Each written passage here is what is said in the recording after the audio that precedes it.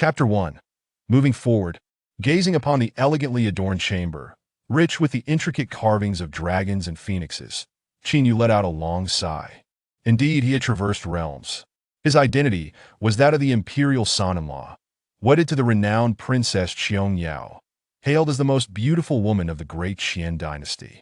Alas, he was but a mere pawn in a political marriage. He had never even laid eyes upon the princess herself. On the day of their grand wedding, it was the prince's personal maid who stood in for her, completing the ceremony with a stoic expression and coldly uttering, "Do not harbor any improper thoughts, remain content with your place." With that, she swept away, showing not the slightest regard for him, her supposed husband. The previous incarnation of Qin Yu had been filled with indignation, drowning his sorrows in wine until death claimed him. In truth, the Qin family had once been a prestigious clan in the imperial capital, wielding immense influence and power. His father, Qin Jintian, had fought valiantly alongside Emperor Qinwu, achieving countless feats and even saving the emperor's life on one occasion. In gratitude for such great favor, the emperor had promised a marriage alliance, and the Qin family basked in glory for a time. However, fate turned cruel when Qin Jintian was assassinated by enemies, leaving Qin Yu without support, leading to the family's decline. To avoid public outcry, Emperor Qinwu honored the marriage contract and betrothed Princess Qiong Yao to him. From the moment she entered the Qin residence, the princess resided in the rear garden, wielding absolute authority over the estate. Qin Yu, as the nominal master of the Qin household, was forbidden to step foot in the rear garden, a testament to the prince's disdain for him. Having sorted through the past, Qin Yu adjusted his demeanor and chuckled. Very well. Indulging in the pleasures of life is quite agreeable. Despite the Qin family's decline, their assets were ample enough for him to squander. At that moment, bang! The door was abruptly thrust open. A woman clad in maidservant attire, her expression devoid of emotion, entered. This was Mingyue, the prince's most trusted maid, who had stood in for Princess Qiong Yao during their wedding. "Your Highness, Master Qin, your forebear was indeed a remarkable hero. How can you so recklessly tarnish the honor of your ancestors? If you were an ordinary man, it might be excusable, for you would merely be bringing shame to your Qin lineage. But now that you are the imperial son-in-law, how can you allow the princess to be humiliated?" Mingyu's face was a mask of contempt as she coldly berated him. A surge of fury ignited within Qin Yu, and he nearly retorted, but recalling his own frail strength, he forcibly suppressed his anger, remaining silent. This was a world of martial prowess, where strength reigned supreme. The martial arts hierarchy ranged from the lowly 9th-rank warriors to the esteemed 1st-rank grandmasters, with a staggering disparity in power. There were even stronger realms beyond, such as the innate and celestial realms, and the legendary transcendence realm, where one could pluck stars and moons from the sky with bare hands. Yet he, born with woeful talent, had toiled for 18 years to attain the mere rank of an 8th-rank warrior, a fact that had become notorious throughout the land. As a 3rd-rank grandmaster, Mingyue could easily extinguish his life with a single strike. Thus, he had no choice but to endure. Observing his plight, a smirk of disdain crept across Mingyu's lips.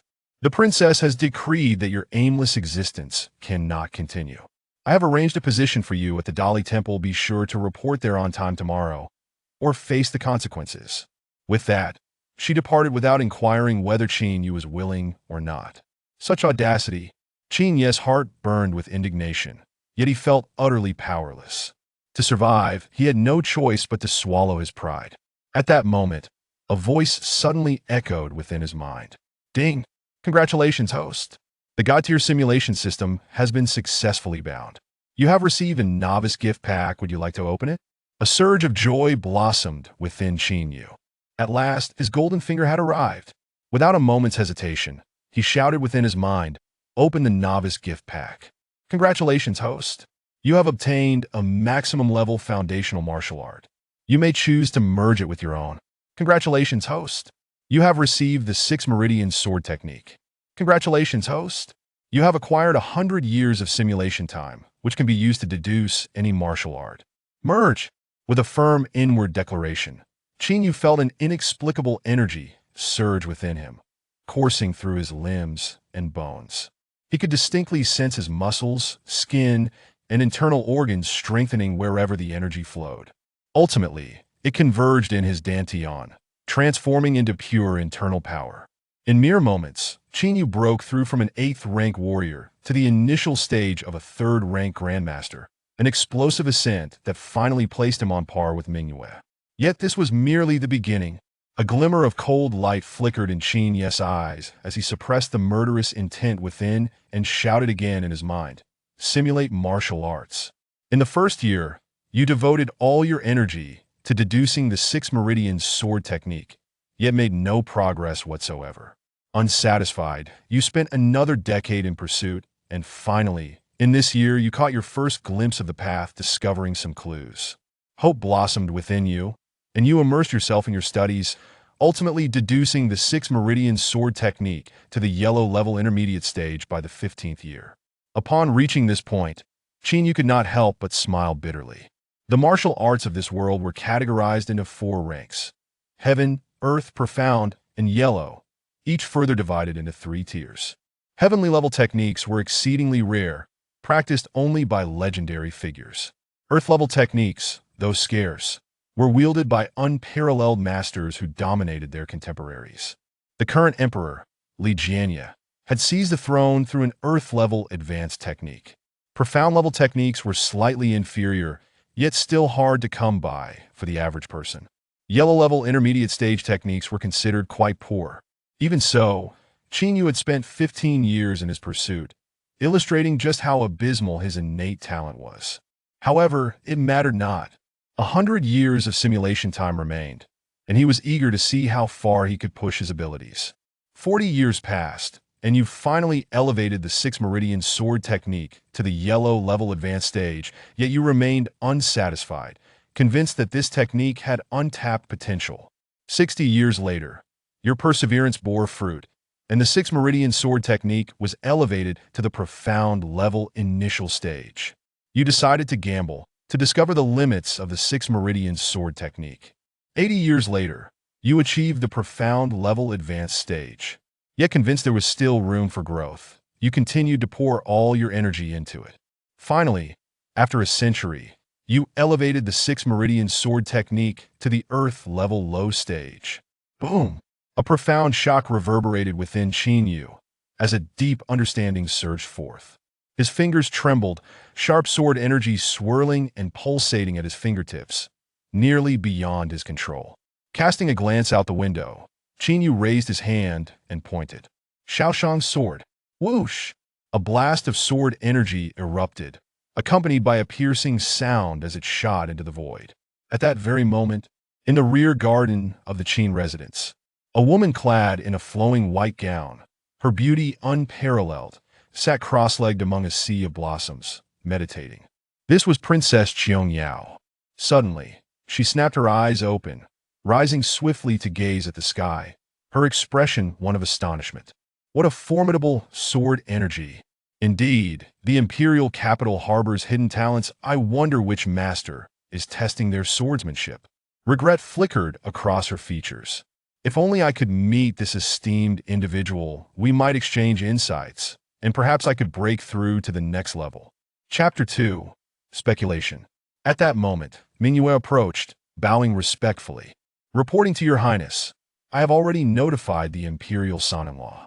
Princess Qiangyao withdrew her gaze, a hint of disdain crossing her face. He didn't refuse, did he? Mingyue smirked dismissively. Your highness, you jest.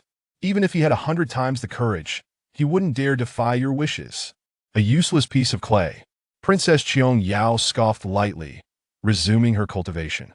Meanwhile, after testing his sword, a voice echoed in Qin Yu's mind. System task. Please report to the Dali Temple and solve a case. Upon completion, you will receive additional simulation time and a special martial art. More simulation time? Wonderful. Splendid. Qin Yu's heart swelled with joy.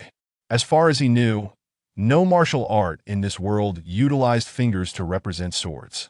Even sword masters required a sword as a medium to unleash sword energy against foes. This revealed the exquisite nature of the 6 meridian sword technique. And this was merely an Earth-level low-stage technique.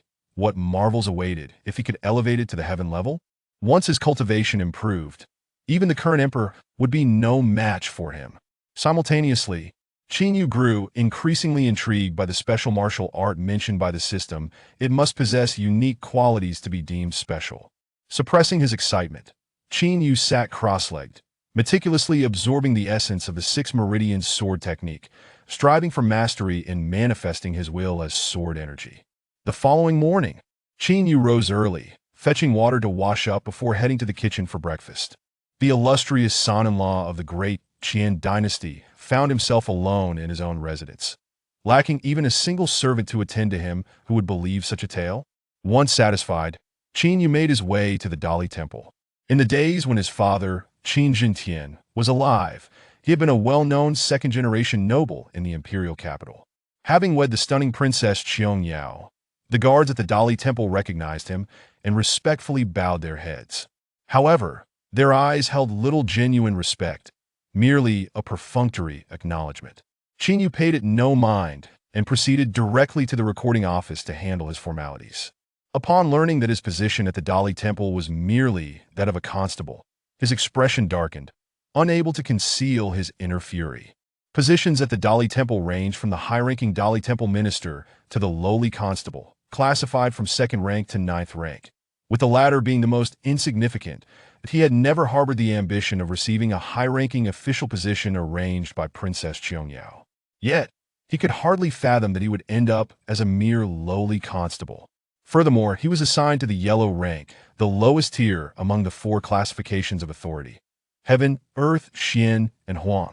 This was nothing short of a humiliation. Noticing his grim expression, the clerk remarked with a smirk, "If you feel aggrieved, you may decline to join the Dali Temple, and I shall convey your message to the princess." "There is no cause for grievance," he replied. In order to fulfill the system's task, Qin Yu chose to endure. Upon completing the formalities, he received a token inscribed with the character Huang. As he departed, the clerk revealed a trace of scornful amusement. "A prince consort? Huh." Soon, Qin Yu encountered his immediate superior, a middle-aged man with a square face and a mustache, a yellow-ranked constable named Xue Xiaoming. Regardless of the mockery from the outside world, Qin Yu was, after all, the prince consort. Thus, Xue Xiaoming was compelled to bow in respect. However, once the formalities were concluded, he adopted a condescending demeanor. "While on duty, you are no longer a prince consort, you are my subordinate. Do you understand?" Qin Yu could only nod. Though the words were brusque, they were undeniably true. One could only blame Princess Qiangyao for this predicament. Xue Xiaoming was quite pleased with his performance. Just as he reveled in his self-satisfaction, the earth-ranked constable Zhou Boyong entered, his countenance grave. "Xiaoming, Imperial censor Wang Jingquan has suddenly died at home. You must gather your men and investigate this matter." Upon hearing this, Qin Yu's heart leapt with joy. Solving this case would allow him to complete the system task and receive a reward. However, Xue Xiaoming wore a bitter expression. "Zhou, can we assign this case to someone else? Today, the prince consort has just joined, and I have much yet to teach him." The position of imperial censor, endowed with the power to report matters to the court, is inherently one that offends many.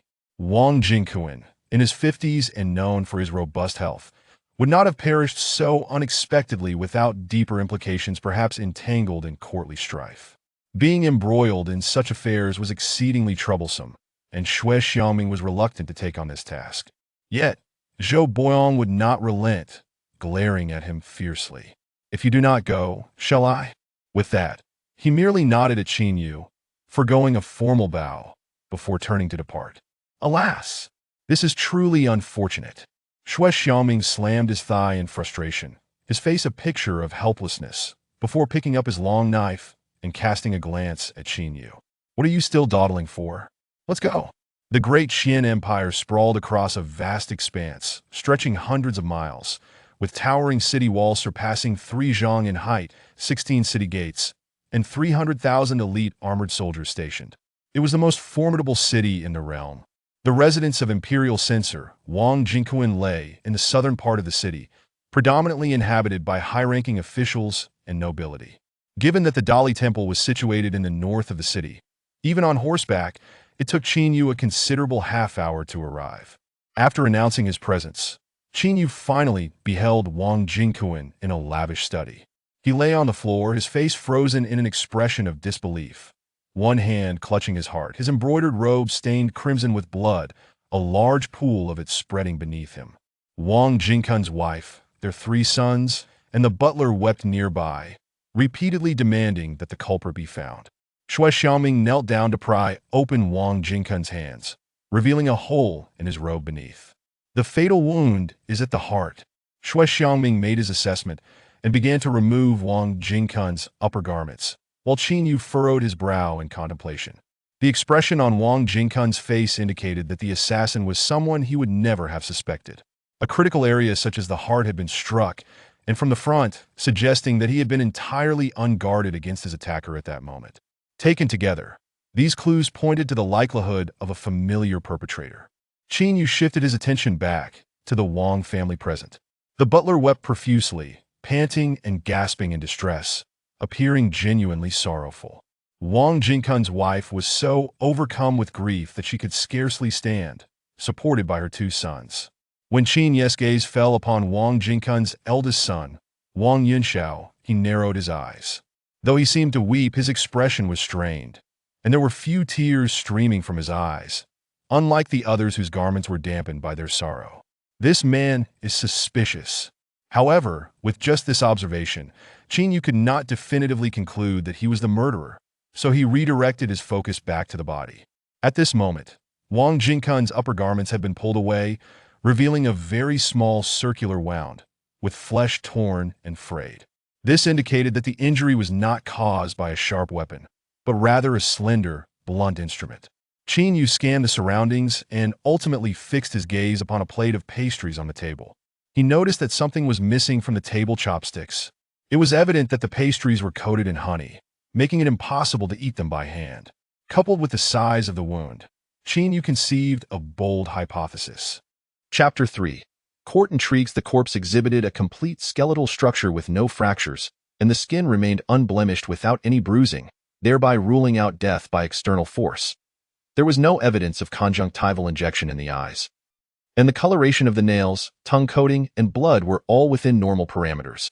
Thus, poisoning as a cause of death could also be dismissed, based on the wound's location on the heart and the extent of blood loss at the scene. It was determined that death resulted from the piercing of the heart by a slender, blunt instrument. Xue Xiaoming rose to summarize, and Qin Yu silently nodded. It must be said that Xue Xiaoming possessed remarkable acumen. His deductions were astutely accurate. However, his subsequent line of inquiry fell into a misdirection as he meticulously questioned the household guards and all unfamiliar visitors from that day. Qin Yu refrained from interjecting, recognizing that Xue Xiaoming's inquiries were part of the process to eliminate other possibilities. Meanwhile, he discreetly observed Wang Yunxiao's shifting expressions, remarkably stable. Wang Yunxiao's demeanor was steadier than anyone else's. Such composure, if not indicative of emotional detachment, suggested guilt. After a prolonged inquiry, Xue Xiaoming failed to uncover any valuable leads, and Madame Wang gradually grew impatient, her countenance darkening. After all these questions, have you uncovered any clues? Xue Xiaoming sighed, clasping his hands in apology. I beg your pardon, madam. Upon hearing this, Madame Wang erupted in fury. Incompetent fools! Are all of you from the Dali Temple useless? If you lack the ability, summon someone capable. Wang Yunxiao also displayed his disappointment. The court allocates such a substantial salary to you every year. And this is how you conduct your investigations? What use are you? A mere drunkard and glutton. His words inadvertently implicated Qin Yu as well. Xue Xiaoming found it difficult to retort, merely bowing his head in repeated apologies. Just as he prepared to take his leave, Qin Yu finally spoke up. Madame Wang, I have a few questions I wish to pose. Please, Prince Consort, Madame Wang replied politely, showing no signs of displeasure. Qin Yu gestured towards the plate of pastries on the table. May I inquire when these pastries were delivered to the study and by whom? Wang Yunxiao's expression shifted slightly, a flicker of panic crossing his face, though he made an effort to conceal it. Qin Yu caught the subtle change. Xue Xiaoming initially intended to halt Qin Yu's inquiries to avoid further displeasing the Wang family, but upon hearing Qin Yu's question, he glanced at the pastries, contemplating their significance. Madame Wang, sensing the gravity of the situation, turned to the steward. The steward understood and instinctively glanced at Wang Yunxiao. These pastries were personally bought by me from Ingyue's studio this morning. After plating them, I encountered the eldest son and handed the pastries over to him, as he mentioned he was heading to his father's room. This revelation.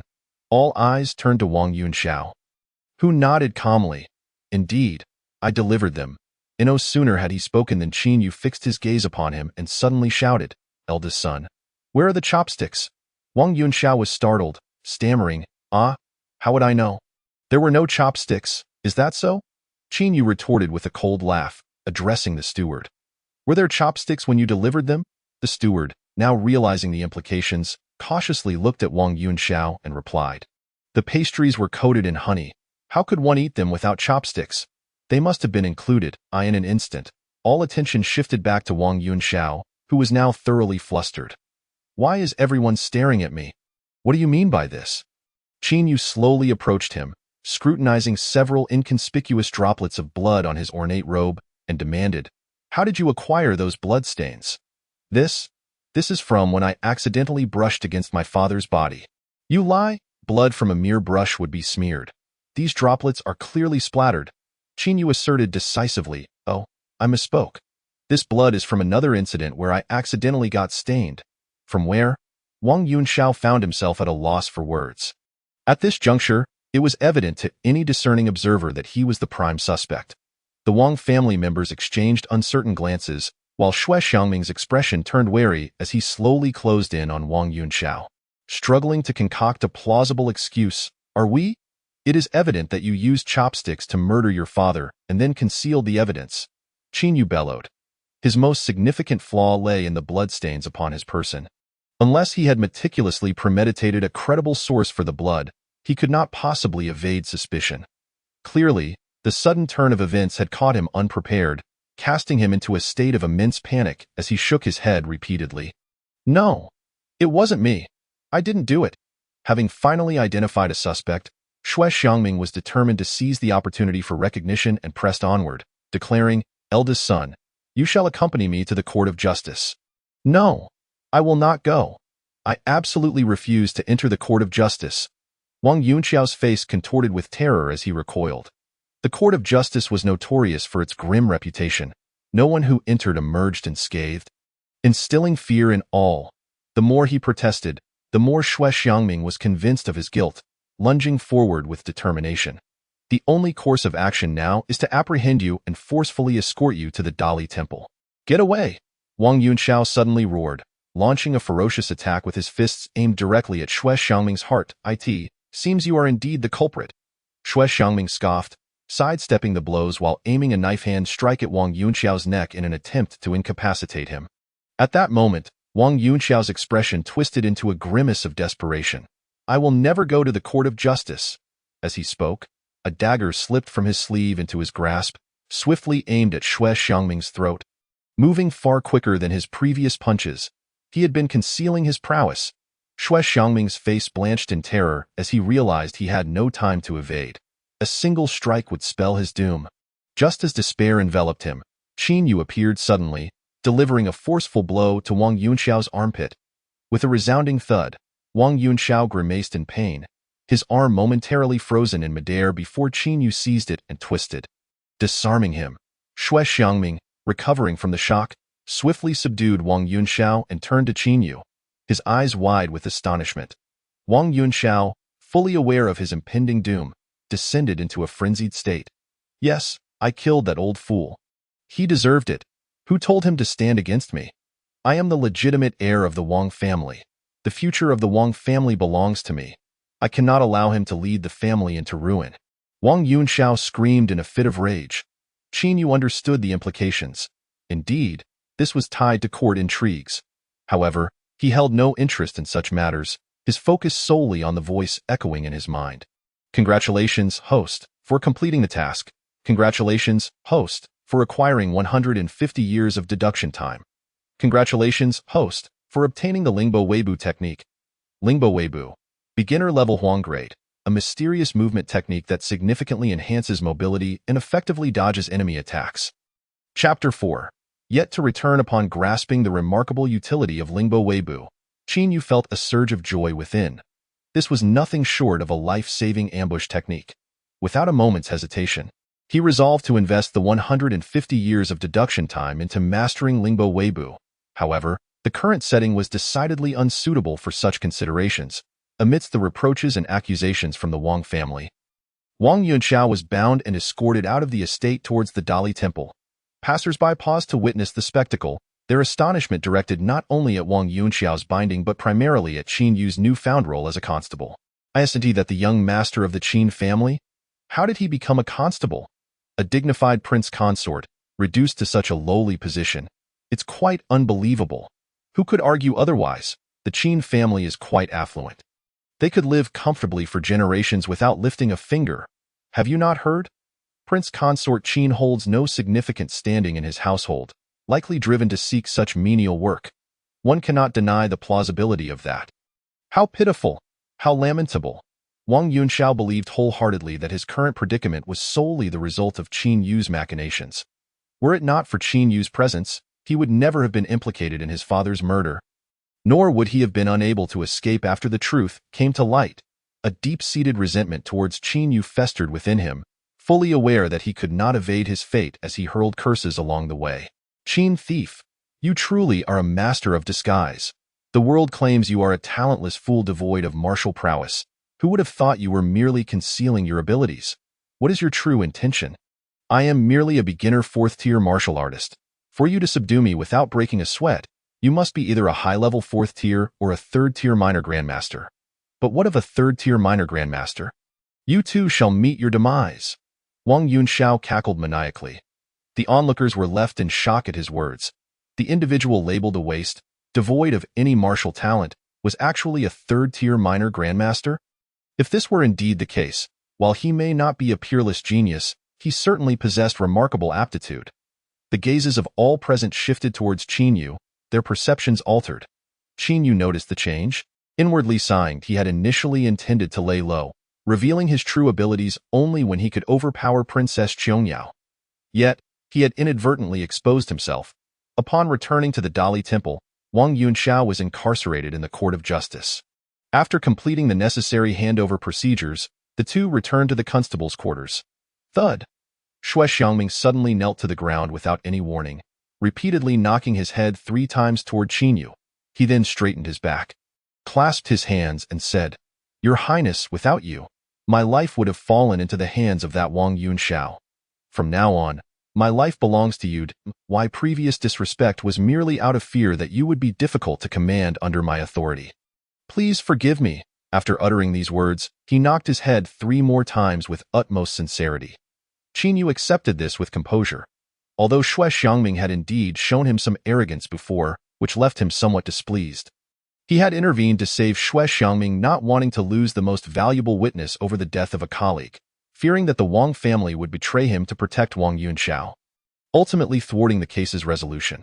Otherwise, whether Xue Xiangming lived or died was of no concern to him.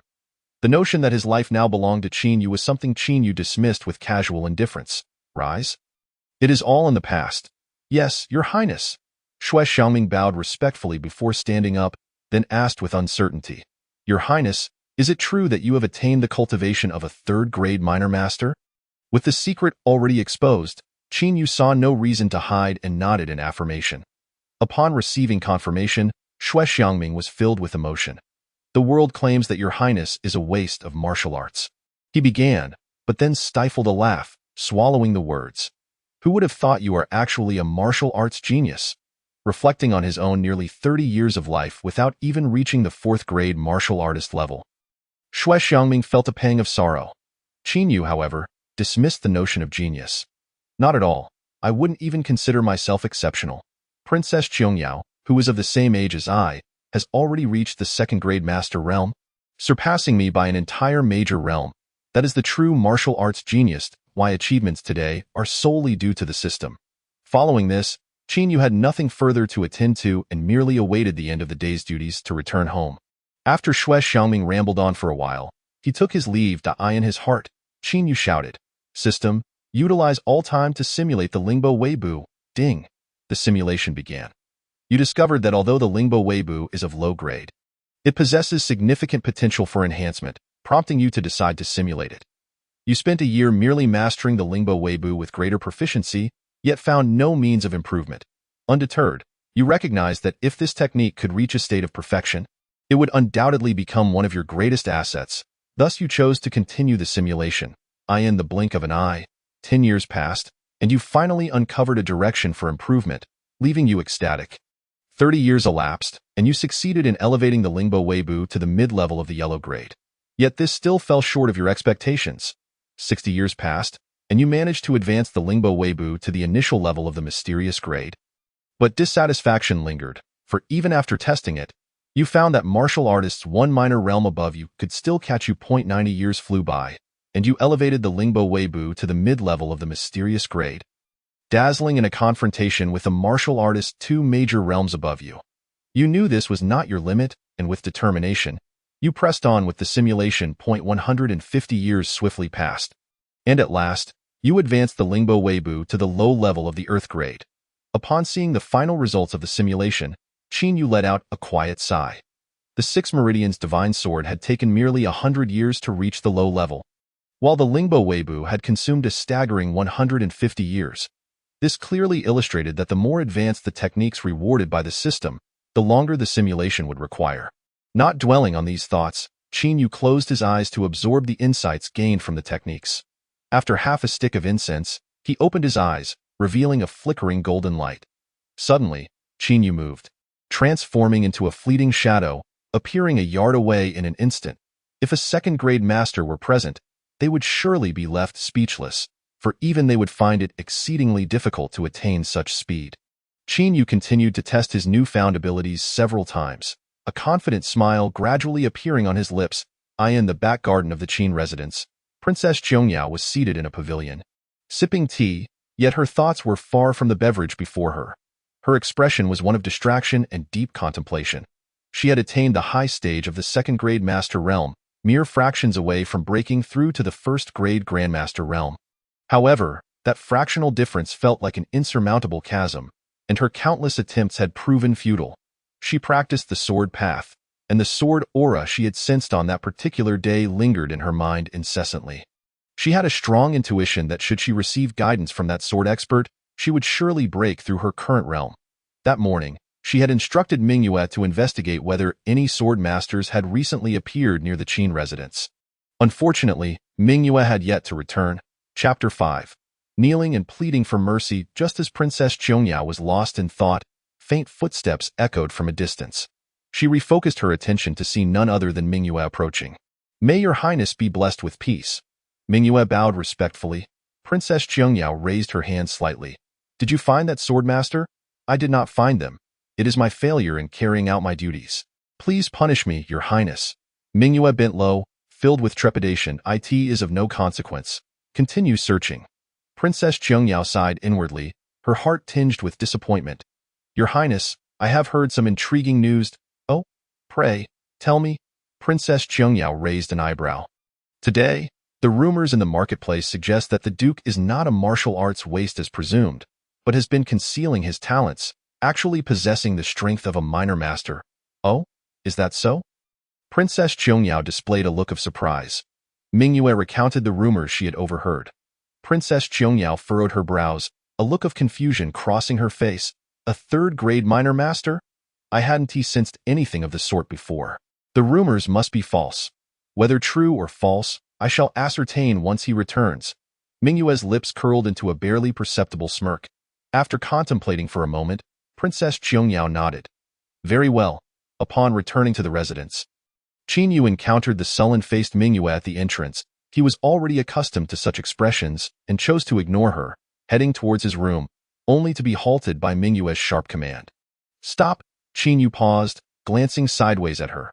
"What is it?" Mingyue interrogated sharply. "I must ask you, is it true that rumors claim you possess the cultivation of a minor master? Whether true or false is of no concern to you." Qin Yu replied coldly. Previously, he had harbored some trepidation towards Mingyue, but now armed with the 6 Meridian's divine sword and the Lingbo Weibo, both earth-grade techniques, he was confident that Mingyue was no match for him. What could a mere servant possibly cultivate in terms of advanced techniques? What arrogance! Mingyue sneered, her tone menacing. I would like to see what abilities you possess. No sooner had she spoken than she lunged at him like a ravenous wolf, raising her palm to strike Qin Yu's face.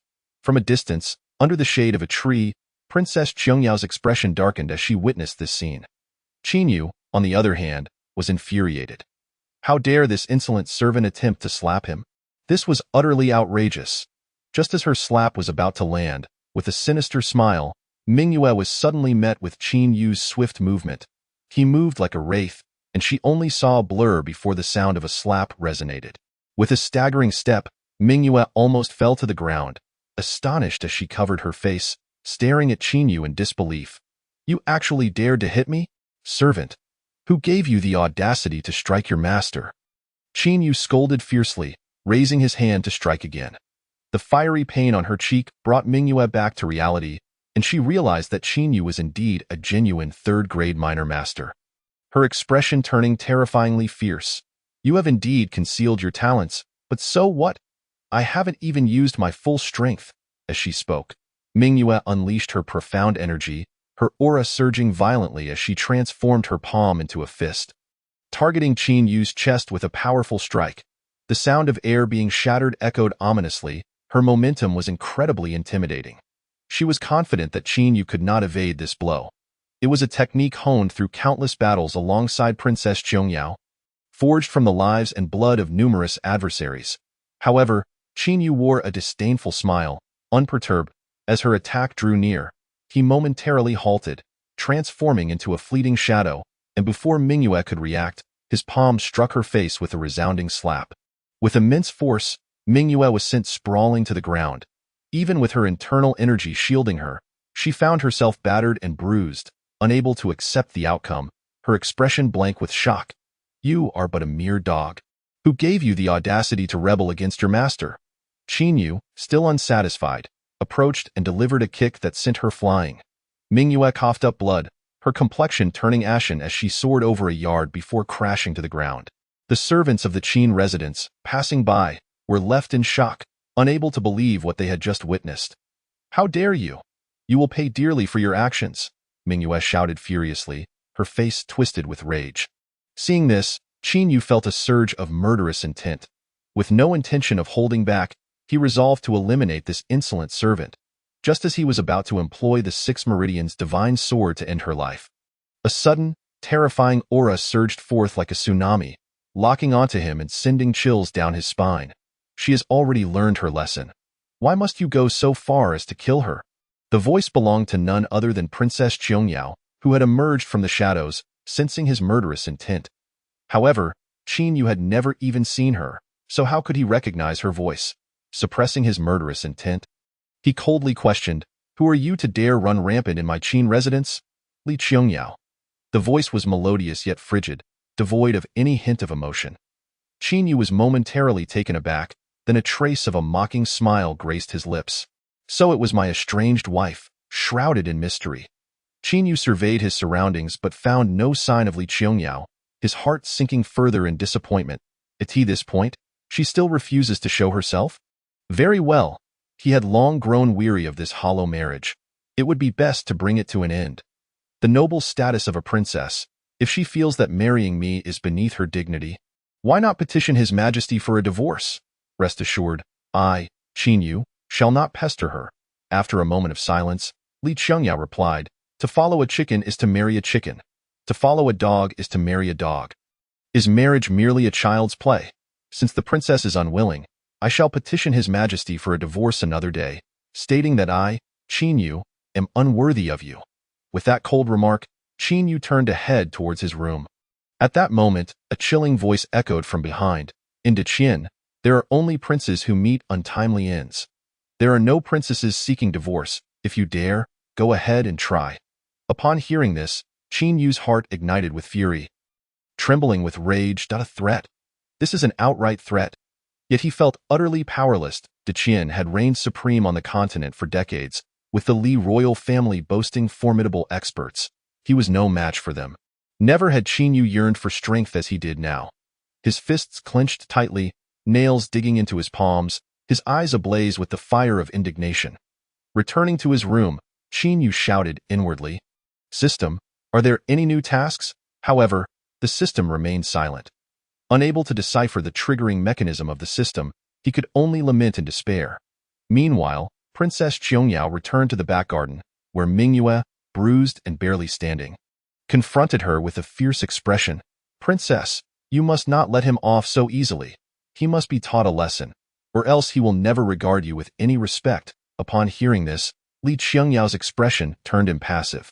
Slap yourself, princess? Mingyue exclaimed in shock. Li Qiangyao's brows furrowed slightly, a cold demeanor enveloping her as her tone grew sharp. I have long sensed your overbearing attitude towards him, but I never anticipated it to reach such extremes. He is, after all, my nominal husband. How can you act in such a manner without regard for my position?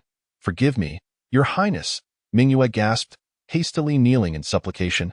Chapter 6. Special abilities. Li Qiangyao had indeed permitted Mingyue to probe, but not in such a brutish manner. Thinking of Qin Yu's trembling figure as he departed, Li Qiangyao's anger deepened. My intention was to have you restrain him, to prevent him from wandering off and being exploited. Causing trouble.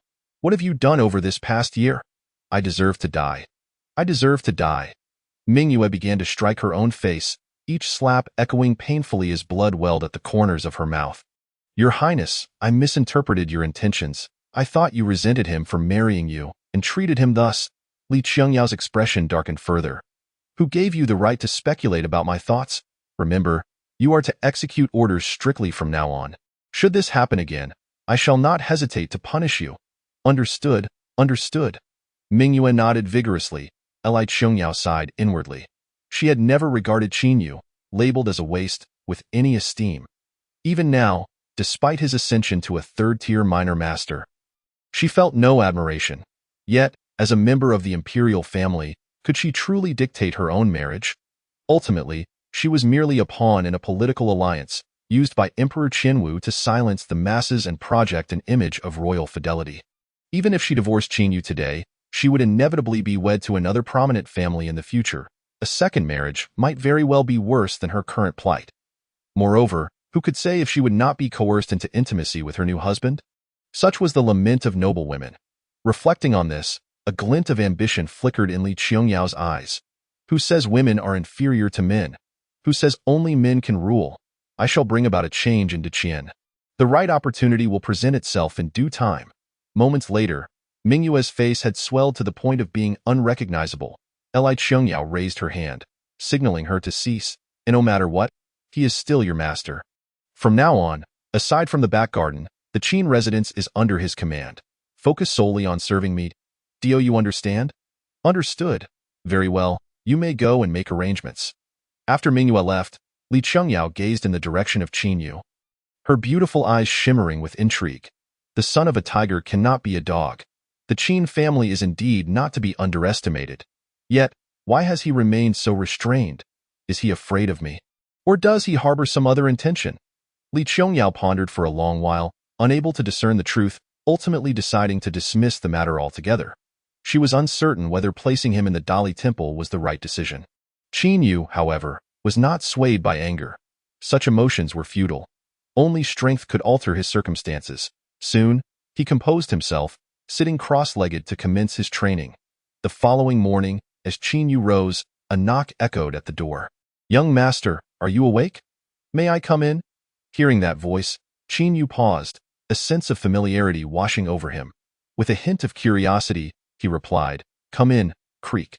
The door swung open, revealing a young girl clad in a simple, elegant dress, devoid of adornments, her hair styled in two ponytails, carefully carrying a copper basin as she entered. Though dressed plainly, she could not conceal her pure and radiant beauty, her timid demeanor akin to that of a newly born kitten. Evoking a sense of affection, Qin Yu recognized her immediately, his former personal maid, Su Qiao. 2 years his junior. She was but 16. She had been saved from a pile of corpses in a ravaged mountain village during his father Qin Zhantian's northern expedition with 1,000,000 troops. At that time, she was merely 6th upon their return to the capital of Deqian. She became Qin Yu's maid at the tender age of 8. They had grown up together, their bond deepening to the point of resembling a family. Until a year ago, when Qin Yu married Princess Qiangyao, Su Qiao was reassigned to the laundry room. Qin Yu often visited her, witnessing her meager existence. Now, her sudden appearance in his room, seemingly there to attend to him, took Qin Yu by surprise, but more than that, it filled him with joy. He quickly stepped forward, taking the copper basin from Su Qiaoqiao's hands and setting it down, grasping her hand with a broad smile. Qiao, what brings you here? Seeing Qin Yu's warmth, Su Qiaoqiao felt her anxious heart settle. Having not attended to him in a long while, she feared he might not treat her as kindly as before, that he might look down upon her. Princess Qiangyao stated that aside from the back garden, all areas of the Qin residence are under your command, and everything shall be executed according to the previous customs you established in the manor. Hence, Xiao Qiao has come to serve you. Yu Qiao beamed with joy, her eyes sparkling with delight. Qin Yu, however, furrowed his brow, his heart filled with confusion. He had declared in front of so many servants that he wished to divorce. It would be a miracle if Princess Qiangyao did not make things difficult for him. Why had she restored his status in the manor? What scheme was she concocting? Su Qiao, innocent and unaware of the underlying complexities, only knew that being able to serve her master was the happiest thing in the world. She cheerfully dipped a towel into the warm water in the basin. Young master, I shall assist you with your wash. Her voice was soft and melodious, soothing to the ears, lifting Qin Yu's gloomy spirits considerably. Deciding not to overthink, Qin Yu smiled broadly. No need. I can wash myself. With that, he snatched the towel from Su Qiaoqiao's hands. Su Qiaoqiao smiled blissfully, fetching the official robe as she awaited him. After he had washed up, she helped him dress, patting him gently. Then, 6 servants entered in a flurry, presenting a lavish breakfast on the dining table. This treatment was exponentially better than before. Qin Yu and Su Qiaoqiao dined together, and after satisfying their appetites, they prepared to leave the residence. At the entrance, 2 individuals awaited, one leading a steed of beastly lineage, the other driving an opulent carriage. Young master, please ride the horse. I shall lead it for you. Young master, please take the carriage.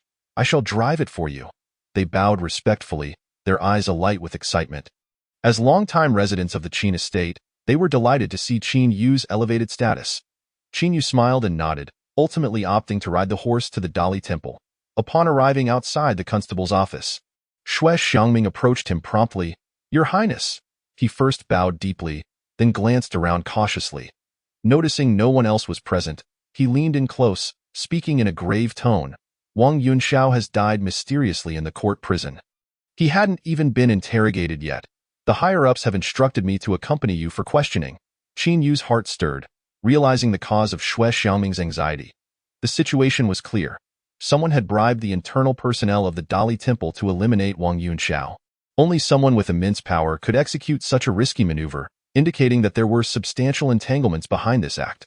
Xue Xiangming was affected by this as well, as Wang Yunxiao's exposure had involved his contribution.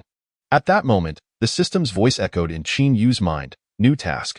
Uncover the murderer of Wang Yunxiao. Reward 1. 200 years of simulation time. Reward 2. Special abilities. Chapter 7. Unveiling the truth. Last time it was a unique martial art, and this time it is unexpectedly a special ability. Qin Yu couldn't help but feel a surge of anticipation. Anything bestowed as a reward by the system must be extraordinary. However, he could not help but feel a sense of helplessness at the task of uncovering the murderer of Wang Yunxiao.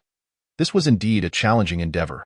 Such cases likely involved internal personnel, and it was doubtful that it would fall to him, given his relatively junior standing.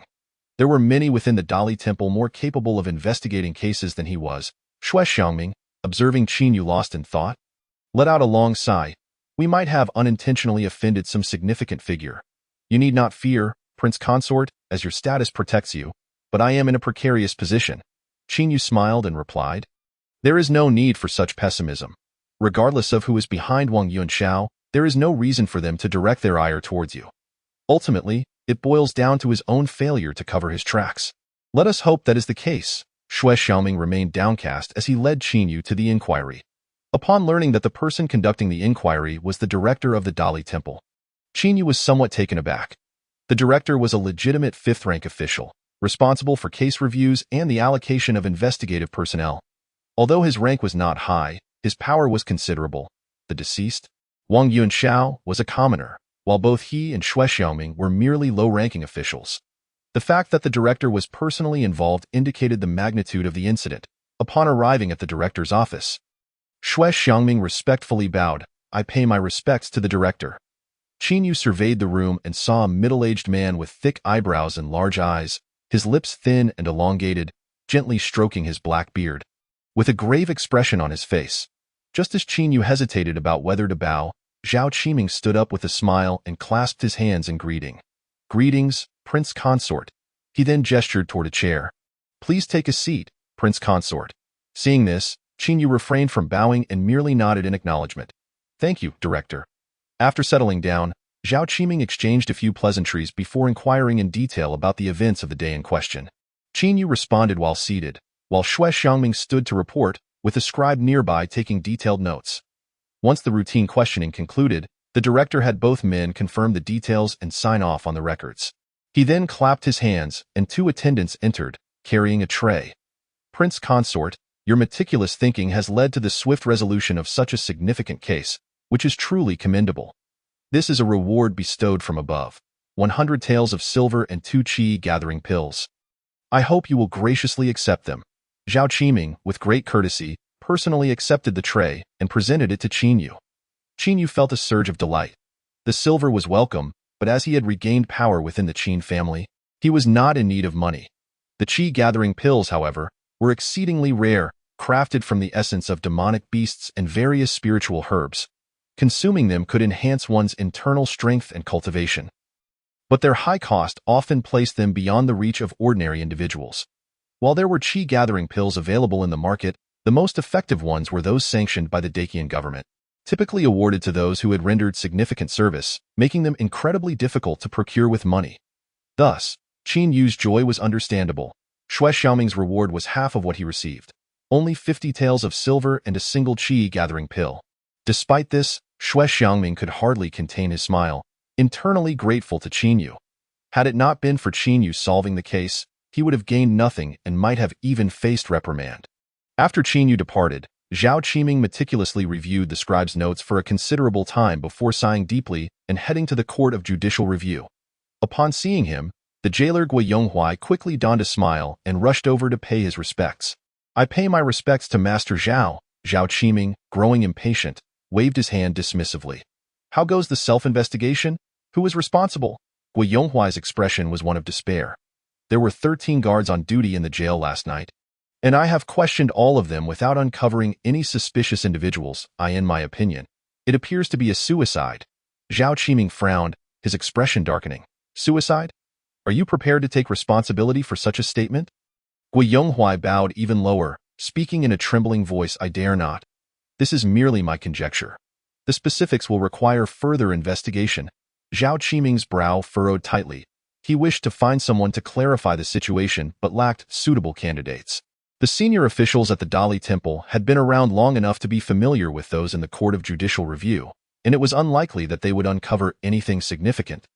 Given their collegial ties, one could not simply resort to extreme measures against colleagues, as the phrase "officials protecting officials" was not a mere saying. Furthermore, such individuals were often seasoned veterans with complex relationships within the Dali Temple, and it was doubtful they would fully commit to the investigation, fearing entanglement with high-ranking officials. At that moment, Zhao Qiming had a sudden thought. Qin Yu. His identity as the current prince consort would compel even the most disdainful individuals within the Dali Temple to show him some respect.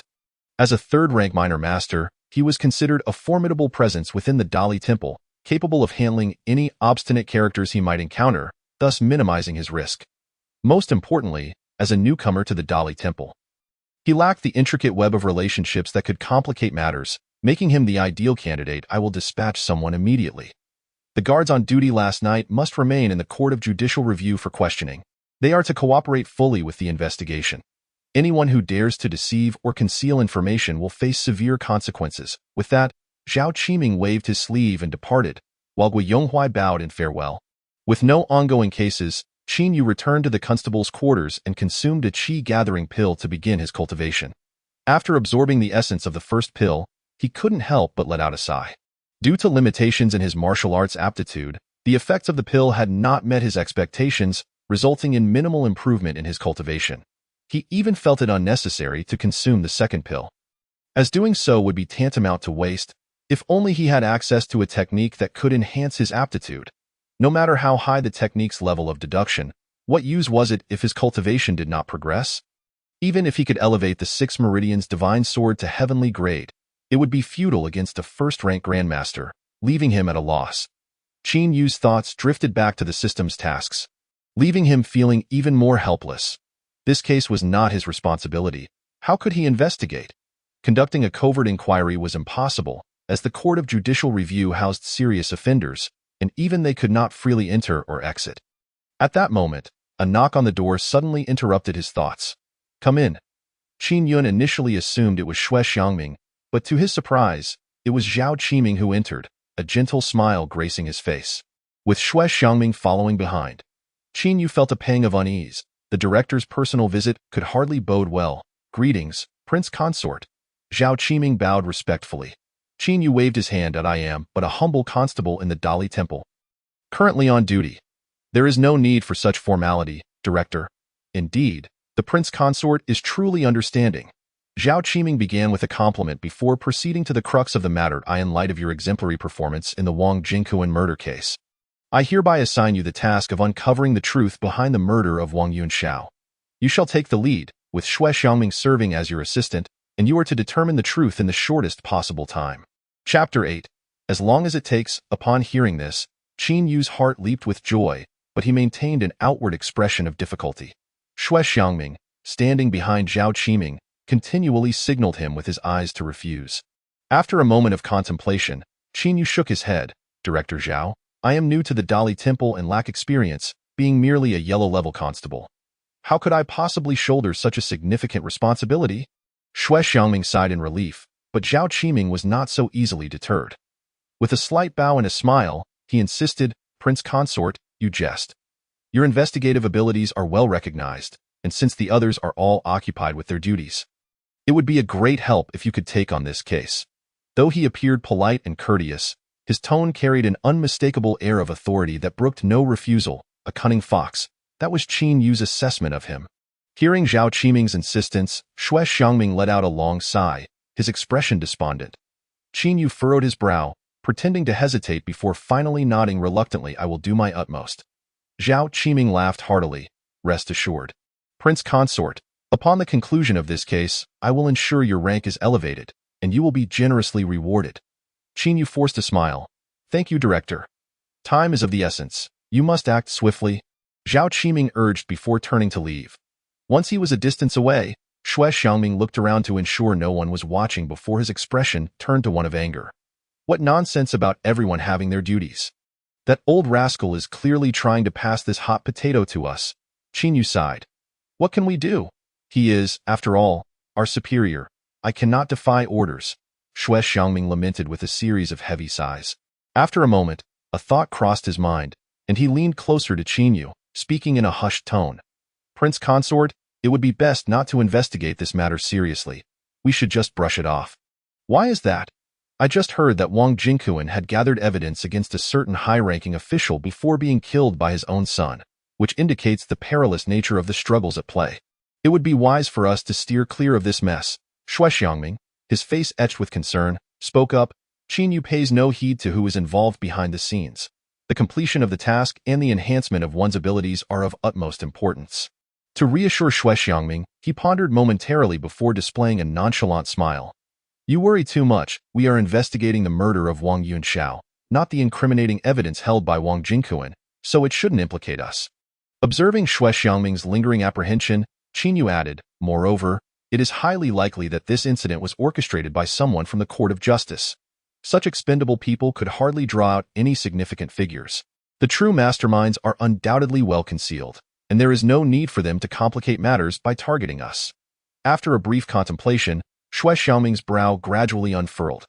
"That makes sense." Before long, the two arrived at the Court of Justice. When the jailer Gui Yonghuai saw Qin Yu, he was taken aback. A yellow-tier constable, here to investigate such a significant case. However, recalling Qin Yu's status as the Prince Consort and a newcomer to the Dali Temple, he suddenly understood, cursing Zhao Qiming, that crafty old fox. He also hoped to uncover the mole, for he would be held accountable for this incident, and without someone to shoulder the blame, the repercussions for him would be severe. Thus, he cooperated fully, personally escorting Qinyu to the 13 jailers on duty the previous night, carefully instructing them to cooperate wholeheartedly before discreetly leaving the scene to avoid suspicion. Qinyu instructed Xue Xiaoming to question the jailers while he examined the crime scene. Wang Yunxiao bore no visible wounds. His skeletal structure was intact without fractures, and there were no bruises beneath the skin. This led to the preliminary conclusion that the deceased had not suffered any external assault. Qinyu also scrutinized the nails, the eyes, the tongue, and the blood, effectively ruling out the possibility of poisoning. The case soon reached an impasse. Qinyu couldn't help but chuckle bitterly. Investigating a case was indeed no simple task. In his past life, he had never engaged in criminal investigation, only having watched a few legal drama shows. His previous success in solving a case was due to keen observation, where the killer had made glaring mistakes. Now, he found himself at a loss as he prepared to depart. A jug of wine and 2 dishes in the corner of the cell caught his attention. In the court of justice, inmates generally consumed communal meals, and any trace of oil was considered a luxury. These wine and dishes must have been delivered by someone, and the problem might lie therein. Qinyu picked up the jug, shaking it lightly. Only a small amount remained. He held the bottle to his nose and inhaled, the fragrant aroma of osmanthus wine wafting forth, a common sight in the imperial capital, revealing nothing particularly unusual. Setting down the bottle, he examined the small dishes. One contained beef, and the other peanuts, both nearly depleted. Upon closer inspection, he found no signs of poison. However, as he was not an expert in this area, he sent for a poison examiner from the Dali Temple. However, someone informed him that the examiner had already checked, and the food and drink posed no issues. With the case at a standstill and no leads in sight, Qinyu reluctantly summoned the jailers on duty that night to the crime scene for questioning. Who delivered these wine and dishes to the deceased? It was I, Your Highness. One jailer stepped forward, visibly anxious. Why did you not allow Wang Yunxiao to consume the prison food? Qinyu fixed his gaze upon the jailer, trying to discern any signs of deceit. Your Highness, it was the Wang family's steward who implored me to provide some food for Wang Yunxiao, and I, soft-hearted in the moment, acquiesced. Qinyu scoffed. Soft-hearted, you say? Clearly, you accepted some form of benefit. Such situations were exceedingly common within the prison and bore no relevance to him, so he redirected his focus to the case. After a moment of thought, lacking any leads, Qinyu resolved to employ a rather rudimentary yet effective tactic. He decided to test the jailer, observing his reaction for any abnormalities. So you poisoned the food and killed Wang Yunxiao? Qinyu questioned sternly. The jailer looked aggrieved. Your Highness, the poison examiner stated there was no issue. You must not wrongfully accuse me. Qinyu chuckled coldly. This is a colorless, tasteless poison that does not exhibit any symptoms after consumption.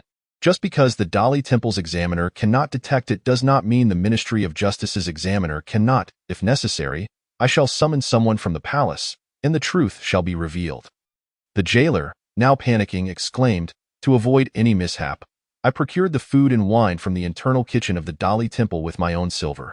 How could there be an issue, moreover, before delivering it to the prisoner? I even tested it with a silver needle. There's no need to trouble yourself with that. It would only make it seem as though the Dali Temple lacks capable personnel, if it is poisonous. I shall eat it myself to ascertain. The jailer, quite daring, bent down and seized a few pieces of beef, tossing them into his mouth, followed by several peanuts, chewing rapidly before swallowing. If it were toxic, would I dare to consume it? Not only shall I eat, but I shall also drink with that. The jailer lifted the wine bottle and tilted his head back, gulping it down. See, I am perfectly fine. Your Highness, if you believe the poison may take effect with time, I can wait here, no matter how long it takes. Chapter 9. A brief respite. Qinyu sighed inwardly. It seemed this jailer had no connection to the matter. But who could it be? How was it done? Just as he was at a loss, an unexpected turn of events unfolded. The jailer's face suddenly turned pale, and he hurriedly sat on the ground. Channeling his internal energy, no one anticipated such a development, and a chorus of gasps erupted in the room. Poisoned. Quickly, save him. We cannot let him die like this, damn it. Could it truly be he who poisoned him? The crowd rushed forward, attempting to save the jailer. Qinyu also sprang into action, using his swift footwork to appear before the jailer in an instant, placing his palms against the jailer's chest. Intending to protect his heart with his robust internal energy, he could die, but before doing so, he must clarify the situation. Those who had been moving just moments ago were taken aback, astonished to see Qinyu in front of the jailer, their jaws dropping in disbelief. Even Xue Xiangming wore an expression of incredulity. The last time at Wang Yunxiao's residence, he hadn't witnessed the prince consort move with such speed. This speed even surpassed that of a second-tier master he had been fortunate enough to encounter.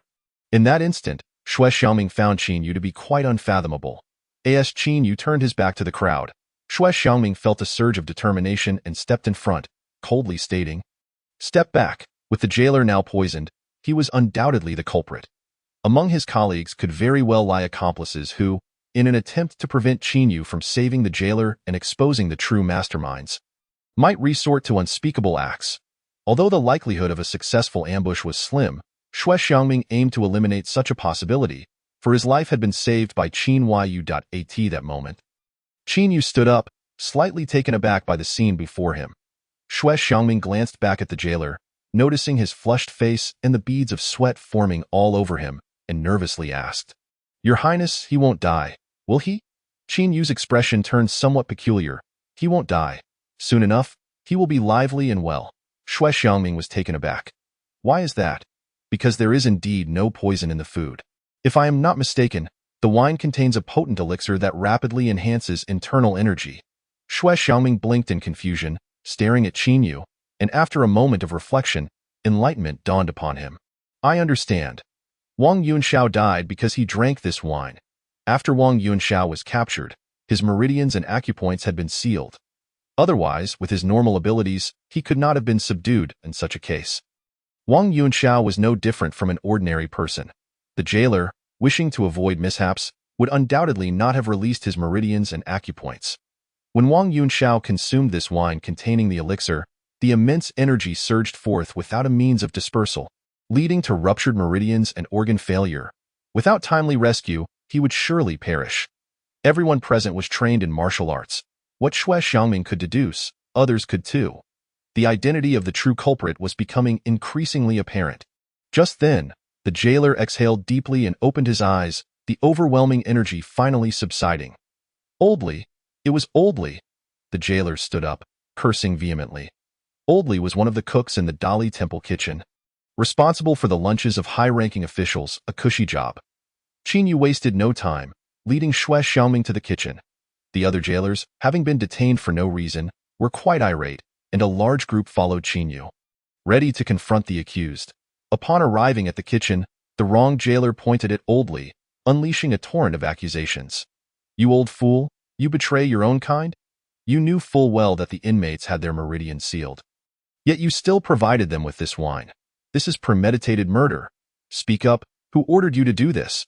Oldly, who was not particularly old, merely in his 40s, appeared ordinary and unassuming, making it hard for anyone to suspect him at first glance. Upon hearing the accusations, Oldly was momentarily taken aback, then his expression hardened. Qinyu sensed something amiss and rushed forward, but he was a moment too late. Oldly spat out a portion of his tongue and, with a series of wheezing laughs, collapsed to the ground convulsing. Qinyu, wearing an expression of helplessness, was acutely aware that the excruciating pain from biting his tongue could cause the remaining part of it to retract and block the airway, while the copious blood gushing forth could flow into the respiratory tract, ultimately leading to asphyxiation. Although Qinyu was familiar with this basic knowledge, he was at a loss as to how to save a life. Nor did he intend to intervene. After all, his mission had already been accomplished, and the system's voice echoed in his mind. "Ding, mission completed. Congratulations, host. You have gained 200 years of deduction time. Congratulations, host. You have acquired the special ability to deduce the past of designated individuals." Tip 1. For each year of time consumed, the host can deduce all actions undertaken by the designated individual over the past day. Consuming 2 years allows for the deduction of actions over the past 2 days, and so forth. Tip 2. The deceased can also be deduced, with the consumed deduction time doubling. Upon hearing this, Qinyu was secretly elated. This special ability was simply extraordinary. As long as he possessed ample deduction time, there would be no case he could not solve. Of course, this was not the most significant aspect. The most vital point was that, Should he wish, he could uncover everything anyone had done in the past. Before anyone, there would be no secrets left to hide. He resolutely determined that the deduction time awarded by the system must not be entirely spent on deducing martial arts techniques. He had to reserve some for his own use.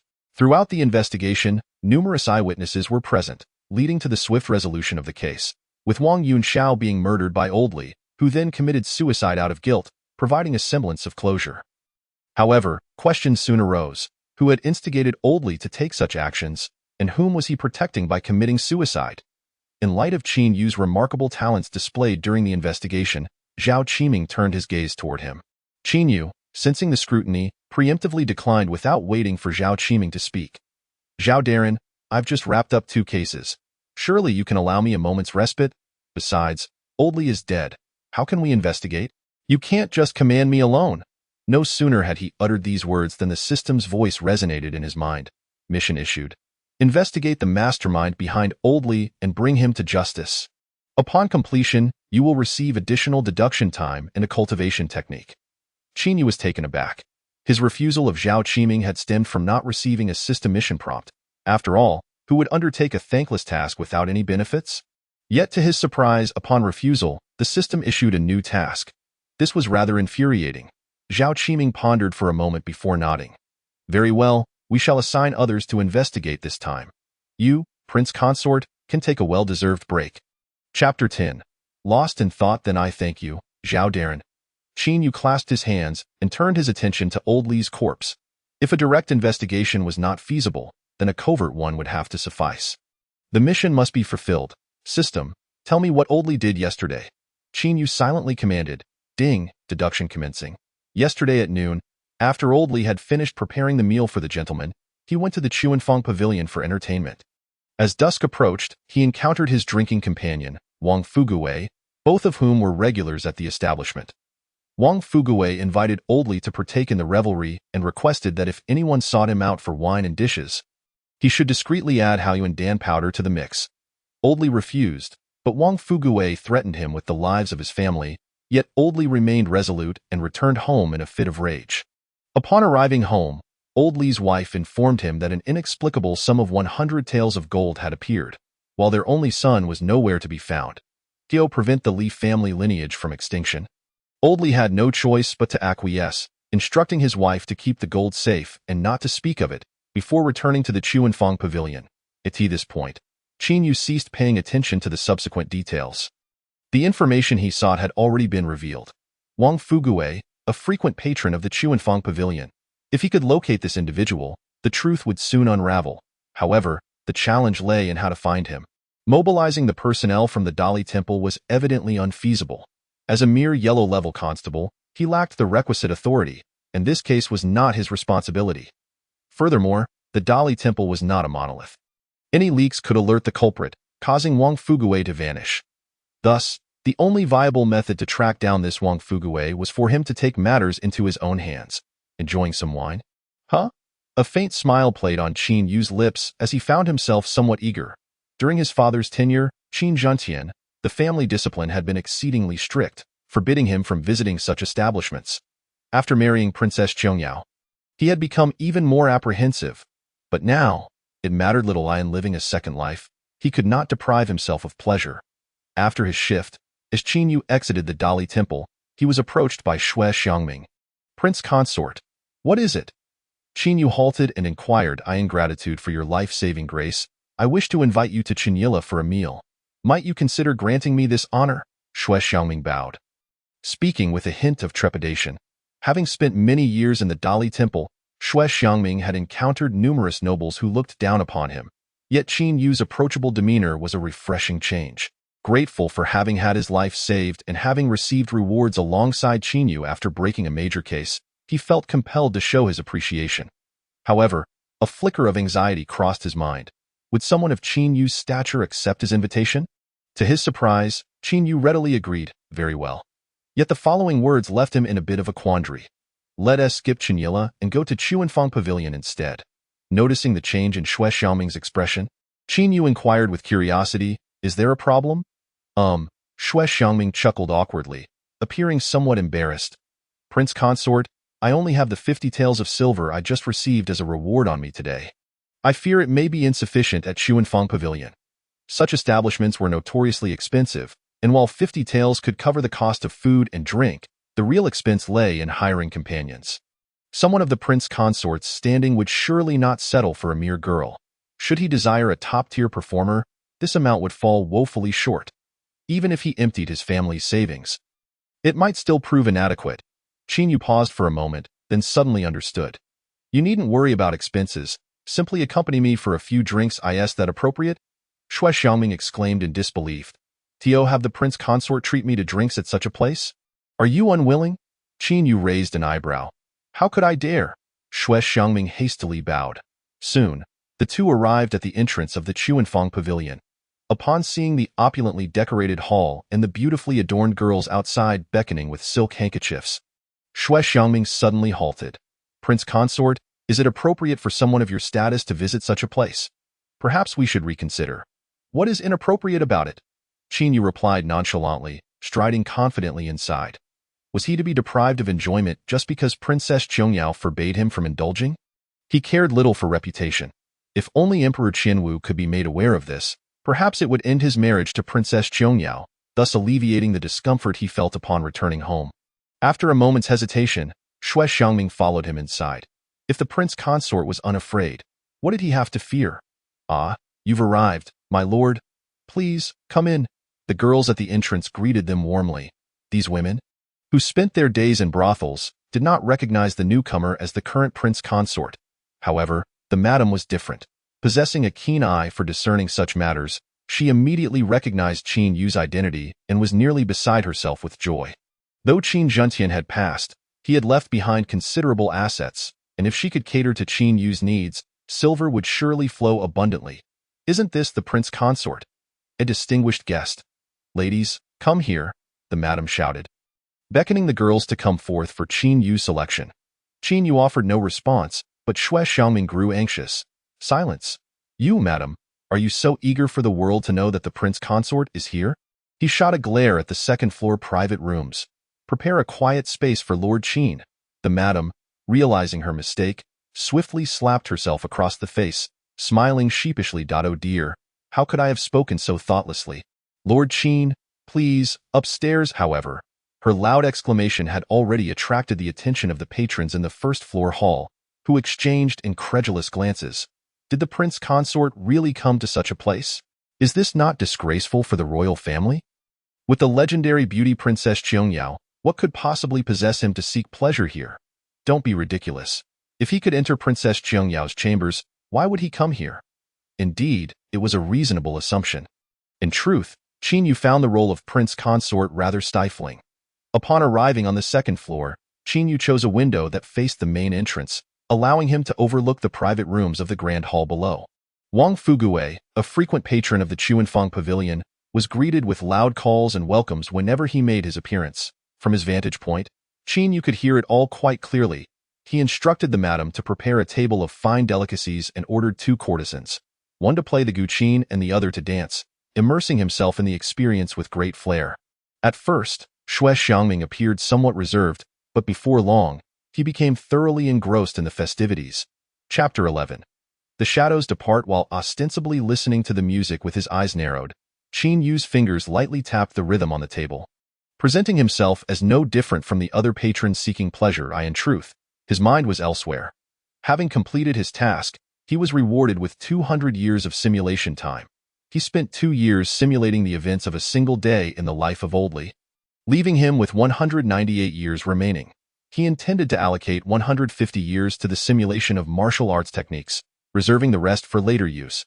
However, he found himself indecisive between simulating the 6-meridian sword and the Lingbo Weibu.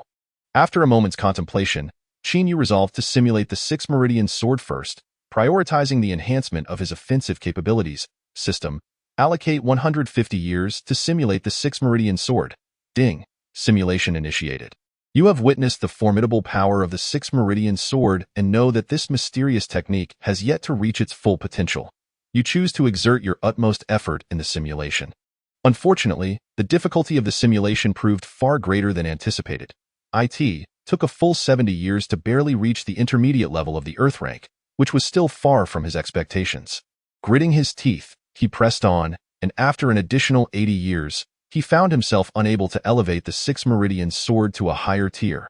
He could sense that he was tantalizingly close, just a hair's breadth away. Faced with this simulation result, Qin Yu was left speechless. The time required to reach a higher tier was increasing exponentially, and he hesitated on whether to exhaust his remaining time for continued simulation. After a moment of deep thought, he made a decision. System: allocate 30 years to continue the simulation of the 6 meridian sword. Should this attempt fail, he would abandon the endeavor altogether, as he needed to reserve some time for simulating other matters. Fortunately, the outcome did not disappoint him. After a fierce internal struggle, he resolved to spend another 30 years on the simulation. Heaven rewards the diligent. After 30 years, he finally elevated the 6 meridian sword to the high tier of the Earth rank. Notification: remaining simulation time is 18 years. With a sigh of relief, Qin Yu felt an overwhelming sense of joy wash over him.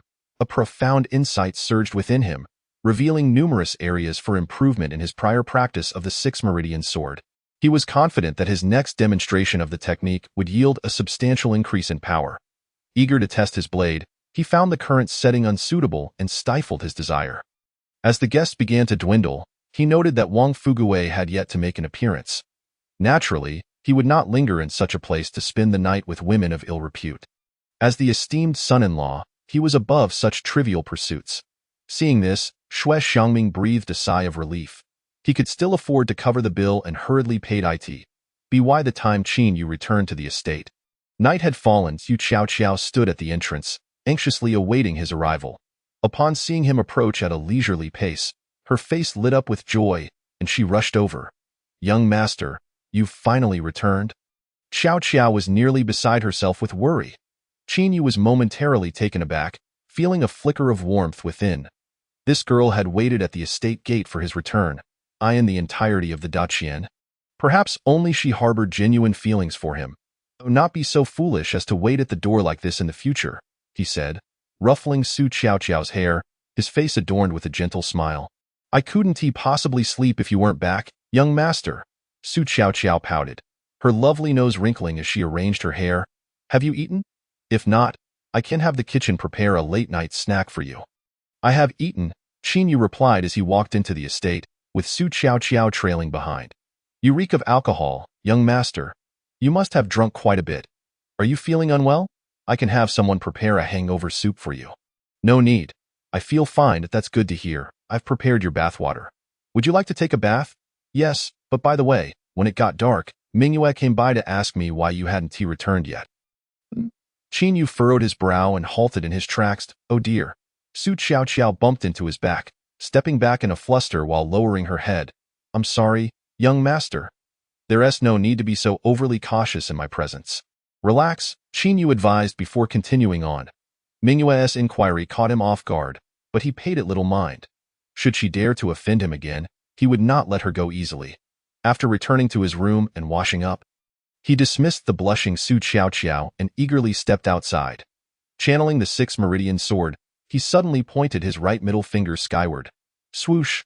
A sharp sword chi soared into the heavens, emitting a deep sound of air being sliced through.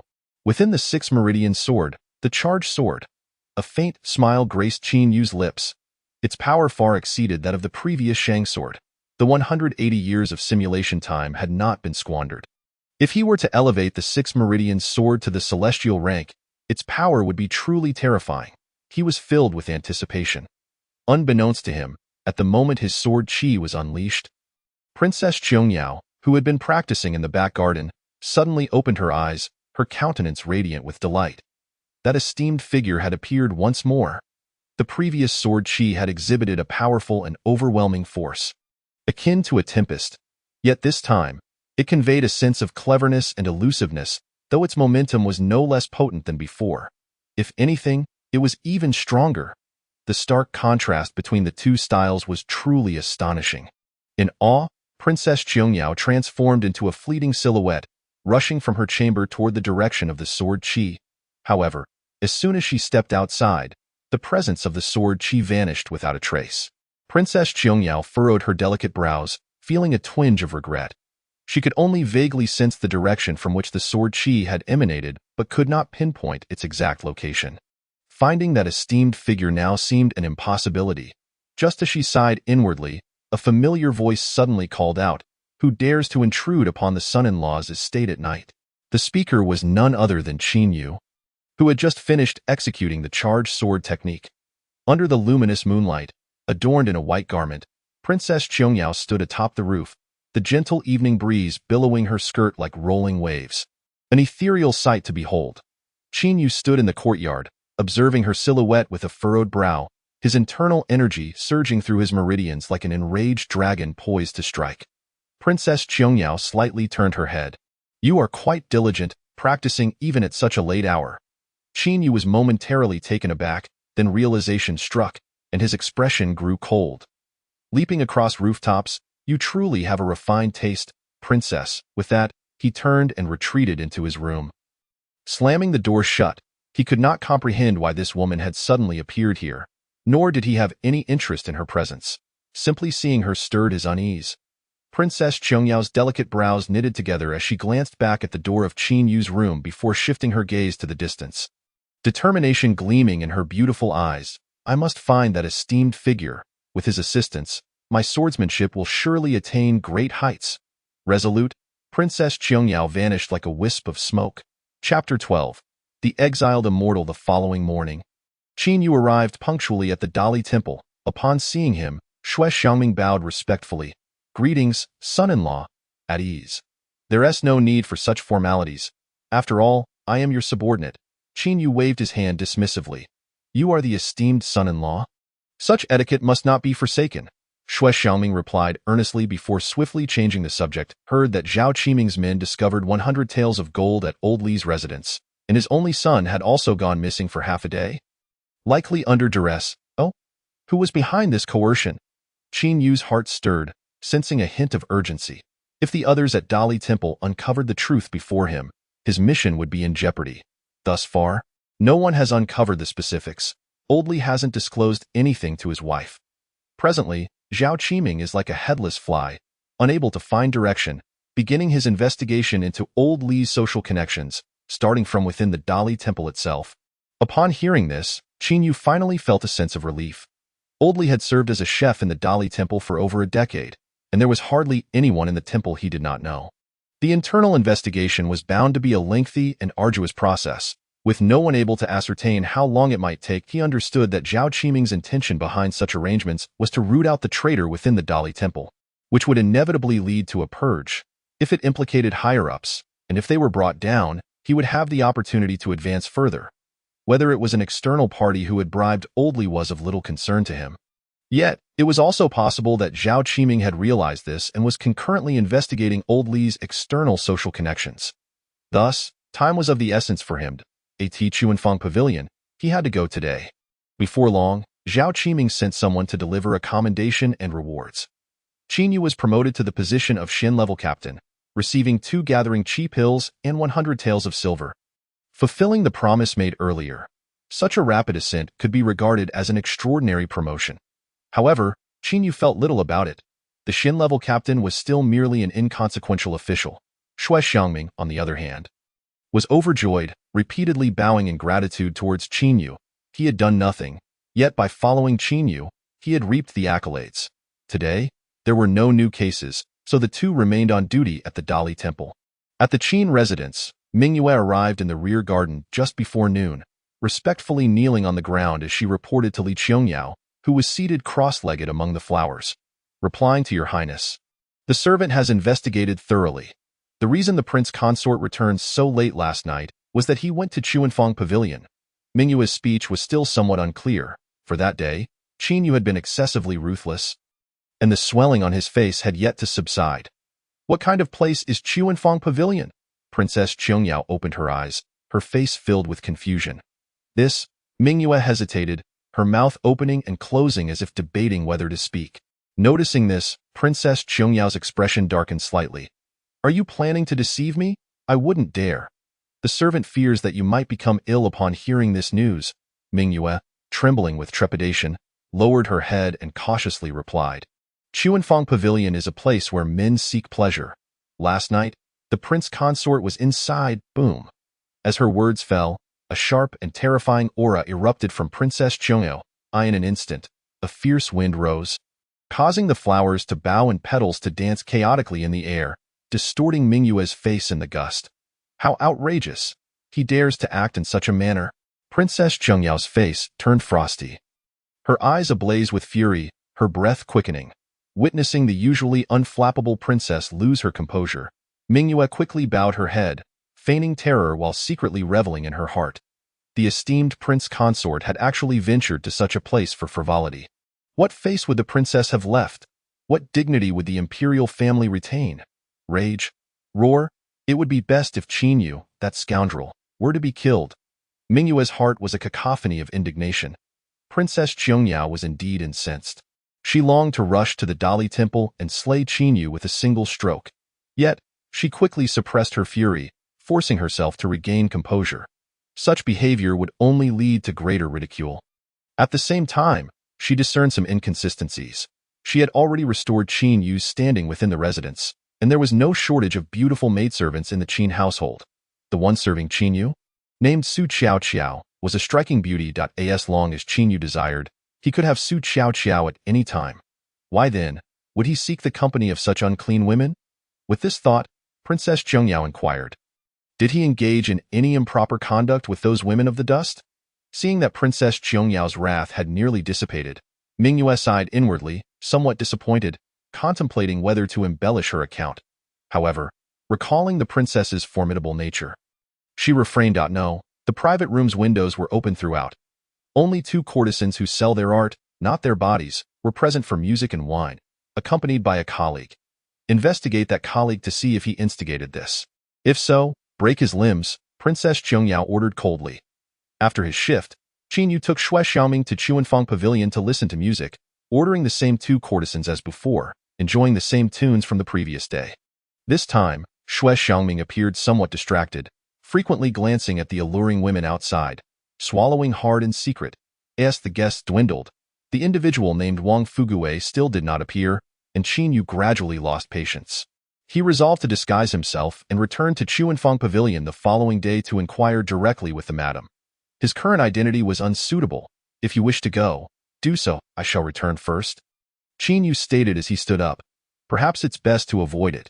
It's rather expensive. Xue Xiaoming chuckled awkwardly, feeling a bit embarrassed. Upon reaching the entrance of the Qin residence, Qinyu spotted Su Qiao standing on the steps, anxiously looking around. Qinyu felt a mix of helplessness and warmth. This girl was once again waiting for him. Young master, you have returned. Upon seeing him, Su Qiao's face instantly blossomed into a radiant smile.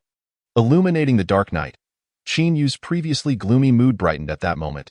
Yes, I am back. Su Qiao dashed over and sniffed the air. Young master, have you been drinking again? Yes, Qinyu nodded as he walked inside. I knew you must have been socializing to return so late. I've had the kitchen prepare a hangover soup. Su Qiao followed closely behind. I won't drink it. I haven't overindulged. Then how about some millet porridge? I've made it myself. I already said I haven't overindulged. Young master, next time you go out, please take Qiao with you. I worry when you are without someone by your side, and away. Qinyu firmly rejected. What nonsense! A place like Chuanfang Pavilion is no place for an innocent girl like her. As they spoke, they entered the inner courtyard. A figure stood at the door beneath the osmanthus tree. Her white gown shimmering in the moonlight, and her long black hair danced gently, resembling a celestial being descending to the mortal realm. Chapter 13. Drinking flower wine. Wow! So beautiful! Su Qiao exclaimed, her eyes full of envy. Qinyu found Princess Qiangyao somewhat pretentious. Was the ground beneath her not sufficient, that she must stand atop the branches? All right, Qiao, you may return now. Qinyu chose to ignore Princess Qiangyao and strode directly toward the room. Wait, I have something to say to you, Princess Qiangyao suddenly spoke, her tone calm yet cold. Qinyu halted in his tracks and replied icily, Speak, it would be best if you refrain from visiting such places. It tarnishes my royal dignity. If someone were to report it, you might face punishment. Royal dignity? Qinyu could not help but laugh. I have yet to even see my lawful wife. Is this what you call royal dignity? Princess Qiangyao's brows furrowed slightly at his words. Such complaints may be shared with me, but do not speak of them outside. And if I do, if His Majesty were to learn of this, it would be best if he stripped you of your title as prince consort. Then both you and I would be freed, wouldn't we?" With that, Qin Yu returned to his room and slammed the door shut. Princess Qiangyao sighed inwardly, glancing at Su Qiao, who stood in the courtyard, looking somewhat lost. After a moment of contemplation, she slowly spoke. "How old are you this year?" "In reply to your highness, I am 16. Su Qiao answered softly, slightly bowing. "You are of age to serve at night. Take the initiative, understand?" "Ah?" Su Qiao's face instantly turned crimson, her head lowered as she was at a loss for words, her heart racing like a startled deer. To serve Qin Yu at night had always been her dream, but to take the initiative left her uncertain. Moreover, she had no idea whether Qin Yu held any interest in her. After a moment's hesitation, Su Qiao resolved to ask Princess Qiangyao how to take the initiative. Looking up, she found that Princess Qiangyao had already vanished. That moment, Princess Qiangyao had returned to the rear garden, seated in her chamber. Closing her eyes in meditation, her mind turbulent, Mingyue had relayed the investigation results. It was not Qin Yu's colleague who instigated him, but rather his own initiative to go. Though he had yet to engage in any improper conduct with those women of the world. Who could say what the future held? Where would she place her face? If her father were to learn of this, he would undoubtedly chastise Qin Yu. Her past actions were well known, and she too would face reproach. What then would she do if compelled to serve Qin Yu at night? Was she truly to submit to him? Yet he had frequented such places. With this thought, Princess Qiangyao opened her eyes. Her face filled with ire. What a useless piece of clay! If he continues to linger in that filthy place, he need not blame me for further restricting his freedom. The next morning, Qin Yu rose early. Su Qiao was already waiting outside. Upon hearing movement, she knocked and entered, meticulously attending to his washing and meals. Recalling the sight of Su Qiao's awe at Princess Qiangyao the previous night, Qin Yu could not suppress a surge of irritation. The only person who treated him well and remained loyal to him, why should she envy Princess Qiangyao? He realized he needed a capable assistant by his side, and the thought of nurturing Su Qiao took root in his mind. "Qiao, have you considered practicing martial arts?" "I have thought about it." Qiao nodded slightly, her voice laced with regret as she remarked, "In the days when my father was still alive, he arranged for me to receive martial arts training. Unfortunately, I proved to be too dull-witted to grasp it, and eventually, I gave up." Qin Yu pondered this for a moment, letting out a quiet sigh. Despite possessing a divine-level deduction system capable of elevating martial arts techniques to extraordinary heights, his abysmal aptitude hindered any significant progress in his cultivation. If only there were a method to enhance martial arts talent. In that case, both he and Su Qiao could swiftly augment their prowess. With these thoughts weighing on his mind, Qin Yu made his way to the Dali Temple. Upon arriving at the constable's office, Shui Xiaoming approached him, saying, "Your Highness, just now, Lord Zhao Qiming sent word, requesting your presence." "Oh? What is it regarding?" Qin Yu inquired, and I suspect it pertains to Old Li's matter. The heavenly-level constables have been investigating for over a day without any progress, and that rascal Zhao Qiming must want you to look into it. Shui Xiaoming sighed heavily that a flicker of hope ignited within Qin Yu. If that were indeed the case, he could investigate the matter under legitimate circumstances. However, Shui Xiaoming's expression was clouded with concern as he cautioned. "Your Highness, someone who could compel Old Li to take his own life must possess a formidable background. You have no need to climb the ranks. Your family's assets are sufficient for you to live comfortably. It would be wiser to delegate such perilous tasks to others." "Understood," Qin Yu replied, nodding, yet he remained unfazed.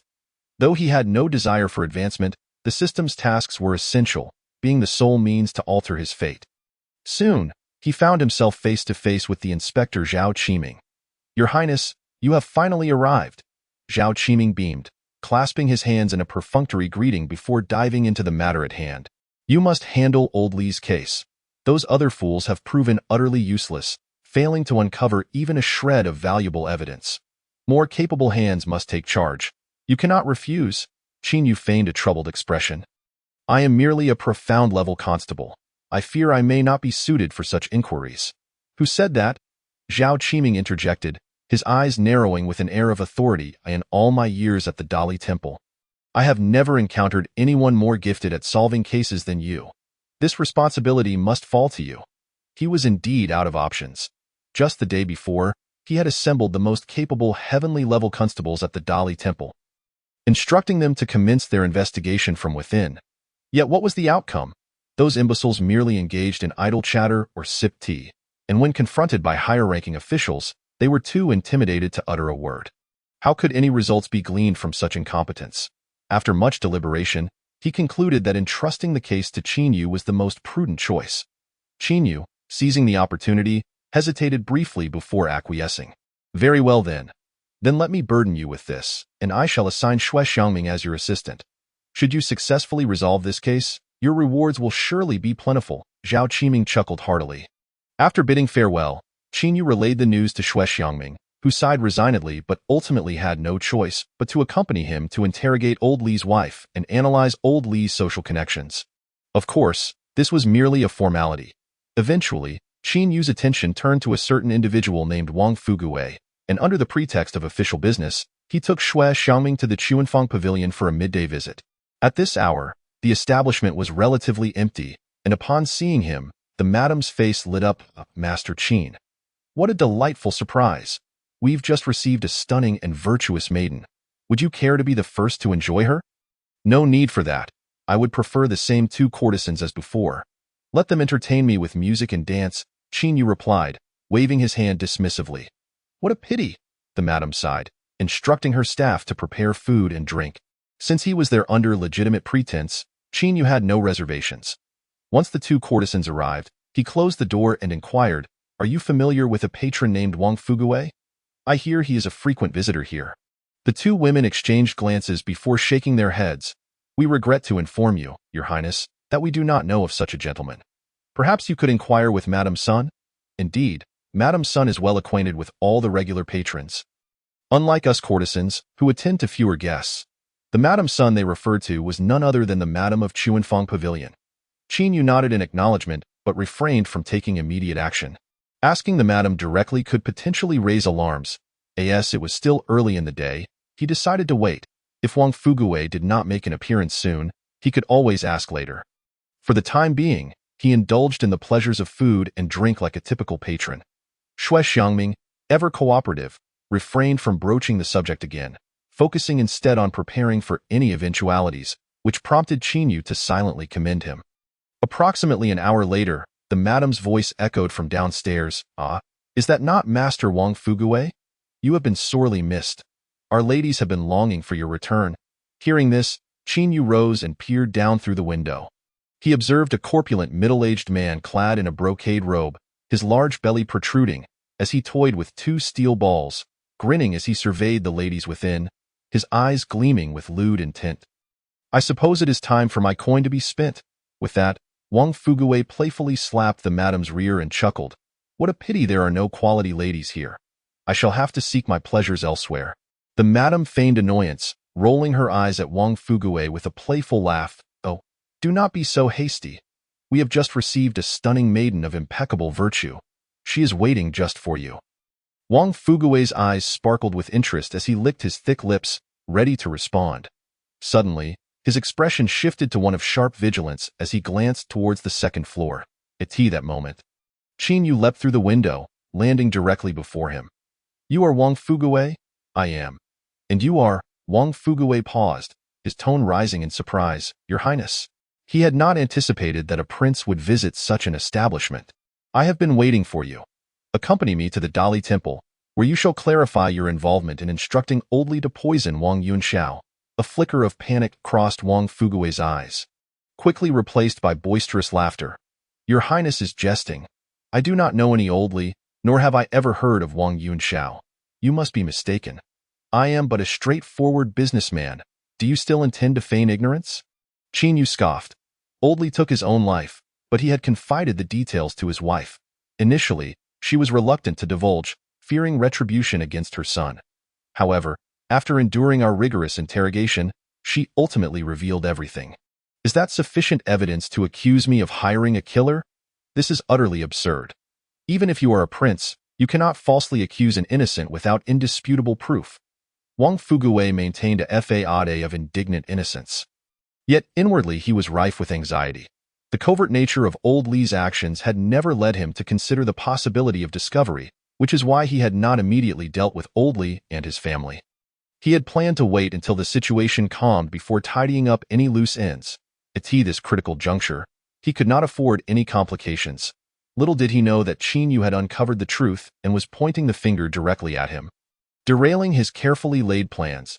By the time he received word to eliminate Old Li's family, it was too late, as the Dali Temple had already apprehended them. Thus, he had chosen to hide away for the past few days.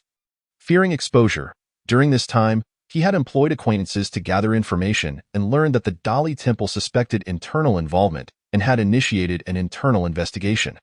The investigators, however, were lackluster in their efforts, failing to probe into Old Li's connections, allowing him to breathe a sigh of relief. Eager to unwind, he had come to the Chuanfang Pavilion, only to encounter Qin Yu, who had unerringly identified him as the mastermind. Without the testimony of Old Li's wife, do you think I would wait here to apprehend you?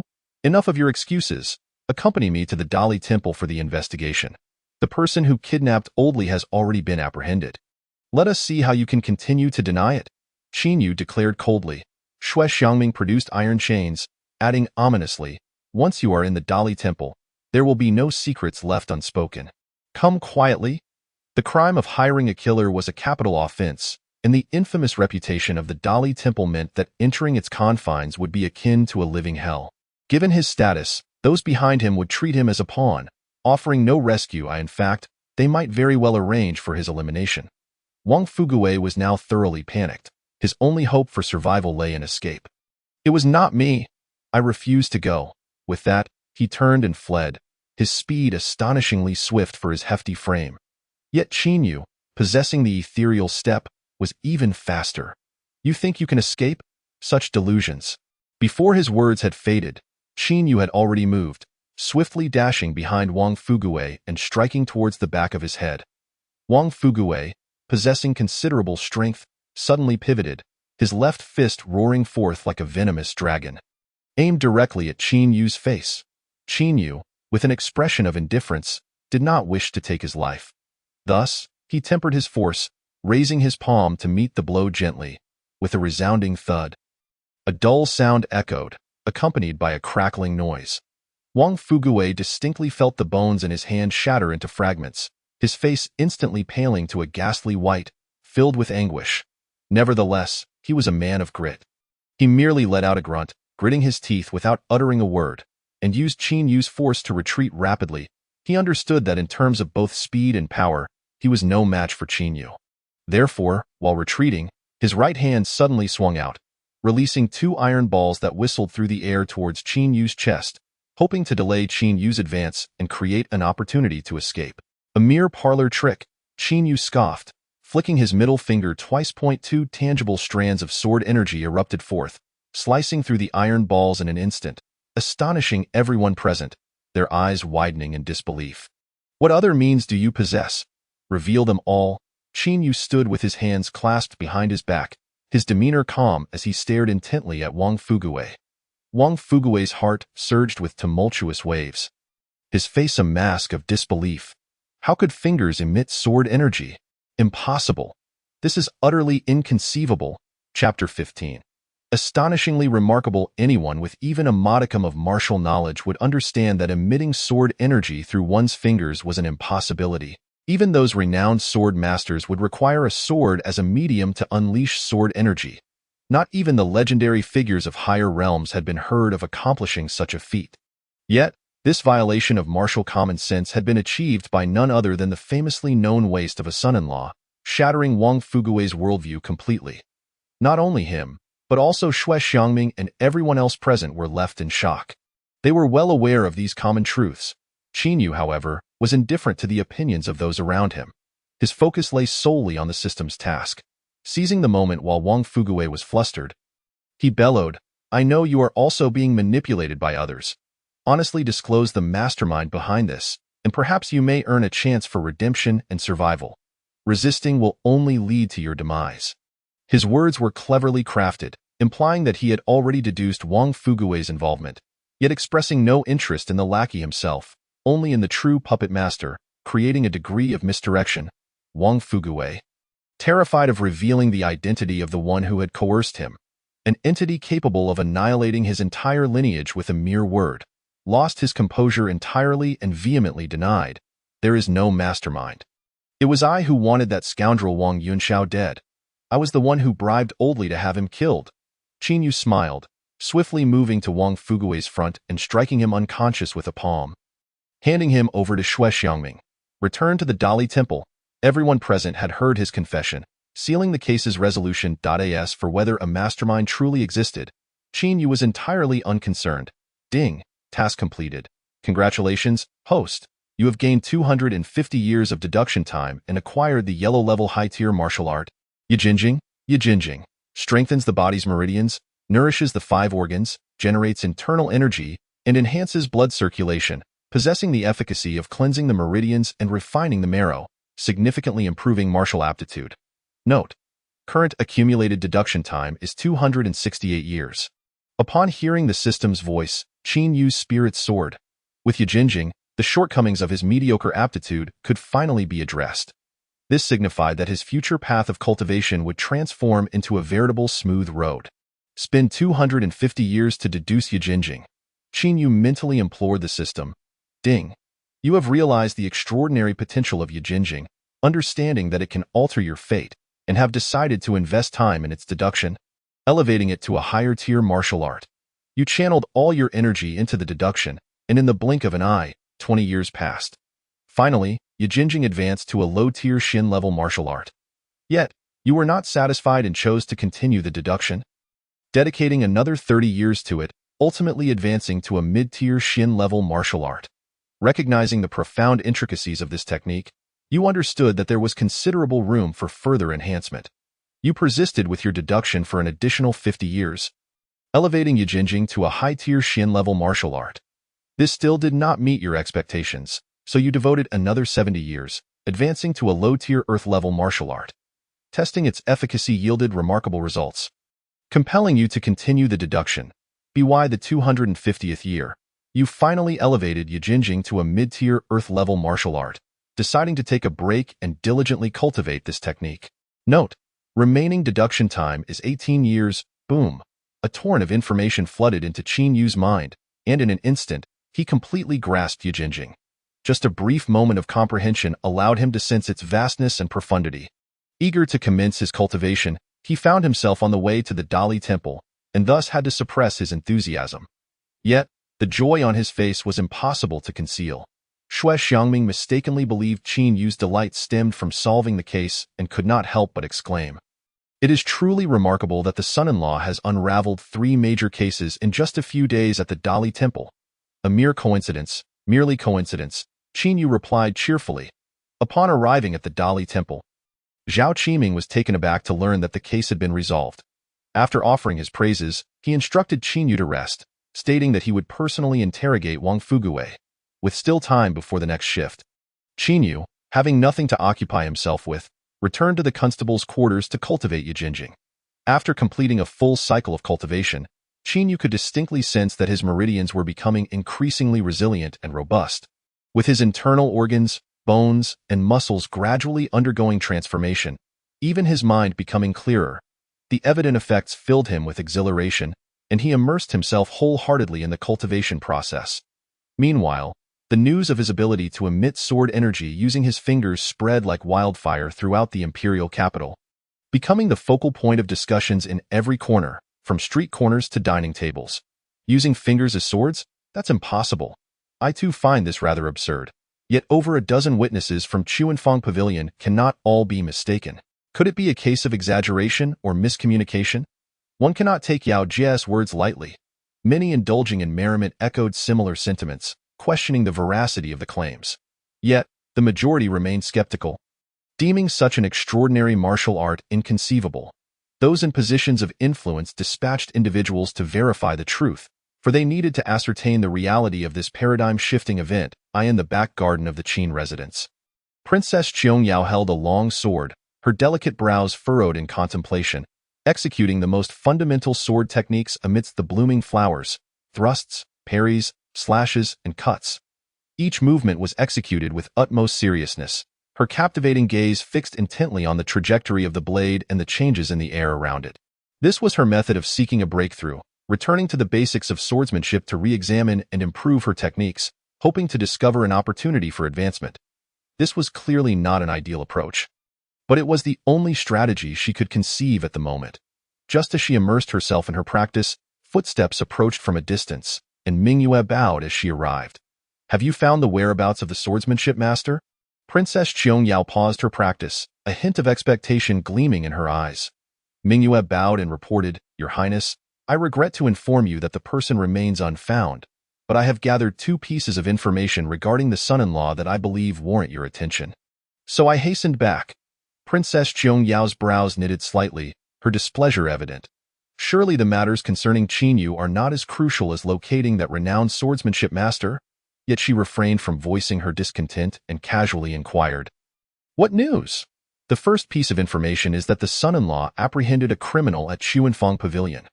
Given the circumstances, it can be concluded that he was not there for revelry, but rather to capture a criminal. Upon hearing this, Princess Qiangyao's expression softened. As long as it was not true that he had gone there for pleasure, both her dignity and that of the royal family would be preserved.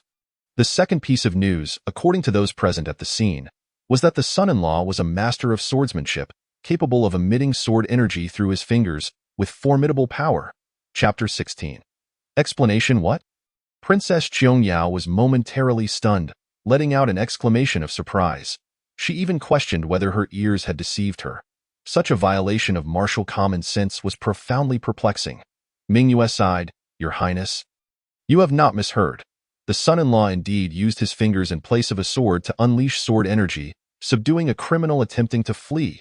When she first heard this news, she too found it somewhat ludicrous.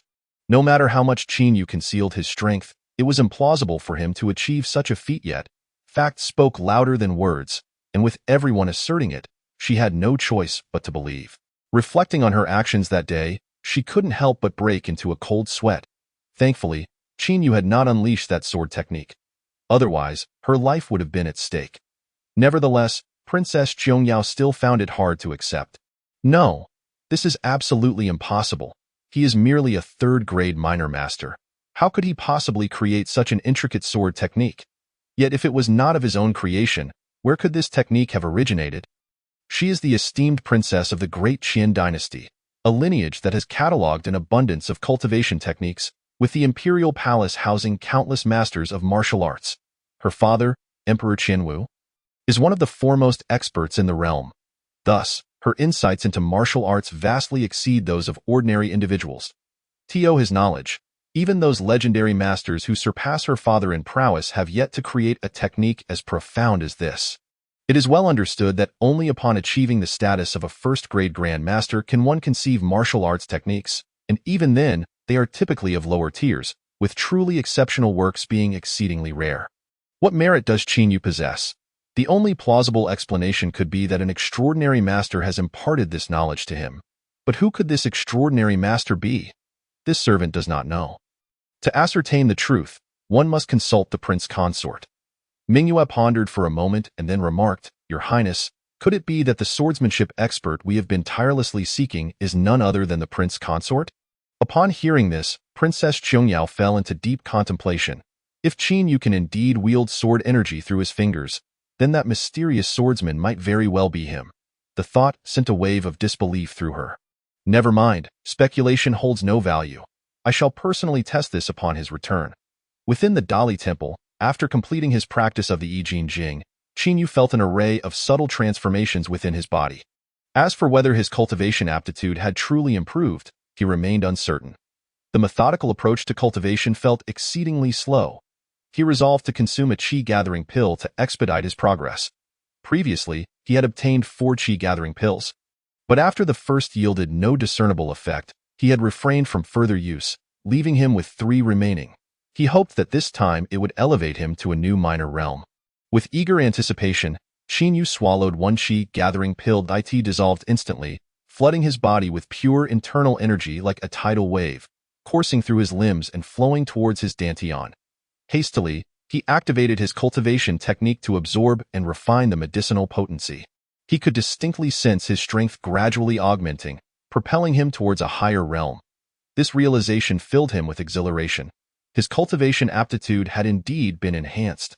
An hour later, Qin Yu had fully absorbed the medicinal energy of the 3 remaining qi-gathering pills, propelling his cultivation from the primary level of a third-grade minor master to the intermediate level. Though it may appear to be a mere incremental advancement, such a feat is remarkably arduous. Countless individuals remain stagnant at the minor master level for their entire lifetimes. With a long exhale, Qin Yu opened his eyes, a fierce glint flashing within them.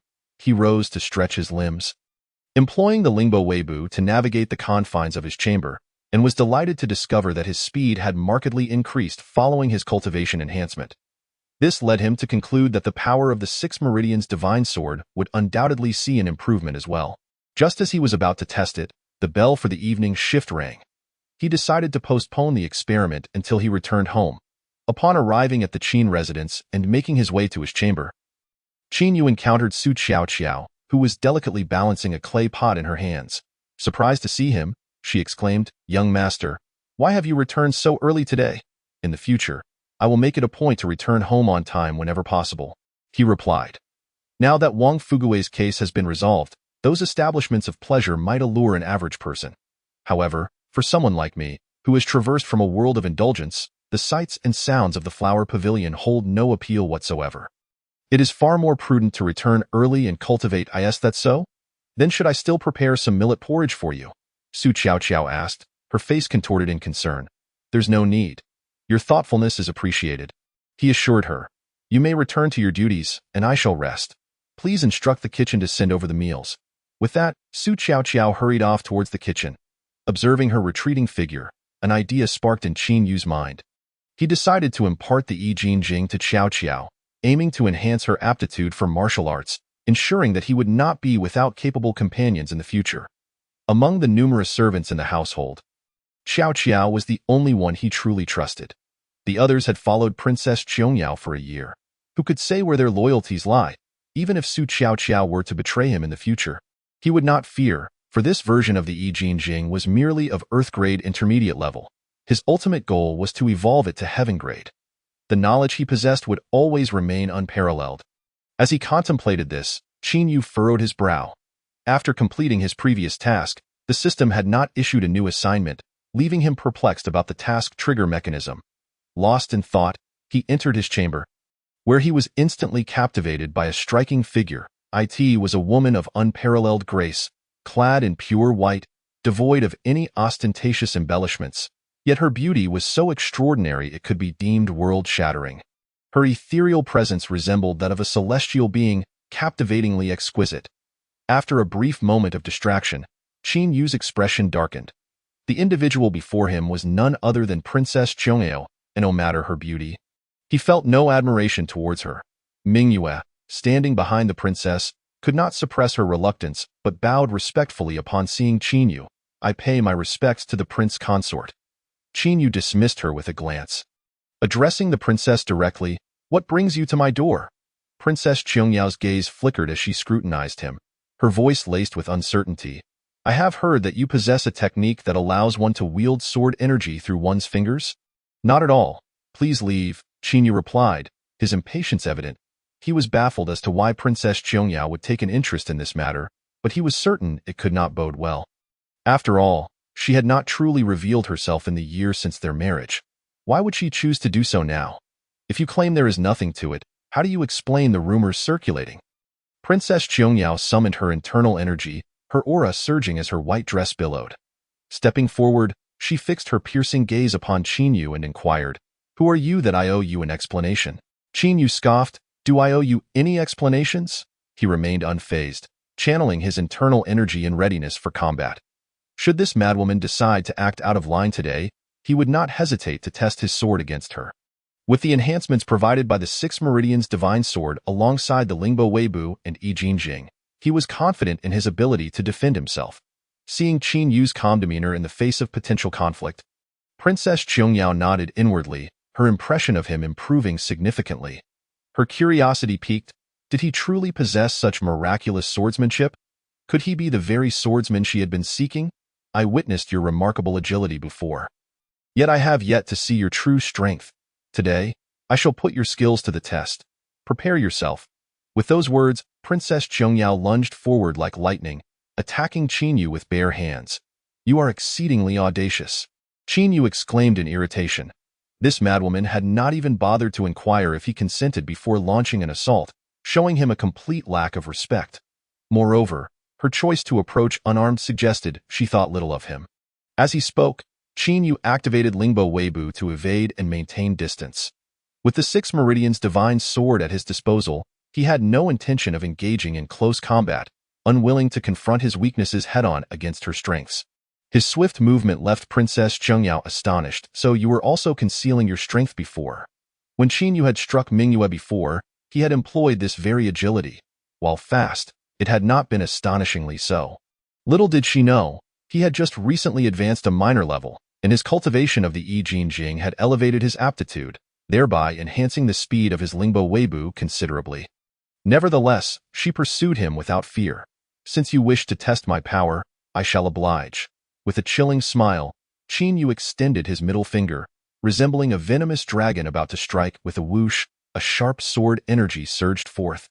Solid as a blade, advancing relentlessly towards Princess Chongyao's chest. "Could it be that you truly are that swordsman?" Even though she had anticipated this, Princess Chongyao could not help but exclaim in surprise. Not daring to underestimate the attack, she crossed her arms defensively across her chest, channeling her entire internal energy for protection. In an instant, a vortex of protective energy swirled around her, and faint glimmers of light flickered at her arms. In truth, she could have easily evaded the strike. Her intent was to directly experience the might of this sword energy. With a resounding thud, the impact reverberated as Princess Chongyao staggered back 3 steps. Her beautiful eyes wide with astonishment, her long, dark hair billowing wildly, while her gown swirled in chaos. The power of a single finger proved to be terrifying. "Swordsman?"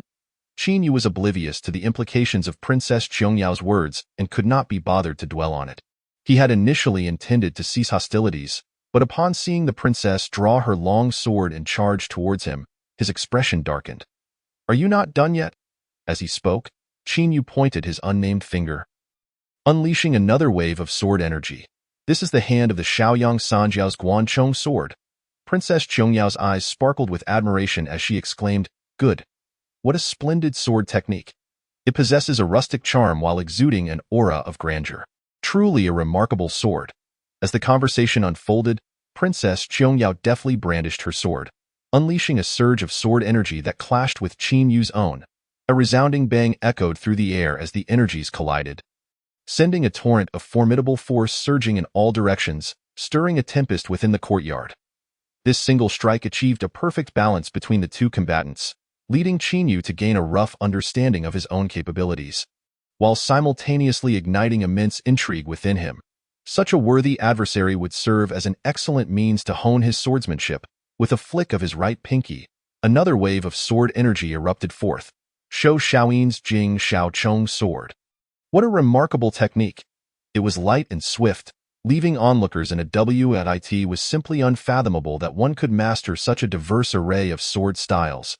The typically unflappable Princess Chongyao could not help but display a rare glimmer of joy, akin to discovering a priceless treasure. She had initially believed the duel to be concluded, only to witness Qin Yu's left pinky extend, releasing yet another burst of sword energy, Shou Taiyang's Xiao Zhe sword. This time, the princess's expression shifted to one of sheer astonishment. The sword energy flowed with a fluidity and subtlety that starkly contrasted with the previous display. She found it utterly inconceivable that one individual could exhibit such an abundance of sword styles. Subsequently, Qin Yu unleashed a series of strikes utilizing his right index and middle fingers, executing the Shangyang sword and the Zhongchong sword respectively, which further stirred the princess's excitement. "Indeed, you are the sword master I have long sought. How fortuitous that the esteemed figure I have tirelessly searched for lies so close at hand." After this revelation, Princess Chongyao's expression became exceedingly complex. The husband she had always deemed a fool turned out to be an extraordinary sword master. At this point, Qin Yu had showcased all 6 of the divine sword techniques, yet as he observed Princess Chongyao effortlessly counter his assaults, his expression darkened. The disparity in their realms was indeed a vast chasm. However, it was not insurmountable. by reflecting on the characteristics of the various sword techniques and the princess's graceful, agile style, Qin Yu resolved to engage her using but a single sword technique, Zhong Chong sword. This style, grand and sweeping, was perfectly suited to counter her nimbleness. With all his might, Qin Yu executed the Lingbo Weibu, unleashing a flurry of strikes with each step he took. The courtyard was soon filled with the wild dance of sword energy and a cacophony of fierce winds. Initially, Princess Qiangyao was able to respond, but as Qin Yu grew increasingly attuned to her techniques, she began to falter, her movements losing their coherence and becoming somewhat clumsy. Witnessing this, Mingyue, who had been observing, was rendered speechless. How could it be that a mere Qin Yu, at a lower realm, managed to dominate a second-tier master like Princess Qiangyao? It was utterly unfathomable. Princess Qiangyao was equally stunned. Qin Yu's swordplay was already ferocious, and combined with his erratic and enigmatic footwork, she found herself unable to mount an effective counterattack. Yet, having always been accustomed to dominance and believing herself a martial genius, how could she endure being suppressed by Qin Yu? With the adage that the best defense is a good offense in mind, she resolved to alter her combat strategy.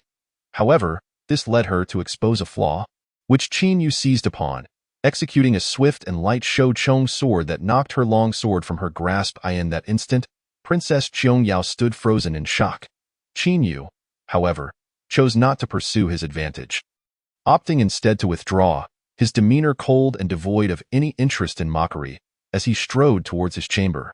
Just as he reached the threshold, Princess Qiangyao came to her senses and, in a gesture of respect, bowed deeply, saying, "Your mastery of swordsmanship is truly impressive. I implore you to teach me." She recognized that the opportunity to break through in her swordsmanship lay before her and would not let it slip away. Qin Yu paused, tilting his head slightly, and replied, "Why should I teach you?" After which, he entered the room, slamming the door shut behind him. Chapter 18. Astonishment. Princess Qiangyao stood dazed, having already humbled herself to an unprecedented degree. In all her years, she had never been treated in such a manner. A surge of anger welled up within her as she shouted at the door, "Qin Yu, how dare you treat me thus? I am a princess of the Dacian, while you are but a commoner." How utterly outrageous! With a resounding crack, the door swung open once more. Qin Yu regarded her coldly, his voice devoid of warmth as he said, "If we are to speak of status, let us clarify. Do you not know that you are my wife?" Princess Qiangyao retorted coldly, "And what of it? Are you aware of the 3 obediences and 4 virtues? Do you comprehend the duties of a wife? Is this how you approach the request for instruction? Based solely on your status, do you expect me to impart my secrets to you?" Qin Yu's persistent questioning left Princess Qiangyao momentarily speechless. It dawned on her that the identity she had so proudly held meant little to Qin Yu, and that she had many shortcomings in her actions. Observing her silence, Qin Yu closed the door once more. Princess Qiangyao stood at the door, lost in contemplation for a long while before finally sighing heavily and turning toward the rear garden. Mingyue, attending her closely, cautiously inquired, "Your Highness, will you truly give up just like that? The martial prowess of the prince consort is unparalleled. I dare say it is beyond compare." No matter how much she loathed Qin Yu, she could not deny this fact. "How could I possibly give up?" By now, Princess Qiangyao had regained her composure, her tone returning to its usual calmness as she replied, "Such a rare opportunity shall not elude me. I will ensure he teaches me willingly." Mingyue slightly inclined her head, refraining from further comment. Upon returning to the garden, Princess Qiangyao instructed all to refrain from disturbing her and began to meditate on the exquisite sword techniques Qin Yu had just displayed. Meanwhile, Qin Yu also took the time to adjust his mindset and continued his cultivation. To be evenly matched with Princess Qiangyao, or even to have a slight edge, was nothing remarkable. Countless individuals throughout Dacian surpassed her prowess. He knew he must strive harder. After approximately half an hour, a knock echoed at his door, accompanied by the gentle, melodic voice of Su Qiao. "Young master, it is time for your meal. May I come in?" Qin Yu opened his eyes, responding, "Come I in." Su Qiao entered, her arm pushing the door open as she carried a large tray, her face adorned with a flower-like smile, her beautiful eyes brimming with affection. "Young master, I have prepared these dishes using the blood and meat of powerful beasts. Please come and partake." The warmth of Su Qiao's demeanor contrasted sharply with that of Princess Qiangyao. And Qin Yu could not help but smile. Surely, the kitchen staff could have prepared this. You went to such lengths? They would not know whether you prefer your food salty or bland. Only Qiao Qiao truly understands your tastes. Su Qiao Qiao beamed with pride as she carefully set down the tray, unveiling a sumptuous array of dishes, and poured a cup of wine for Qin Yu. This wine is brewed from the essence of demonic beasts. Said to be extremely nourishing, young master, your cultivation consumes much energy. You should drink more. Setting the wine jug down, Su Qiao Qiao stood beside him with a lively demeanor. Qin Yu approached her, observing her intently. Qiao Qiao, do you wish to cultivate martial arts? Didn't you ask me this before? Qiao Qiao replied lightly. My talent is too poor for cultivation. I simply wish to remain by your side. While her tone was light, Qin Yu could discern the regret flickering in her eyes. I in this world that reveres martial prowess, who does not aspire to become a martial master. I possess a method to alter your innate talent, enabling you to cultivate martial arts. However, you must vow not to disclose the techniques I impart to you and pledge your loyalty to me. Can you do that? Qin Yu's tone turned serious as he locked eyes with Su Qiao Qiao. Su Qiao Qiao was momentarily taken aback, disbelief evident in her expression. The talent can be changed? Qin Yu insisted. Answer my question. Upon hearing this, Su Qiao Qiao's expression shifted to one of unwavering determination. Young master, even if you do not change my martial talent, I will remain steadfastly loyal to you. Ever since the master saved me from certain death and you treated me like family, I have resolved that my life belongs to you. Qin Yu smiled. Very well, then I shall teach you the I Jing Jing. Without further delay, he sat down with Su Qiao Qiao, meticulously explaining the techniques, and ultimately guiding her as she commenced her practice. It must be noted that Su Qiao Qiao's inherent aptitude was indeed woefully lacking. It took a full hour for her to barely grasp the basics before she immersed herself in cultivation. Only then did Qin Yu find the time to eat. The Dacian imperial palace, located at the very heart of the capital, was a grand edifice of opulence. The Emperor Qianwu favored the color black, which dominated the palace's decor, imparting a sense of solemnity and authority. The Qingtian Hall served as the venue for Emperor Qianwu's governance. Even as night fell, he remained awake, poring over official documents by candlelight, the stern lines of his face accentuated by a slight furrow of his brow, exuding an aura of sharpness. The hall was dimly lit, evoking an eerie, foreboding atmosphere.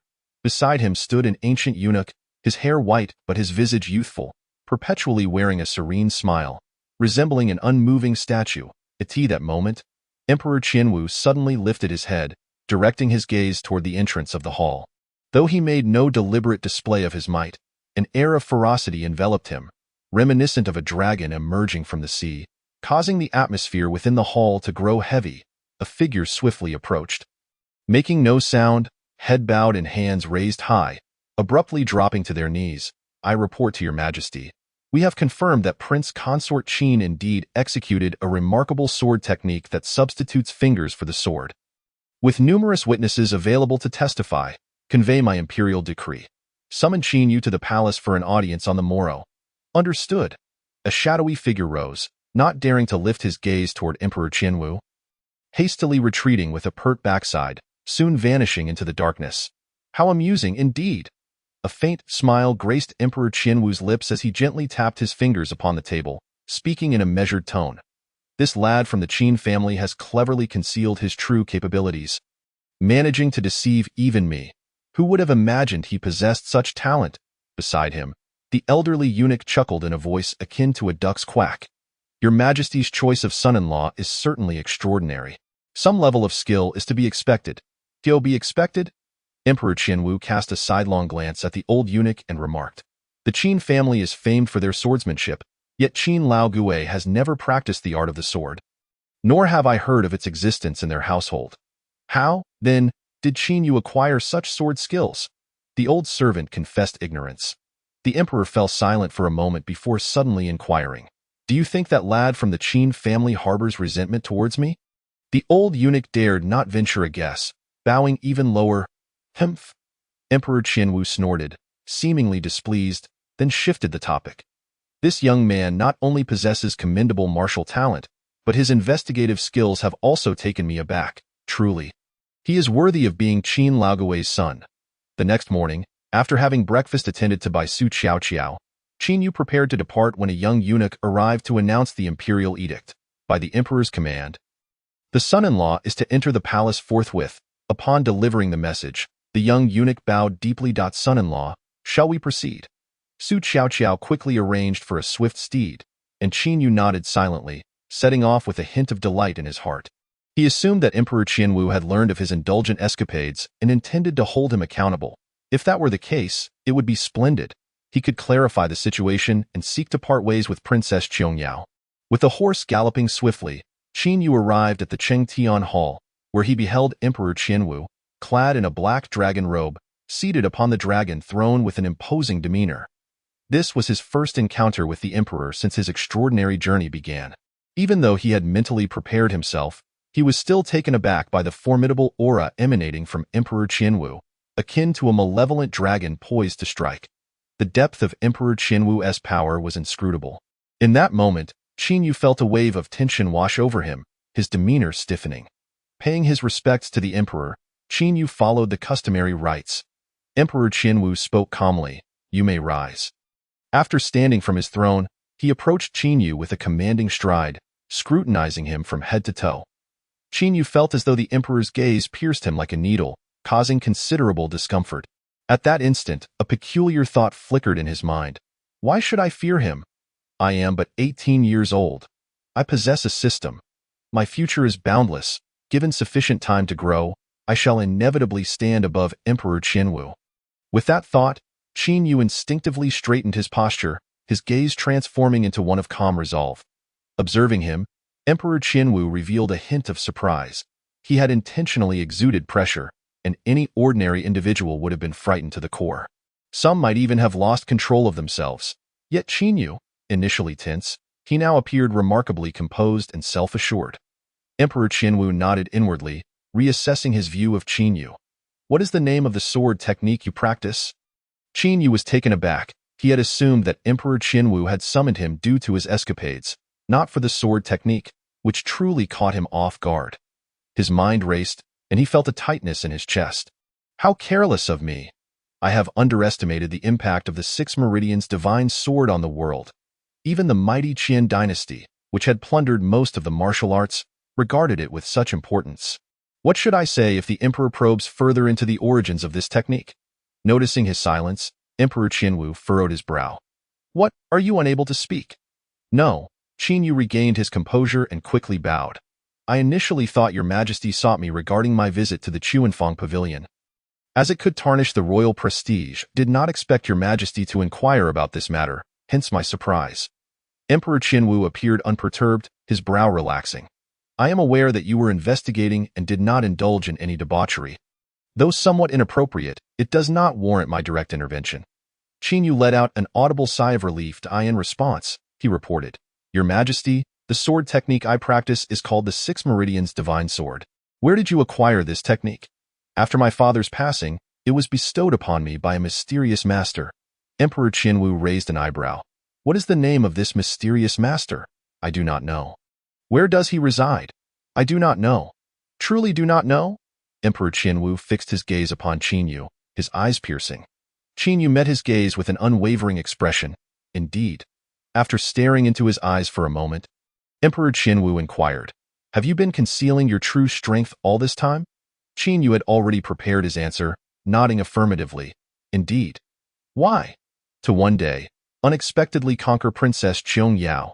The emperor was momentarily speechless, his expression turning peculiar as he turned back toward his throne.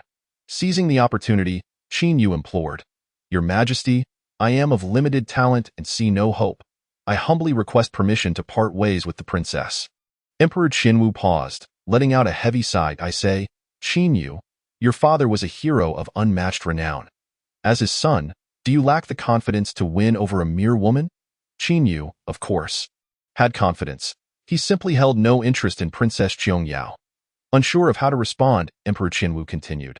What purpose does it serve for you to say such things? Should I issue an imperial edict commanding Qiangyao to comply with you? As a father, how could I utter such words? Qin Yu was taken aback. It was indeed a valid point. Do not sulk. Qiangyao will eventually be yours, and this is a promise I made to your father. Do not even think about parting ways. Emperor Qianwu declared in an authoritative tone. Qin Yu, left with no choice, had to relent. Very well, unleash your 6 meridians divine sword against me. Let me witness whether its power is as extraordinary as the legends proclaim. Yes, your majesty. Without further ado, Qin Yu summoned his inner strength and struck decisively toward Emperor Qianwu. A gust of nearly tangible sword energy surged forth. He poured all his power into this strike, not only to obey the imperial command but also to gauge the true extent of Emperor Qianwu's strength. Quite interesting. Emperor Qianwu remained seated upon his throne, a faint smile playing upon his lips. Without making any visible movements, Qin Yu felt the air before the emperor tremble slightly, and then his sword energy vanished without a trace. Incomprehensible. This was Qin Yu's assessment of Emperor Qianwu. Do you have other sword techniques? Use them all. Emperor Qianwu offered an encouraging glance. Yes, your majesty. Qin Yu proceeded to demonstrate all the techniques of the 6 meridians divine sword before ceasing, and a look of awe emerged in Emperor Qianwu's eyes. What a remarkable sword technique! Truly unparalleled. Thank you for your praise, your majesty. Very well, return to your residence. Remember to train diligently and soon win over Qiangyao, so that you may present me with a worthy grandson. Emperor Qianwu waved his hand dismissively. Qin Yu was astonished. He had expected Emperor Qianwu to demand the sword technique, prepared to offer him the original version before any adaptations, yet he seemed entirely uninterested. Is there something more? No, there is not. Qin Yu bowed and began to withdraw.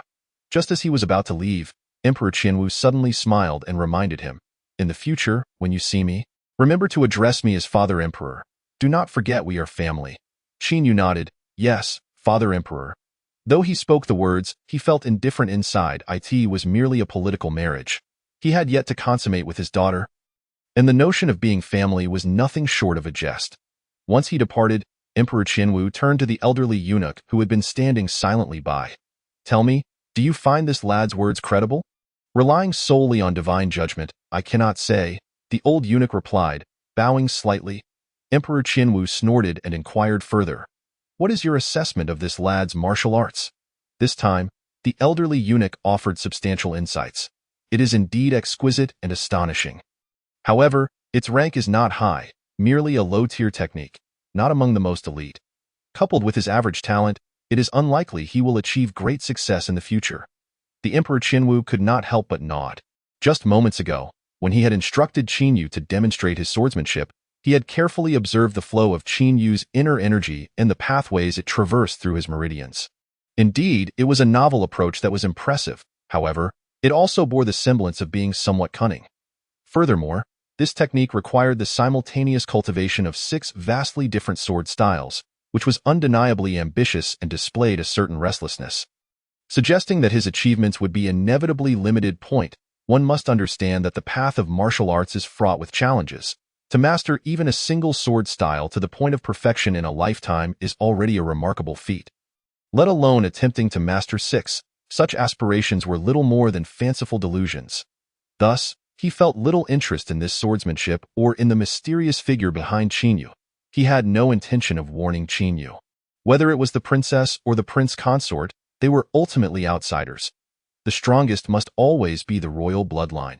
After leaving the palace, Qin Yu did not return home but headed straight to the Dali Temple. Upon arriving at the constable's office, he was greeted by Xue Xiangming. Prince Consort, you have finally arrived. Lord Zhao has been looking for you several times and instructed me to ensure you go to him immediately upon your arrival. What does he want with me? Qin Yu inquired with curiosity. What else could it be? Of course, it's about an investigation. Wang Fuguwei committed suicide in his cell last night, Xue Xiangming said, somewhat lamenting. In all my years at the Dali Temple, I have never witnessed such a bizarre occurrence. Since Inspector Wang Jingquan's involvement, one related individual after another has met their demise. Suicide? Qin Yu pondered carefully. It indeed seemed plausible. The motive might be akin to that of Old Li, who had taken his own life by biting his tongue, both actions likely intended to protect their families. Just then, a voice echoed in his mind. The system had issued a new task. Investigate what exactly Wang Jingquan had done to provoke his own son into murder. Upon completing this task, he would receive a substantial amount of simulation time and a profound martial technique. Qin Yu could not help but furrow his brow. Based on Wang Yunxiao's earlier statements, Wang Jingquan was likely directly entangled in political factionalism, undoubtedly implicating high-ranking officials within the court, far removed from the petty characters involved in previous cases. He wished to avoid entanglement in such controversies, yet the system's task left him with no choice. Seeing him standing still, Shui Xiaoming reminded, "Prince Consort, you should hurry. Lord Zhao is still waiting for you." Qin Yu nodded and proceeded towards the office of the supervising official. Upon seeing him, Zhao Qiming noted his somber expression. "Prince Consort, since you are here at the Dali Temple, you must adhere to its regulations, do you understand?" Although his words were reasonable, there was a tone of condescension in his manner. Qin Yu had never indulged Princess Qianghua, so he would hardly indulge Zhao Qiming. "The emperor summoned me to the palace early this morning. Do you have any objections?" "Ah?" Zhao Qiming, momentarily stunned, quickly clasped his hands towards the heavens. "If it is the emperor as summons, then there is naturally no issue. Prince Consort, please take a seat." The status of Emperor Qianwu in the Duchian was supreme. As a mere fifth-rank official, Zhao Qiming had no qualifications to express dissent, especially not in the presence of the royal consort. However, he was somewhat puzzled. Had Qin Yu not fallen out of favor with the royal family since his father Qin Zhentian's death? Why would Emperor Qianwu suddenly summon him? Zhao Qiming began to reassess Qin Yu, contemplating whether he should alter his approach to avoid any repercussions after gaining the emperor's favor. As for the rumors regarding Qin Yu being a master of the sword, Zhao Qiming did not place much importance on it. The rank of a third-grade minor master was inconsequential within the vast realm of Duqian. Even within the Dali Temple, there were several individuals of such rank. Qin Yu, unreservedly, took a seat. "What matters do you wish to discuss, Sir Supervisor?" Zhao Qiming collected his thoughts and stated solemnly, "You have heard about Wang Fugui's suicide, I presume?" Qin Yu's heart stirred. Did this imply he was to investigate Wang Fugui's death? Yet the system had tasked him with probing into Wang Jingquan. His mind raced as he contemplated how to fulfill the system's task while maintaining an outward appearance of composure. He nodded.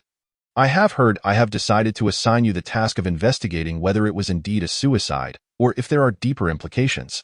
Qin Yu's expression darkened slightly. "I have just completed one case and have not had the chance to rest. You want me to investigate again?" In matters of investigation, who could surpass the prince consort? Zhao Qiming flattered, raising a tray from the table. "This is the reward for your previous case resolution. 3 chi-nourishing pills and 200 taels of silver." Qin Yu feigned annoyance. "I will do my utmost, but I cannot guarantee clarity in the investigation."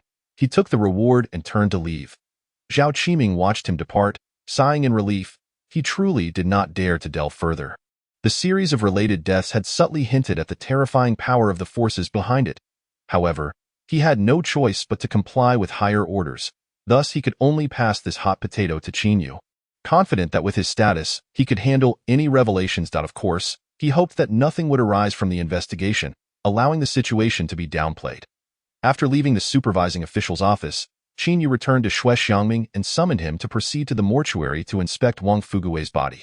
In truth, he had already devised a means to complete the task, intending to classify the case as a homicide implicating the Wang family steward. He had ample justification. Wang Yunxiao's death had been precipitated by the stewardess' request to the jailer for better provisions, leading the jailer to seek oldly, thus implicating Wang Fugui. Following this logical chain, it was entirely reasonable to involve the steward.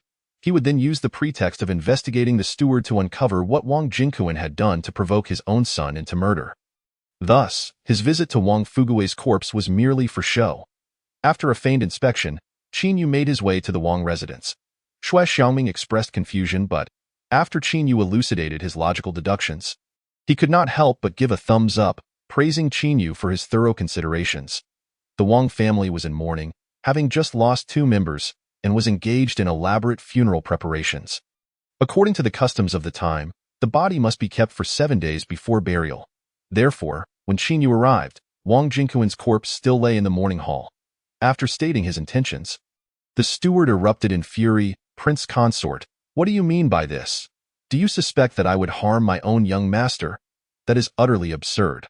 I only sought the jailer to improve my young master's meals at the behest of the old matriarch." The old matriarch nodded. "Indeed, it was I who sent him.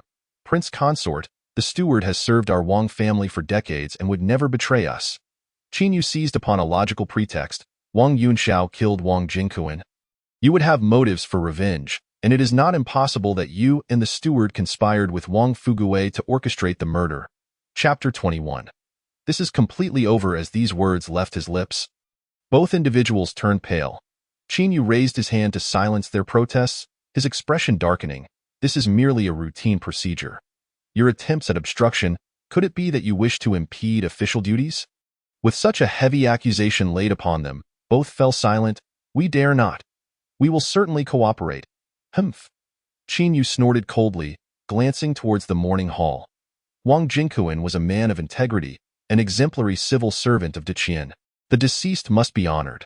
Since I am here, I shall pay my respects with a stick of incense. As the current prince consort, such a gesture towards an inspector represented an exceptionally high honor, causing the old matriarch to beam with joy as she promptly instructed someone to present incense and candles.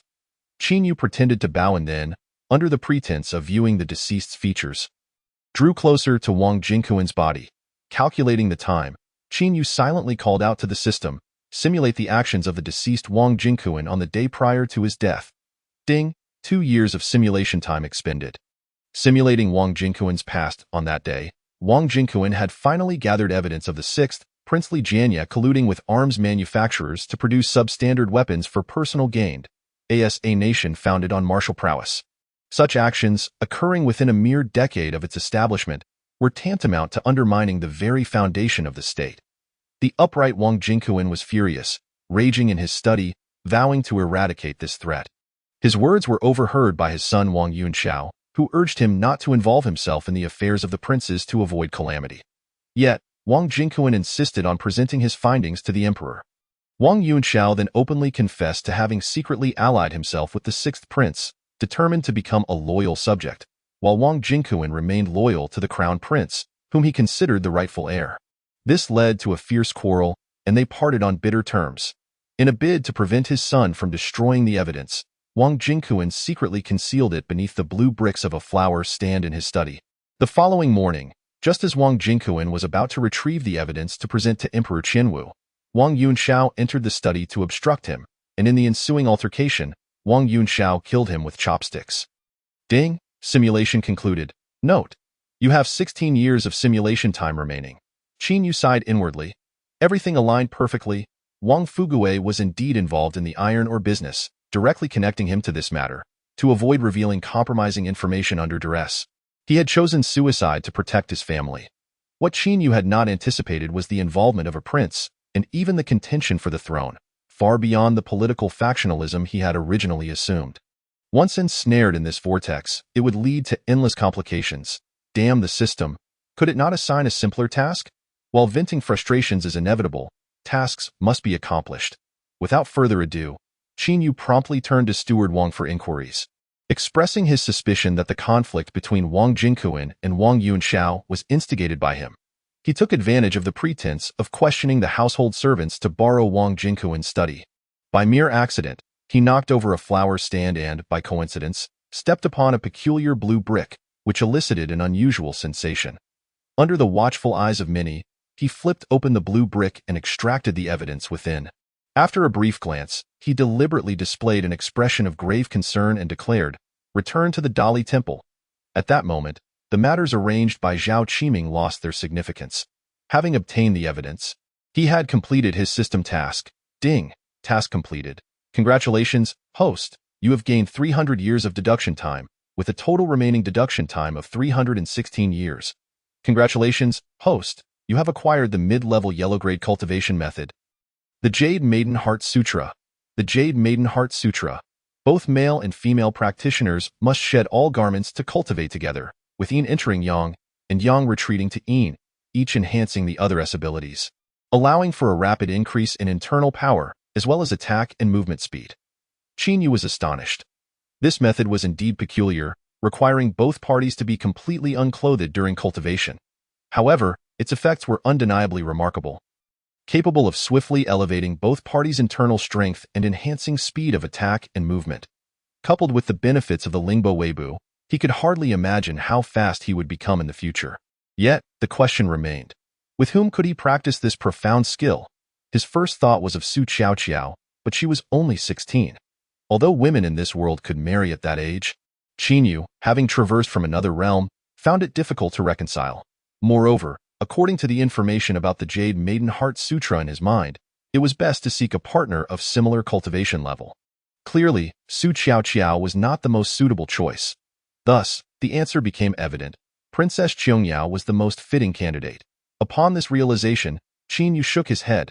Impossible, absolutely impossible. How could that woman possibly cultivate with him in such a state? He would have to seek someone else. Throughout the journey back to the Dali Temple, he pondered suitable candidates but could not arrive at a conclusion until he encountered Zhao Qiming, who was visibly surprised. Have you found results so soon? Qin Yu concealed his thoughts and replied solemnly. No. Zhao Qiming's expression darkened. If there are none, what brings you here? This is something I inadvertently discovered in Wang Jingquan's study. How to deal with it is for you to decide. Qin Yu handed over this hot potato to Zhao Qiming.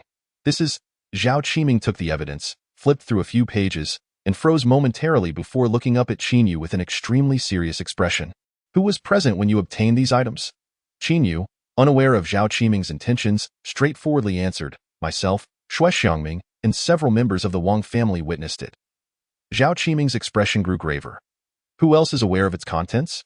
I showed it to Shui Xiangming on the way. Foolish! Zhao Qiming slammed his leg in frustration, exclaiming, how could you show it to him? He is assisting me in the investigation. How could I not show him? Qin Yu retorted, as if it were a matter of course and truth. He had done so deliberately, leaving Zhao Qiming with no option to cover it up, and no matter how bold Zhao Qiming was, he would not dare eliminate Shui Xiangming knowing that Qin Yu was aware of the matter. Thus, a dilemma arose. Should Zhao Qiming report it or not? If he reported it, the sixth prince would undoubtedly harbor resentment. And once the matter passed, he would eventually be dealt with.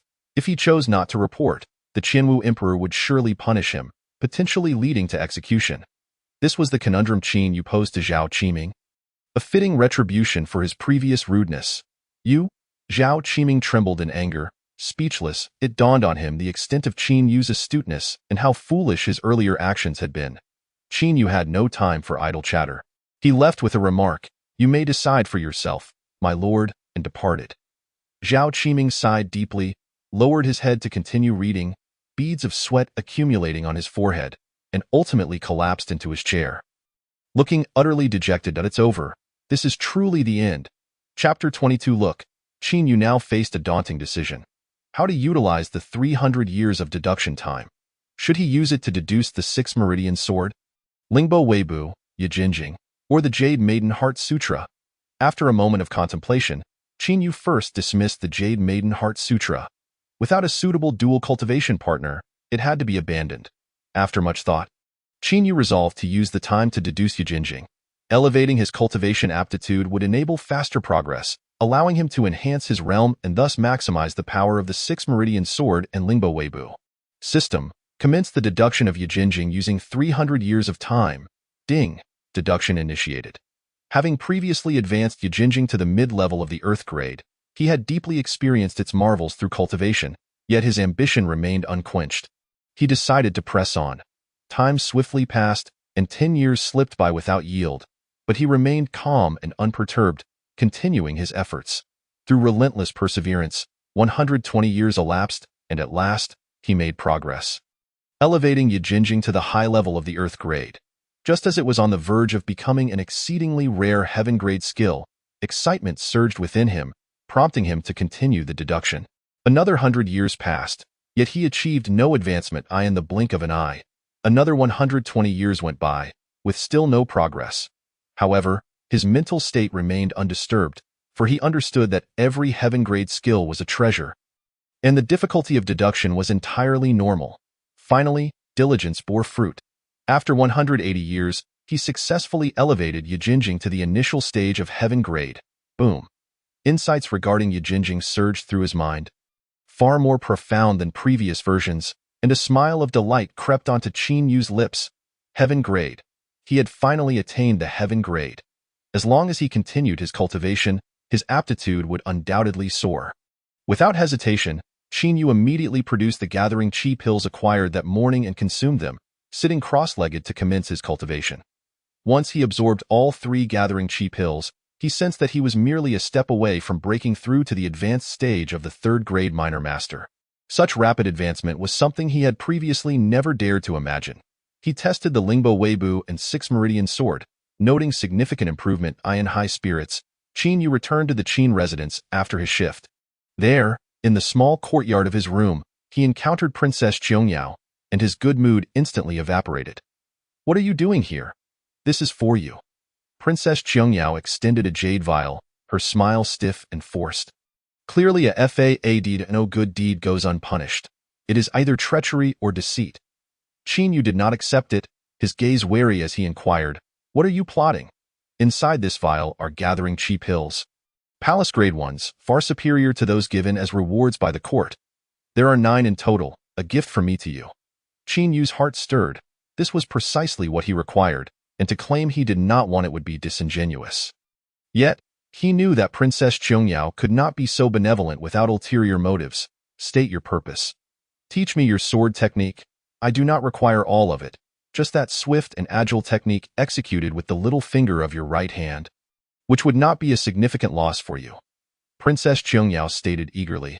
After contemplating all night, she realized obtaining the entirety of the sword techniques was far-fetched, so she opted for a compromise. Seeking merely one technique. Qin Yu understood. The technique she referred to was the Shaochong sword from the Six Meridian Sword, its agile and rapid nature perfectly aligning with her style. Currently, the Six Meridian Sword was only at the high level of the Earth grade. Sharing just a part of it would be feasible for anyone willing to pay the price. However, Princess Qiangyao was the sole exception. "I refuse," Qin Yu asserted with certainty. Princess Qiangyao's delicate brows furrowed. "I only wish for one of your sword techniques. Why must you be so miserly? Do you think 9 palace-grade gathering chi pills are insufficient? Name your price, and I will do my best to procure it. Do you not understand? It is not a matter of sufficiency. I simply do not wish to teach you," Qin Yu stated bluntly. "You?" Princess Qiangyao's expression darkened immediately, her eyes ablaze with anger. The reprimand she had prepared was swallowed back down. At that moment, she could not afford to offend Qin Yu. Everything would be addressed once she obtained that sword technique. Taking a deep breath, she subdued her fury. "I believe there is no need for you to harbor such animosity toward me. Our marriage was a mistake, was it not?" To this, Qin Yu did not deny but nodded in agreement. The previous incarnation's infatuation with Princess Qiangyao was irrelevant to him. He had already surmised the motive behind her words. "If it were merely your unwillingness to share a bed with me, I could choose to overlook it. However, you should not allow a lowly maid to humiliate me, making my life in the Qin residence akin to that of a servant. As if attempting to control me. I do this for your own good." Princess Qiangyao sighed deeply, finally identifying the core issue. "Do you believe I am a 3-year-old child?" Qin Yu could not help but chuckle derisively. Princess Qiangyao's gaze was sincere as she admitted. "I acknowledge that I have acted excessively before, but what about your past behavior? A fool devoid of martial arts aptitude, whose skills are woefully lacking and whose sole pursuits are indulgence and revelry, will inevitably become a mere pawn for others. When calamity strikes, what recourse will remain?" Observing the troubled expression on Qin Yu's face, Princess Qiangyao swiftly continued, "Who could have known you were merely pretending? Had you revealed your current prowess and wisdom earlier, I would not have been compelled to take such unnecessary actions." Qin Yu found it somewhat amusing. "So you are suggesting this is my fault? I too have erred, focusing entirely on my cultivation to the extent that Mingyue's actions became excessive. However, that was never my intention, and I implore you to believe me.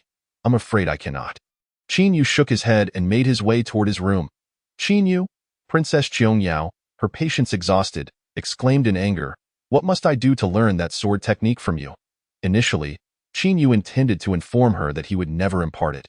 But a thought suddenly struck him regarding the Jade Maiden Heart Sutra, and a faint smile crept upon his lips.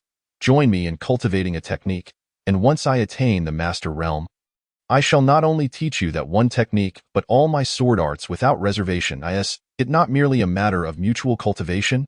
"I, Princess, agree," Qiangyao declared without a moment's hesitation.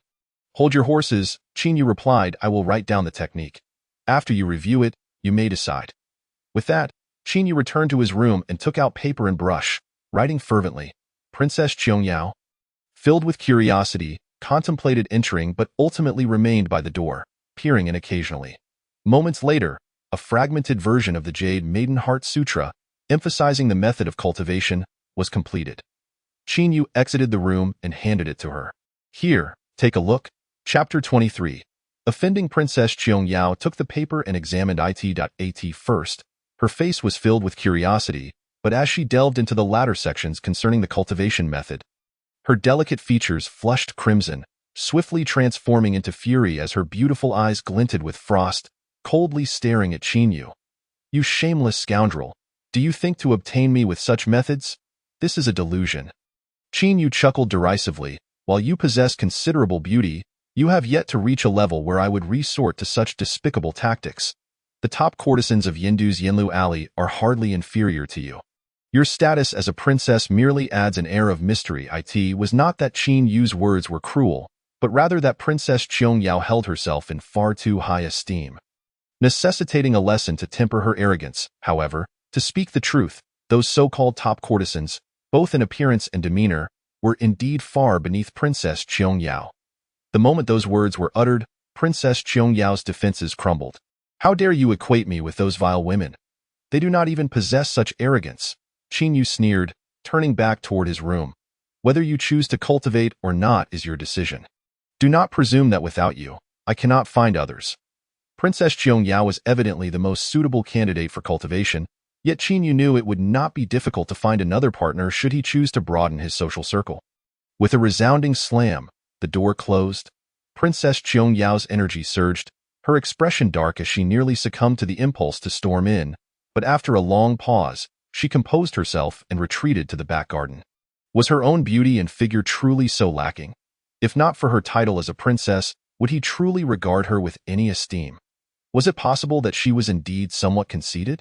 After much contemplation, she turned to Mingyue, who stood nearby. Tell me, am I truly less attractive than those top courtesans? Mingyue hesitated for a moment before hastily shaking her head and bowing. Your Highness, you jest. Your noble status and unparalleled grace are beyond comparison to those women who are merely sought after by throngs. They cannot even hope to keep pace with you. Princess Qiong Yao sighed inwardly. In her eyes, Mingyue's emphasis on status made the answer painfully clear. Her pride was shattered, compelling her to re-evaluate herself. Yet soon, she emerged from this tumultuous emotion. After all, beauty and physique were but superficial attributes. True strength was paramount. She redirected her focus toward the Jade Maiden Heart Sutra, casting aside her biases to carefully study it from beginning to end, gradually revealing an expression of astonishment. The intricacy of this technique far exceeded her expectations. This method of cultivation could indeed enable both men and women to rapidly enhance their abilities, far surpassing the traditional, methodical approach. Moreover, the unique circumstances arising from the flow of internal energy necessitated the removal of all clothing to ensure the timely dissipation of heat, thereby preventing both parties from falling into madness. From this analysis, it became clear that Qin Yu did not harbor ulterior motives regarding her physical form. Princess Qiong Yao's expression became conflicted. Should she cultivate with him? She could hardly seek another man for this purpose, for if she did, it would be a disgrace to the Daqian royal family, and even if Emperor Qianwu cherished her, he would not overlook such an affront. Moreover, she could not afford to lose face. The crux of the matter was that she realized this was not a complete technique. Even if she disregarded propriety and sought another man, she would still be unable to cultivate. Moments later, Princess Qiong Yao reached a decision in her heart. I refuse to believe that without practicing the Jade Maiden Heart Sutra with him, I cannot progress further. She adjusted her emotions and resumed her cultivation. In his room, Qin Yu diligently practiced the I Ching Jing, aspiring to elevate his aptitude to a higher realm. Since Emperor Qianwu had entrusted him with the task of conquering Princess Qiong Yao, he would not hold back. Once his strength surpassed hers, he would take decisive action. The following morning, Qin Yu made his way to the Dali Temple. Upon arriving at the entrance, he observed a procession halted outside. The most conspicuous among them was an opulent carriage adorned with jewels, from which emerged a young man with a stern countenance, assisted by a guard who unfastened the curtain. Another guard promptly knelt, bending low, allowing the young man to step down onto his back. Glancing up at the Dali Temple sign, a cold smile graced his lips. The sixth prince has arrived. A eunuch cried out, prompting a flurry of movement as the personnel of the Dali Temple rushed forth to kneel in reverence. Their humility palpable. Qin Yu initially intended to approach, but, upon witnessing this spectacle, opted to stand some distance away, waiting for the sixth prince to enter before making his own entrance, discreetly observing his ostensible sixth uncle. Li Shou sensed his gaze and turned to look. He paused momentarily, then his face lit up with a delighted smile. "Is that not my brother-in-law? What a coincidence!" As he spoke, Li Shou hastily approached. Qin Yu's heart filled with caution. The matter of Wang Jingquan's suicide was uncovered by him and implicated Li Shou, who must harbor a deep-seated animosity, yet he maintained a facade as if nothing had transpired. This individual was clearly shrewd, as evidenced by his demeanor. Qin Yu, accustomed to the machinations of others, donned a smile and slightly bowed. "Your Highness, the sixth prince, we are family. Why the need for such formality?" Li Shou reproached with feigned sternness, then enthusiastically grasped Qin Yu's hand as they walked toward the Dali temple. "From now on, just call me by my name. Let us not stand on ceremony. Speaking of which, it has been quite some time since we last met. After today's affairs are settled, let us find a place to enjoy a drink." To an outsider, their camaraderie might appear genuine. But only Qin Yu knew that they had merely exchanged a glance during the wedding, and thereafter had no further interactions. Li Shou had not even visited Li Qiangyao once. What family? Merely a faade. Qin Yu maintained his composure, gently withdrawing his hand and offering a polite smile. I dare not. I dare not. We shall discuss drinking later. By the way, I owe you my gratitude." Li Shou suddenly remarked. Qin Yu's heart stirred, knowing that the moment for the actual discussion had finally arrived. He feigned ignorance, asking, "What brings this about, Your Highness?" "Alas, had it not been for your investigation into the death of Imperial Secretary Wang Jingquan, I would have remained oblivious to my subordinates acting under my name to commit illegal acts." Li Shou lamented with a hint of nostalgia. Though Qin Yu harbored no fondness for him, he did not wish to offend a powerful young prince for no reason. With a serious demeanor, he replied, "Your Highness, this matter was an unfortunate accident. I did not anticipate it would implicate you. My original intention was to investigate the Wang family steward." "How could you say that? It was a fine investigation. Today, I have come to the Dali temple to provide an explanation, to prevent my name from being tarnished," Li Shou declared, displaying a faade of anger, his words laden with double meanings. Qin Yu inwardly sighed. This was not ideal. He had now inadvertently offended Li Shou. Chapter 24. Unspoken. The individual responsible for this case was Zhao Qiming. Upon learning of Li Shou's arrival, he hurried over, kneeling from a distance and knocking his head on the ground. "I am Zhao Qiming, paying my respects to His Highness, the sixth prince." Li Shou glanced at him sideways, waiting a moment before suddenly turning to Qin Yu. "Is this old fool blind? How dare he not bow to you?" In the entire capital, who did not know that Qin Yu held no official title and was merely an ordinary constable at the Dali temple, Li Shou was clearly attempting to provoke, all while feigning to stand up for Qin Yu. At that moment, Qin Yu lost interest in the charade, his expression stoic as he replied, "He is my superior." "Ah?" Li Shou slapped his forehead, laughing heartily. "I nearly forgot. You are but an unranked constable at the Dali temple." He laughed recklessly a few times before continuing, "However, brother-in-law, there is no need to worry. With your investigative skills, as long as you don't tread the wrong path, it is likely that you will soon be promoted." This statement bore a clear warning. Qin Yu maintained a stoic expression, saying nothing.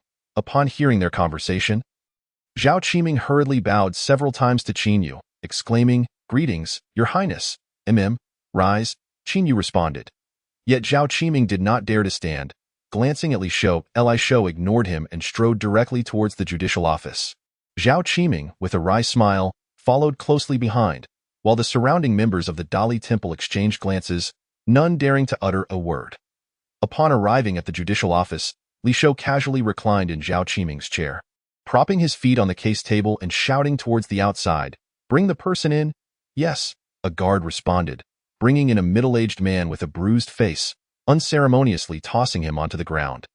As if discarding refuse, the man appeared mentally unstable, sitting up on the floor while looking around and chuckling foolishly. Zhao Qiming forced a laugh. Wearing a strained smile, Li Shou glanced at him and pointed at the man on the ground. "This man is named Huafei. He was once in my service but was expelled from my residence due to his unscrupulous behavior. Unexpectedly, he has been parading around under my banner, swindling others. Today, I've brought him to you. A cold smile crept into Qin Yu's heart. Did he truly believe he could extricate himself from this? Did he really think everyone was a fool? Zhao Qiming felt bitter inside. Yet his smile grew even broader. So that's it. This will conclude the case and clear the sixth prince's name. Li Shou seemed quite pleased with Zhao Qiming's insight, his expression softening considerably. Since this matter involves His Highness, I shall not stand idly by. I have also brought the seized assets from his estate. You may dispose of them as you see fit. With that, Li Shou stood to leave, pausing after a few steps to add, by the way, I personally inflicted a beating on this old fool and accidentally left him daft. That shouldn't be a problem, right? Zhao Qiming quickly bowed. Not a problem at all. Li Shou nodded and departed without even casting a glance at Qin Yu. The previous pleasantries were merely for show. Qin Yu was well aware of this, inwardly acknowledging the sixth prince's ruthless nature.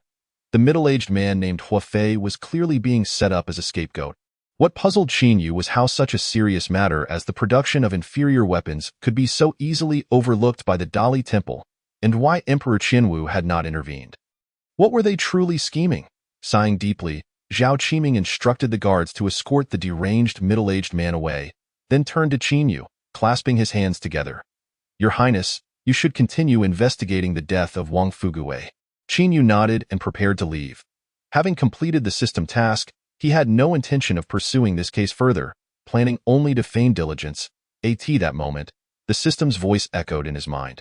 Ding, new task issued. Uncover the true mastermind behind Hua Fei. Upon completion, rewards include time for deduction and a special cultivation technique. Qin Yu's heart leaped with joy. Another special cultivation technique, based on past experiences? It would undoubtedly bring him surprises. Furthermore, the time for deduction was steadily increasing. If he acquired enough this time, he might elevate the Yi Jing to an even higher level. Achieving a heavenly grade advanced level was not beyond the realm of possibility. However, the thought of the system task gave him a headache. Zhao Qiming clearly wished to wrap up this case, making it difficult for him to investigate openly. If he were to conduct a private inquiry, numerous inconveniences awaited him. Just as he pondered how to fulfill this task, he encountered an elderly man with white hair and a composed demeanor at the entrance. Upon seeing Qin Yu, the old man paused momentarily, then promptly bowed. I am Zhou Jingyi. Greetings, Your Highness. Zhou Jingyi was a minor official of the Dali Temple, holding the rank of 4th grade, just one tier below the esteemed minister of the Dali Temple, thus considered a significant figure in the court. Please, no need for such formalities. We are within the Dali Temple, and you need not bow to me. Qin Yu raised his hand and stated, As he turned to leave. He was halted by Zhou Jingyi's call. Your Highness, please wait. What can I do for you, Lord Zhou? Qin Yu inquired, somewhat puzzled. Just then, Zhao Qiming rushed over, bowing deeply. Lord Zhou, you are a superior officer. If you have any instructions, just let me know. What brings you here? Humph. Zhou Jingyi snorted coldly. I heard that His Highness the Sixth Prince brought in a criminal and the stolen goods for you to handle, so I hurried here. How do you intend to deal with this matter? Well, Zhao Qiming hesitated for a moment, his face contorted. Naturally, we will execute the criminal and confiscate the stolen goods, aiming to resolve the case swiftly. Zhou Jingyi's expression darkened. Manufacturing inferior weapons is a grave offense. Can you conclude the case so hastily? Will the Ministry of War be satisfied? If the Emperor is displeased, how many heads do you think you have that are fit for the chopping block? Thud. Zhao Qiming knelt on the ground, his face filled with despair. Why, Lord, I am well aware of that. But, he faltered, unsure how to express himself. He knew that handling the matter in this manner was fraught with issues. Yet he dared not continue the investigation. If the mastermind behind this turned out to be the Sixth Prince, he might only face a reprimand from Emperor Qianwu, given their familial ties, especially since no severe consequences had arisen. However, should he offend the Sixth Prince, his demise would be inevitable. He did not wish to align himself with other princes for protection, lest he become a pawn, so he aimed to downplay the situation. Yet his attempts were thwarted. Humph, you must handle this matter impartially. I need not elaborate on the consequences of failing to do so, do I? Zhou Jingyi said coldly. Observing from the sidelines, Qin Yu understood clearly. This Zhou Jingyi was undoubtedly a pawn of another prince, seeking to leverage this opportunity to undermine the Sixth Prince. Thus, leaving behind someone like him, who had not aligned with anyone, possessed a unique identity, and had notable investigative skills, was clearly an obvious ploy. As expected, after reprimanding Zhao Qiming, Zhou Jingyi turned his attention to Qin Yu, bowing slightly while displaying a congenial smile. Your Highness, your investigative prowess is well recognized. I entrust this case to you. What do you think? Though Qin Yu felt elated internally, he feigned a troubled expression. That might not be appropriate. That man is already mad. How can I investigate, my lord? I have faith in your abilities, and whether he is truly mad or merely pretending is yet to be determined, Zhou Jingyi remarked with profound significance. Very well, I shall do my utmost, Qin Yu acquiesced. Remembering the sixth prince's prior display of courtesy before threatening him behind the scenes, Qin Yu felt an inward smirk. This was a perfect opportunity to settle scores. After accepting the case, Qin Yu first went to the constable's office to find Xue Xiangming. He needed an assistant and wanted to inquire about certain matters. Xue Xiangming, as always, was reluctant to involve himself in such affairs. After Qin Yu mentioned it was the arrangement of a minor official from the Dali Temple, he could only sigh in resignation. On their way to the Court of Judicial Review, Qin Yu asked, Do you know which prince Zhao Qiming has aligned himself with? Xue Xiaoming pondered for a moment and replied, To my knowledge, Zhao Qiming seems to have not aligned with anyone, always maintaining a low profile that, of course, that is merely on the surface. What he does behind the scenes is another matter. And Zhou Jingyi? Now that is even more uncertain. We constables rarely see him, making it difficult to uncover any secrets about him. Lost in thought, Qin Yu found it hard to believe that Zhou Jingyi was genuinely loyal. He was evidently acting under orders to escalate the situation. The question remained, who was the true puppet master behind this? With those around him lacking knowledge of even a third-grade official's affairs, Qin Yu realized the limitations of his circle. It was time to amend his survival strategy. Otherwise, he would remain at a disadvantage. He had little choice, as it seemed that completing the system task would inevitably draw him into such matters. Before long, the two arrived at the Court of Judicial Review. Hua Fei was confined in a solitary cell, lying amidst a pile of weeds in the corner, alternating between crying and laughing, appearing genuinely insane. Hua Fei, your highness has arrived. Come and answer, Xue Xiaoming shouted. However, Hua Fei remained unresponsive, as if he had not heard, continuing his erratic behavior. After several calls, there was still no reaction, leading Xue Xiaoming to feel disheartened. Your highness, do you think he might truly be mad? After hesitating, he added, Or perhaps he is feigning madness to evade our investigation. Qin Yu nodded thoughtfully. While Xue Xiaoming might be timid and avoidant, he was not entirely foolish. It's hard to say. Let me try. Approaching Hua Fei, Qin Yu locked eyes with him and said coldly, You must be aware of the gravity of this situation. Do you think pretending to be mad will suffice? Hua Fei gazed at him with a foolish grin. Are you not afraid of implicating your family? Hua Fei continued to grin foolishly. The authorities are taking this matter quite seriously. The individuals behind you may not be able to protect you. I advise you to come clean. Hua Fei continued to chuckle foolishly. On the surface, Qin Yu was making a valiant effort to coax Hua Fei into speaking, yet in reality, he had already initiated the system's deductions. The previous afternoon, Chen Hongwen, an aide to the sixth prince, sought him out late at night, revealing the dire stakes involved and taking upon himself all the blame. Chen Hongwen knelt in desperate supplication, hoping to secure Hua Fei's life, but alas, it was to no avail. He insisted that only Hua Fei's death would bring peace to his master. Hua Fei realized he had become a discarded pawn and furiously accused the sixth prince of discarding him once his utility was exhausted. The meager profits he received from the production of inferior weapons were but a pittance compared to what had been surrendered. Enraged, Chen Hongwen threatened the lives of Hua Fei's entire family, compelling him to comply, leaving Hua Fei in a state of indecision.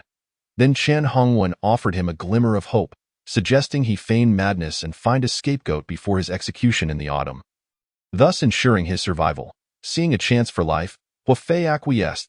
He then collaborated with Chen Hongwen to stage a performance at the sixth prince's residence. At this juncture, Qin Yu ceased to monitor the subsequent developments. The breakthrough lay with this individual named Chen Hongwen. If Hua Fei could reveal him, the mastermind behind the sixth prince would undoubtedly come to light, thus fulfilling the system's objective. However, the challenge remained: how to make him speak. After a moment of contemplation, Qin Yu devised a plan. Enough, he bellowed. This prince has lost all patience. If you are so intent on dying for your benefactor, then I shall oblige you. Swiftly conclude this case and execute you at once. Hua Fei continued to feign madness. Upon learning of this matter, The Minister of War erupted with fury, personally overseeing the case. His standing required no elaboration, and it was clear whose side he was on. Did Huafei truly believe that his benefactor could shield him? Qin Yu was deceiving Huafei. In truth, he had never interacted with the Minister of War, let alone known who stood behind him. The ruse was somewhat clumsy, yet it proved effective. Huafei began to spiral into paranoia, panic flashing in his eyes before he masked it once more, though Qin Yu had already caught the shift. He persisted in his intimidation. Do you think that by sacrificing yourself, your family will be spared? Do you believe the Minister of War and his benefactor will simply let your family live? They will certainly make an example of you, warning those who have allied with your master. Unable to conceal his growing fear, Huafei's gaze became erratic. Qin Yu recognized that the pivotal moment had arrived. Have you considered that your benefactor, seeing you as a discarded piece, might eliminate your family to leave no loose ends? I cannot believe your family is unaware of the machinations behind your actions. How much silver have you received that it is worth sacrificing your entire family's lives? Do you genuinely believe they would risk exposure to find you a scapegoat? Huafei's composure shattered completely. No, absolutely not. They promised me. It was then that Huafei realized he had let something slip, swallowing his next words, his face a mask of hesitation and a desperate yearning for life. Beside him, Xue Xiangming watched in astonishment. Never having anticipated that Qin Yu's few words would as they spoke, the two individuals arrived at the entrance of the residence of the sixth prince. The guards stationed at the grand gate, upon noticing their approach, raised their long spears and bellowed from a distance. This is the abode of His Highness, the sixth prince. Depart at once. Just then, Xue Xiangming, who had recently allied himself with Qin Yu, stepped forward and shouted, "Open your eyes and take a good look. We are the constables of the Dali Temple, here to investigate matters at the residence of His Highness, the sixth prince. Do not delay in relaying this." The guards paused momentarily, then burst into laughter. What are mere constables of the Dali Temple? Do you dare to investigate at the sixth prince's residence? Begone, begone. If you anger me, you shall suffer the consequences. Seeing that their official status did not intimidate the guards, Xue Xiangming pointed at Qin Yu and continued to bellow, "You fools! The esteemed Prince Qin is present. Do you not hasten to kneel and pay your respects?" The news of Qin Yu, the prince consort, serving as a minor constable at the Dali Temple had long spread throughout the imperial capital, and they were naturally aware of it. Moreover, in this capital, who would dare impersonate royal relatives? The two guards exchanged glances, reluctantly knelt down, and paid their respects to Qin Yu. Qin Yu, disinterested in further banter, made to enter the residence, only to be stopped once again by the guards. "Your Grace, you cannot enter." Chapter 27. What to do? Qin Yu's expression darkened. Xue Xiangming, furious, reprimanded. "What do you mean by this?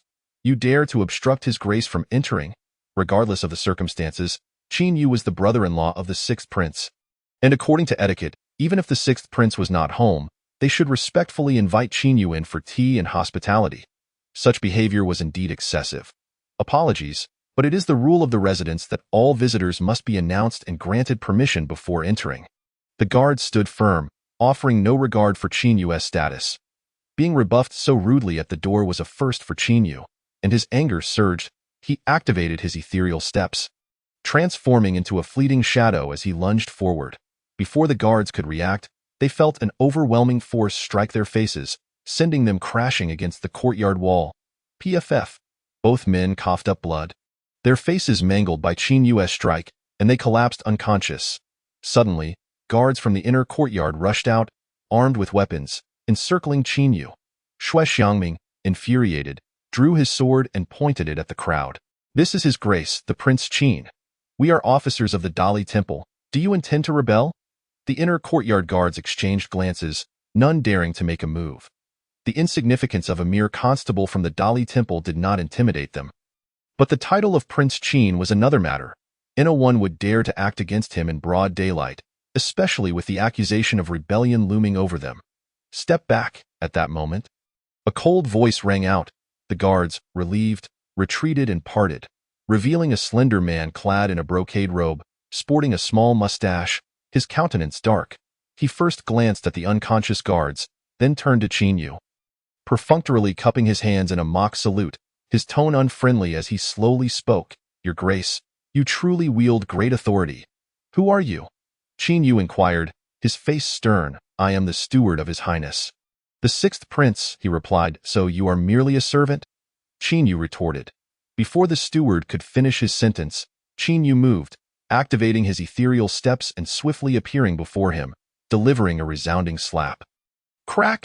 The steward was sent flying, rolling several times before regaining his footing, half of his face swollen, his eyes filled with disbelief. He could never have anticipated that a mere prince consort, one without connections or substantial power, would dare strike him, the steward of the sixth prince's residence. Typically, even high-ranking officials would speak to him with utmost courtesy. Qin Yu had no desire to stoop to the level of such a servant. But the steward's arrogance was intolerable. If he did not make a statement today, other servants would follow suit in the future, and how could he navigate the imperial capital thereafter? The steward wished to say more. But upon seeing the murderous intent in Qin Yu's eyes, he swallowed his words. Despite his disdain for Qin Yu, the latter's royal status meant that any accusation of him disrespecting a royal could lead to dire consequences. Struggling to his feet, the steward suppressed his rage and sincerely bowed, his expression impassive as he inquired, "What brings His Grace here?" Qin Yu remained silent. Shui Xiangming understood and proclaimed loudly, "We come on the orders of Lord Zhao Qiming, the Chief Justice of the Dali Temple, to investigate the sixth prince's aide, Chen Hongwan." The steward's expression shifted slightly, revealing a look of confusion. "May I ask why this officer wishes to investigate Chen Hongwan?" Shui Xiangming's face darkened. "What are you to question my authority? Do I need to report to you while conducting an investigation? How dare I? How dare I?" The steward feigned humility, then added, "Chen Hongwan is not in the residence, and I know not where he is gone." Shui Xiangming could not ascertain whether the steward was lying. If it were an ordinary household, he might dare to search, but this was the sixth prince's residence. And he felt powerless, glancing at Qin Yu for guidance. Qin Yu was equally at a loss. Not only was he unable to investigate, but even as one of the 3 dukes and 9 ministers, he would not dare to search a prince's residence without the Emperor Qinwu's decree. His plan was to see the sixth prince, explain the situation, and have him produce Chen Hongwan to clear his name. After which he would find a way to extract information from Chen Hongwan. There was no point in wasting time with such a servant. Qin Yu stated plainly, "Inform His Highness the sixth prince that I, the prince consort, represent the Dali Temple to conduct an investigation and ask him to cooperate. Apologies, Your Grace, but the sixth prince is taking a short rest. Please enter the residence and wait. He will see you upon awakening." Though the steward's words were polite, the arrogance and disdain in his tone were unmistakable. Some of the inner courtyard attendants snickered, and many onlookers outside the gate whispered among themselves, "What audacity this steward possesses! He shows no regard for the prince consort at all. Is that not the case? He represents the sixth prince, a son of the emperor. How can a powerless prince consort compare? Alas, it must be said. The prince consort's position at the Dali Temple is indeed a vexing one. What can be done? One can only accept the misfortune of being embroiled in such a contentious affair." Qin Yu's expression darkened. The audacity of even a steward signified just how overbearing the sixth prince, Li Shou, had become. Without an audience with Li Shou, the case could not proceed. But he could not simply wait for Li Shou to awaken. Could he? As he hesitated, a thought struck him. Being the steward of the sixth prince, he must be a trusted confidant and likely knew about Chen Hongwan's affairs. By deducing what he had done in the past day, perhaps he could uncover Chen Hongwan's whereabouts. With this in mind, Qin Yu silently called out to the system, "Analyze what this person did in the past day." Ding. Analysis commencing. At this time yesterday, he had been dispatched by the sixth prince to summon the aide Chen Hongwan, and the 3 of them had conspired in the study on how to quell the issue of inferior weaponry. The system's analysis was remarkably detailed, confirming Qin Yu's findings that the sixth prince was indeed the mastermind behind the scenes, while Wang Fuguwei was merely a scapegoat. Disappointingly, the steward was unaware of Chen Hongwan's whereabouts. They had parted ways yesterday and had not met since, with even the sixth prince, Li Shou, having not seen him. Thus, it rendered the prospect of meeting Li Shou meaningless. The only option left was to see if Zhao Qiming's dispatch personnel had any leads. Qin Yu coldly declared, "Since His Highness the sixth prince is so uncooperative with the Dali Temple's investigation, I shall take my leave." With that, he donned the mantle of authority and turned to depart. "Your Grace, Please take care. The steward called coldly as he navigated through the crowd. Shui Xiangming queried, Your Grace, what shall we do now? Return to the Dali Temple. Chapter 28. A stern reprimand at this moment. Qin Yu found himself at a loss for a better course of action, awaiting news from Zhao Qiming's arrangements regarding the capture of Chen Hongwan. The outcome was disheartening. Zhao Qiming's personnel had located Chen Hongwan's residence but found no trace of him. Chen Hongwan lived alone in the capital, with no one knowing the whereabouts of his family, and there was uncertainty as to whether he had any family at all. The case had reached an impasse. Zhao Qiming explained the situation, dismissing everyone, and bowed deeply to Qin Yu. Your Grace, this is indeed a blessing in disguise. If you cannot find him, it is best not to pursue the matter further. I trust you understand the implications. There is no need to wade through murky waters. As Qin Yu departed, Zhao Qiming's anxiety grew. He feared that something detrimental might come to light that could affect him adversely. Receiving such results brought him a sense of relief, and he felt he had provided an explanation to his superiors. Look, with the status of Prince Consort, even an exceptionally capable investigator could not uncover anything. What could I possibly do? If I am incapable, let someone more competent take over. However, Qin Yu remained undeterred, his tone resolute as he stated, This case must be thoroughly investigated. Joking aside, today he nearly beat to death the two guards of the sixth prince, Li Shou, and delivered a severe thrashing to his trusted steward. The enmity has already been established. At this juncture, what significance is there in retreating? It would be far better to proceed down this path until the end, complete the system tasks, enhance one's strength, and be prepared for any unforeseen circumstances in the future. Prince Consort, why do you refuse to heed my counsel? Zhao Qiming exclaimed in frustration, slapping his thigh, just as he was about to analyze the pros and cons to persuade Qin Yu. The evening bell tolled. Very well, I shall return to the residence first. Overtime is out of the question. Qin Yu turned on his heel and walked away, leaving Zhao Qiming with no choice but to sigh repeatedly. On his way back, Qin Yu pondered how to investigate the upcoming case. After clarifying his thoughts, he gradually found a direction. Given the uproar he had caused at the sixth Prince Li Shou's residence, it was certain that Li Shou would arrange for someone to conceal Chen Hongwan, and the trusted steward would undoubtedly be deeply involved. Therefore, as long as he encountered either of them tomorrow and deduced what they had done over the past day, he would be able to uncover Chen Hongwan's whereabouts today. He had placed an unjust label on the sixth prince, accusing him of obstructing the investigation of the Dali Temple. It seemed that even if he did not meet Li Shou tomorrow, encountering the steward should not prove too difficult. Lost in thought, Qin Yu returned to his small courtyard, only to be taken aback by the sight of Princess Qiangyao standing at his doorstep, her expression devoid of any emotion. Qin Yu collected his thoughts and, with a hint of teasing, remarked, So, have you decided to cultivate the Jade Maiden Heart Sutra with me? At these words, Princess Qiangyao's countenance darkened, and she coldly replied, Do not even think about making me practice such an embarrassing technique with you. Qin Yu shrugged indifferently. Very well, once I finish this case, I shall seek out other women.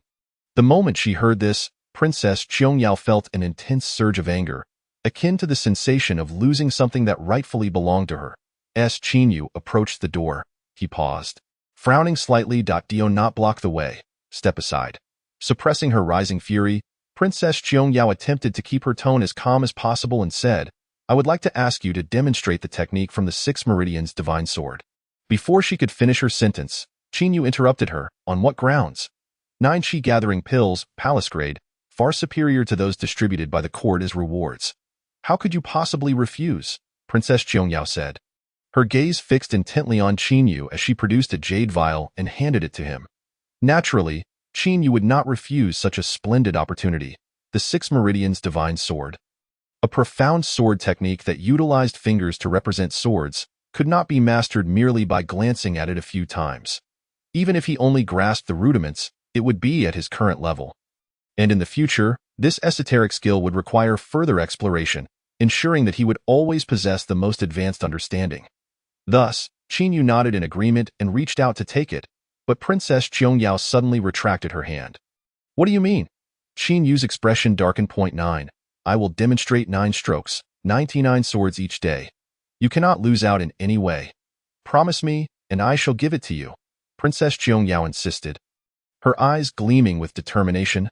Very well, I promise. Now, accept it.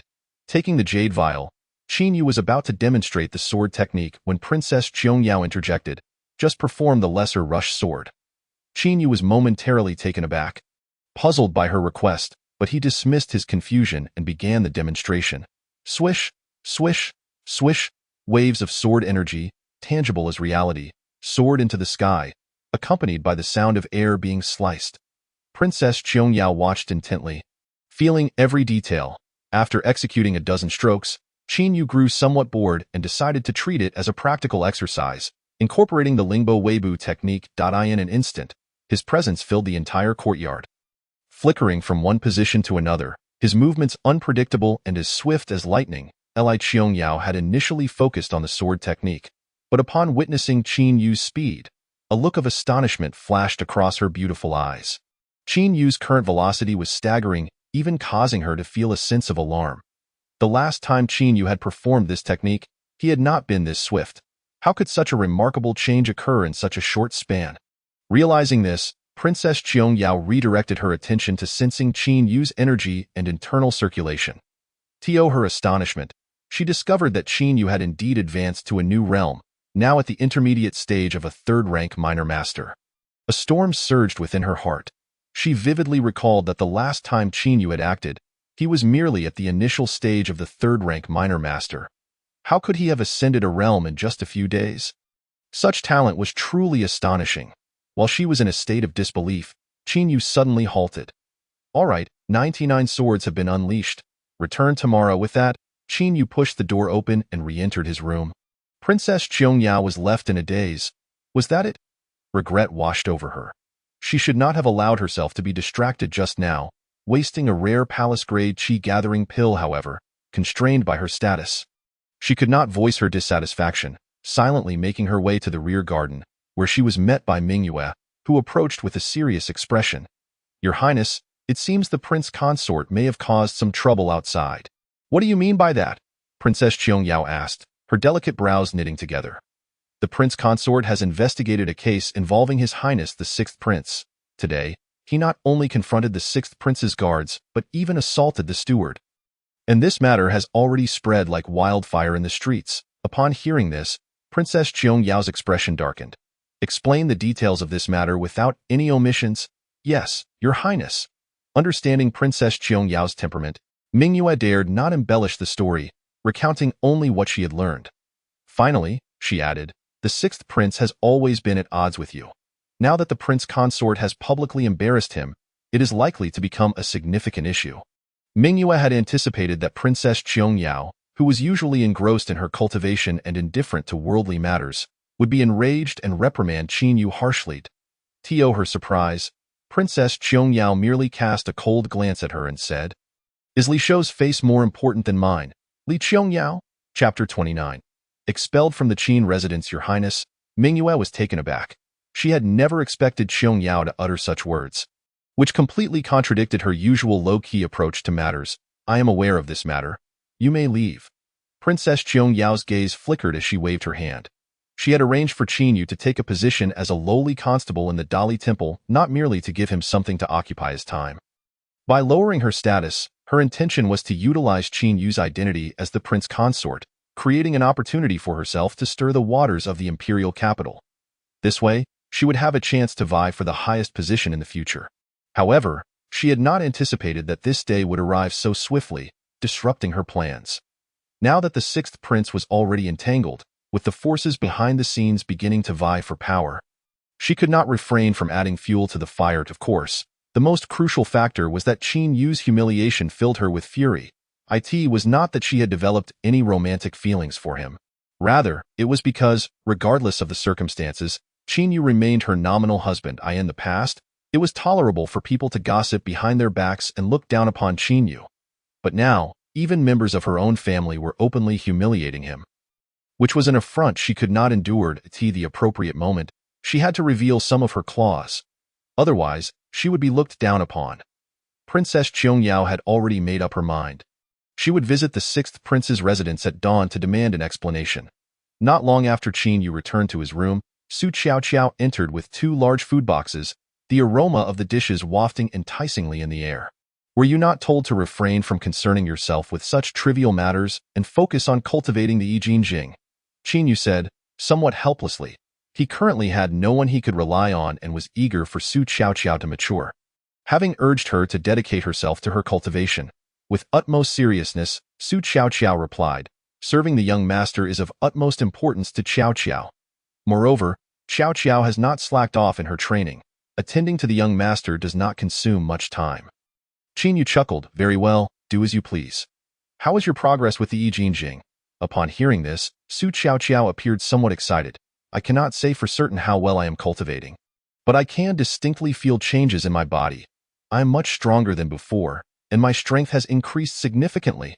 Qin Yu nodded inwardly, pleased with the effectiveness of the Jing, and urged, make sure to focus on your cultivation and do not be negligent. One day, I shall bestow upon you a high-grade cultivation method. Given that Su Qiao had only been practicing for a few days, it was clearly too early to impart advanced cultivation techniques to her. Rest assured, young master, Qiao will surely strive to cultivate diligently, Su Qiao promised. Afterward, she unpacked the food boxes, revealing 8 dishes, a soup, and a pot of wine. A truly sumptuous spread. Qin Yu could not consume so much alone, so he invited Su Qiao to join him, and she reluctantly agreed. To encounter a master like you is indeed a blessing that Qiao has earned in her previous life. Su Qiao said, touched, as Qin Yu treated her with the same unwavering kindness as he had in the past. All right, let us eat quickly. Qin Yu dug in heartily, eager to cultivate now that he had obtained 9 palace-grade qi-gathering pills from Princess Qiong. Once they had eaten their fill, however, Su Qiao showed no intention of leaving, fidgeting in her chair, her pretty face inexplicably flushed. What is it? Qin Yu inquired, puzzled.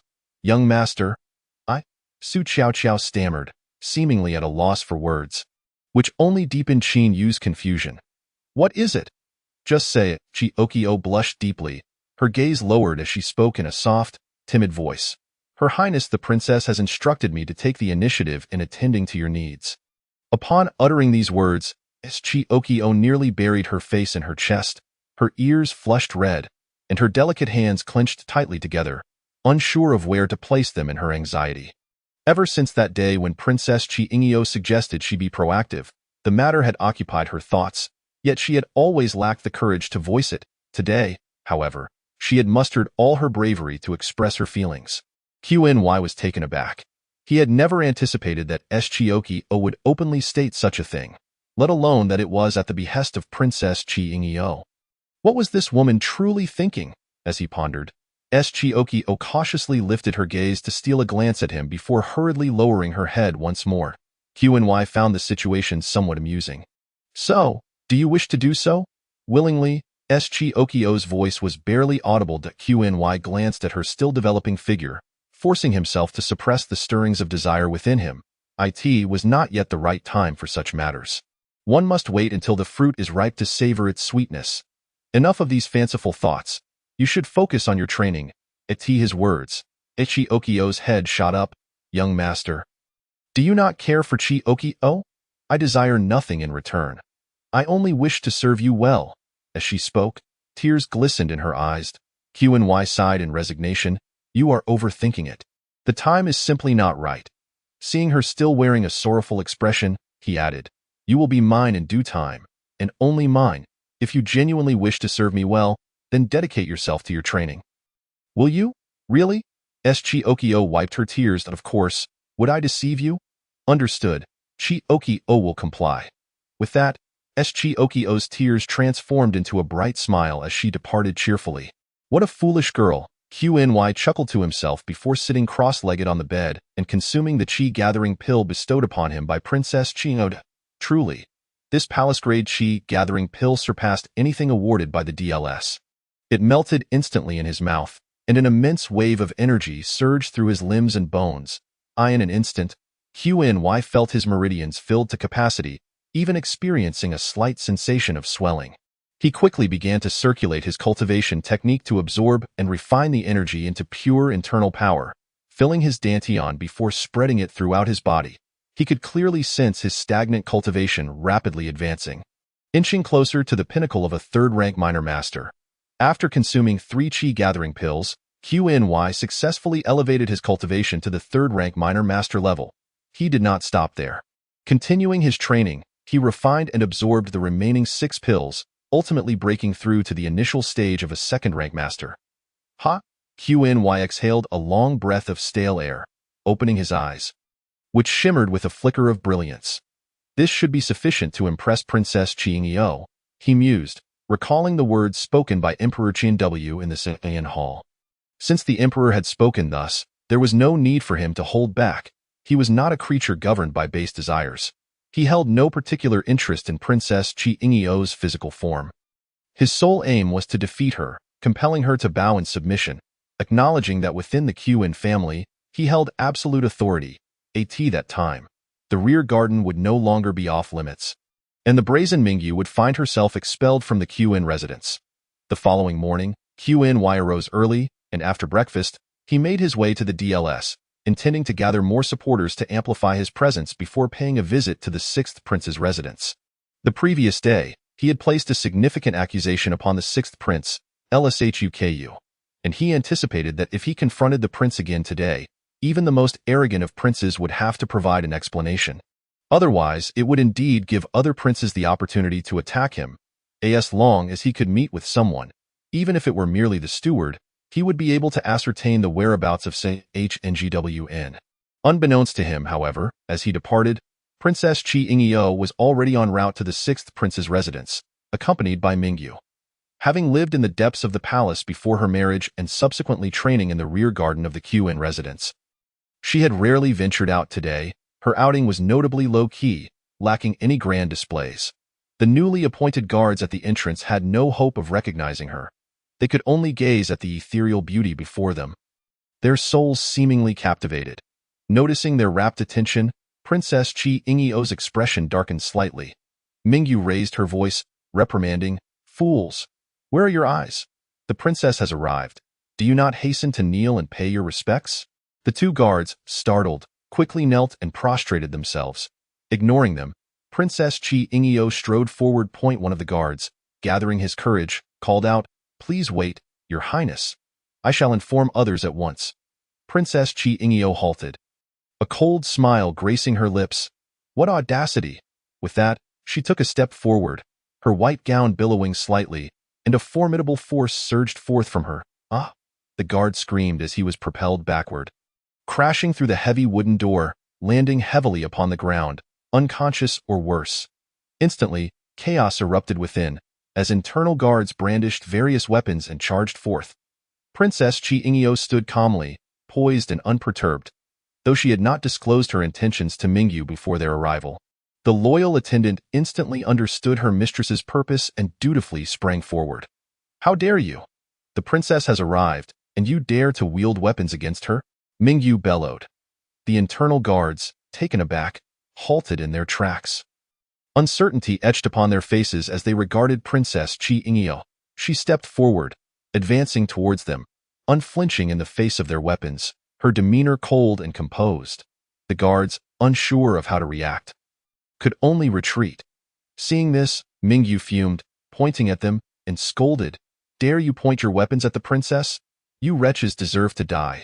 At that moment, a voice rang out from a distance. "What are you waiting for? Step aside at once." The internal guards breathed a sigh of relief and quickly retreated. The speaker was none other than the steward of the 6th prince's residence, his face, bruised from Qny's earlier encounter, now adorned with a smile as he approached, bowing deeply. "I pay my respects to Your Highness." "And who might you be?" "In response, Your Highness, I am the steward of the 6th prince's residence. I was present during your marriage, and I recall those days distinctly," he said, his face plastered with a servile grin. No matter how one looked at it, Princess Qingyo was the most cherished daughter of Emperor Qianwu.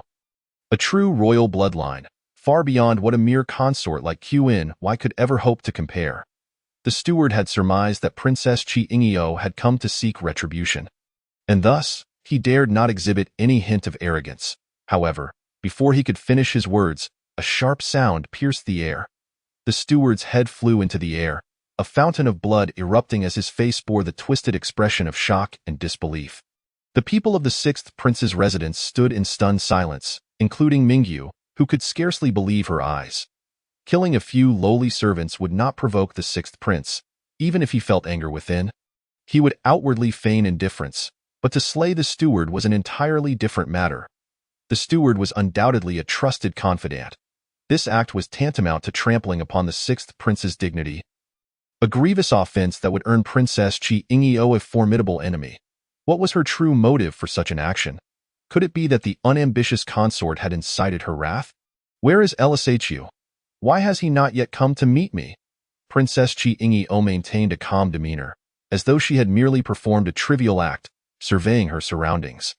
The killing of the steward had been part of her scheme all along. Beyond regaining her royal dignity, she sought to sever one of the sixth prince's limbs.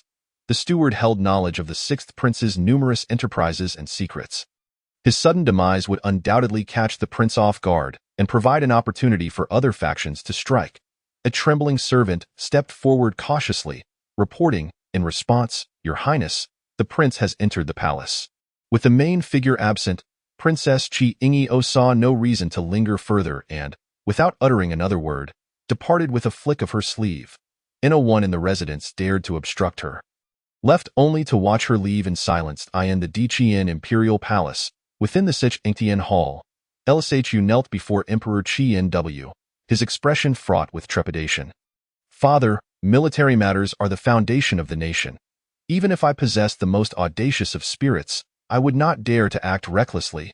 Emperor Qin W sat high upon the dragon throne, casting a cold gaze down upon him, his expression inscrutable, yet bearing an immense weight of pressure. "Moreover, father, this Diqian belongs to the El family. However thoughtless I may be, I would never jeopardize our family's foundation." "Why do you not trust me?"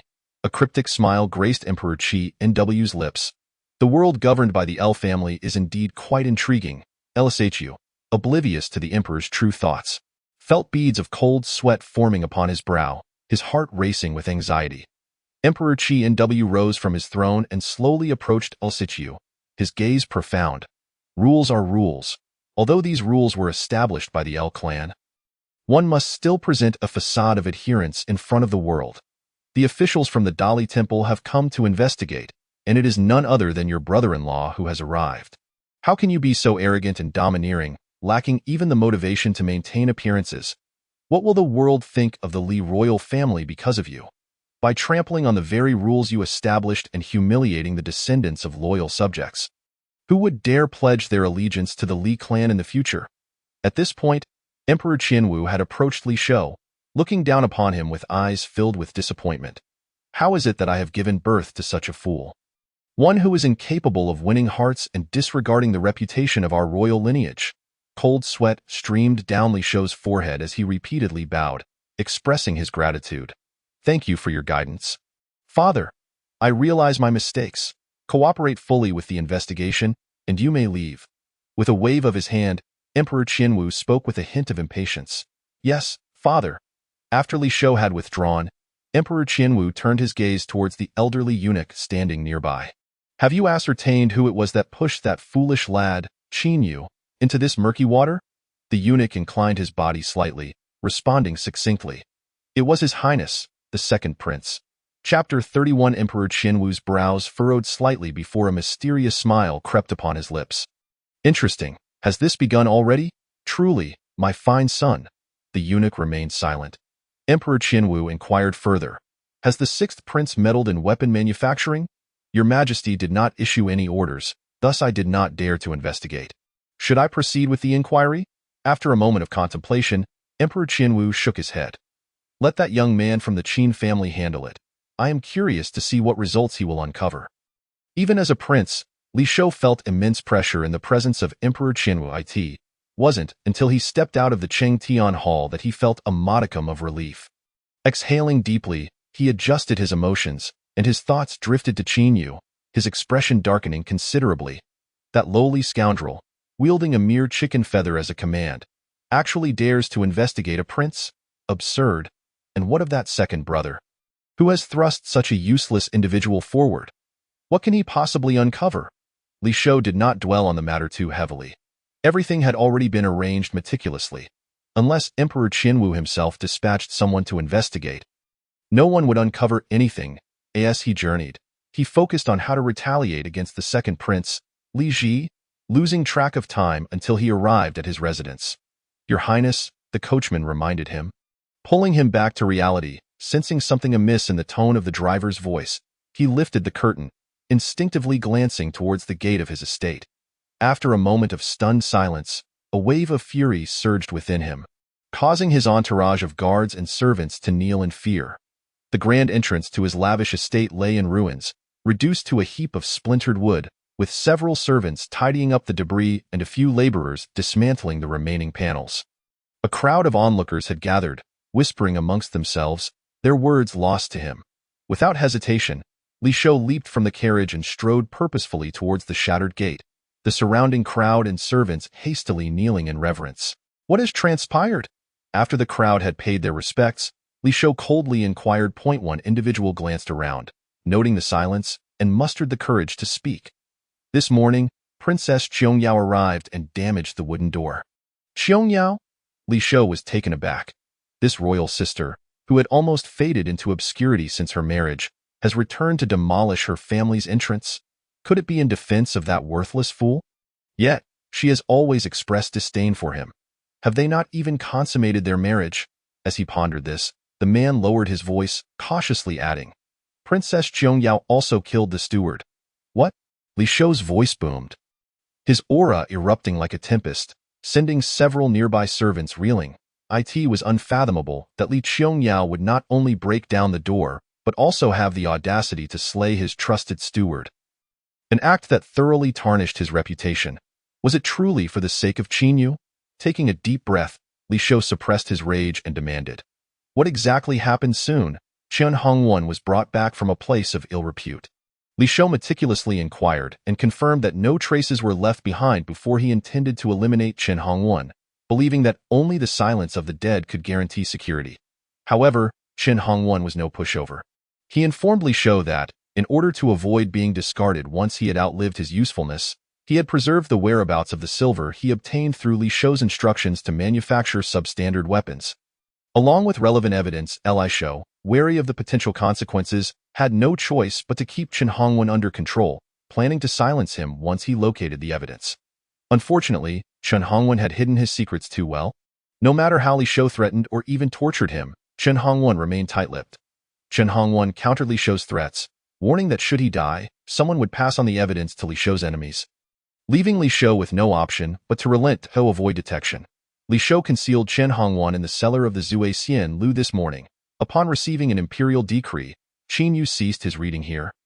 Having determined the location, the cellar of Zui Xian Lu, the pressing issue now was how to find a plausible excuse to retrieve Chen Hongwan from this place. Just then, Xue Xiaoming approached, glancing around before awkwardly asking, "Your Highness, what shall we do now?" The other accompanying officers also wore troubled expressions. They were merely there to lend an air of authority. The thought of searching the sixth prince's residence or seeking someone out was beyond their courage. Unless commanded by the Emperor Qianwu, Qinyu, having gleaned the information he sought, had no intention of lingering with Li Shou, feigning a troubled demeanor. After a moment, he sighed. The sixth prince has disregarded the law of the land and refused to cooperate with the investigation. I am left with no choice but to withdraw. The officers exhaled in relief, their expressions relaxing as they began to chat and laugh. As noon approached, they decided to dine outside rather than return to the Dali temple. "What are you thinking?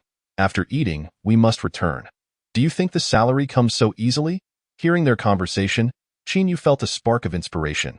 He addressed the crowd, "Esteemed colleagues, though you have toiled today without achieving any tangible results, allow me to treat you to lunch.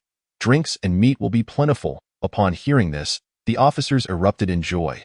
"Your Highness is generous. Thank you, Your Highness." Qinyu led the group toward Zui Xianlu. Meanwhile, Li Shou, who had just settled down at his residence, grew increasingly puzzled at Qinyu's absence. Where is he? Wasn't he investigating a case? A servant hastily went to inquire and soon returned with a careful report. "Your Highness, the prince has left." "Left?" Li Shou was taken aback. Was he so easily dismissed? The servant nodded. Yes, before leaving, he mentioned something that many heard. What did he say? The prince said, "The sixth prince has disregarded the law of the land and refused to cooperate with the investigation. I am left with no choice but to withdraw." What insolence! The anger that Li Shou had managed to suppress flared up once more. Just that morning, he had been summoned by Emperor Qianwu, who had cautioned him not to be overly arrogant and to maintain a proper facade, lest he tarnish the royal image. In essence, he had been instructed not to leave a negative impression on the people. Li Shou had just lost control of his temper again, thinking that if Qin Yu came to him in a humble manner, he would feign cooperation. Yet, unexpectedly, Qin Yu had branded him with the accusation of disregarding the law and refusing to cooperate. Reflecting on his actions, Li Shou realized there was no way to justify himself, leaving no room for rebuttal. This was akin to throwing him into the flames. Remarkable. My brother-in-law is truly formidable. Li Shou couldn't help but marvel at the situation. At this point, he found himself with no recourse but to proceed cautiously. On the other hand, as Qin Yu made his way to Zue Xianlu, he recalled Li Shou's mention of Princess Qiong Yao decapitating Li Shou's steward.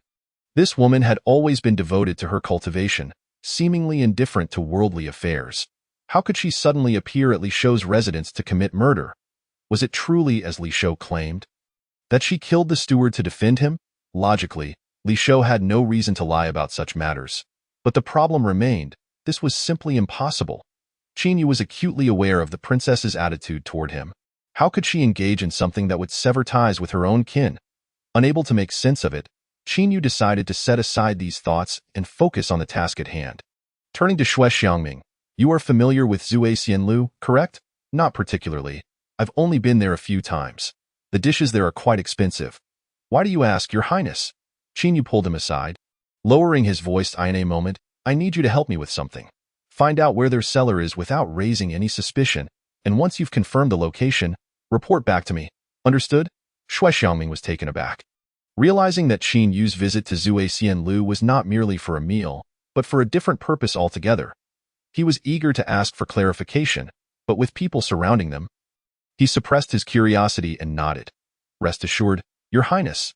Upon arriving at Zue Xianlu, Qin Yu instructed the staff to bring out the finest food and drink, and the officers erupted in cheers once more. Seizing the opportunity, Xue Xiangming slipped away. Not long after, Xue Xiangming returned. Your Highness, I have discovered the location of the cellar. It's in the kitchen. To avoid raising any alarm, I knocked out the staff member.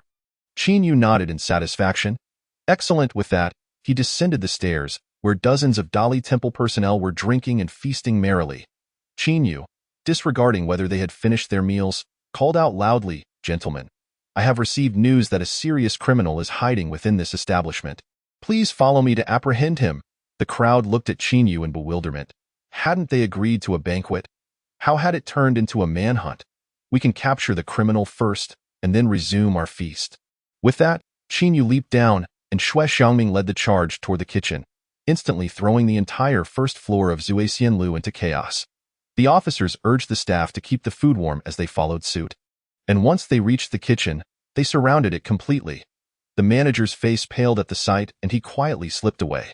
Xue Xiangming entered the kitchen, shooing out all the cooks before reaching the cellar door, where he halted Qin Yu, who was about to jump down. Your Highness, it's best you don't go down there. Allow me to handle it. With that, he leaped down. Qin Yu said nothing further, his opinion of Xue Xiangming rising yet again. He intended to test him a bit longer before rewarding him with a great opportunity. Before long, a figure was hoisted up. It was a middle-aged man dressed in a scholar's robe, sporting a prominent mustache and a hooked nose. At first glance, he gave an impression of cunning. He appeared somewhat disheveled, bound tightly like a dumpling, his robe stained and bloodied, one leg limp, clearly having endured severe torture.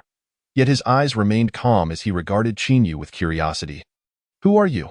Before Qin Yu could respond, Xue Xiangming, emerging from the cellar, answered, This is Prince Qin Yu of the current dynasty. You should hurry and pay your respects. The middle-aged man looked even more astonished. Prince Qin, it's you. Qin Yu replied coolly, You are Qin Hongwan?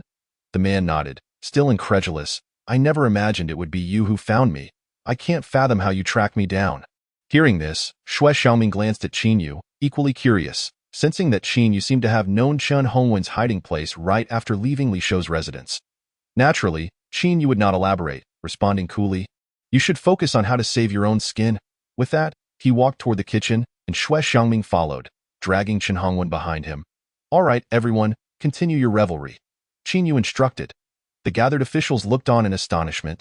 How had Qin Yu managed to capture a criminal in such a place? It seemed everything had been meticulously planned. Yet, they were too lazy to ponder the intricacies. They had expended no effort and were being treated to a grand feast. Where else could they find such a stroke of luck? The crowd cheered and resumed their indulgence, while Qin Yu had a servant fetch paper and ink, bringing Chen Hongwan to an upstairs private room for interrogation. He feared that taking the suspect to the Dali Temple might attract the scrutiny of the Sixth Prince and other factions, jeopardizing his mission. You are a clever man. I trust you understand my intentions. You know well how the Sixth Prince has treated you. Now, speak. Qin Yu stated coolly. Chen Hongwan glanced at the food and drink on the table. Shifting slightly. Untie me. Qin Yu exchanged a glance with Xue Xiangming, who understood and proceeded to cut Chen Hongwan free, drawing his blade and standing guard, ready to strike if necessary. Chen Hongwan, seemingly indifferent, grabbed food with his hands instead of using chopsticks. Appearing ravenous, moments later, he seized a wine jug and gulped down several mouthfuls, then sat in a chair, belching contentedly and patting his belly. How delightful! This may very well be the last sumptuous meal one can savor. It feels far more delectable than usual. Qin Yu found this individual rather intriguing and chuckled, saying, "No worries, I shall arrange a splendid feast for the crown prince in the Tingtai prison soon." Chen Hongwan replied with a grin, "Haha, there's no need for that. Anyone who gets involved with me now is bound to meet misfortune. Crown Prince, you've been lying low for so long. There's no need to concern yourself with someone destined to perish." Chen Hongwan spoke with a cheerful demeanor, showing no signs of anxiety. Lying low? What do you mean by that? Qin Yu inquired, a hint of curiosity in his voice. Chen Hongwan lifted his teacup, took a sip, and smiled at Qin Yu. After lying dormant for 18 years, being called a useless person without ever proving otherwise, only when entering the realm of the Grand Master did I begin to reveal my true potential.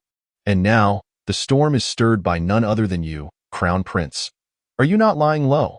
Qin Yu was taken aback, but upon reflection, he realized that outsiders might indeed perceive it that way. His recent transformation was undeniably significant. Compared to you, the sixth princely show is truly a fool. How did I ever choose him? I am a fool myself. Chen Hongwan lamented, a bitter smile crossing his face as he took a hearty swig from the wine jug. Xue Xiaoming glanced at Qin Yu, recognizing the wisdom in Chen Hongwan's words, and felt a flicker of hope for his own future. After setting down the wine jug, Chen Hongwan extended his hand, requesting paper and pen. No need to ask. I shall write down everything I know, so you can depart unencumbered for your demise. Chen Hongwan's nonchalance surprised Qin Yu. He truly was an interesting character. Xue Xiangming handed him the paper and pen, coldly warning, "You'd best not write anything to protect your master. We will verify every detail, or you'll face the full extent of the Tingtai prison's punishment." Chen Hongwan shot him a disdainful glance and laughed. Such a narrow-minded view. The sixth prince has treated me as a discarded pawn, humiliating and whipping me at will, even plotting my death. Why would I defend him with baseless claims? Merely refraining from embellishing the truth is already generous. With that, he turned away, chest out, and began to write fervently. After about the time it takes to brew 2 cups of tea, Chen Hongwan finished. Forgoing the use of sealing wax, he bit his finger, smeared the blood on his palm, and pressed it down as a blood seal before handing it to Qin Yu. I know not whom you have allied with, Crown Prince, but since you hold the sixth prince's incriminating evidence, unleash your full might upon him, Chen Hongwan said with fervor. Qin Yu shook his head with a smile. You are mistaken. I am allied with no faction. I simply wish to uncover the truth of this case. Chen Hongwan was momentarily stunned. Crown Prince, have you lost your mind? You seek no future and yet involve yourself in such matters? Ignoring him, Qin Yu meticulously reviewed the testimony, furrowing his brow. Indeed, the sixth prince was deserving of his fate. His reach extended far too wide. However, this was not his concern at present. The system had yet to issue a sound in his mind, indicating that it deemed the evidence insufficient for a death sentence. Mere testimony would not suffice. Evidence was imperative. Now, hand over the evidence you have collected regarding the sixth prince's actions. Chen Hongwan was left dumbfounded. You know of this? Chapter 34. His opponent Qin Yu had no intention of revealing his deduction system and fabricated a response. Your survival indicates that the sixth prince has something on you. Is that not clear? Astute. Chen Hongwan commended, raising his thumb in admiration. Few know that the Zuasian Lu is a property of the sixth prince. How did you learn of my confinement here? Qin Yu continued with his ruse. Someone has been discreetly relaying information to me. Qian Hongwen's expression shifted to one of realization, and he burst into hearty laughter. Haha, even the core of the sixth prince's circle has been infiltrated. How splendid! What sincere loyalty could one expect from such a master? Qin Yu refrained from urging him, patiently allowing Qian Hongwen to vent his emotions. He was unwilling to squander the limited time he had to deduce where the evidence might be concealed. After a fit of laughter, Qian Hongwen remarked, Crown Prince, do you realize you are being used as a pawn? That is of no concern to me. I am solely focused on whether this case can be resolved. Qin Yu replied nonchalantly. What an intriguing individual! Qian Hongwen praised, then hesitated before advising. If I am not mistaken, it is the second Prince Li Ji who has thrust you into the limelight. From my perspective, he lacks the capability to vie for the throne. His vision is too limited. Crown Prince, do not align yourself with the wrong side. Qin Yu was nearly at the end of his patience. He nodded and asked, Can you now present the evidence you possess? Follow me. Qian Hongwen decisively stood up and strode toward the door, with Xue Xiaoming promptly trailing behind. By this time, Qin Yu's colleagues had nearly finished their meals. He settled the bill, and with Qian Hongwen leading the way, the group made their grand exit. As they reached the street corner, they encountered the sixth princely show, galloping towards them, flanked by nearly 100 guards. Upon spotting Qian Hongwen at the forefront of the procession, the sixth prince's expression darkened like a stormy sea, though he quickly masked it with a feigned smile. Haha, Mr. Qian, how fortuitous to find you here. Come, let us return to my residence. I have matters to discuss with you. Qin Yu stepped in front of Qian Hongwen, blocking him while coldly addressing the sixth prince. Your Highness, Qian Hongwen is a notorious criminal of the Dali Temple. How can he accompany you back? Qian Hongwen wore a smile, curiously observing the two, seemingly fascinated by the unfolding drama. The sight of the two groups, numbering over 100, facing off drew the attention of passers-by, who paused in curiosity. The sixth princely show's countenance darkened once more as he glared at Qin Yu, icily stating, We are family. Do you truly wish to make an enemy of me? Qin Yu could not suppress a laugh. Now you remember we are family? And yet, in this very moment, you dare to threaten me from atop your high horse? Truly, your arrogance knows no bounds. Qin Yu did not relent. Sneering, Your Highness, I am currently on official business. If you have no pressing matters, may I suggest you step aside? If you leave him here, you may go. What nonsense! Qin Yu scoffed. If I refuse to let him go, do you intend to resort to public execution? If you possess such audacity, then come forth. With that, Qin Yu provocatively beckoned him with a finger. To seize a notorious criminal of the Dali Temple in broad daylight would be a foolish act that even Emperor Qinwu could not overlook. He would have to address the situation, providing the people with an explanation. You? The sixth prince suddenly erupted with a terrifying killing intent, his gaze fixated on Qin Yu, the sword in his hand trembling ominously. Clearly, he was on the verge of exploding. Unfazed, Qin Yu refrained from further banter, bellowing, If you lack the courage to act, then step aside. The sixth prince was a tempest of emotions, both furious and anxious.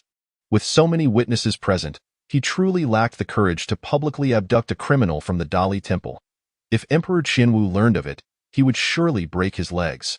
Yet if Qian Hongwen revealed what he should not, the consequences would still be dire, and other princes would undoubtedly seize the opportunity to strike. He found himself trapped in a dilemma, having no choice but to place his hopes on Qian Hongwen. Turning to him, he said with a stoic expression, Mr. Chun, we have known each other for years, akin to brothers. Rest assured, I shall restore your innocence. I implore you not to speak recklessly. The implication was painfully clear. He was appealing to their bond while issuing a veiled threat, urging Qian Hongwen to remain silent. However, Qian Hongwen had no faith in him, and with the written testimony already in Qin Yu's possession, there was no turning back. A person devoid of hope harbors no reservations. He raised his finger, pointing directly at the sixth prince, and thundered, Li Shou. His voice resonated clearly among the hundreds surrounding them, drawing curious gazes as they awaited his next words. The sixth prince felt a rush of panic.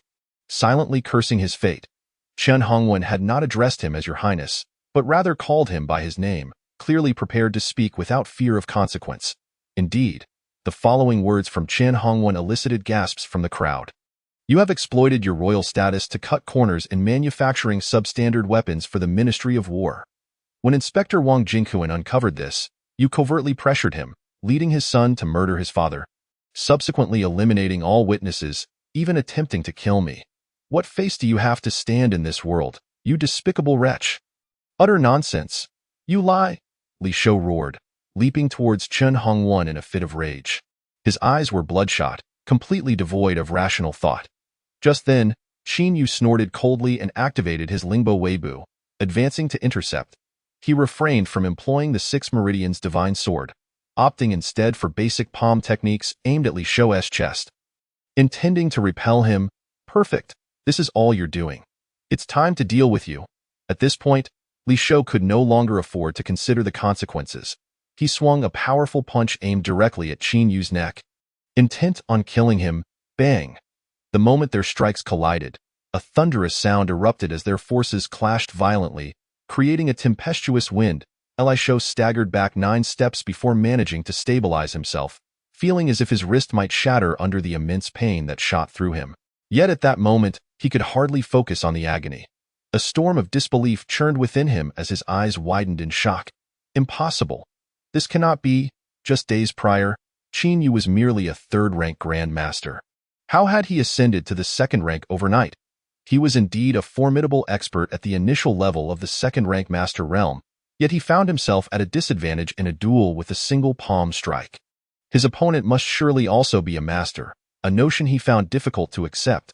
After all, Qin Yu was notoriously known as a useless individual, and as for himself, although he could not be deemed a martial arts prodigy, he had cultivated the finest techniques available in the world from a young age, utilizing resources that ordinary people could scarcely imagine. Moreover, he had a full 5 years of experience over Qin Yu. With such a plethora of advantages, how could he possibly not be a match for him? Chapter 35. I have agreed. Boom. The entire scene erupted, and all present exhibited expressions of disbelief. The Duke Qin was actually a master at the second rank. Good heavens, just a few days ago, it was said he was merely a junior third-rank master. Has he been concealing his true abilities? Achieving the second-rank master level at the tender age of 18 is indeed a rare talent. It is absurd that people had previously labeled him as a waste. It's truly laughable. The sixth prince had heard that Qin Yu had achieved the second-rank master level long ago. Yet he was easily repelled by Duke Qin, which clearly indicated Duke Qin's considerable prowess among masters. Aside from the shock at Qin Yu's displayed strength, the crowd was furious at the sixth prince.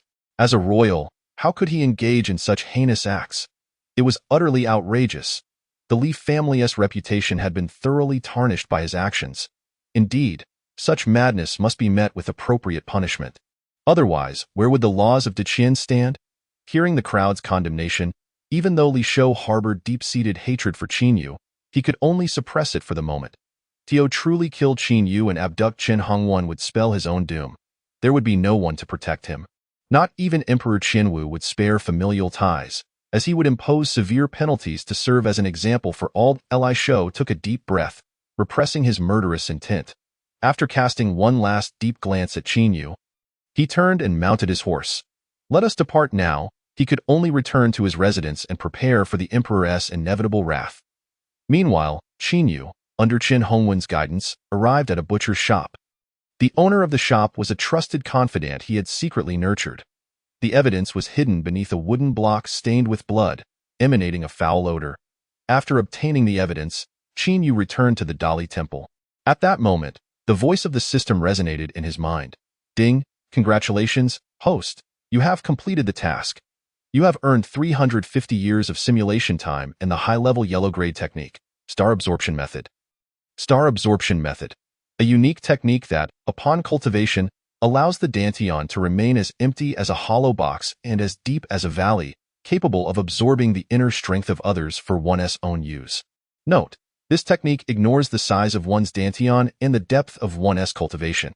Anyone subdued by you, regardless of their cultivation level, can be drained. Special reminder. This technique carries the risk of inner strength backlash. Please use it cautiously. Seeing the system's reward technique, Qin Yu was overjoyed, unable to suppress the look of elation on his face. Yet he quickly masked it, his heart swelling with even greater delight. The ability to absorb another's inner strength for personal use was nothing short of a divine method for rapidly enhancing one's own power and breaking through cultivation realms. As for the risk of inner strength backlash, he was not worried in the slightest, for he could use the system to simulate a higher grade and gradually mitigate this risk. Chinyu was confident that by simulating to the heavenly grade, such risks would be non-existent. Without a moment's hesitation, he boldly commanded the system in his mind. System, allocate all 350 years to simulate the star absorption method. Ding. Simulation begins. You have obtained the high-level yellow grade technique. Star absorption method, which has left you ecstatic, as you deeply recognize its immense value. You decide to simulate it.in the first year, you gain nothing. The second year proves to be the same. As 50 years swiftly pass. You still see no progress. The defects of this technique seem insurmountable. Yet you refuse to give in, convinced that a solution must exist, and thus you steadfastly continue your simulations. At long last, in the 80th year, you elevate the technique to the initial level of the mysterious grade, reducing the risk of backlash somewhat. This grants you tremendous confidence, and you press on with your simulations.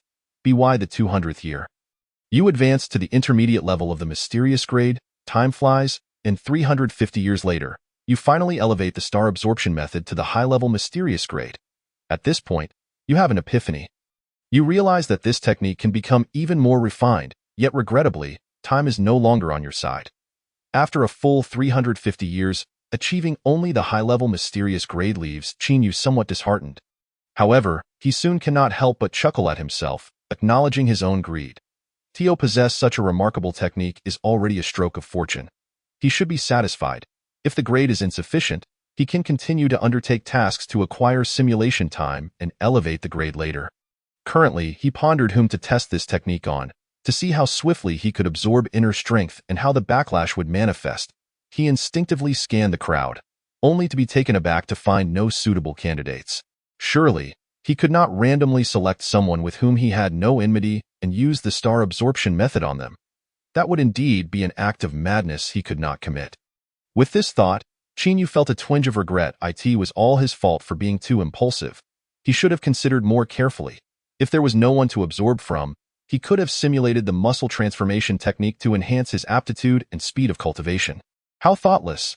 Chinyu sighed inwardly, feeling that this technique was somewhat of a double-edged sword. Before long, the group arrived at the Dali Temple.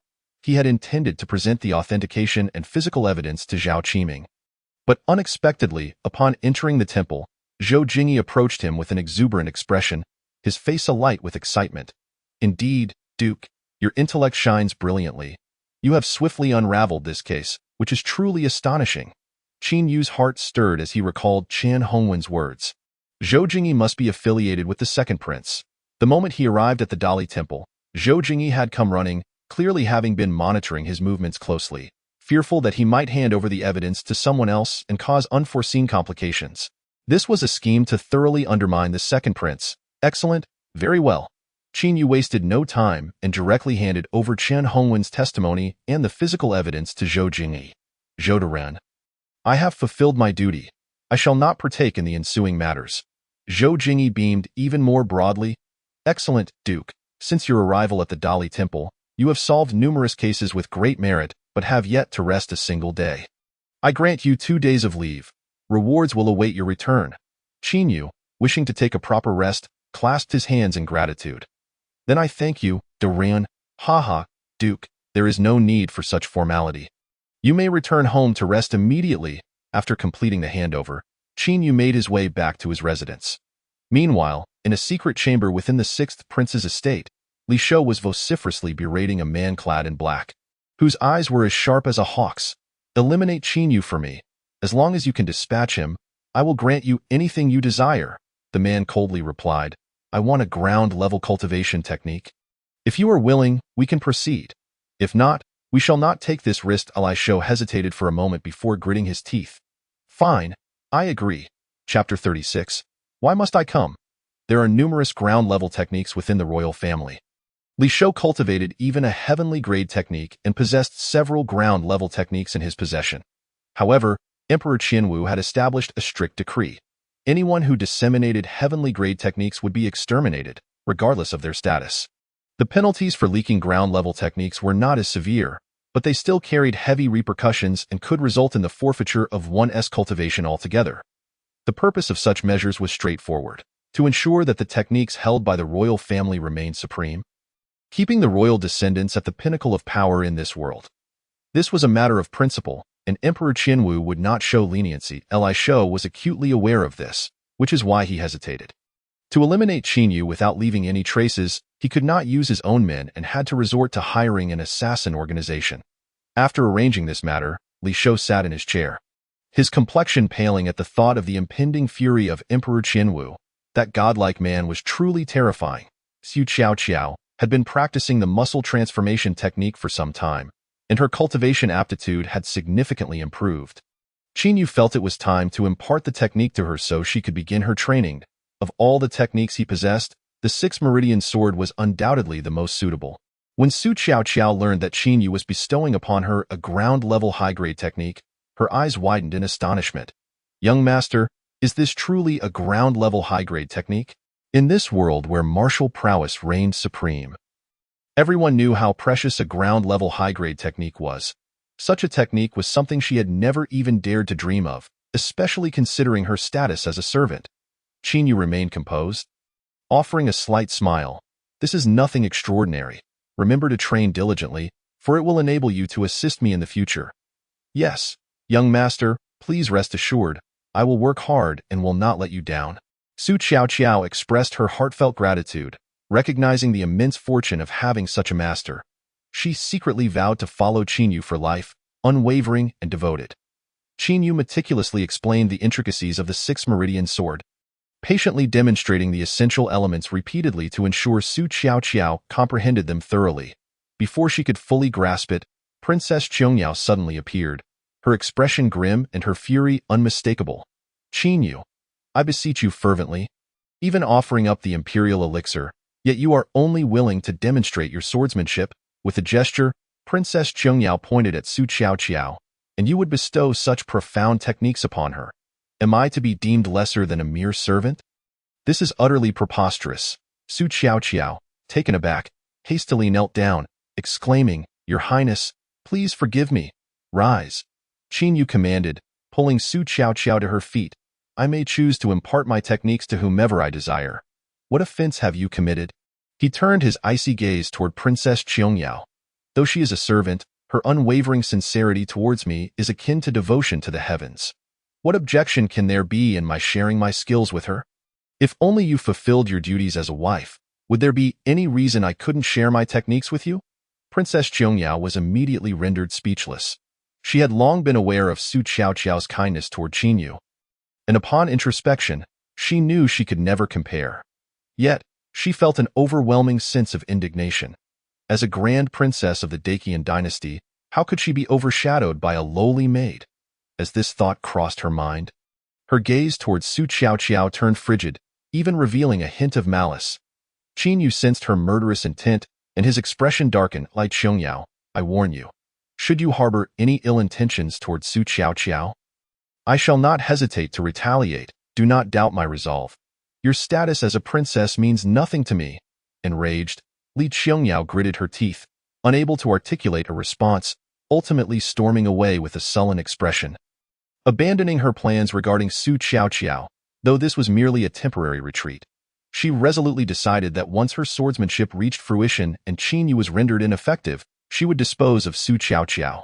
It was utterly unacceptable for a princess to endure such humiliation. "Young master, do you think treating the princess this way will bring about trouble? Perhaps I should refrain from practicing," Su Qiao said with a worried expression. The fact that Qinyu had threatened a princess to protect her was something she had never anticipated, and her gratitude toward him had reached unparalleled heights. Yet, she believed his actions were unwise. After all, Princess Qiangyao was a member of the royal family, and complications could arise in the future. Do not fear. Train boldly without concern for her. If she dares to make things difficult for you, simply inform me, Qinyu reassured her. Afterward, he made his way to the rear garden.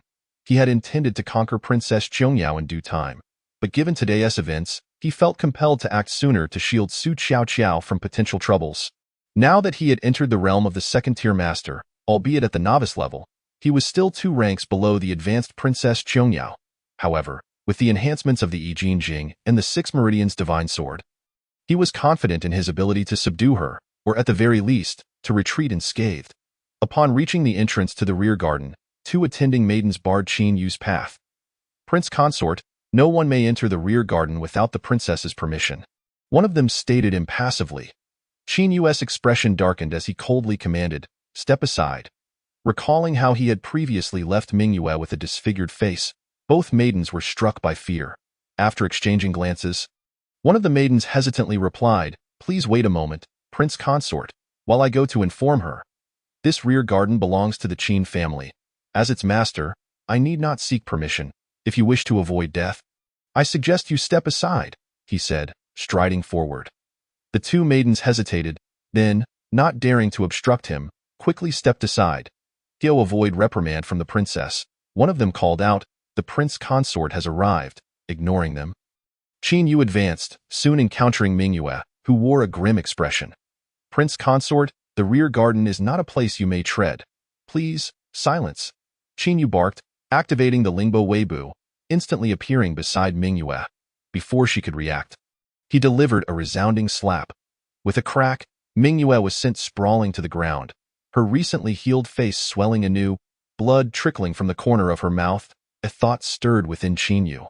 Recalling the star-sucking technique, he considered absorbing her power for himself, but then hesitated. Such knowledge must remain secret.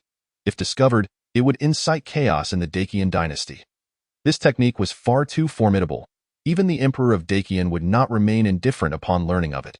Absorbing another's power must be done clandestinely, and one must eliminate all witnesses afterward. At that moment, Princess Qiangyao arrived. Her expression darkened as she scolded, "Qin Yu, who permitted you to enter the rear garden? Leave at once." In furious laughter, Qin Yu retorted, "This is the rear garden of the Qin family. Why should I be barred from entering?" Chapter 37.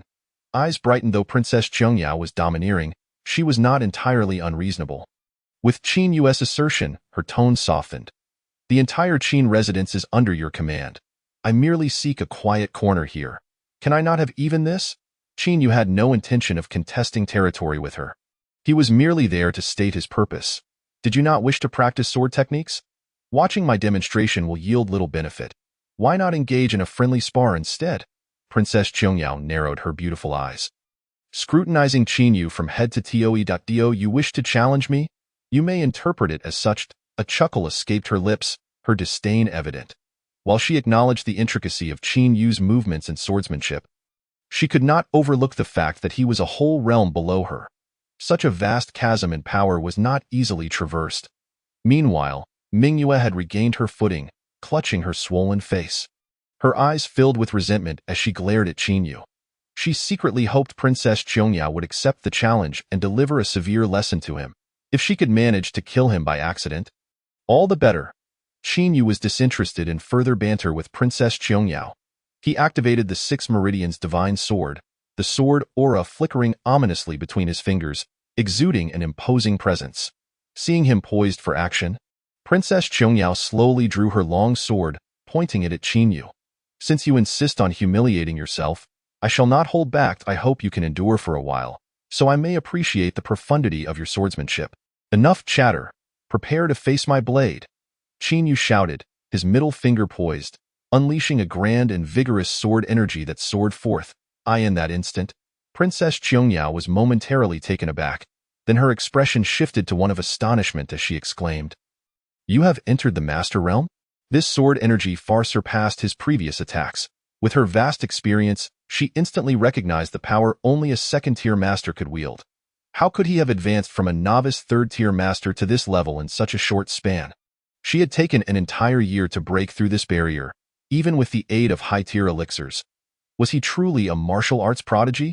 Though astonished, she quickly responded, raising her sword to unleash a fierce sword energy that collided with Qin Yu's, dissipating into nothingness. Upon regaining her composure, Princess Qiangyao marveled, "You've concealed your abilities remarkably well.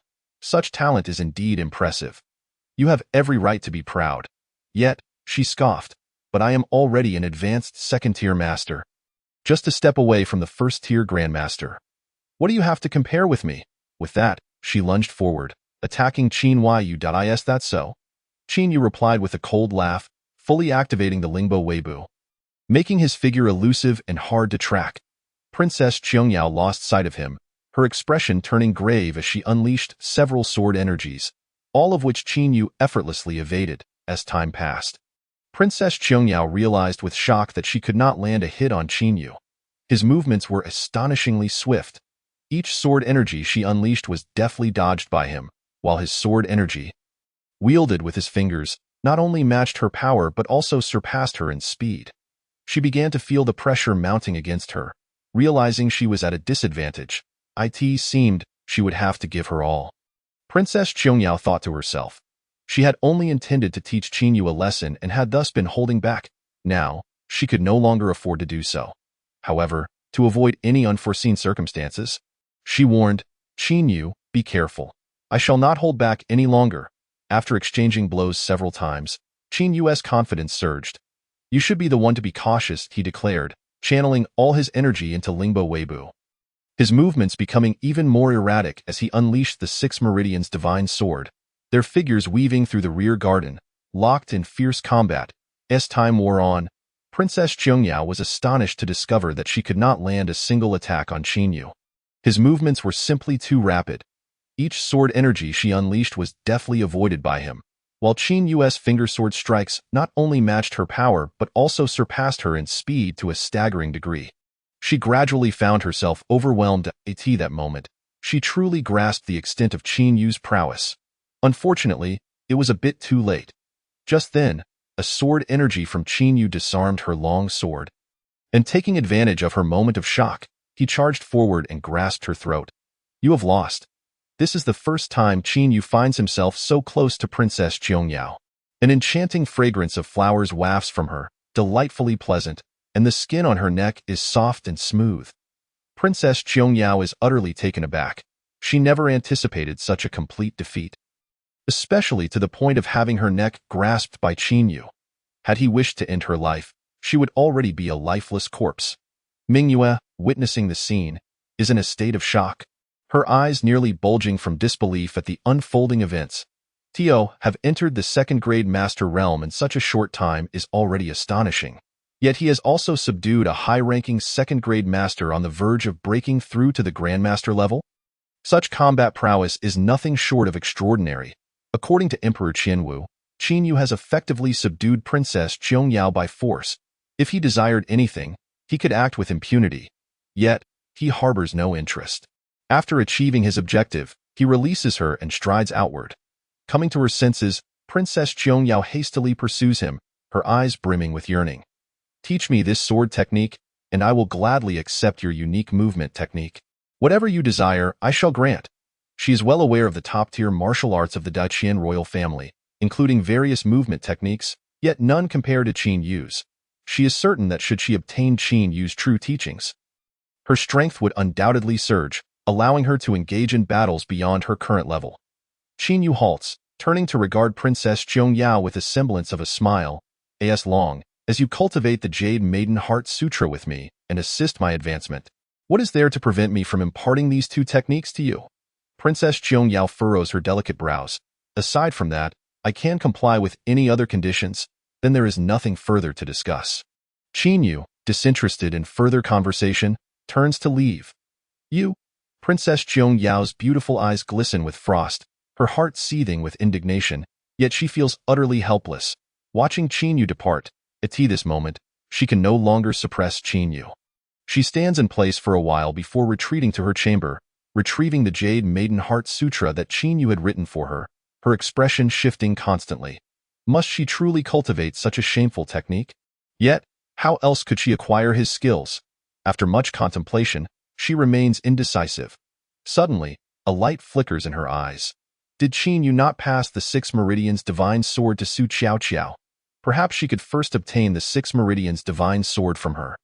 And the esoteric movement technique could be sought later. Chapter 38. The perfect woman eager to acquire the techniques, Princess Qiangyao swiftly exits the back garden, heading to Su Qiao's residence. Hey, ha! Su Qiao is diligently practicing the Six Meridians' divine sword. But due to her low cultivation level, she cannot release even the slightest hint of sword energy. Nonetheless, she can distinctly feel her internal energy coursing through her meridians, following the exact pathways as Qin Yu's. After such a long practice, beads of sweat form on her forehead, her demeanor appearing somewhat fatigued. Yet, she shows no signs of stopping, gritting her teeth in determination, thinking that if she could quickly elevate her cultivation level, she would be of use and could assist her master. At that moment, the door creaks open, and Princess Qiangyao walks in. Xu Qiao is momentarily stunned, then hurriedly kneels and bows her head. Servant pays respects to Princess Qiangyao. She then raises her head, her eyes filled with trepidation, anxiously gazing at the princess. Princess Qiangyao forces a smile she deems friendly, personally assisting Xu Qiao to her feet. Rise. This is the utmost she can do as a princess. Without further ado, she gets straight to the point. Qiao, could you pass on the 6 meridians divine sword to me? The fear in Xu Qiao's eyes vanishes, replaced by vigilance as she scrutinizes Princess Qiangyao. Your Highness, why do you not seek my master? Suppressing her impatience, Princess Qiangyao smiles. Seeking you serves the same purpose. Just pass on the 6 meridians divine sword to me, and I will ensure your well-being in the future. Xu Qiao shakes her head. I am sorry, Your Highness, but without my master's command, I cannot pass the 6 meridians divine sword to anyone. At this point, Xu Qiao pauses, her expression becoming resolute. Moreover, my master will take care of me. Princess Qiangyao's patience wanes, her countenance darkening. This is a command from the princess. Xu Qiao shakes her head firmly. I am sorry, Your Highness, but in this matter, I only heed my master's words. Enraged, Princess Qiangyao unleashes her aura to press down on Xu Qiao, glaring intensely into her eyes as she threatens, if you do not wish to die, obediently hand over the technique. Xu Qiao's expression bears no trace of fear. If you wish to kill me, do as you pleased. Go betray my master is out of the question. Do you truly fear not death? Princess Qiangyao cannot fathom why a mere servant would risk her life for Qin Yu. I do not fear. Xu Qiao replies defiantly, lifting her chin. You? Princess Qiangyao is rendered speechless by anger.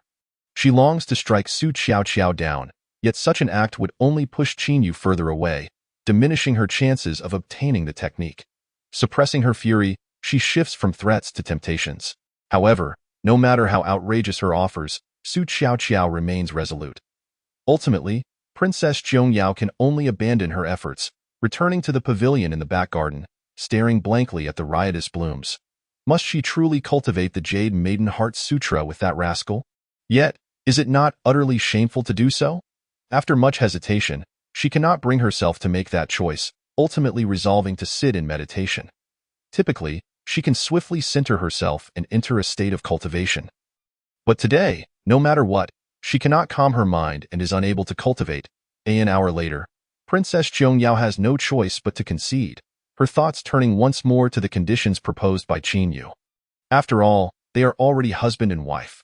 What harm is there in him seeing her? But I do not like him. Yet, he does not seem so intolerable. He is, after all, a martial genius, is he not? No, compared to me, he can hardly be called a genius. Princess Qiangyao wrestles with her thoughts, unable to reach a conclusion.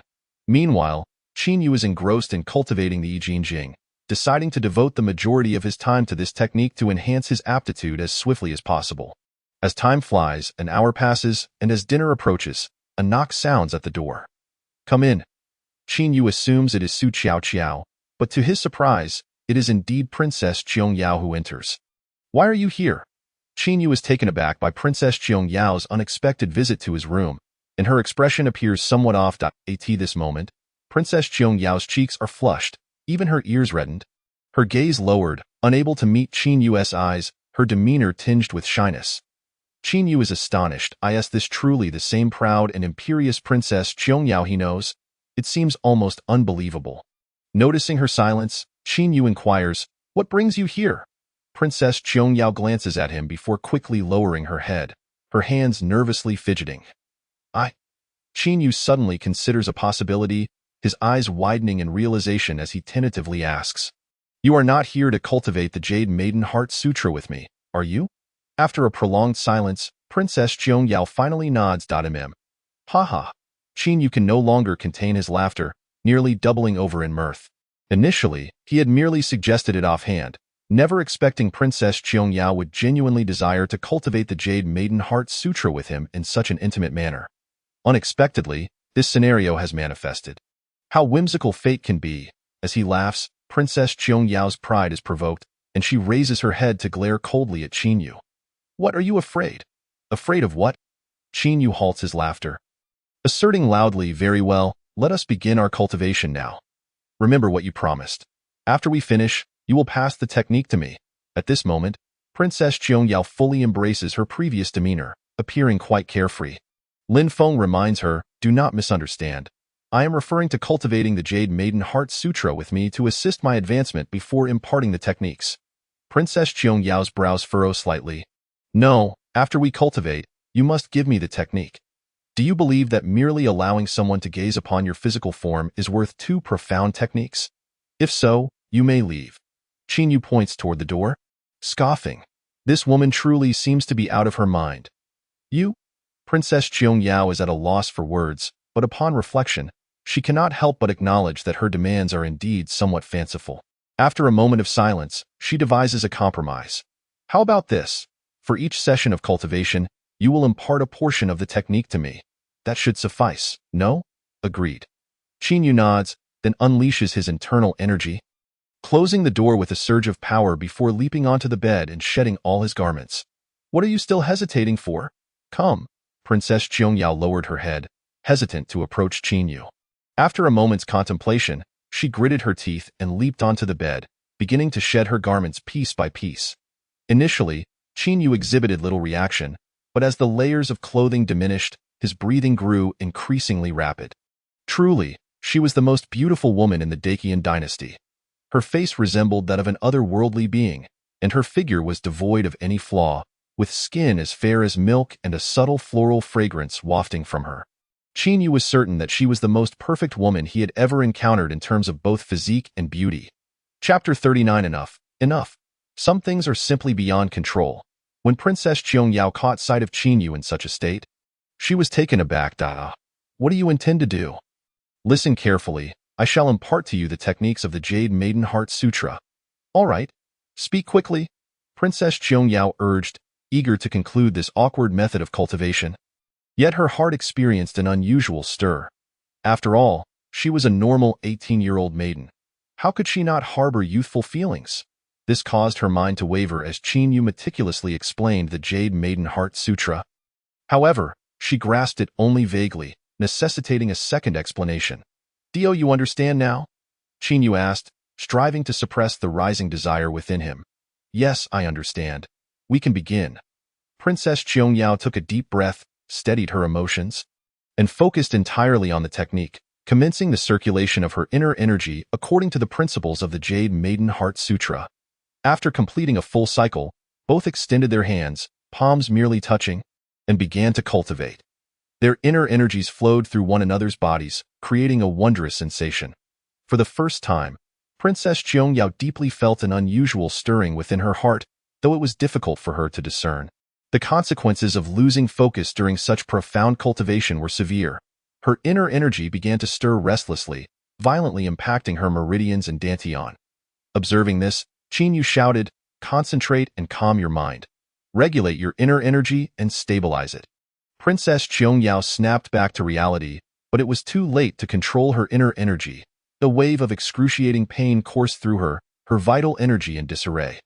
Qin could not bear to watch her fall into despair, especially since she had visited the 6th prince's residence earlier that day, seeking vengeance for a decapitated steward. With a heavy sigh, Qin rushed over, placing one palm on her dantian and the other on her heart, urgently employing the easy muscle transformation technique to help her regulate her inner energy. Soon, Princess Qiangyao's inner energy was brought under control and gradually stabilized, yet her mind was thoroughly disordered. The unusual sensations caused her gaze to grow increasingly dazed, and the flames of desire within her became nearly impossible to suppress.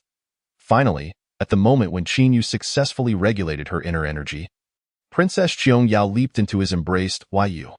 Qin momentarily froze, but soon, he reciprocated without reservation. Both possessed extraordinary physiques, and after half an hour, dinner time arrived, with Su Qiao knocking at the door. Young master. It is time for dinner. I am currently in cultivation. I shall not dine tonight. You may practice diligently. Su Qiao nodded, and was about to turn away when she heard strange noises from within, causing her to pause in confusion. What kind of technique is the young master practicing? It sounds quite peculiar. The encounter continued well into the night, only subsiding with a long sigh as the winds and rains ceased. Moments later, Princess Qiangyao regained her composure, staring blankly at the ceiling, incredulous that she had engaged in such actions. Yet the sensation was undeniably. As she reflected on this, Princess Qiangyao's cheeks flushed anew, and the two were inevitably swept into another tempestuous encounter. Long after, Princess Qiangyao struggled to rise, her expression complexed. At the door, she paused for a moment. Now I am your woman. Are you satisfied? Qin Yu remained noncommittal, shifting the topic. You should return to rest. You can come to me for the techniques at any time. With a soft sigh, Princess Qiangyao exited the room. Feeling rejuvenated, Qin Yu had breakfast, ordered the bedding to be changed, and then buried himself in sleep until lunchtime. In high spirits, Qin Yu ventured into the courtyard to practice the easy muscle transformation technique. With his thoughts flowing freely, his cultivation speed noticeably increased, filling him with delight. However, while engrossed in his practice, a sudden sense of alertness surged within him. He activated the swift breeze step, swiftly dodging to the side. Bang! A short arrow narrowly grazed his face, embedding itself in the stone-paved ground. Who dares? Qin Yu called out sharply, glancing in the direction from which the arrow had come. He beheld a man clad as a farmer, staring at him with a look of shock. At the moment their eyes met, the man leaped away, sprinting into the distance with great determination. Qin Yu reacted even quicker, his right index finger tapping several times, unleashing a series of sharp sword energies that sealed off the man's escape routes. With no avenue for retreat, the man had no choice but to halt and prepare for confrontation. Qin Yu surged forward, launching a barrage of attacks akin to a tempest. Outmatched, the man ultimately succumbed. Subdued by Qin Yu, who sealed his vital points. Who are you? Who sent you to assassinate me? Speak, and I may spare your life. The man revealed a hint of disdain, his facial muscles tensing, clearly intending to take his own life. Qin Yu's heart quickened. He struck the man's jaw with a punch, dislocating it. A mid-level second-tier master, reduced to an assassin, truly unbelievable. Qin Yu immediately thought of the sixth prince, Li Shou, the only individual he had offended in the imperial capital. Just then, a figure approached, Princess Qiangyao, having sensed the commotion and come to investigate. She glanced at the man with a dislocated jaw, and a resolute expression darkened her countenance. He came to assassinate you?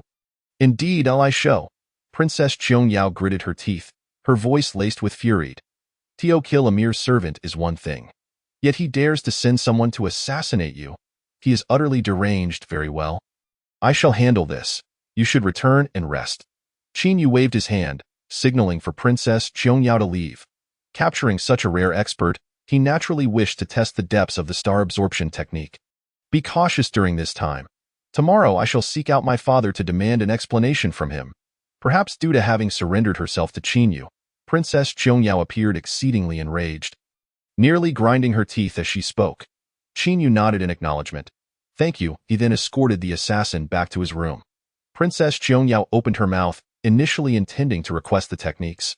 But upon seeing Qin Yu's grim expression, she refrained. Very well. I shall return later to demand them. Chapter 40. Upon returning to his room, the voice of the system suddenly resonated in Qin Yu's mind. Ding! New task generated. Investigate who commissioned the assassination and bring them to justice. Upon completion, you will receive a substantial amount of deduction time and a reward of a technique. Qin Yu felt somewhat helpless. Did he really need to investigate? Apart from the sixth Prince Li Shou, there could be no one else. Uncertain whether the assassin intended to bite his tongue to commit suicide, or if he had a poison pouch in his mouth to self-administer. Qin Yu knew that if he were willing to poison himself, he would certainly not be forthcoming with information. Thus, Qin Yu decided not to waste words and directly instructed the system. Deduce what he has done over the past day. Ding! You have expended 1 year's worth of time to deduce the actions of the living. Yesterday afternoon, He visited old Zhao's beast meat shop to meet with his superior, receiving instructions for the assassination of the host. Last night, he engaged in intense deliberation, ultimately deciding to take the risk due to the enticing offer presented. This morning, he inquired about the host's whereabouts, analyzing your characteristics in preparation for the assassination. After lunch, he disguised himself. Upon hearing this, Qin Yu chose not to listen further. Though the information was limited, the target had become clear: the owner of old Zhao's beast meat shop. Qin Yu had no intention of confronting him just yet.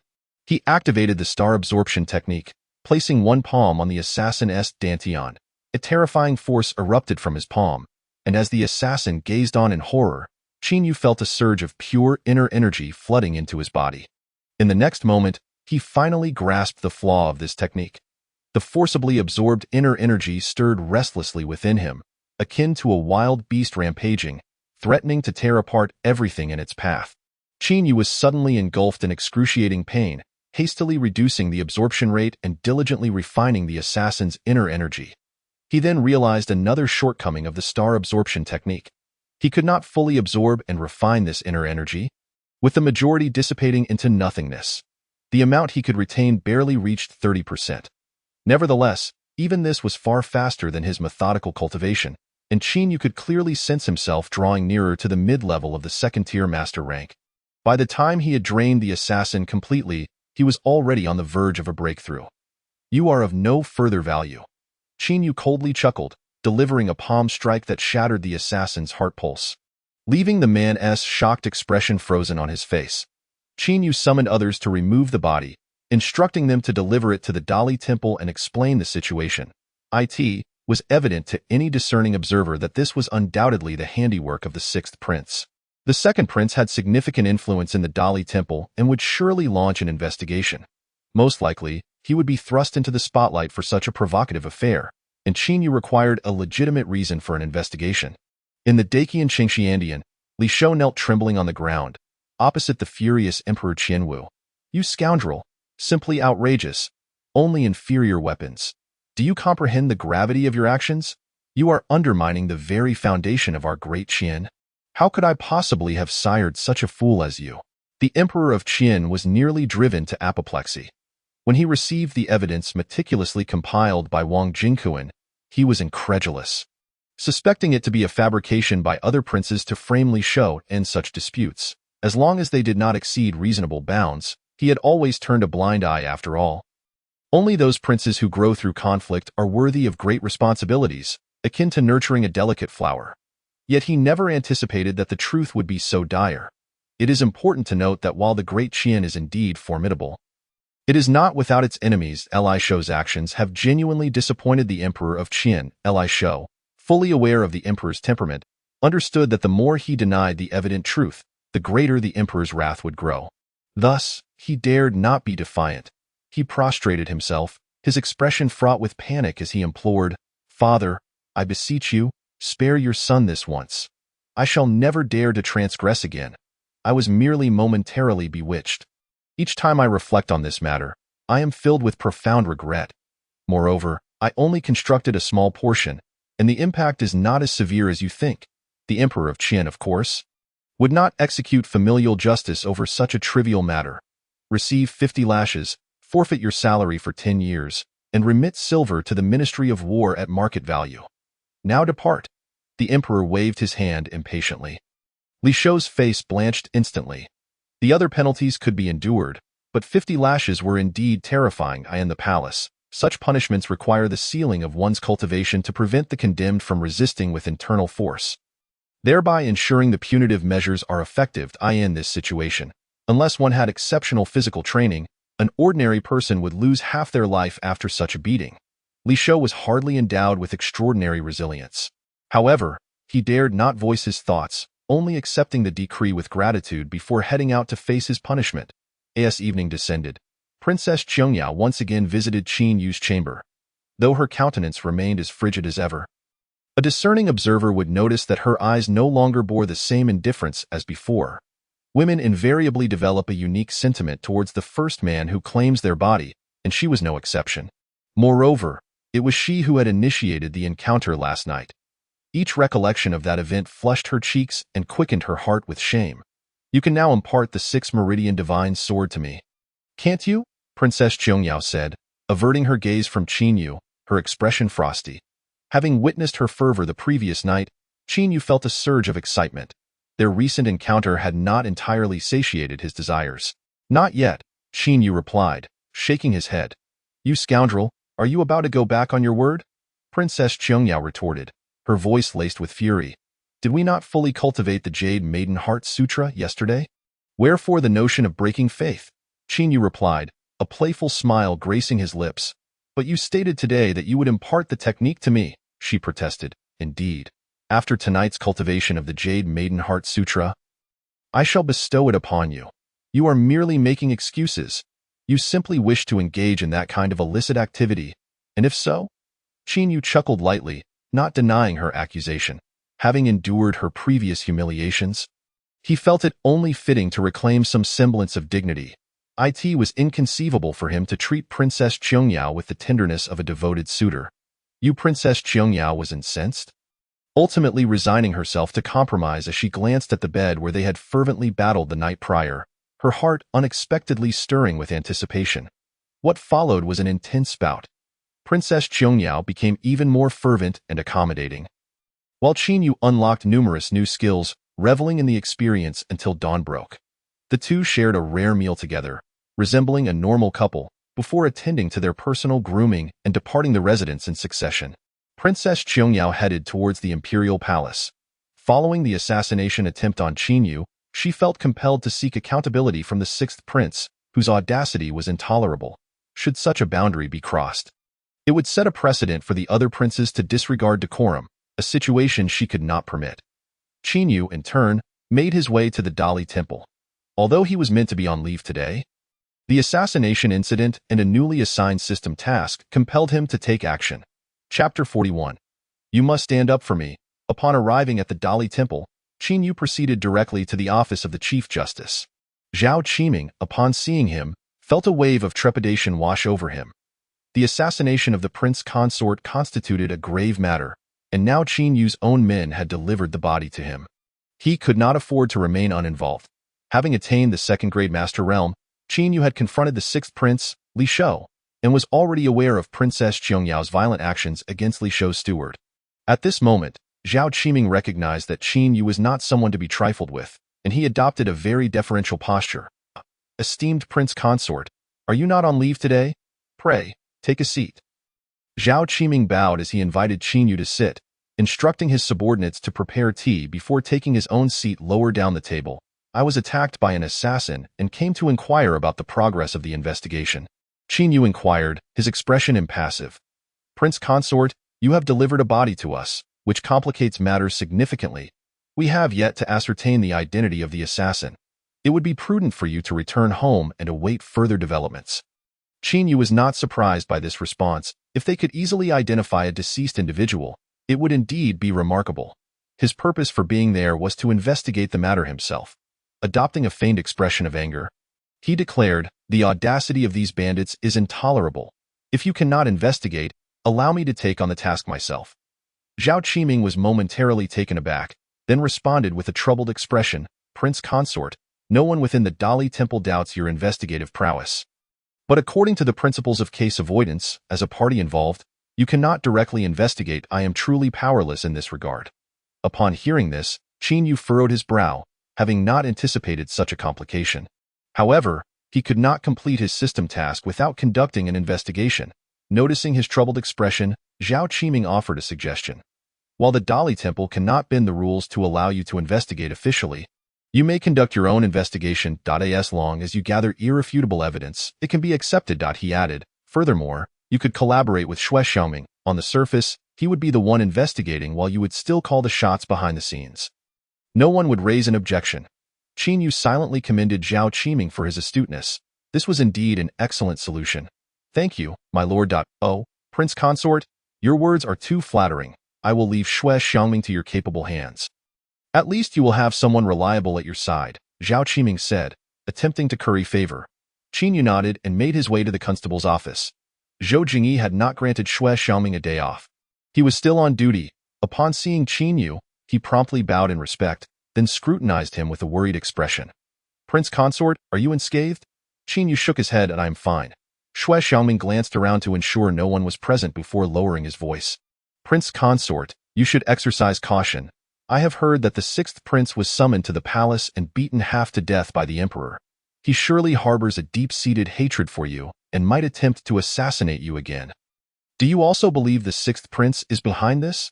Qin Yu inquired, somewhat surprised. Previously, he had presumed the sixth prince to be the perpetrator, given the ample motive he had. However, as he pondered during his journey, he could not entirely dismiss the possibility that it could have been orchestrated by another, such as the second prince, Li Ji, or even other princes. The reasoning was straightforward. At this critical juncture, everyone would suspect the sixth prince, just as he himself had. The Emperor of Qian, upon learning of this incident, would undoubtedly be infuriated and punish Li Shou severely, potentially eliminating any chance for him to make a comeback. It was evident that Shui Xiaoming shared this line of thought. Who else could it be? You have made an enemy of him, Shui Xiaoming asserted confidently. Qin Yu refrained from sharing his own suspicions and directly stated his intention to investigate the matter personally. As Zhao Qiming had advised him to cooperate with Shui Xiaoming appeared somewhat overwhelmed. Prince Consort, with the person deceased, how can we investigate? Qin Yu felt similarly challenged. He understood that he should seek out the assassin's superior, the owner of the old Zhao demon meat shop. However, to approach him directly seemed rather imprudent. Such an action was illogical. After some contemplation, Qin Yu suggested, let us first inquire with our colleagues handling this case to see what they have uncovered. Meanwhile, in the imperial hall of Great Qian, Li Shou, battered and bruised, knelt on the ground as Princess Qiangyao stood beside him, pointing an accusatory finger at his face. You madman! You would even kill your own brother-in-law? Are you still human? Is it merely because I dispatched that insolent wretch of yours? Princess Qiangyao's beautiful face was suffused with fury. Qiangyao, we are family. How could I commit such fratricidal acts? It must have been someone else attempting to frame me. Li Shou retorted angrily. He quickly learned of the assassination attempt on Qin Yu and the corpse that had been delivered to the Dali Temple. He was incensed, believing it to be the work of the assassin organization he had employed. Nearly spitting blood in rage. How foolish would one have to be to venture into the Qin residence to commit murder? After all, that was the prince consort's abode, where Princess Qiangyao resided. Though the guards might be mediocre in skill, they were numerous. Moreover, both Qin Yu and Princess Qiangyao are formidable experts. Should their identities be revealed, it is entirely plausible that the assassin organization could become embroiled in the turmoil. Consequently, he hastily contacted the liaison of the assassin organization, only to be informed that the perpetrators were not affiliated with them, as they were still in the process of investigating Qin Yu's daily patterns.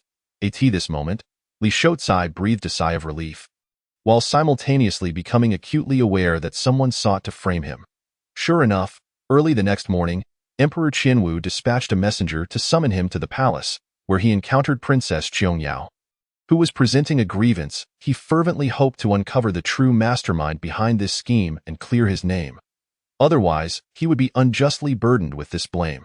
Fratricide was a grave taboo for Emperor Qianwu. Should the emperor come to believe it, no evidence would be necessary, and his life would be irrevocably ruined. Princess Qiangyao felt a stirring in her heart, recognizing the possibility of such a scheme. Yet she concealed her thoughts, maintaining an expression of unbridled fury. She was determined to vanquish her brothers one by one, and she would not let this opportunity slip through her fingers.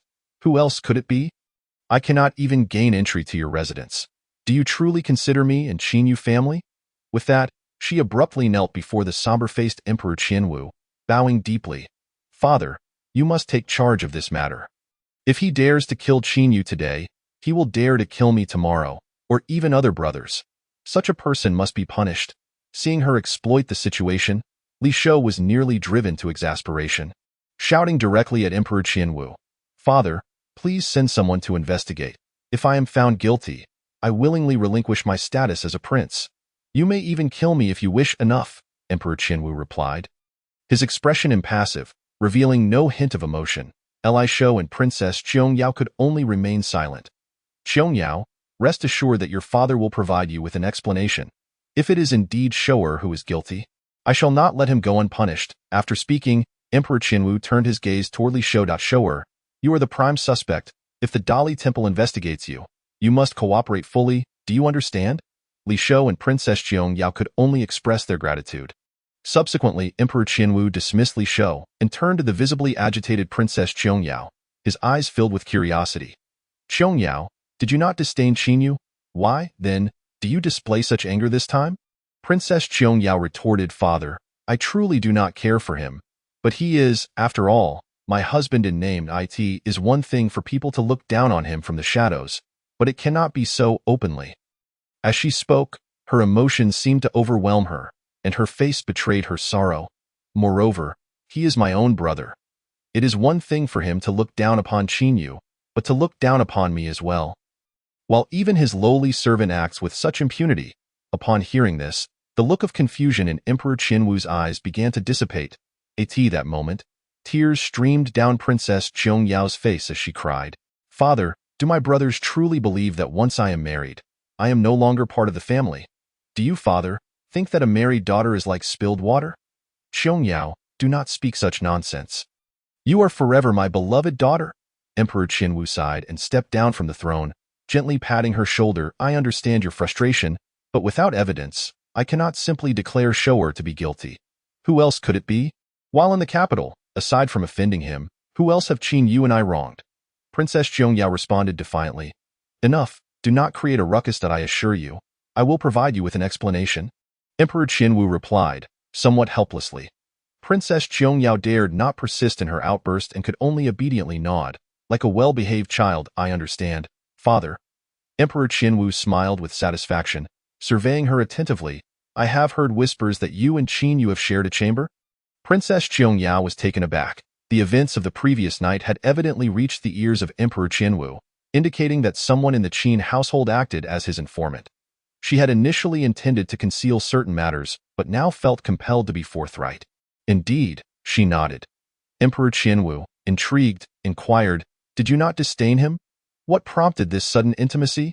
Princess Xiongya replied matter-of-factly, I encountered a bottleneck in my swordsmanship and believed that the key to breaking through lay within his 6 meridians divine sword. I requested his guidance, and he made this the condition for sharing his knowledge. Emperor Qinwu expressed surprise. You agreed to this? It was not solely that, previously, I was reluctant because I deemed him a waste. However, I have now realized that he is not. He has already attained the 2nd rank mastery. A man of such caliber is worthy of me. Princess Xiongya stated with conviction. Emperor Qinwu chuckled. Are you certain that the techniques he imparted are genuine? Certainly, I can discern their authenticity. After a moment's thought, she continued, though there is a possibility of him withholding certain aspects. Perhaps, Father, you could verify if there are any issues? Very well, do elaborate, Emperor Qinwu replied, showing interest. Following an intense exchange the night prior, Qinyu had, in accordance with his promise, taught Princess Xiongya the 6 meridians divine sword, but had withheld the Lingbo Weibu technique. Princess Xiongya disclosed everything to Emperor Qinwu without reservation. Emperor Qinwu listened with great admiration, exclaiming, truly profound. This technique is flawless. Remember to practice diligently.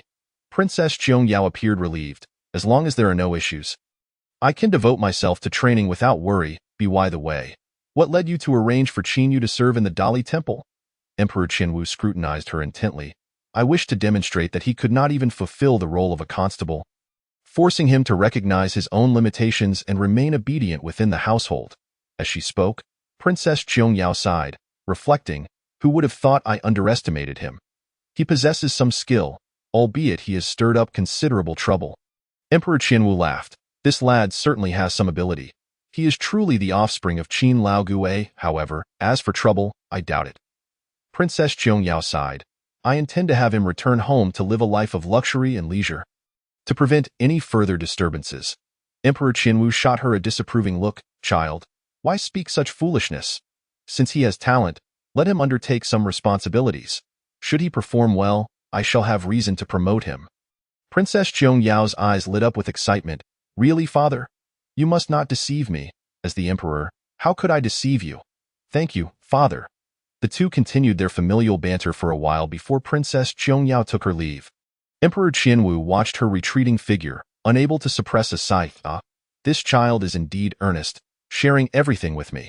She is far superior to the other princes, an elderly eunuch, who typically refrained from interjecting, suddenly remarked, the intricacies of this sword technique exceed my expectations. The individual who imparted it to Qin Yu is truly a prodigy. Emperor Qianwu, however, remained unconcerned. He possesses some skill, yet the 5 styles of swordsmanship are vastly different. It is better to specialize in one than to spread oneself too thin, as significant achievements are unlikely. Seemingly uninterested in this topic, he shifted the conversation. I wonder how long it will take for those useless fellows at the Dali Temple to investigate. Begin your inquiries here, focusing on the second prince while keeping an eye on the others. Such tendencies cannot be tolerated. If they dare to kill the prince today, would they not also dare to kill siblings tomorrow? Yes, your majesty, the elderly eunuch replied with a slight bowed. By the way, what are your current thoughts on this Qin Yu lad? Emperor Qianwu inquired suddenly. At present, he seems to possess some capability. I have not brought shame to his father's name. I intend to utilize him.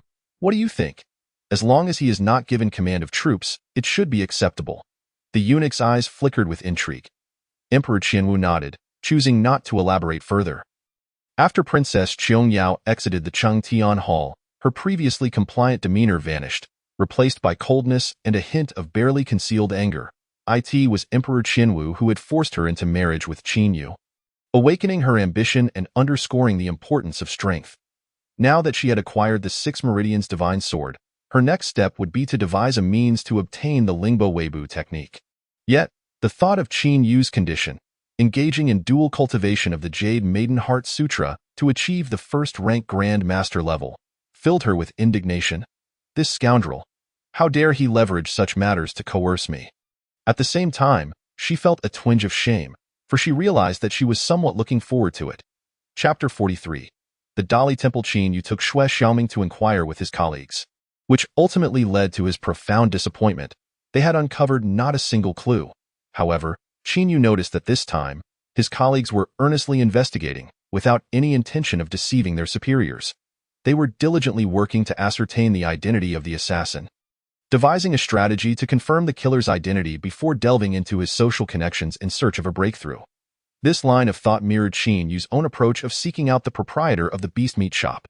As long as this individual appeared on the list of social relations, he would possess the justification to investigate him without arousing suspicion.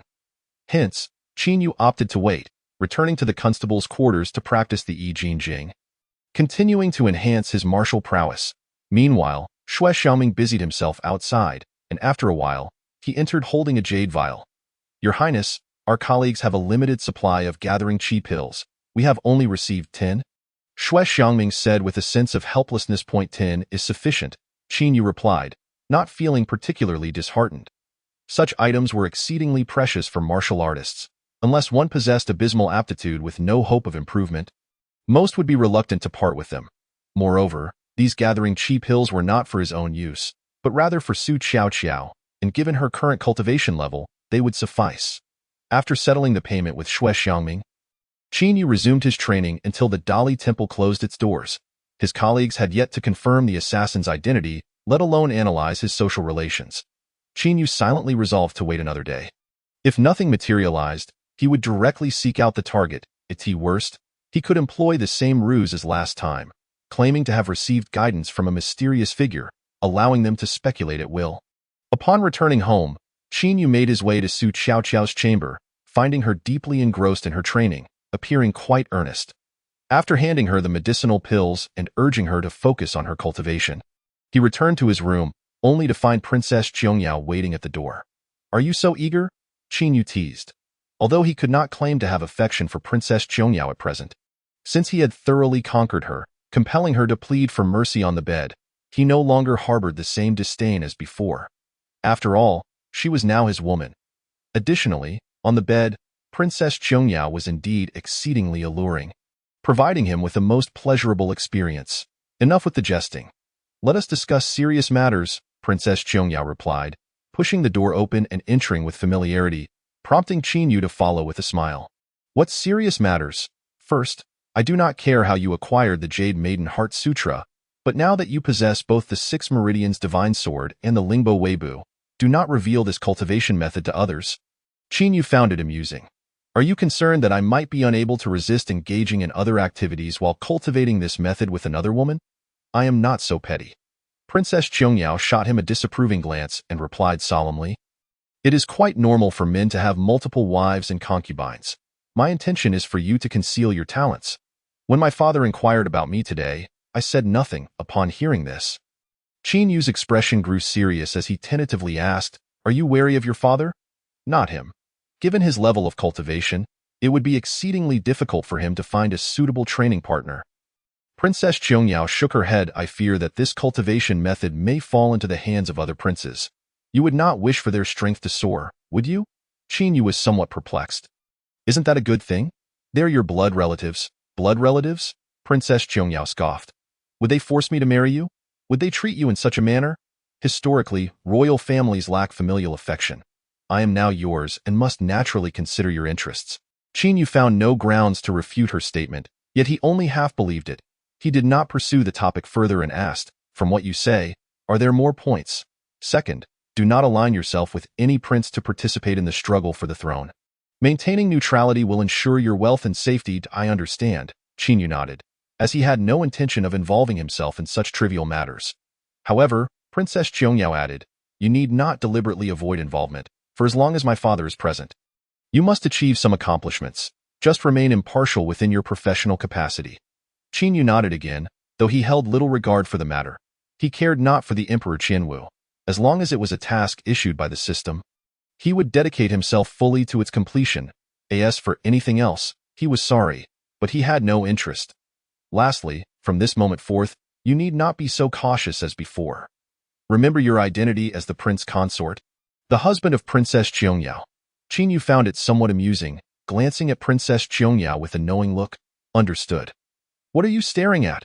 Princess Qiangyao furrowed her brow. "If you have finished your remarks, shall we commence our training in the Jade Maiden Heart Sutra? I'm not in the mood today. Do you not wish to swiftly acquire the Lingbo Weibu?" After a brief moment, the two became entangled in a passionate embrace. However, this time, Qin Yu did not allow himself to be completely consumed by the tender embrace. After a gratifying interlude, he earnestly began to cultivate the Jade Maiden Heart Sutra. The results were indeed evident. Though they fell somewhat short of Qin Yu's expectations, primarily due to the relatively low grade of this technique.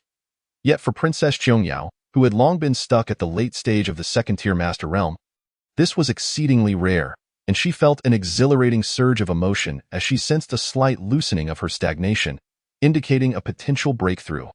This captivated her, and had Qin Yu not mentioned his intention to visit the Dali Temple, she would have been reluctant to cease her practice. After breakfast, Qin Yu arrived at the Dali Temple. According to Xue Xiangming, the identity of the assassin had been confirmed, and the Dali Temple had begun to sort through his social connections. Qin Yu maintained his patience and instructed Xue Xiangming to seek further information. An hour later, Xue Xiangming returned with the report. "Your Highness, the assassin's identity has finally been confirmed. His name is Zhang Hong. And on the surface, he is a hunter. Those who know him describe him as introverted with very few friends." As he spoke, Xue Xiangming handed over a stack of documents. "These are the compiled social connections of the assassin, and some key individuals are already being scrutinized by the Dali Temple." Qin Yu nodded, accepting the documents and finally spotting the target within, the proprietor of the beast meat shop. "Has this meat shop owner been investigated?" "No, our colleagues prioritized him in their inquiries, and he was the first to be ruled out." Xue Xiangming shook his head.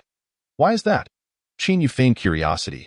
"Because his background is exceptionally clean, and he is merely an ordinary person with no martial arts cultivation, possessing only brute strength."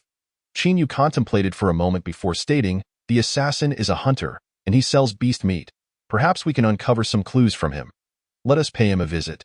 Xue Xiaoming believed this was a waste of time, but out of respect for Qin Yu, he said nothing and accompanied him as they left the Dali Temple. Chapter 44. Following soon, Qin Yu and Xue Xiaoming arrived at Old Zhao's beast meat shop in the southern part of the city. It was an unremarkable establishment, with a low building, blood-stained counters, and chunks of meat carelessly strewn about, emanating a strong, foul odor. The proprietor was a middle-aged man with a bare torso, his well-defined muscles giving him a robust appearance, and his thick eyebrows and large eyes lent him an endearing quality. This man was Zhao Xing, the owner of the beast meat shop, who had been selling beast meat on this street for nearly a decade. and those familiar with him affectionately called him Old Zhao. "Welcome, esteemed officials. Please, wait a moment, I'll fetch you some stools," Zhao Xing said with a hearty smile, swiftly plunging his cleaver into the counter before disappearing into the back room, only to return shortly with 2 stools. "Zhao Xing, this is Prince Qin. When you answer his questions, be sure to respond accurately and without concealment," Shui Xiangming commanded loudly. "It's the esteemed prince. I have heard about this matter as well. Please, feel free to ask whatever you wished, deduce, Your Highness." Zhao Xing nodded and bowed deeply. Qin Yu glanced at the stool, now stained a dark crimson with blood, and felt no desire to sit, opting instead to get straight to the point. "What is your relationship with Sun Jiayan?" Zhang Hong, the name of the assassin tasked with killing him, was revealed by the Dali Temple's investigation. "We are indeed quite familiar. We have known each other for almost 8 years. He sells me most of the beasts he hunts, and he always appears to be a good man. Who would have thought he was actually an assassin?" Zhao Xing sighed deeply, his tone laced with a hint of regret. Continuing with endless questioning would yield results akin to those of the other constables from the Dali Temple. Now that they had established his identity, Qin Yu had no desire to waste time. He decided to feign a confession first, then implement his own strategy to in truth. "You are aware that Zhang Hong is an assassin because you were his contact, and the task to kill me was arranged by you, correct?" Zhao Xing froze momentarily, then his face filled with fear as he suddenly fell to his knees, repeatedly knocking his head against the ground. "Your Highness, I am wronged. I am but a straightforward businessman. How could I possibly be the contact for an assassin?" His appearance bore an uncanny resemblance to that of a commoner oppressed by the powerful. Exuding an air of pitiable vulnerability, it must be said that his acting skills were exceptional. However, Qin Yu found himself at a loss when it came to him. The conclusions derived from the system simulations were known only to him. To ascertain Zhao Xing's identity within the organization, concrete evidence was imperative. Nevertheless, Qin Yu had no genuine expectation of extracting any valuable clues from him. His sole intention was to logically trace the connection to his superior. Shui Xiangming, having discerned Qin Yu's deception towards Zhao Xing, bellowed, "If you claim otherwise, then produce the evidence." Zhao Xing paused momentarily, then cautiously glanced at Qin Yu and inquired, "Since your Highness asserts that I am Zhang Hong's superior, do you possess any evidence?" Shui Xiangming was rendered speechless, left only to glare menacingly at Zhao Xing. Qin Yu waved his hand dismissively and said, "Elucidate the circumstances regarding your acquaintances and relatives. You are merely a liaison, and there certainly exists someone above you." "Very well, I shall recount it for you, Your Highness," Zhao Xing replied with an air of nonchalance, embodying the demeanor of one who has nothing to hide. He then began to speak at length, while Shui Xiangming listened intently, analyzing whether any suspicious individuals were mentioned. Qin Yu calculated the time and prompted the system to simulate Zhao Xing's activities over the past 2 days. Ding! The simulation commenced. The previous day at noon, Zhao Xing was engaged in selling pork when the liaison for the Wujin assassin organization, Song Rui, visited his butcher shop to relay an assassination mission targeting the host. As an ordinary individual who raised no suspicions, Zhao Xing accepted the task without hesitation. However, upon learning that the target was the host, he hesitated momentarily. Song Rui, threatening him with harm to his family, insisted that he fulfill the mission and adhere strictly to the confidentiality agreement, forbidding him from disclosing any information to the assassin. Should any irregularities arise, he was to report them immediately in the afternoon. Zhang Hong arrived with a demon beast for sale, to which Zhao Xing presented the task.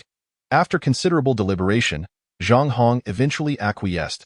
At this juncture, there was no need to continue listening. Song Rui was the pivotal figure in this scenario. What troubled Qin Yu was that, based on the information he currently possessed, this Wujin assassin organization evidently maintained a linear communication structure, leaving him uncertain as to whether Song Rui had additional contacts behind him. If that were the case, the investigation would become exceedingly complicated, necessitating further plausible excuses for intervention. The immediate dilemma was how to reasonably investigate this Song Rui. He did not expect Zhao Xing to unwittingly reveal this name while recounting his acquaintances. As he had anticipated, Zhao Xing spoke for a full half-hour without mentioning the name Song Rui. Qin Yu decided to employ a different strategy. After another half-hour of listening, Zhao Xing concluded his account without once uttering Song Rui's name. Qin Yu feigned an expression of anger and exclaimed, "With so many individuals involved, You are deliberately obstructing our investigation and creating difficulties for us, are you not? Not at all. I would never, Zhao Xing protested fervently. Your Highness, I am merely following your instructions, he bowed repeatedly, his expression a mix of grievance and trepidation. Humph. I shall investigate each individual thoroughly. Qin Yu scoffed coldly, departing with Xue Xiangming, visibly irked. Once they left, Zhao Xing stood up, his demeanor unervingly calm, starkly contrasting his earlier display of fear and distress.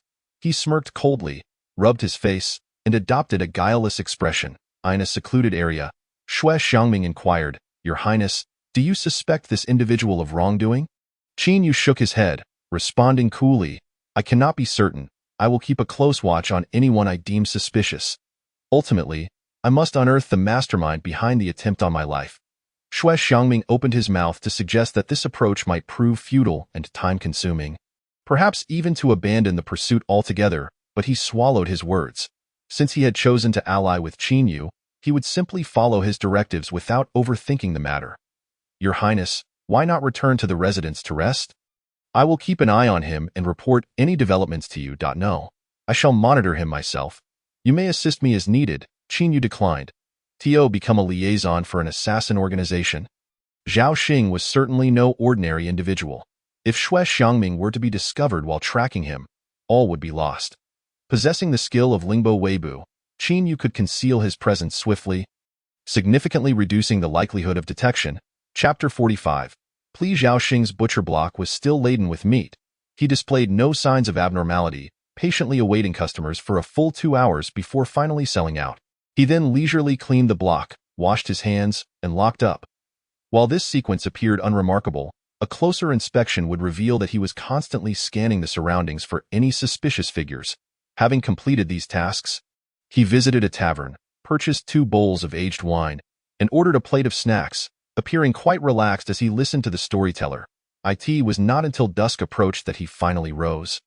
Meandering past a fruit stall to buy some fruit, and began strolling homeward at a leisurely pace, casually observing both distant and nearby pedestrians. A hunter, above all, requires patience. Qin Yu was well aware that Zhao Xing would undoubtedly seek to contact his liaison, and these seemingly normal yet distinctly peculiar actions served as ample evidence. Thus, he demonstrated considerable patience.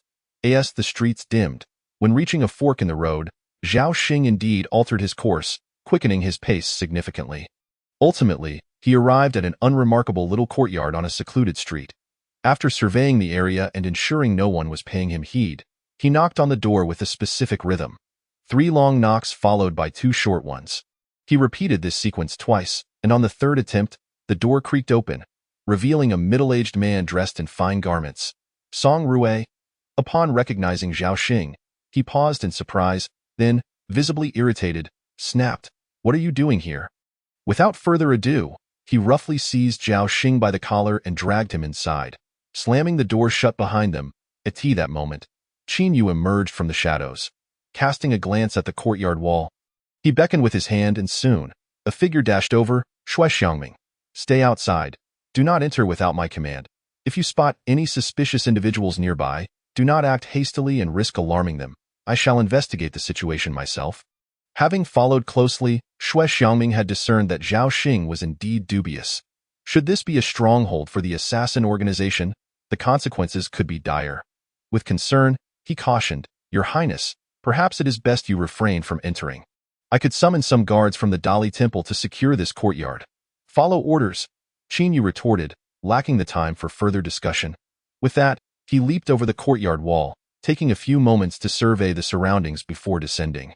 With the agility of Lingbo Weibu, even in the face of a first-rank grandmaster, Qin Yu was confident in his ability to make a swift escape. Moreover, having successfully subdued the second-rank grandmaster Princess Zhongyao, who was on the verge of a breakthrough, he was not without the means to confront a first-rank grandmaster if necessary. Alas! Qin Yu is truly relentless. Xue Xiangming banged his thigh in frustration. Deeply worried yet feeling utterly powerless, he could only hide in the shadows and wait. Inside the room, Song Rue glared at Zhao Xing, his fury palpable as he pointed a finger at him, reprimanding coldly, You fool! Hasn't the Dali Temple traced this matter back to you? Are you trying to hasten your own demise by coming here? Zhao Xing, looking aggrieved, replied, Did you not instruct me to report any anomalies immediately? Anomalies? What anomalies? Song Rui was startled, lowering his voice to inquire. Today, the prince came to the butcher shop and directly identified me as his superior. I sensed something was amiss and hurried to find you. What? How did he find out? Song Rui exclaimed in astonishment. How would I know? You are aware of the prince's reputation. I have heard he has recently solved numerous cases, and it has left me feeling anxious. Zhao Xing explained. Just as he finished speaking, the door swung open with a loud bang, and Qin Yu stepped into view. You are indeed involved. Song Rui froze momentarily, then his expression shifted dramatically as he raised his hand to strike Zhao Xing. With a fierce countenance, Qin Yu had already prepared for this. His finger pointed as a sharp wave of sword energy burst forth, shattering Song Rui's hand, blood gushing forth. Song Rui's complexion turned ashen in an instant. Despite the excruciating pain, he made no sound, his expression calm yet resolute as he raised his other hand to strike at Zhao Xing, clearly intent on silencing him. As long as Zhao Xing were dead, all the sordid dealings along this line would remain solely in his knowledge, thereby ensuring the assassin organization's safety. However, Qin Yu had anticipated this move. He activated Lingbo Weibu and instantly appeared beside Song Rui, striking towards the back of his head. Only then did Zhao Xing regain his senses, letting out a terrified scream. Ah, Your Highness, how did you follow me here? Song Rui was taken aback by Qin Yu's terrifying speed, but he quickly regained his composure. Ignoring the palm strike coming from Qin Yu, he let a dagger slip from his sleeve, gripping it tightly as he aimed for Qin Yu's chest, revealing his ruthless nature. Qin Yu let out an admiring exclamation, twisting his body at an incredible angle to evade the attack, delivering a palm strike to Song Rui's ribcage. A resounding crack echoed as bone shattered, causing Song Rui to stumble precariously, finally displaying a pained expression on his face. In this exchange, Qin Yu discerned that Song Rui was merely a minor master of the third rank, with a decisive strike to his head.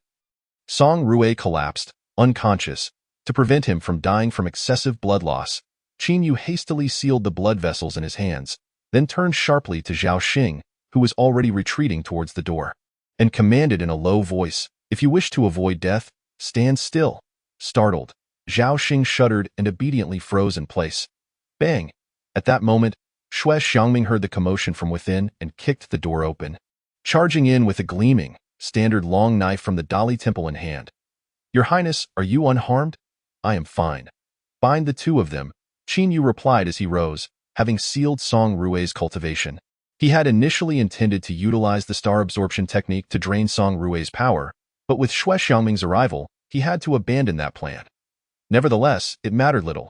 Even if he absorbed Song Rui's meager cultivation, it would yield no significant gain unless the star absorption technique could be elevated to a higher tier. That's a relief, Xue Xiangming sighed, producing ropes made from the tendons of magical beasts to bind both men. Your Highness, I'm merely a messenger. Please, have mercy and let me go. Zhao Xing pleaded hoarsely. That depends on your performance, Qin Yu replied coldly. Confess. I will reveal everything I know, as long as you grant me a chance to live. Very well. Qin Yu nodded. Noticing the presence of ink and paper in the room, he instructed Xue Xiangming, let him confess first. Afterward, Qin Yu approached Song Rui, silently commanding the system, please simulate what he has done in the past 2 days. Chapter 46, Return to the Manor Ding, Simulation initiated. The day before, a representative from the underworld assassins, known as the Kappa, arrived at Song Rui's residence to convey an assassination mission targeting a royal family member. Song Rui exhibited considerable resistance to this task, fearing the wrath of Emperor Qianwu if he were to assassinate a member of the royal family. The consequences would be dire, and exposure would leave him with no place to die. The Kappa reprimanded him harshly before asserting that the reward for this mission was substantial, compelling Song Rui to reluctantly accept. Upon hearing this, Lin Feng let out a quiet sigh. Indeed, an assassin organization daring enough to target royal relatives was not to be underestimated. Especially with a mysterious figure called Kappa above Song Rui.to uncover the truth behind this. One would need to locate this individual, yet the system labeled this person as a mysterious figure, indicating they would not be easily found. It was evident that the case was heading into troubled waters. Given Song Rue's recent demeanor, it seemed nearly impossible to extract any information from him. Even if he confessed, he might not even know the true identity of Kappa, as higher-ranking members of the assassin organization typically took greater precautions for self-protection. This task was proving to be quite challenging. Lacking the time to probe further into Song Rue's past, Qin Yu decided to search his residence for any clues. Let us not waste time on this minor character. We can interrogate him further once we return to the Dali Temple. For now, let us search Song Rue's domicile. Qin Yu interjected, and Xue Xiaoming agreed, realizing there was no need to squander time on him. Before long, Xue Xiaoming discovered a box hidden in a secret compartment, and excitedly called out to Qin Yu, "Your Highness, come look. This might contain something of great value." Just as he was about to open it, Lin Feng halted him. "Wait." Xue Xiaoming looked at Qin Yu, puzzled. Ignoring his confusion, Qin Yu observed for a moment before instructing, after unlocking the clasp, go to the back of the box and use the knife handle to lift the lid before opening it. Realization dawned on Xue Xiaoming as he cautiously followed Lin Feng's instructions. As he opened the box, a mechanical sound echoed, and suddenly, 6 short arrows whistled out, shooting off in 6 directions with astonishing speed. Embedding themselves into the walls, a faint, rancid odor wafted through the air, indicating that the arrows were poisoned. Cold sweat beaded on Xue Xiaoming's forehead as he cast a grateful glance at Qin Yu. "Your Highness, you saved my life once again." Qin Yu was not surprised.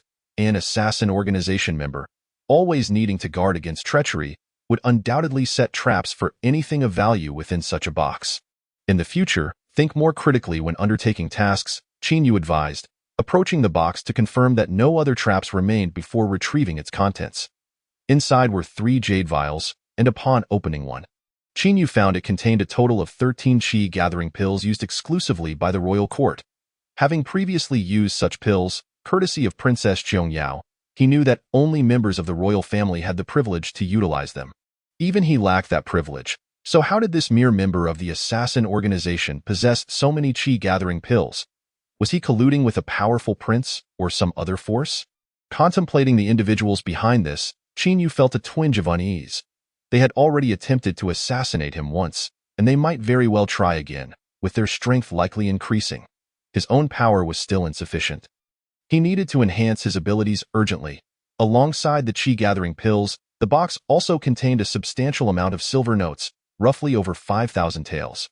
Other than that, there was nothing else. This outcome left Qin Yu somewhat disappointed. Accomplishing his system task now seemed increasingly difficult. Xue Xiaoming, however, was brimming with excitement.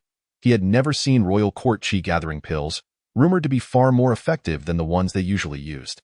The silver notes, exceeding 5,000 taels, promised a life of comfort beyond his wildest dreams. Yet, all of this was ill-gotten gains. He dared not take any of it, fearing the repercussions if discovered. Perceiving his hesitation, Qin Yu took all the silver notes and thrust them into Xue Xiaoming's hands. "The silver is yours. The qi-gathering pills are mine." Xue Xiaoming's anxiety mounted. "But there's nothing to discuss. You've never seen this box. And I haven't either. If Song Rue says anything, it will surely be fabricated or taken by someone else," Qin Yu replied nonchalantly. Xue Xiaoming's expression shifted to one of exhilaration. As long as Qin Yu was cooperative, he could claim the treasure without fear of repercussions. At the same time, he felt a surge of gratitude towards Qin Yu. Had Qin Yu been greedy and attempted to hoard the spoils for himself, Xue Xiaoming would have been powerless to object. Even if the truth surfaced later, who would bother the prince consort over such trivial matters? He felt incredibly fortunate to have such a magnanimous master. Unbeknownst to him, the 5,000 taels meant little to Qin Yu, who had control over the Qin family. Moreover, the true value of those 13 royal qi-gathering pills far surpassed 5,000 taels. They were rare treasures beyond price. Continuing any further investigation into Song Rue seemed futile. Qin Yu was eager to return to the manor and utilize the qi-gathering pills for cultivation. After searching for a while longer with no further discoveries, the 2 men, along with Zhao Xing and Song Rue, set off towards the Dali Temple. They needed to safely deliver the 2 men to the Dali Temple and hand them over to the Night Watch for further interrogation. Not long into their journey, they encountered a group of soldiers riding magnificent steeds imbued with the bloodline of magical beasts, each carrying torches. "Your Highness, is that you?" One soldier, clad in armor and seemingly the leader, exclaimed, his eyes wide with recognition. "Yes, it is. What is the matter?" Qin Yu nodded in response. "Oh dear, Your Highness. We've finally found you. The entire capital has been searching for your whereabouts," the soldier shouted, his face a mix of relief and urgency. Qin Yu was perplexed and inquired about the situation. It turned out that after nightfall had lingered, and with his prolonged absence, Princess Qiong Yao had grown frantic, fearing for his safety, prompting her to request assistance from the Wuqing military office to locate him. The Wuqing military office was responsible for maintaining public order in the imperial capital, and these soldiers were indeed from that office. This revelation astonished Qin Yu. Did Princess Qiong Yao truly worry about his safety? Was it possible that after their intimate encounter, she had genuinely begun to regard him as her husband? However, soon Qin Yu dismissed this somewhat absurd notion. Although Princess Qiong Yao was quite wild in bed, it was implausible for feelings to develop in such a brief span of time. Even if affection grew over time, it would require a considerable duration. Princess Qiong Yao's deep concern for him undoubtedly stemmed from her fear of his untimely demise, which would rob her of the chance to learn the skill of Lingbo Weibu. The arrival of the personnel from the Five Cities Military Command was timely. Qin Yu enlisted their assistance to escort Xue Xiangming and the two prisoners to the Dali Temple. While he returned to his residence, Chapter 47. A hint of anticipation upon reaching the entrance of his estate, Qin Yu spotted Su Qiao Qiao, who stood gracefully on the steps, craning her neck to gaze anxiously down the street. Upon seeing Qin Yu, her face lit up with surprise, and she hurriedly lifted her skirt to rush towards him. "Young master, you have finally returned." Xiao Qiao was almost worried sick about you as she spoke. Her eyes reddened and tears glistened, making her appear exceedingly pitiful. Qin Yu fondly ruffled her hair and chuckled. "Is it really that serious? I merely returned a bit later. How can it not be serious?" "Young master, you are now being targeted by villains. Coming back so late, how can Xiao Qiao not worry?" All right. Does that mean it's young master's fault?" Qin Yu, in high spirits, took Su Qiao Qiao's hand and led her into the estate. After a few steps, he recalled something. "By the way, how is your training going?" The maid has been diligently practicing every day and has already become an ordinary martial artist, much stronger than before. Su Qiao Qiao said, a hint of pride in her voice. "An ordinary martial artist?" Qin Yu frowned. "You are merely at the initial stage of martial arts in this world where the strong abound. You are only slightly stronger than an average person. To ensure you have a degree of self-protection and can assist me, you must at least attain the level of a third-grade minor master." Suddenly, Qin Yu remembered that today Xue Xiangming had given him 10 official-grade qi-gathering pills, which were originally meant for Qiao Qiao. He took out the jade bottle and handed it to her. "This is the qi-gathering pill I prepared for you. You should no longer be doing the chores assigned to you. Dedicate all your time to training." Su Qiao Qiao was momentarily taken aback, then quickly shook her head. "Young master, this is too precious. You should keep it for yourself." "I say it is for you, so take it," Qin Yu insisted, firmly placing the jade bottle in her hands as he quickened his pace towards his room. He still had 13 even higher quality qi-gathering pills from the palace and was eager to return to his training. Su Qiao Qiao watched his departing figure with unwavering determination. "Qiao Qiao will not disappoint, young master." Upon arriving at his room, Qin Yu noticed Princess Qiong Yao standing at the door, seemingly waiting for him. "You have finally returned." Princess Qiong Yao sighed in relief, and Qin Yu could clearly see that her demeanor was no longer as frigid as before. Her tone had softened considerably. "Thank you for having the Five Cities Military Command look for me," Qin Yu said. Regardless of her intentions, she had taken measures for his safety. However, Qin Yu preferred to maintain a low profile without causing such a stir. So he gently reminded her, "There is no need for such a commotion in the future. I possess the ability to protect myself. You had better not become overly complacent," Princess Qiong Yao said earnestly. Her voice graved. "In the past, I did not need to worry, much like during your visits to the brothel, but now that you have intruded among the princes, the situation is entirely different." Qin Yu did not retort and merely nodded slightly. The saying goes that a gentleman does not stand beneath a dangerous wall. Reflecting on his actions today, he indeed found them somewhat reckless. Suddenly, he remembered something and asked, "By the way, when you went to the palace today, what did His Majesty say?" Princess Qiong Yao's brow furrowed. "Li Shou adamantly denies it, claiming he has been framed." "And what is your perspective on this?" "There is a strong possibility of that." Qin Yu pondered for a moment and inquired, "Who do you think it could be?" Upon hearing this, Princess Qiongyao's expression turned somewhat despondent before she regained her composure. Second Prince Li Ji has this potential.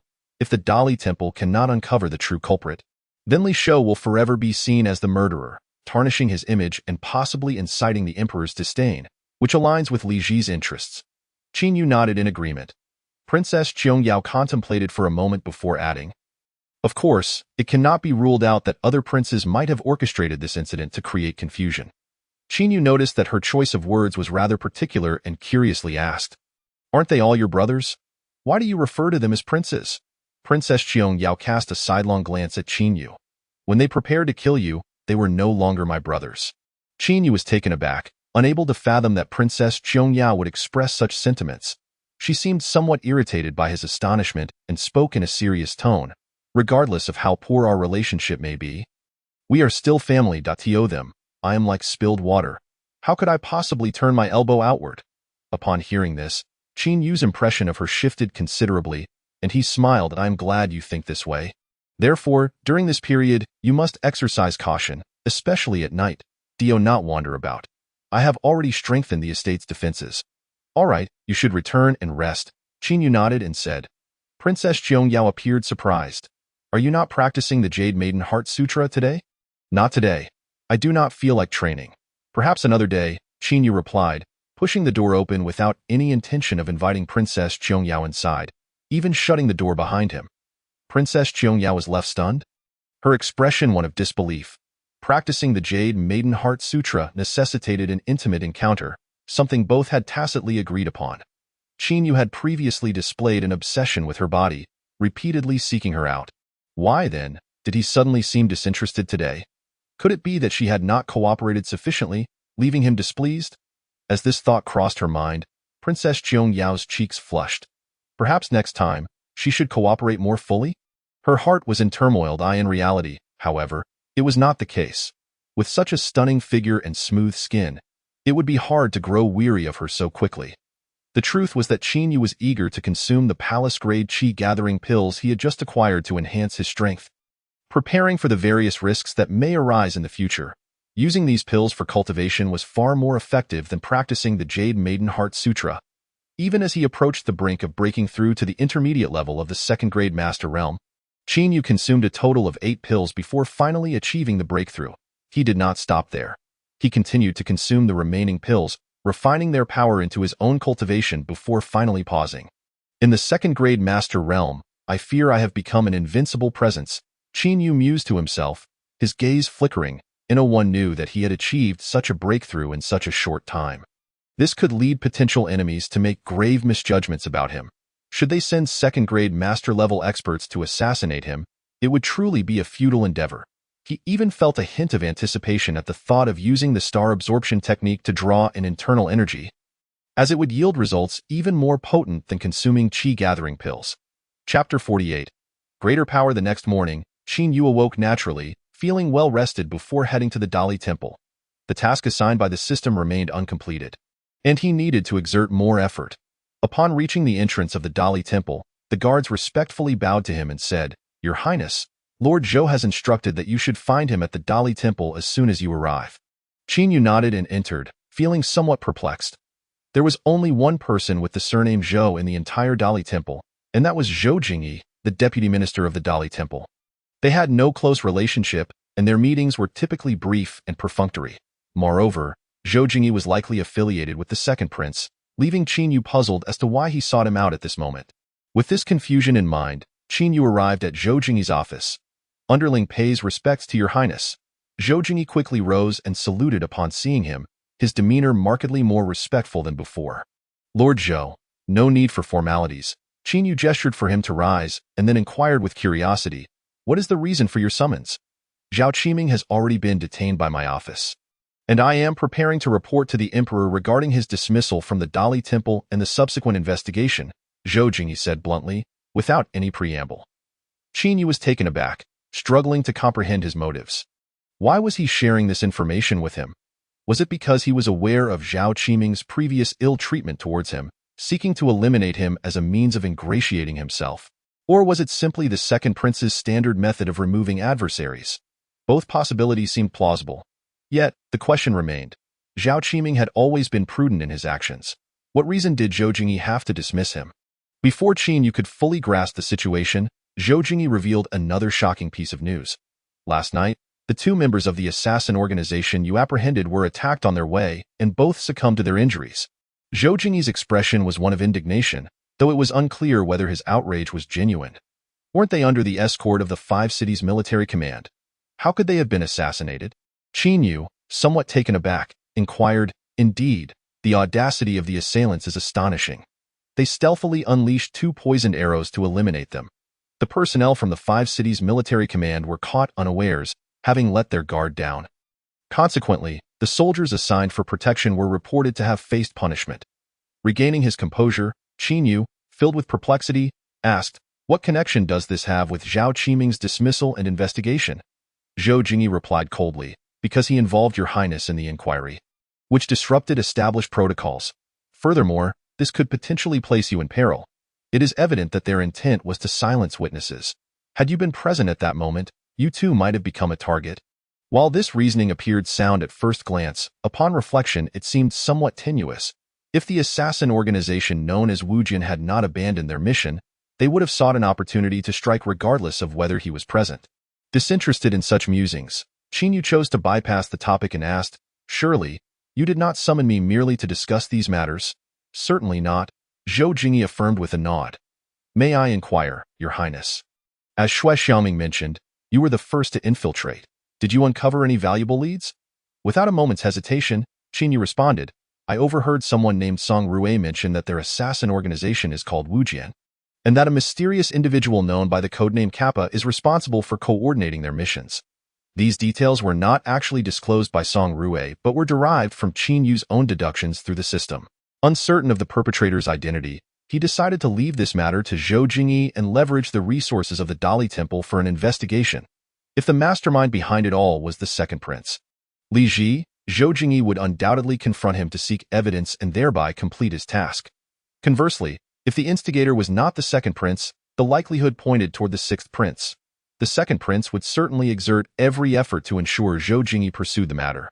What Lin Feng needed to do was to strategically guide Zhou Jingyi at the appropriate moment, seeking clues to resolve the case. "I am aware of the Wujian assassin organization and Kappa. Your Highness, rest assured, I will spare no effort in cracking this case and providing you with a satisfactory resolution," Zhou Jingyi vowed earnestly. "Then I shall trouble you with this matter, good sir.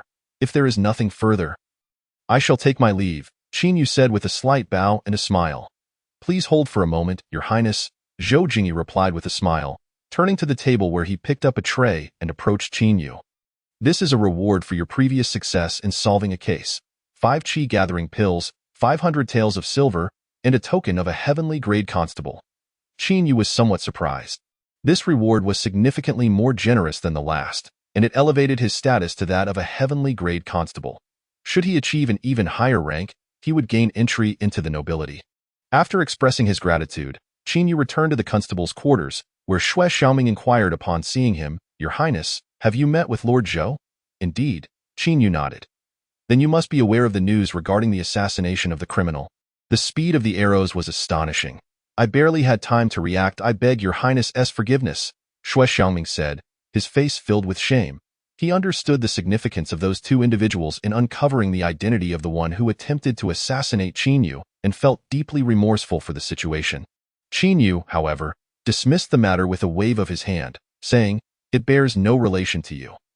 Let us not forget that no one would have anticipated that a murder would occur right under the watchful eyes of the 5 cities' military command. Even had you been prepared, it is unlikely you could have thwarted the assailant." Upon hearing this, Shui Xiaoming breathed a sigh of relief, yet still felt a twinge of guilt. "I appreciate Your Highness's understanding, but it is still my shortcoming. Had my cultivation been stronger, perhaps I could have prevented it." Qin Yu could not help but recall how Shui Xiaoming had rushed in without regard for his own safety upon hearing the commotion the previous night. This individual appeared quite reliable. After a period of observation, should he prove trustworthy, Qin Yu contemplated granting him an opportunity that could alter his fate. Not engaging in further discussion, Qin Yu pondered for a moment before instructing, "You should go out and engage in casual conversation, sharing with your colleagues the events of last night. Remember, the assassin organization is called Wujian, and the individual coordinating with Song Rue is a mysterious figure known as Kappa. With so many individuals within the Dali Temple, it was likely that representatives from various factions were present. Qin Yu aimed to provoke a reaction and draw out any hidden agendas. Only through their revealing of themselves would Zhou Jingyi, or he himself, find the opportunity to uncover the true mastermind behind the scenes. Xue Xiangming, not lacking in intelligence, quickly grasped Qin Yu's intentions and nodded in agreement. Rest assured, Your Highness, I shall attend to this matter immediately. With that, he sprang into action. With nothing else to occupy his time, Qin Yu began practicing the Yi Jing, continuing to enhance his cultivation qualifications. He contemplated that once this task was completed, he would dedicate more time to improving the quality of the Yi Jing. No matter how numerous or advanced the techniques, one must possess exceptional martial aptitude to cultivate to higher realms and unleash greater power. Chapter 49. What are you doing as Qin Yu desired? The news swiftly disseminated, and every faction became aware of the Wujin assassin organization surfacing. With Kappa becoming a topic of discussion, Li Shou also received this information and promptly summoned the contact he had discovered within that assassin organization. He understood that such organizations were shrouded in mystery, and it would take an eternity for the Dali Temple to uncover their secrets, in a bid to prove his innocence and to expose the individual behind it all. He decided to assist Qin Yu for the time being and seek an opportunity to eliminate the threat later. Your Highness, the entire imperial capital, even His Majesty, is paying attention to this matter. Our blood river cannot afford to take risks at this juncture by targeting the Prince of Deqian. The contact stated, I did not summon you regarding this matter. Rather, I have some important information to share. Li Shou waved his hand dismissively. What information? The contact's tone was casual, as if he held little interest. The Dali Temple has uncovered that the assassination of Qin Yu was orchestrated by the Wujin assassin organization, and they have revealed an individual known by the codename Kappa. Do you know him? Li Shou inquired. Wujin Kappa? The contact's interest peaked slightly, but he still shook his head. We are competitors. How could I possibly know him? All I know is that such a person exists. Can you locate this individual? The contact appeared somewhat perplexed. Your Highness, we of the Blood River only kill. We do not seek out individuals. Moreover, I fail to comprehend your intention in asking me to find a competitor.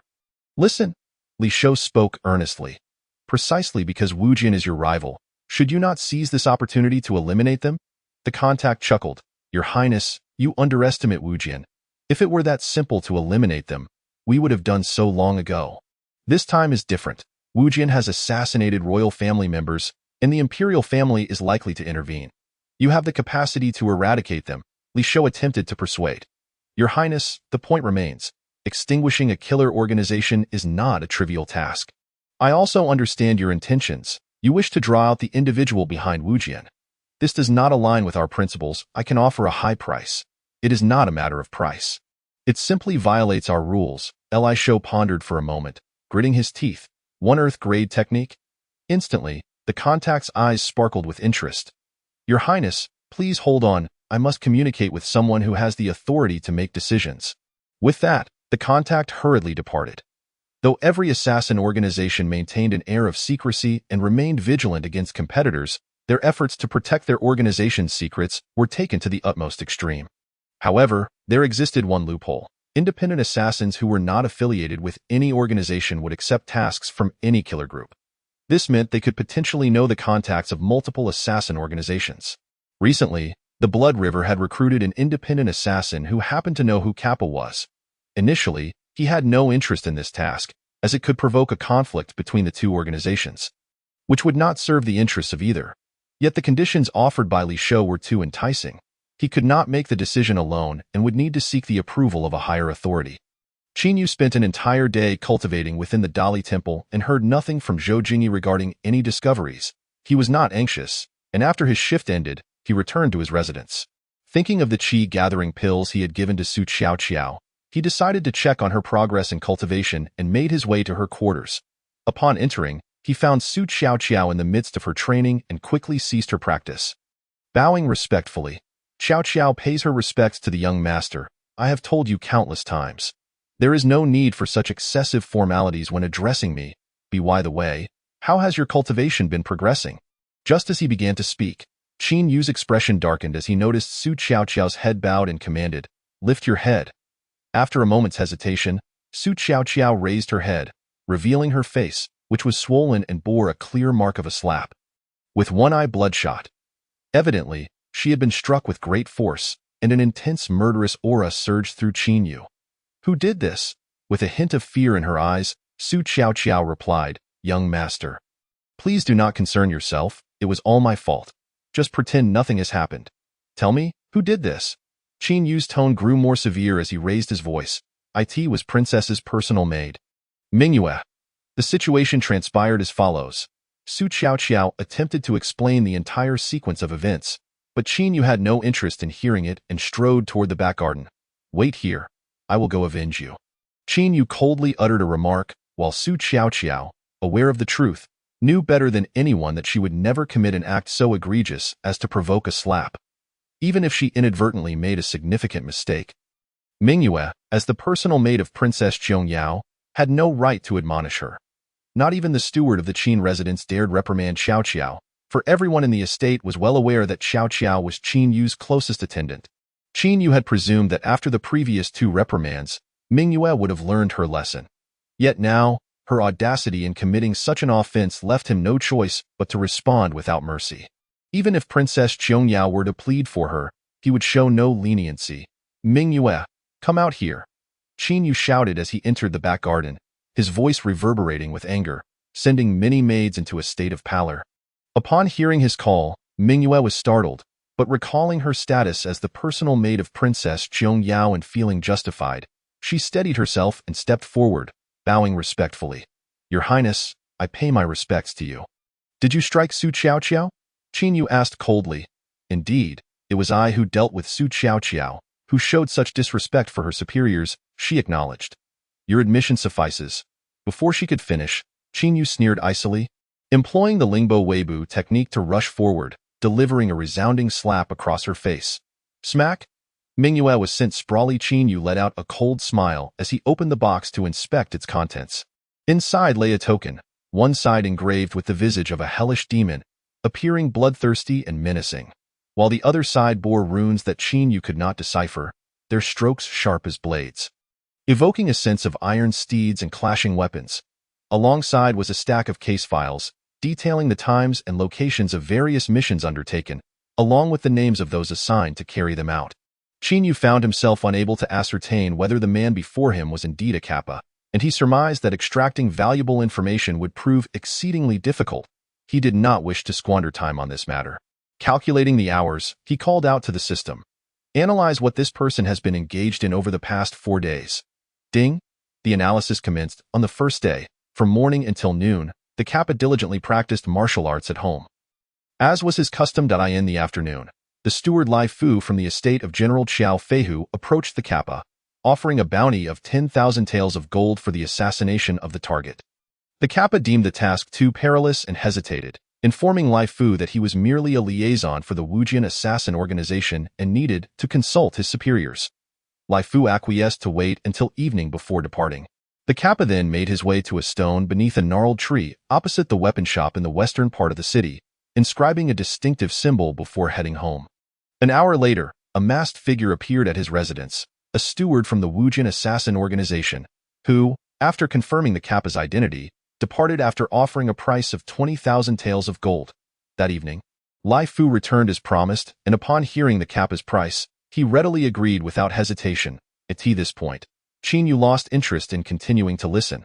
He was taken aback by the revelation that the mastermind was not the 6th princely Shou, nor the 2nd princely Ji, but rather General Qiao Feihu. He realized he had no prior impression of this individual. Qin Yu had no choice but to meticulously sift through his predecessor's memories, gradually revealing a look of dawning comprehension. General Qiao Feihu had a son named Qiao Bin, who, true to his name, exhibited extraordinary talent in martial arts and poetry from a young age, leading his father to have high hopes for him. In earlier years, Qiao Feihu had a cordial relationship with Qin Yu's father, Qin Zhantian, and in order to hone his son's skills, arranged for him to serve as a captain under Qin Zhantian's command. This decision stemmed from Qiao Feihu's own deployment at a fortress, rendering him unable to provide adequate training directly on the battlefield. Qin Zhantian placed great importance on Qiao Bin, assigning him significant responsibilities.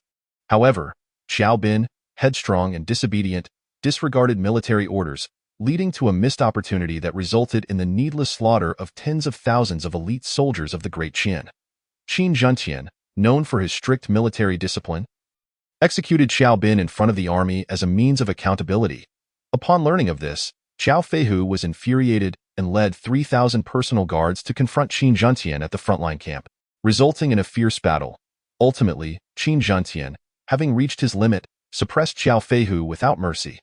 Following this, Xiao Feihu faced a scathing reprimand from the Emperor of Qianwu, and, under the Emperor's mediation, he and Qin Zhentian reached a truce, from which point they no longer maintained contact. Now, although Xiao Feihu was aging, he remained vigorous, evidently perceiving an opportunity to eliminate Qin and shift the blame onto the sixth or second prince, thus taking a risk. Analyzing the events, Qin could not help but marvel at Xiao Feihu's remarkable ability to endure. What remained to be done was to extract from the Kappa the identity of the person who had commissioned the assassination, namely, Xiao Feihu's steward. Yet, no matter how he inquired, the solitary Kappa resolutely refused to divulge any information. For a time, Qin found himself at a loss. Ultimately, he decided to have the Kappa escorted to his colleagues responsible for investigating the case. While he retreated to the constable's quarters to contemplate alternative methods, as he pondered his next steps, Xue Xiangming approached him with an intriguing piece of gossip he had overheard from the court's prison. His face flushed with indignation. The steward of General Xiao Feihu is exceedingly arrogant. He is merely a lowly servant, yet he dares to cause a ruckus in the court's prison. What audacity at this! Qin Yu's heart stirred. What business does he have at the court's prison? Xue explained that he claimed a distant relative was imprisoned there and wished to visit, though there had been orders prohibiting visits without the direct command of the magistrate due to a prior inmate's death, prompting him to create a scene. Qin Yu sneered at this timing. What a remarkable coincidence to visit a distant relative. It was clear that Lai Fu had ulterior motives, likely to seek out a certain jailer or head of the prison, intending to eliminate the Kappa discreetly. With a key figure presenting himself, Qin Yu considered his options and inquired, "Is he still there?" "Yes," Xue Xiaoming nodded. "Though he is a mere dog, he is still General Xiao Feihu's dog. The newly appointed magistrate cannot afford to offend him, and he has already gone inside." "Very well, let us proceed to the court's prison," Qin Yu declared as he rose. "Your Highness, what is your intent?" Xue asked, perplexed. Qin Yu, needing to lay bare the old grievances, revealed, "I suspect the individual who bribed the assassin to kill me is General Xiao Feihu. This steward Lai Fu must be aware of it." Xue Xiaoming's expression turned grave as he grasped Lai Fu's true purpose for visiting the court's prison. Upon reaching the prison, however, they were blocked from entry due to the magistrate's orders, leaving Qin Yu outside. Xue Xiangming hurried to seek permission, and just as he departed, Lai Fu emerged. The steward was a rotund man, his eyes narrowed to slits, swaggering out with an air of arrogance. Without a moment's hesitation, Qin Yu approached and delivered a resounding slap across Lai Fu's face, drawing the attention of all onlookers, who would serve as witnesses. With a stumble, Lai Fu barely maintained his balance, only to erupt in curses. "Which scoundrel dares?" But upon recognizing Qin Yu, his words faltered, replaced by astonishment. "Your Highness." His anger quickly resurfaced. "Even if you are of royal blood, you cannot strike me at will." With another slap, Qin Yu retorted fiercely, "I suspect that your master, the old scoundrel Xiao Feihu, commissioned the assassination against me. There is no one else." Lai Fu panicked, immediately denying the accusation. "Your Highness, you must not speak such nonsense." "Nonsense?" Qin Yu scoffed. "Years ago, my father executed your master's most cherished son. After all this time, you think that old scoundrel wouldn't want me dead? You lie," Lai Fu protested. "The matter was resolved between my master and General Qin long ago. The young master received his just deserts." Before Lai Fu could finish, Qin Yu interrupted, "It was you who ordered the Kappa to kill me. Once the Kappa was captured, fearing exposure, you sought to bribe someone here to eliminate him." He then turned to the jailer. "Why are you still standing there? Go check if the Kappa is still alive." Chapter 52. Elite forces. The jailer, startled, dashed into the depths of the prison. Lai Fu, consumed by panic, exclaimed, "I have no time for your nonsense. If there is an issue, come to the general's estate." With that, he turned to flee. Qin Yu could not allow Lai Fu to escape. If this man vanished, he would either go into hiding or be eliminated by Xiao Feihu. and the case would be impossible to pursue. What about the mission? Stop right there, Qin Yu barked, pursuing Lai Fu. Your Highness, do not push your luck. Lai Fu shouted back, unleashing a palm strike with his intermediate second-tier martial prowess to confront Qin Yu. Presumptuous, Qin Yu thundered, extending a fingered eye in an instant. A sharp blade of energy surged forth, hurtling towards Lai Fu's heart with an unstoppable force. Even the advanced second-tier martial artist Princess Qiangyao was no match for him, let alone Lai Fu'd in a frenzied attempt to resist. Lai Fu channeled his internal energy, but was still sent flying by the blade of energy. Qin Yu had deliberately held back. Had he struck with full force, Lai Fu would have been grievously injured, if not killed. Seizing the moment, Qin Yu activated his swift footwork, appearing beside Lai Fu in an instant, and struck him in the dantian. With a cough, Lai Fu spat out a mouthful of blood, his eyes filled with resentment. Qin Yu, you have crippled my cultivation without cause. Even if you are a royal, you must provide an explanation. Otherwise, my master will not let this go lightly. Qin Yu chuckled derisively. And yet you still think of your master. You should be more concerned about whether your family will survive once this matter is exposed. At these words, Lai Fu's expression shifted to one of fear, though he quickly regained his composure. I do not comprehend what your highness is implying. Just then, the newly appointed magistrate hurried onto the scene. Startled by the sight of the bloodied Lai Fu. Though Lai Fu was a mere servant, his connections to powerful figures in the military made him a dangerous adversary. Given Qin Yu's recent display of strength and the protection of Princess Qiangyao, the magistrate was reluctant to provoke either party. In that moment, the new magistrate found himself at a loss for words, sweating profusely. At that instant, several jailers rushed out, led by the head jailer, Guo Yonghuai, who was also sweating profusely. Upon seeing the magistrate, he quickly knelt, pleading for forgiveness. Magistrate, I failed to supervise properly, and some of my jailers accepted bribes in an attempt to poison the suspect, the Kappa. Thankfully, we discovered it in time and avoided a grave mistake. Guo Yonghuai was seething inside. Why was it always his court prison that faced such scandals? Just moments ago, upon receiving a report from his subordinate regarding Qin Yu's words, he immediately recognized the gravity of the situation and hastily gathered his men to investigate the Kappa. To his dismay, they stumbled upon one of his jailers, who was forcefully prying open the Kappa's mouth to pour water inside. It was evident that this water was suspicious. Caught red-handed, the jailer had no choice but to confess and plead for Guo Yonghuai's mercy. In a fit of rage, Guo Yonghuai kicked the jailer aside and pursued him out. Previously, due to external pressures, the jailer had narrowly retained his position after receiving a reprimand, but this time, his fate was far from certain. Thus, he sought to redeem himself through the merits of the fortunate general. Just then, he spotted Lai Fu approaching, which brought him a sense of relief, for Lai Fu was still present. However, upon hearing his words, Lai Fu's face turned as pale as a sheet. Guo Yonghuai raised his hand and pointed at Lai Fu, accusing him of bribing the jailer in a plot to poison the Kappa. Hearing this, the new magistrate nearly fainted from anger and shouted, "Arrest him." Lai Fu had been permitted to enter the court by none other than him. If the Kappa were to die and it was revealed that Lai Fu was involved, he too would face dire consequences. Enraged, several prison guards pounced on Lai Fu, overpowering him. Qin Yu stepped forward and delivered a sharp slap, demanding, at this juncture, "Do you still intend to withhold the truth?" Realizing his predicament, Lai Fu surrendered, declaring, "I have no idea what I need to confess. Qiao Feihu instructed you to assassinate me. This is blatantly obvious." "You still refuse to admit it?" Qin Yu retorted. "How can I confess to something that never happened?" Lai Fu shot back defiantly. "Do you believe the Kappa would remain loyal to the Assassin's Code if he knew of your intent to poison him?" Qin Yu gazed at him with a look of incredulity. At this, Lai Fu's expression shifted slightly. Qin Yu continued, "Do you think that by bearing the brunt of this alone, your entire family will emerge unscathed?" Lai Fu's pallor deepened. The act of assassinating a royal family member was a grave offense punishable by the annihilation of one's clan. Even their pets would not survive. Lai Fu felt the weight of Qiao Feihu's immense favor and was reluctant to betray him.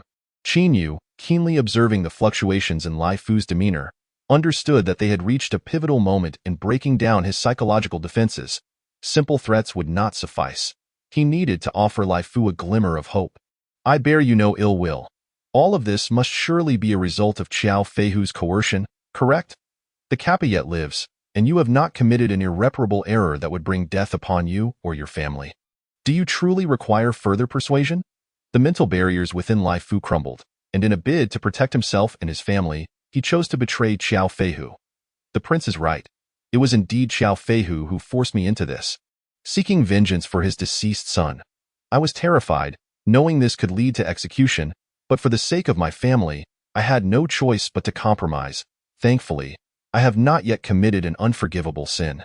With that, Lai Fu fully relinquished his inhibitions and resolved to eliminate Qiao Feihu entirely, ensuring that he and his family would be safe. Furthermore, Qiao Feihu has embezzled military funds, hoarded provisions for resale, and indulged in the pleasures of the former emperor's concubines. As he spoke, the expressions of those around him transformed from disbelief to shock. The malevolence of Qiao Feihu's actions was nothing short of appalling. They soon grasped the severity of the situation. Given Qiao Feihu's rank within the military, numerous high-ranking officers would inevitably be implicated, and the Dacian military might soon face a sweeping purge. All of this was orchestrated by Qin Yu. However, Qin Yu remained unconcerned with the unfolding events. His focus was solely on Lai Fu's eyes as he inquired, "Do you possess solid evidence? If not, you risk being accused of defaming a high-ranking official and facing a grim fate." Qin Yu's greatest fear was the absence of evidence, but fortunately, Lai Fu did not disappoint him. "Indeed, I have meticulously documented the times, places, individuals, and relevant evidence pertaining to these matters, fearing that Qiao Feihu might one day dispose of me." "And what about the evidence of Qiao Feihu threatening you to assassinate this prince?" "I am the evidence. Additionally, I have secretly retained the note in which Qiao Feihu requested to withdraw gold from the treasury."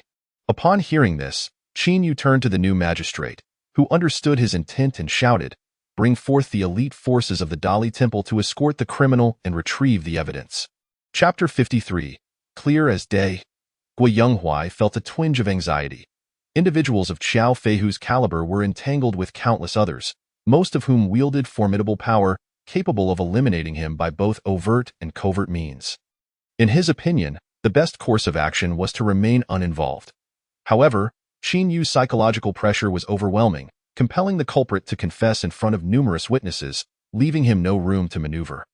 Henceforth, it was a matter of proceeding with official business. Qin Yu did not accompany them to gather evidence, but Xue Xiangming, being quite astute, followed along with his colleagues to prevent any unforeseen complications that might deprive Qin Yu of the truth. Approximately half an hour later, the Dali Temple personnel returned, bringing Lai Fu and the evidence to the newly appointed magistrate. After a brief inspection of the evidence, the magistrate broke into a cold sweat. The situation was far more dire than he had anticipated. He dared not act unilaterally and promptly sought out the Dali Temple's vice minister, Zhou Jing. At this juncture, Qin Yu ceased to concern himself with the matter, for the voice of the system resonated in his mind. "Ding, congratulations, host, for completing the task.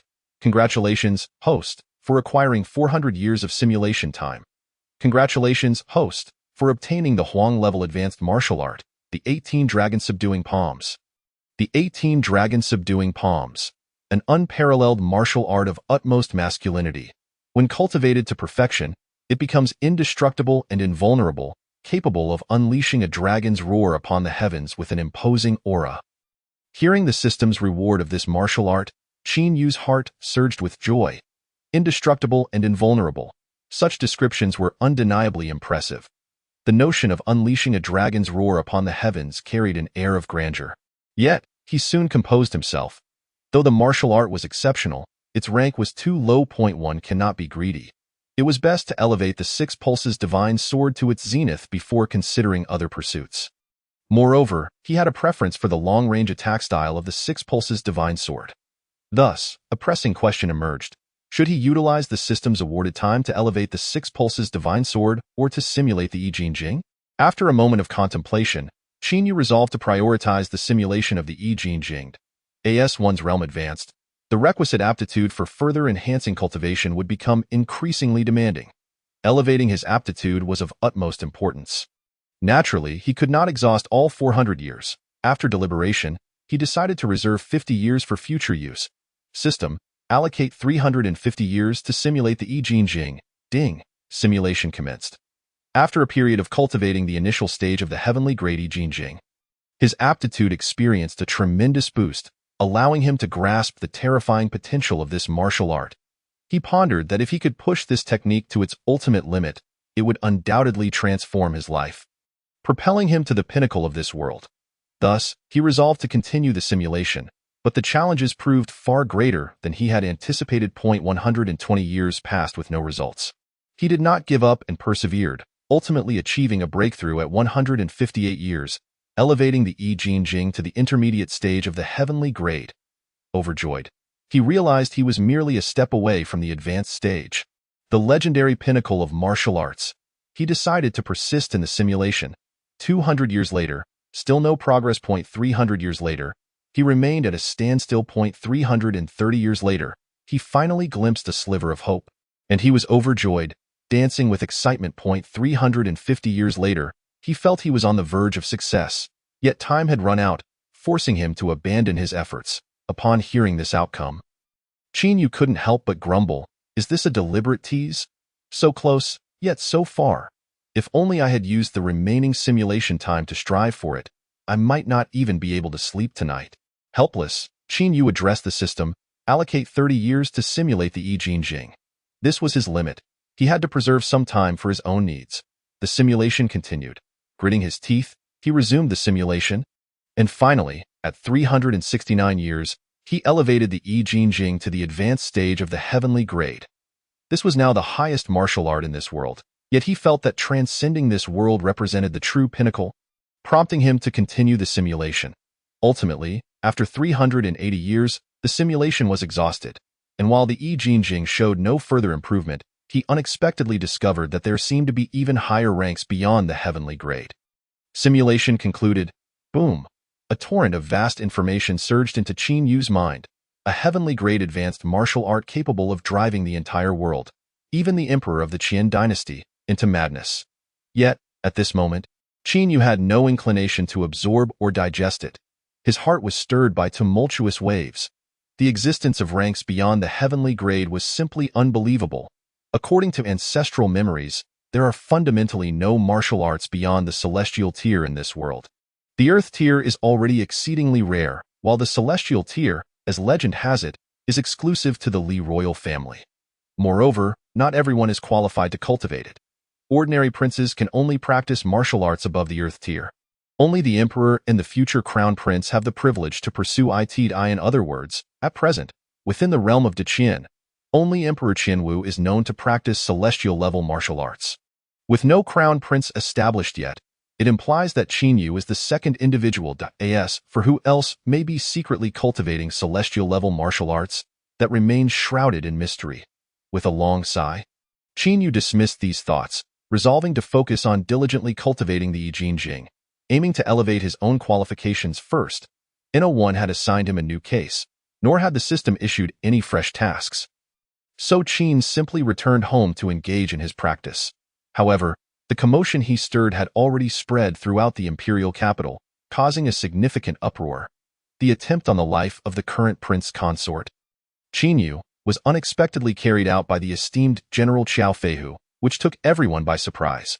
The old grievances from years past were once again brought to the forefront, with many condemning Qiao Feihu as despicable and shameless.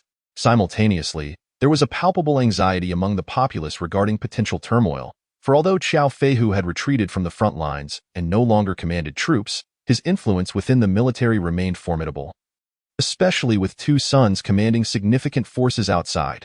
Such a revelation could spell doom for Qiao Feihu, as his sons would surely seek retribution. The Ministry of Justice also recognized the gravity of the situation. Once the evidence was confirmed beyond doubt, the Minister of Justice hastily made his way to the imperial palace to report to Emperor Qianwu. Even if he had the audacity, he would not dare to confront the esteemed General Qiao Feihu directly. As the minister entered, Qiao Feihu, stripped to the waist and bearing a bundle of thorny branches, approached the palace to kneel at the entrance. His white hair gave him an air of vitality. With no wrinkles on his taut skin, yet his body bore countless scars from blades and swords, exuding a fierce aura. "Your Majesty, I humbly beseech you to grant me an audience, considering this old minister's lifetime of service on the battlefield." Thereafter, I shall depart this world without regret. Xiao Feihu called out towards the Qingtian Hall. His voice was robust and resonant, reaching the ears of Emperor Qianwu, who was attentively listening to the Minister of Justice's report. Chapter 54. Explanation: This old scoundrel still wishes to meet me? Emperor Qianwu scoffed coldly upon hearing those words. He had personally mediated between Qin Zhentian and Xiao Feihu in the past, well aware of the pent-up resentment within Xiao Feihu. Thus, while the revelation was unexpected, it was still within reason. What relieved him was that none of his own sons were implicated, averting the onset of fratricide. However, Xiao Feihu's choice to act at this juncture clearly indicated intentions of shifting blame. This was the very aspect that incensed Emperor Qianwu the most. Had it not been for the reckless actions of Jialu, who was caught by Qin Yu and revealed the truth, it was very likely that the sixth prince or the second prince would have borne the brunt of this incident, adversely affecting the emperor's perception of them. This was a grave transgression. Thus, Xiao Feihu's fate was sealed, a fact he himself was cognizant of. It was for this reason that he came to plead for forgiveness without offering any defense, hoping for a final chance to meet Emperor Qianwu and to invoke his old memories for a chance at survival. Yet, Emperor Qianwu had already made his decision. "Bring me my sword of destiny," he commanded. The Minister of Justice, Qian Boyong, felt a tightening in his chest and instinctively lowered his head slightly. The elderly eunuch beside Emperor Qianwu frowned slightly, cautioning, "Your Majesty, the esteemed general still has 2 sons leading troops outside. Would it not be wiser to summon them back before executing him?" Emperor Qianwu chuckled lightly, dismissing the concern. "You do not understand military strategy. If they truly possessed the audacity to rebel, I would welcome such an opportunity to eliminate some old generals and promote new leaders." Refreshing the ranks of the army. The elderly eunuch nodded slightly and refrained from further comment. A young eunuch emerged, cradling the sword of destiny, and returned shortly thereafter, kneeling with the bloodied blade raised high. Reporting, "Your Majesty, the esteemed General Qiao, with a cry of regret towards Your Majesty, subsequently took his own life before the palace gates. Please send his remains back to the Qiao residence." Emperor Qianwu replied in a calm tone. "Very well." Thus, the once-renowned General Xiao Feihu met his end in such an unceremonious manner. "My minister, if there is nothing further, you may take your leave," Emperor Qianwu addressed Qian Boyong. After a moment's hesitation, Qian Boyong responded, "Your Majesty, as the esteemed prince consort is a royal relative of great intellect, it seems a waste for him to remain in the Ministry of Justice. I suggest you assign him another role, lest this precious pearl be tarnished." Qin Yu had arrived at the Ministry of Justice, starting from a mere junior official, and had uncovered such significant matters through his remarkable investigative abilities. He was genuinely afraid. Although he held a position among the 3 dukes and 9 ministers, he did not dare to provoke those who wielded terrifying power. After all, it was ostensibly his subordinates who brought this to light. Who could say if the aggrieved party might hold him accountable?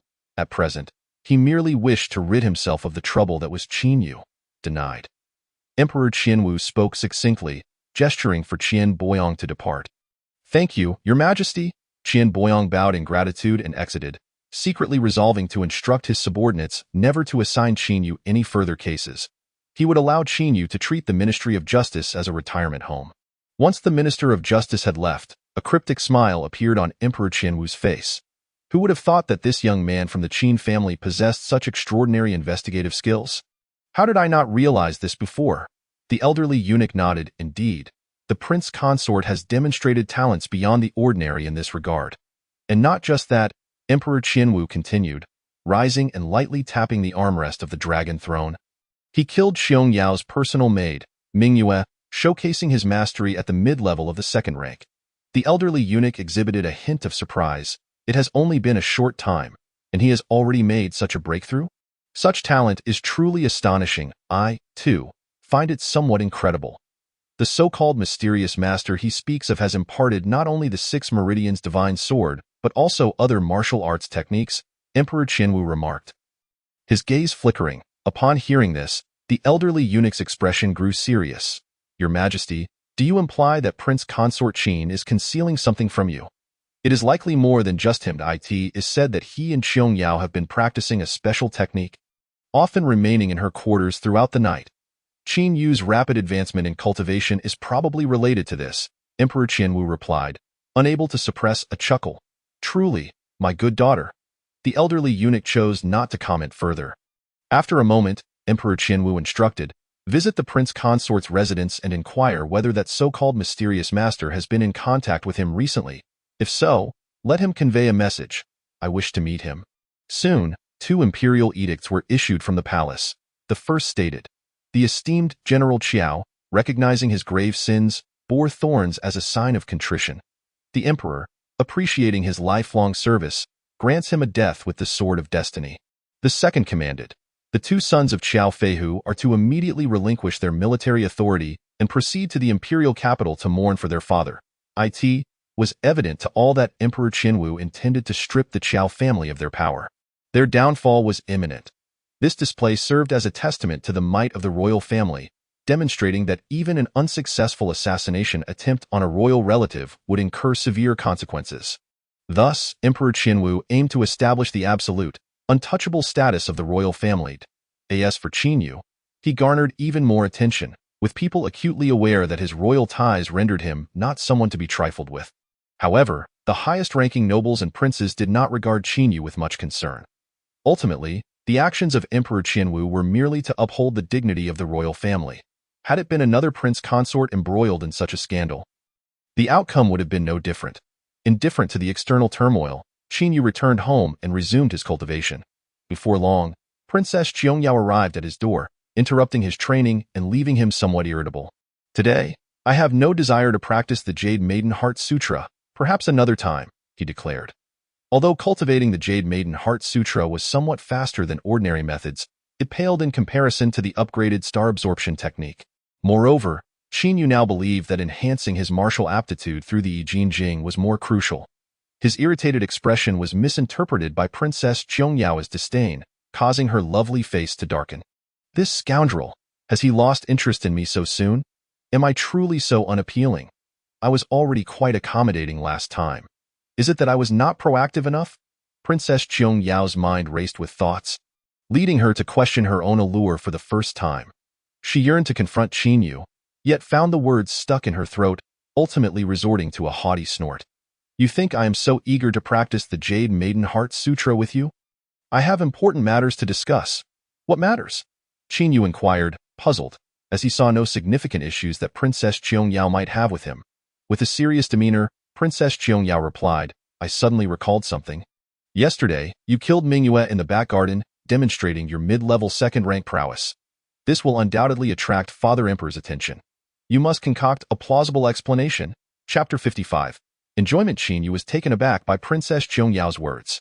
After contemplating for a moment, he asked, Why do I get the feeling you are wary of your father? Princess Qiangyao shook her head. You have asked this question before. Allow me to reiterate. It is not about guarding against him.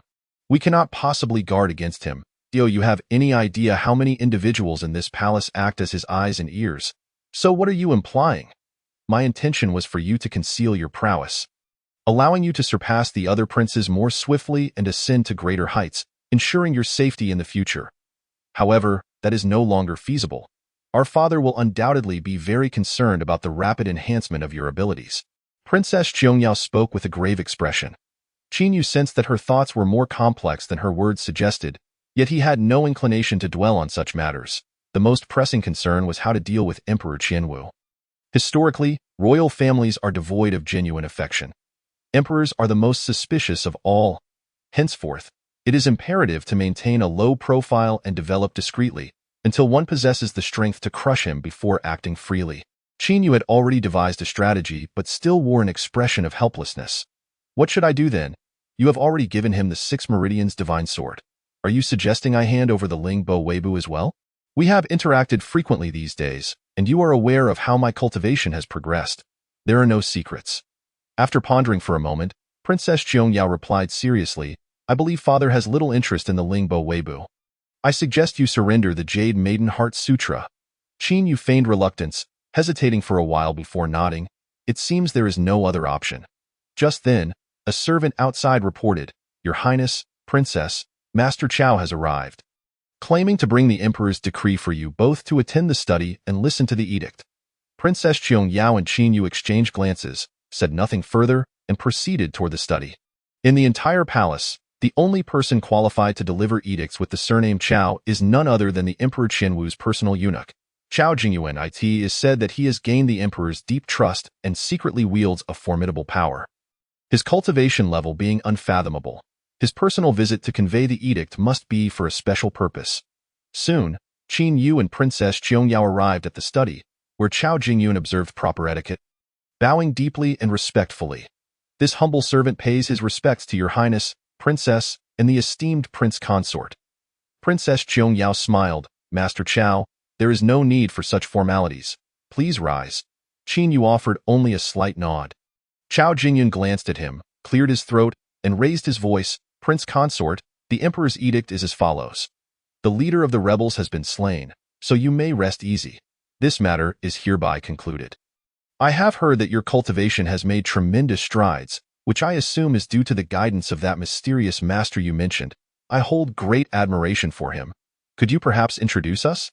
A sense of tension gripped Qin Yu. Indeed, his rapid cultivation progress had drawn the attention of Emperor Qianwu. The so-called mysterious master was merely a fabrication of his imagination. Qin Yu displayed a troubled expression and replied, Master Chao, I have not seen him for a long time. I truly cannot make an introduction. Not seen for a long time. Chao Jingyuan smiled knowingly, saying, Prince consort, your cultivation has skyrocketed recently. Is it not due to the guidance of that esteemed individual? It is not, Qin Yu sighed, feeling somewhat exasperated. My rapid advancement is due to cultivating a special technique with Princess Qiangyao. Oh? What technique? Chao Jingyuan inquired with curiosity. Cultivation techniques are often closely guarded secrets, and even the emperor has no right to demand them. If he were to appear too indifferent, it would seem rather unusual. Thus, he skillfully revealed a hint of reluctance and, with a slightly dejected tone, stated that esteemed master instructed me that the technique must not be shared. However, since the emperor is interested, I shall present it to him. Upon saying this, he glanced at Princess Qiangyao. Understanding the implication, Princess Qiangyao promptly took out pen and paper and transcribed the Jade Maiden Heart Sutra on the spot. Chao Jingyuan took it without looking, slightly bowing and smiling. Prince consort, your filial piety is commendable. I believe the emperor will surely be pleased. This humble servant takes his leave. Safe travels. We shall not see you off, Qin Yu said, appearing somewhat agitated. Princess Qiangyao cast him a surprised glance before personally escorting Chao Jingyuan out. After a moment, she returned, exclaiming, Your acting was quite impressive. It was executed perfectly. Qin Yu did not concede, feeling rather annoyed. I was not acting. I genuinely felt displeased. Do you find it reasonable for your father to disregard all decorum and seize another's possessions? Princess Qiangyao replied calmly, He is the emperor. What recourse do you have if it is unreasonable? Once they left the palace and boarded the carriage, Chao Jingyuan eagerly took out the Jade Maiden Heart Sutra and began to study it meticulously. After a short while, he displayed a look of astonishment. Even he was tempted to cultivate this profound technique. Despite its low grade, the Jade Maiden Heart Sutra offered a unique approach, filled with intricacies. Unfortunately, his physical condition prevented him from practicing it, leaving him to sigh repeatedly. When he returned to the palace and presented the Jade Maiden Heart Sutra to Emperor Qianwu, the latter examined it closely, his face alight with admiration. What an excellent technique! Truly remarkable! At that moment, he comprehended why Qin Yu's cultivation had advanced so rapidly. It was due to this extraordinary technique. Simultaneously, he understood why Princess Qiangyao had not mentioned it. Aside from reluctance, it was likely a matter of embarrassment, given their father-daughter relationship. By the way, what was Qin Yu's demeanor when he surrendered this technique? Emperor Qianwu inquired. Reluctant, with a hint of anger, Chao Jingyuan replied candidly. Upon hearing this, Emperor Qianwu not only did not grow angry but instead burst into hearty laughter. Now that is what is expected. If he displayed no emotion at all, that would be truly alarming. Chao Jingyuan chose to remain silent, not voicing his thoughts. After laughing for a while, Emperor Qianwu continued. Having taken 2 techniques from that lad, it would be remiss not to reward him in some manner. What do you think I should bestow upon him? Chao Jingyuan pondered for a moment and suggested. General Qin has left him a substantial fortune. Wealth would be of little use to him. Bestowing him with too high a rank might draw scrutiny, while too little would make your majesty appear stingy. Thus, I believe offering him resources for cultivation would be more fitting than a reasonable argument. Emperor Qianwu nodded. Then have someone deliver 3 gathering spirit pills to him. At this, Chao Jingyun's expression turned to one of astonishment. Gathering spirit pills are exclusive to Emperor Qianwu, crafted from numerous precious spiritual herbs and the essence of beast blood. They not only enhance cultivation but also strengthen the body. Only Emperor Qianwu has the privilege to consume them. Even after serving Emperor Qianwu for many years, he had scarcely had the chance to enjoy a few. He never anticipated that Emperor Qianwu would present such a rare and precious pill to Qin Yu. As he contemplated this, Emperor Qianwu added, "Increase the number of personnel assigned to monitor him. I am eager to discover the identity of the mysterious master behind him." Chapter 56. On the way there, damn it, that despicable bastard. A filthy creature no better than a pig or dog. I cannot fathom what father is thinking in marrying Qiangyao off to such a lowly individual. The 6th prince, Li Shou, raged like an angry wild boar, rampaging through the estate. Anything within his sight was smashed to pieces as he vented his fury. The incident with Qin Yu began with the investigation into the production of inferior weapons, leading back to him. Emperor Qianwu was furious, sealing his cultivation and delivering 50 strikes, nearly beating him to death, while also imposing a 10-year salary penalty, forcing him to reimburse the Ministry of War at market price. His reputation in the capital was utterly ruined. Though he endured this humiliation, he later violated Emperor Qianwu's regulations, taking a grave risk to assist Qin Yu in uncovering the true assassins behind the attack on him, all in hopes of clearing his name and tarnishing the reputation of the 2nd prince, Li Ji. Yet, unexpectedly, he discovered that the assassination of Qin Yu had nothing to do with Li Ji. He felt like a complete fool, running about only to gain nothing while suffering severe losses. He could even envision Li Ji mocking him, and the instigator of all this chaos was none other than Qin Yu. He wished nothing more than to devour him alive. It was only after he had reduced his small courtyard to ruins that he felt somewhat relieved. Gradually regaining his composure, "I cannot allow that vile creature to get away with this." Li Shou gritted his teeth. His newly appointed steward, Tao Xinghuai, cautiously observed his expression and tentatively advised, "Your Highness, it may be wise to exercise restraint for now. Everyone is focused on Qin Yu, and acting at this juncture could expose you as, oh, you think you're the only one with a brain?" Li Shou suddenly turned his head, glaring at Tao Xinghuai with a fierce snarl. Resembling a rabid dog, Tao Xinghuai lowered his head, afraid to speak. "Hemph," Li Shou scoffed, contemplating for a moment before asking, "I have heard that Qin Yu killed Qiong Yao's personal maid, Ming Yue, over a lowly maid named Su Qiao?" Tao Xinghuai nodded. "Indeed, that is the case. The matter has stirred quite a commotion, with claims that Qin Yu favors that maid more than the princess herself." "Very well," Li Shou revealed a sinister smile. "Capture that maid for me. But what good will capturing a maid do?" Tao Xinghuai questioned, confused. Smack! Li Shou delivered a resounding slap to Tao Xinghuai's face, angrily retorting, "I said capture her, so capture her. What business is it of yours to question me?" "Yes, Your Highness." Tao Xinghuai withdrew, covering his face, and seethed, "Qin Yu, I will ensure your demise." Li Shou gritted his teeth, concocting a straightforward plan to capture Su Qiao. Should Qin Yu harbor sufficient concern for this wretched maid, he could set a trap to ambush him. Even if Qin Yu did not care for her to such an extent, at the very least, he could vent his frustrations and leave Qin Yu unsettled. This was all he could do at this juncture, for Qin Yu's power had escalated continually, and coupled with his royal lineage, the bounty placed by the assassin organization was exorbitantly high, beyond his current means. Not long after the departure of the old eunuch, Chao Jingyun, another individual entered the palace. It was a young eunuch bearing a jade vial, which he presented to Qin Yu, stating it was a ling-gathering pill bestowed by Emperor Qianwu. With a quantity of 3, and upon learning from Princess Qiangyao that this was a rare and precious elixir reserved for the emperor's progeny, known for its remarkable efficacy in enhancing cultivation, Qin Yu was astounded. Yet, he quickly deduced the implications. Emperor Qianwu had acquired his 6 meridians divine sword and jade maiden heart sutra through somewhat dubious means, and this was merely an attempt to placate him with the pills. With this realization, Qin Yu's heart brimmed with cold laughter. This transaction was hardly a loss. What Emperor Qianwu obtained was merely the low-tier skills he was willing to impart. The true high-level prowess belonged solely to him. The effects of the ling-gathering pill were indeed as Princess Qiangyao had described, exceptionally potent. It dissolved upon entry, transforming into a tidal wave of energy surging through his limbs and organs, fortifying his sinews and viscera, while his inner strength became purer and more vigorous. After consecutively absorbing and refining 2 pills, Qin Yu finally took a leap, elevating his cultivation to the advanced realm of a second-rank grandmaster.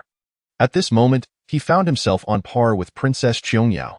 Experiencing the immense power of this realm, Qin Yu was confident that he could easily suppress Princess Qiangyao should they engage in combat now. He did not cease his cultivation. Rather, he aimed to strive towards the first-rank grandmaster realm. Grandmasters were the true masters of this world, possessing a degree of self-preservation ability. However, it was well known that crossing this threshold was the most daunting challenge. This realm demanded exceptional talent and comprehension from practitioners, with many failing to make this leap throughout their lifetimes. Princess Qiangyao had chosen to compromise and cultivate the Jade Maiden Heart Sutra precisely to surpass this barrier. Qin Yu swallowed the last ling-gathering pill, initially believing that even without a sudden breakthrough, he would bridge the gap significantly. Yet, he underestimated the formidable barrier of this realm. The refining of a single pill merely rendered their inner strength somewhat purer and their physiques marginally improved. He did not even catch a glimpse of the fleeting opportunity to break through.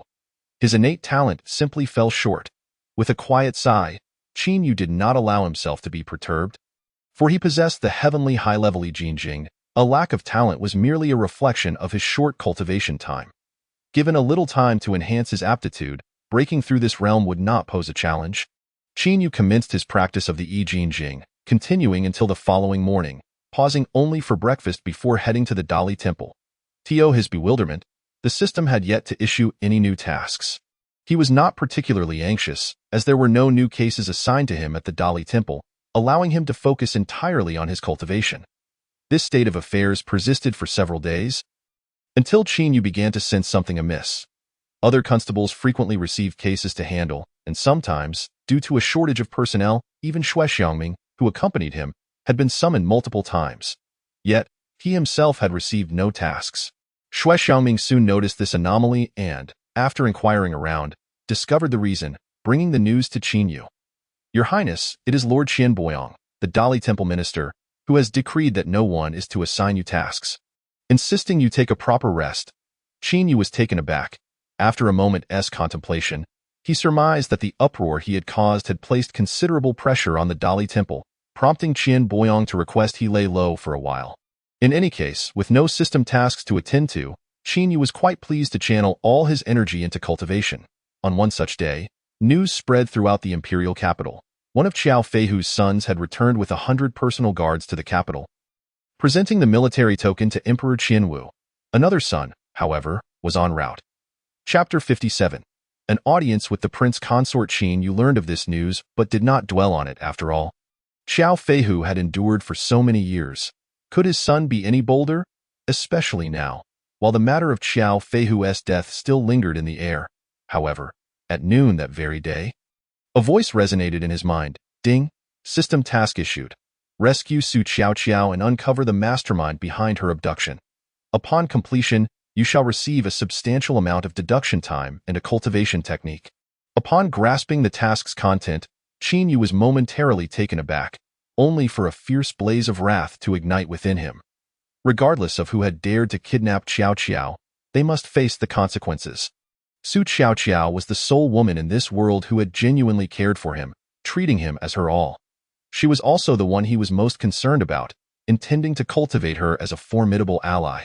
Though Su Qiao held the status of a mere maid, in Qin Yu's heart, she surpassed even Princess Qiangyao. Qin Yu began to analyze potential suspects in Su Qiao's abduction, and the first name that surfaced in his mind was none other than Princess Qiangyao herself. Without hesitation, he departed the Dali Temple, riding swiftly back to his residence. After searching fruitlessly for Su Qiao, confirming her disappearance, he strode directly to the back garden and pushed open the door to Princess Qiangyao's chamber. "Why do you storm in here with such ferocity?" Princess Qiangyao, sensing an opportunity for breakthrough, had been cultivating diligently and was interrupted at a crucial moment by Qin Yu, inciting her ire. Without wasting words, Qin Yu struck to the core. "Did you abduct Qiao and conceal her?" Princess Qiangyao was momentarily taken aback, then, with irritation, retorted, "You underestimate me, Li Qiangyao, as a princess. If I wish to eliminate a maid, I could simply kill her. Why resort to such despicable means as abduction? Uncertain of the truth in her words, Qin commanded the system to deduce her previous actions. The result was exceedingly straightforward. Princess Qiangyao had ordered her servants the previous day that she was entering closed-door cultivation and instructed that no one was to disturb her. Remaining in her quarters since then, Qin, not entirely convinced, was apprehensive that Princess Qiangyao might have planned this earlier, so he pushed the deduction back to the day he had slain Mingyue. Only to find the answer remained that she was not involved. Very well, I choose to believe you. With that, Qin turned to leave, intent on seeking out Li Shou for clarification. In his view, Li Shou was also a prime suspect. Princess Qiangyao realized how significant Su Qiao was to Qin and had initially thought she would need to plead extensively to earn his trust. To her surprise, upon her denial, Qin chose to believe her, leaving her momentarily stunned. Did he truly trust her words so implicitly? Could it be that since she had given herself to him, he now regarded her as family? Princess Qiangyao felt a flicker of warmth in her heart. Seeing Qin exit her chamber, Princess Qiangyao hurried after him. Where are you going? To find Li Shou? Qin replied coldly. Princess Qiangyao frowned slightly. You suspect him? She found it hard to believe that Li Shou would engage in such a disgraceful act, especially with the turmoil surrounding Xiao Feihu's death still unresolved. Who else could it be? He is the one I have offended the most in the entire capital, Qin responded as he walked. There was no flaw in his reasoning, and after a moment's thought, Princess Qiangyao nodded. I will accompany you. Good. Qin did not refuse. Having Princess Qiangyao along would indeed facilitate matters. I must warn you, even if it is Li Shou, if he does not confess, we will have no recourse unless you possess evidence. Thus, I hope you will not act impulsively, Princess Qiangyao cautioned. Qin nodded, saying nothing further. He was not foolish enough to confront a prince head-on. He only sought to meet Li Shou, deduce Qiao's whereabouts, and rescue her, before settling scores later. Before long, they arrived at the residence of the sixth prince. After the previous incident, where Qin had embarrassed him, and with Princess Qiangyao's violent reputation, no servant dared to obstruct them. Before Qin could speak, Princess Qiangyao demanded, Where is Li Shou? Let him come out to see me. A servant quickly bowed and replied, Your Highness, the sixth prince just left not long ago and is not in the residence. Not in the residence? Do you know the consequences of deceiving me? She thundered, recalling the fate of the former steward as a cautionary tale. The servant dropped to his knees, repeatedly bowing his head. Your Highness, every word I speak is the truth. Should there be any falsehood, I am willing to accept punishment. Princess Qiangyao found herself wavering, unable to ascertain the veracity of his claims. Just then, Qin interjected. Let us go. He had already utilized the system to deduce that Li Shou had indeed left with the newly appointed steward and 2 personal guards. As for their destination, no one knew. And thus, they departed. With great fervor, they arrived along the journey, posing a few inquiries to the locals, yet departed without any fruitful outcome. Such actions left Princess Qiangyao utterly perplexed. As Qin set forth. He explained while walking, if they are adamant about concealing the truth, or if Li Shou is unwilling to meet with us, what recourse do we have? Following closely behind, Princess Qiangyao pondered this reasoning. Remaining behind would serve no purpose, surely. One cannot search Li Shou's residence for individuals. Observing Qin hurried pace, she inquired, Where are you headed now? To the residence of General Wei Yuan, to seek out Xiao Feihu's son. Xiao Jun, Qin replied with remarkable swiftness. Time was of the essence, and with Li Shou absent, he had no viable alternatives. He must first eliminate another suspect. If it turns out not to be Xiao Jun, he could return to seek Li Shou once more. Idling was not an option. Upon hearing this, Princess Qiangyao furrowed her brow. He has just returned to the capital. The likelihood of him being involved in such matters is quite slim. Is it not? As long as there exists even the slightest possibility, I must pursue him. I am determined to rescue Qiao. Qin stated with unwavering resolve. Witnessing his fervent expression, a tinge of jealousy arose within Princess Qiangyao. Her husband was showing such concern for a mere maid. If the person who had gone missing were her, would Qin display such urgency? As she walked, she contemplated whether she should elevate her regard for Qin, thus improving their relationship. The Qin of yore had been a mere wastrel, yet now he was transformed, not only possessing the strength to subdue her, but also capable of aiding her in enhancing her own prowess. Such a man was worthy of her. Before long, they arrived at the residence of General Wei Yuan. To prevent exacerbating tensions and impeding the rescue, Qin Yu restrained his emotions and instructed someone to announce their presence. After all, as the prince consort and with Princess Qiangyao in attendance, even if Qian Kuan harbored deep-seated animosity towards Qin Yu, he had no choice but to greet them. Son of the condemned, Xiao Jun pays his respects to your highness, the princess, and to his royal highness, the prince consort. Chapter 58. Esteemed guests, please hold. Xiao Jun was considerably older than Qin Yu, being in his 30s, and sported a broad face marked by the stern, rugged features typical of a soldier. His eyes were small and his gaze conveyed a chilling aura. His sparse beard was coarse, resembling steel needles. He performed his bow with utmost formality, yet displayed little reverence. Appearing rather indifferent, Qin Yu did not harbor any expectations for a favorable disposition from him. He immediately commanded the system to simulate Xiao Jun's actions from the previous day, 18 noon yesterday. Xiao Jun had knelt before the spirit tablet of Qiao Feihu, vowing that one day he would slay the host, avenging his father and his brother who had perished at the hands of Qin Zhentian. In the afternoon, he received news from his informants, learning that the host's cultivation level was at the mid-stage of the second-grade master realm, nearly causing him to shatter his steel teeth in frustration. His own cultivation level was merely at the initial stage of the second-grade master realm, a full tier below the host, which filled him with resentment. At over 30, he felt inferior to an 18-year-old youth. Exclaiming in the morning hall about the unfairness of fate, he resolved to employ military strategies to find an opportune moment to encircle and eliminate the host, brimming with confidence, as he had only brought 100 loyal guards to the capital. While secretly, he had 10 deadly assassins who were even stronger and utterly loyal to him. That evening, he convened with the leader of the assassins, who informed him that all had been settled. Safely positioned in a courtyard adjacent to the exiled clothing shop in the southern part of the city. The subsequent information was of little consequence, until the simulation reached today. A shift occurred. An hour prior, while Xiao Jun was burning paper offerings in the morning hall, a flying knife struck the ground at his feet, its hilt bound with a letter. The letter conveyed that someone had kidnapped a woman of great significance to the host and could leverage her to eliminate him. Requesting a meeting.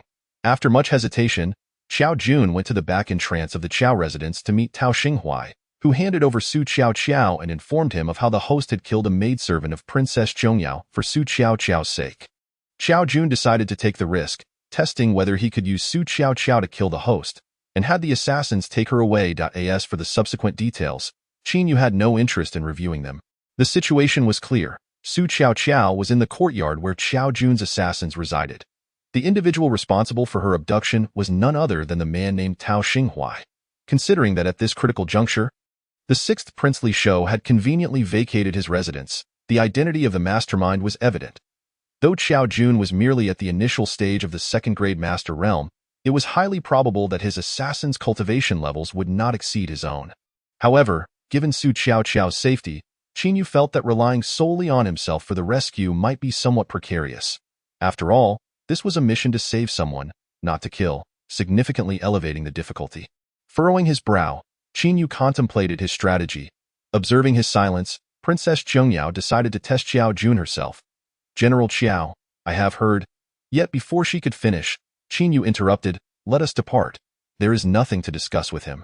Taken aback, Princess Qiangyao wondered about the meaning behind such abruptness, having rushed here only to leave without inquiry. Qin Yu swiftly turned to leave, compelling her to follow until they reached a suitable spot to converse. What exactly are you scheming? Why depart without asking anything? To avoid revealing his unusual demeanor due to possessing a divine simulation system, Qin Yu had devised a seemingly reasonable explanation.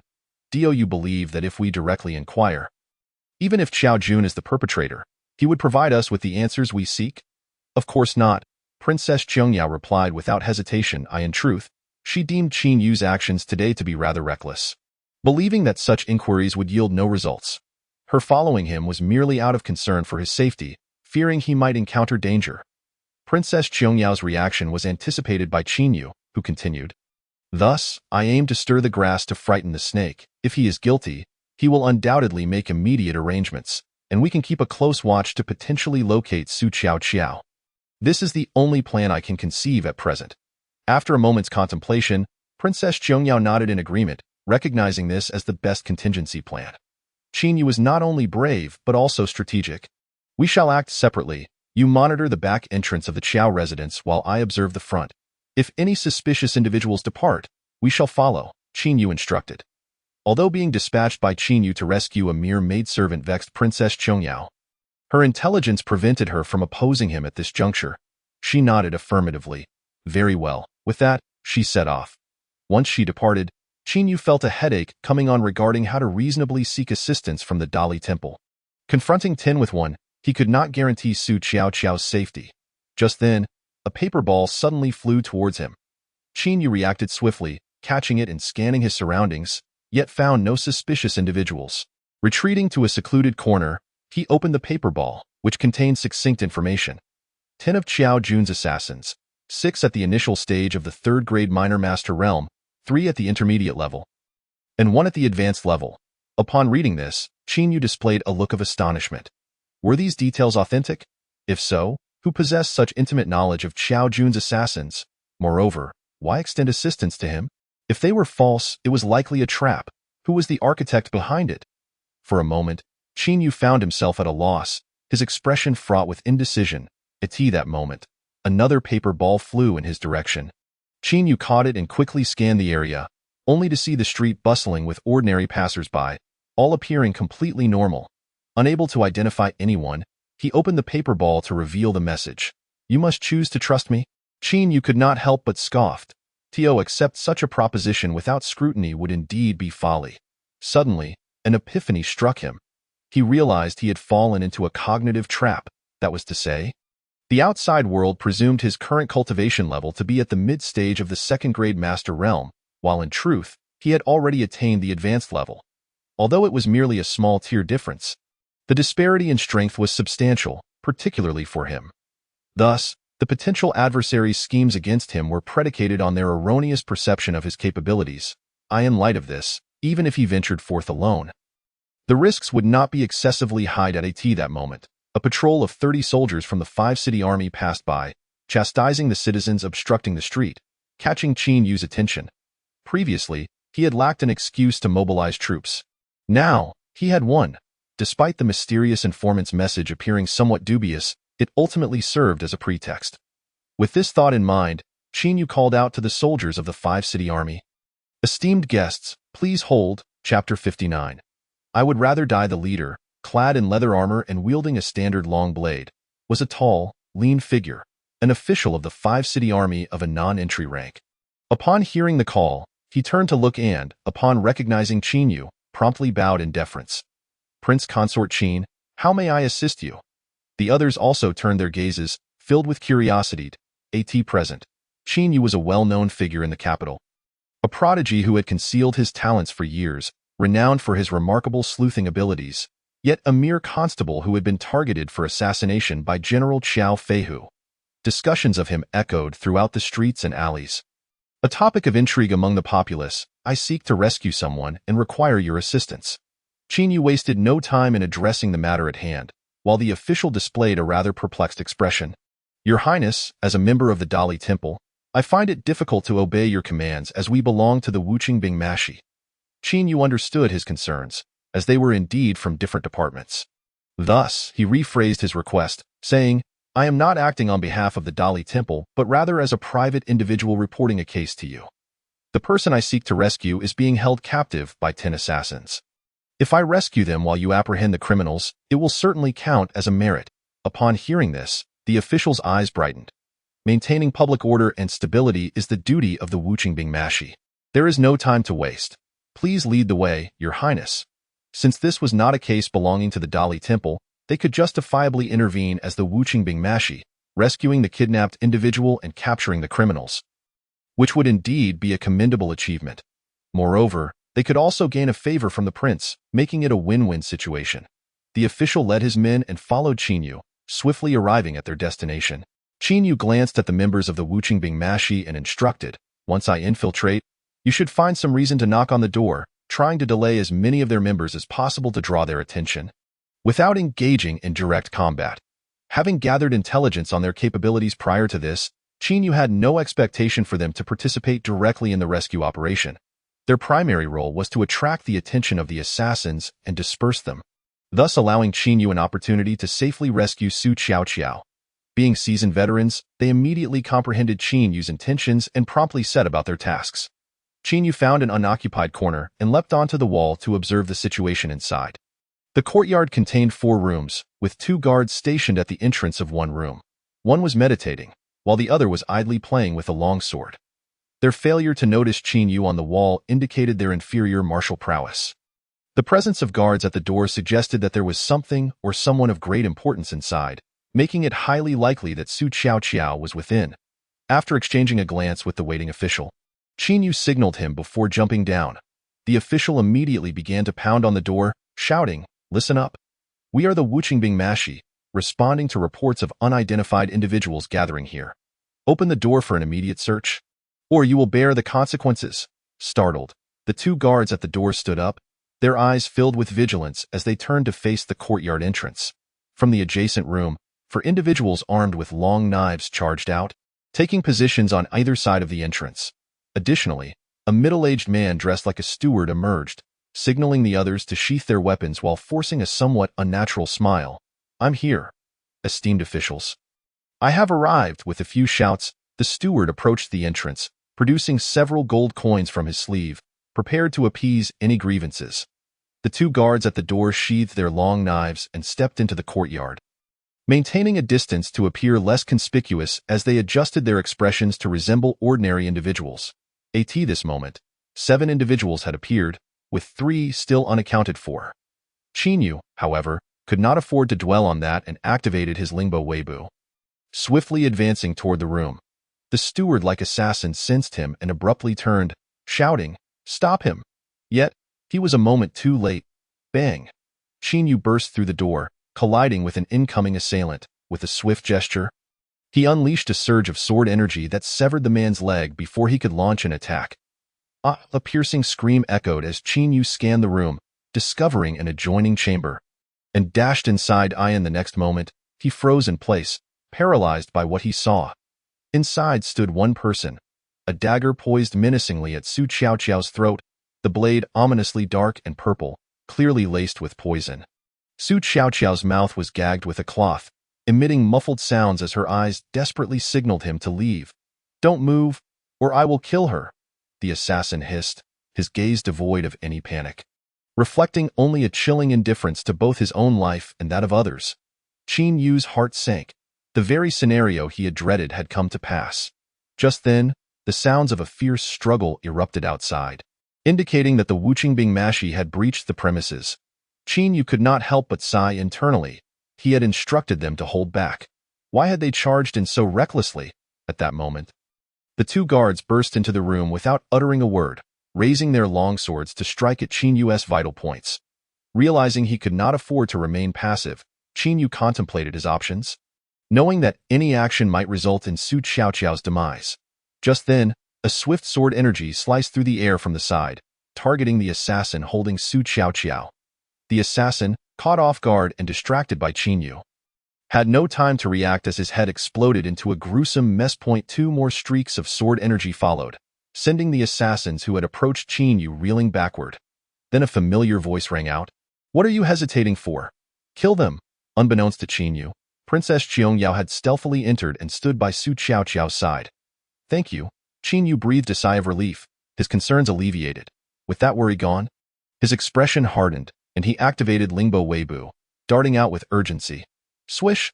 Swish! 2 blasts of sword energy whistled forth, incapacitating 2 more assassins before he rushed toward the exit. Upon witnessing the scene before him, even though Yu had prepared himself mentally, he could not help but feel a chill run down his spine.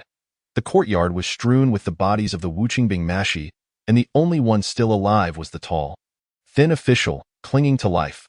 Without a moment's hesitation, Yu unleashed a wave of sword energy, swiftly dispatching 2 more assailants. The remaining assassins, sensing the tide turning against them, fled in haste.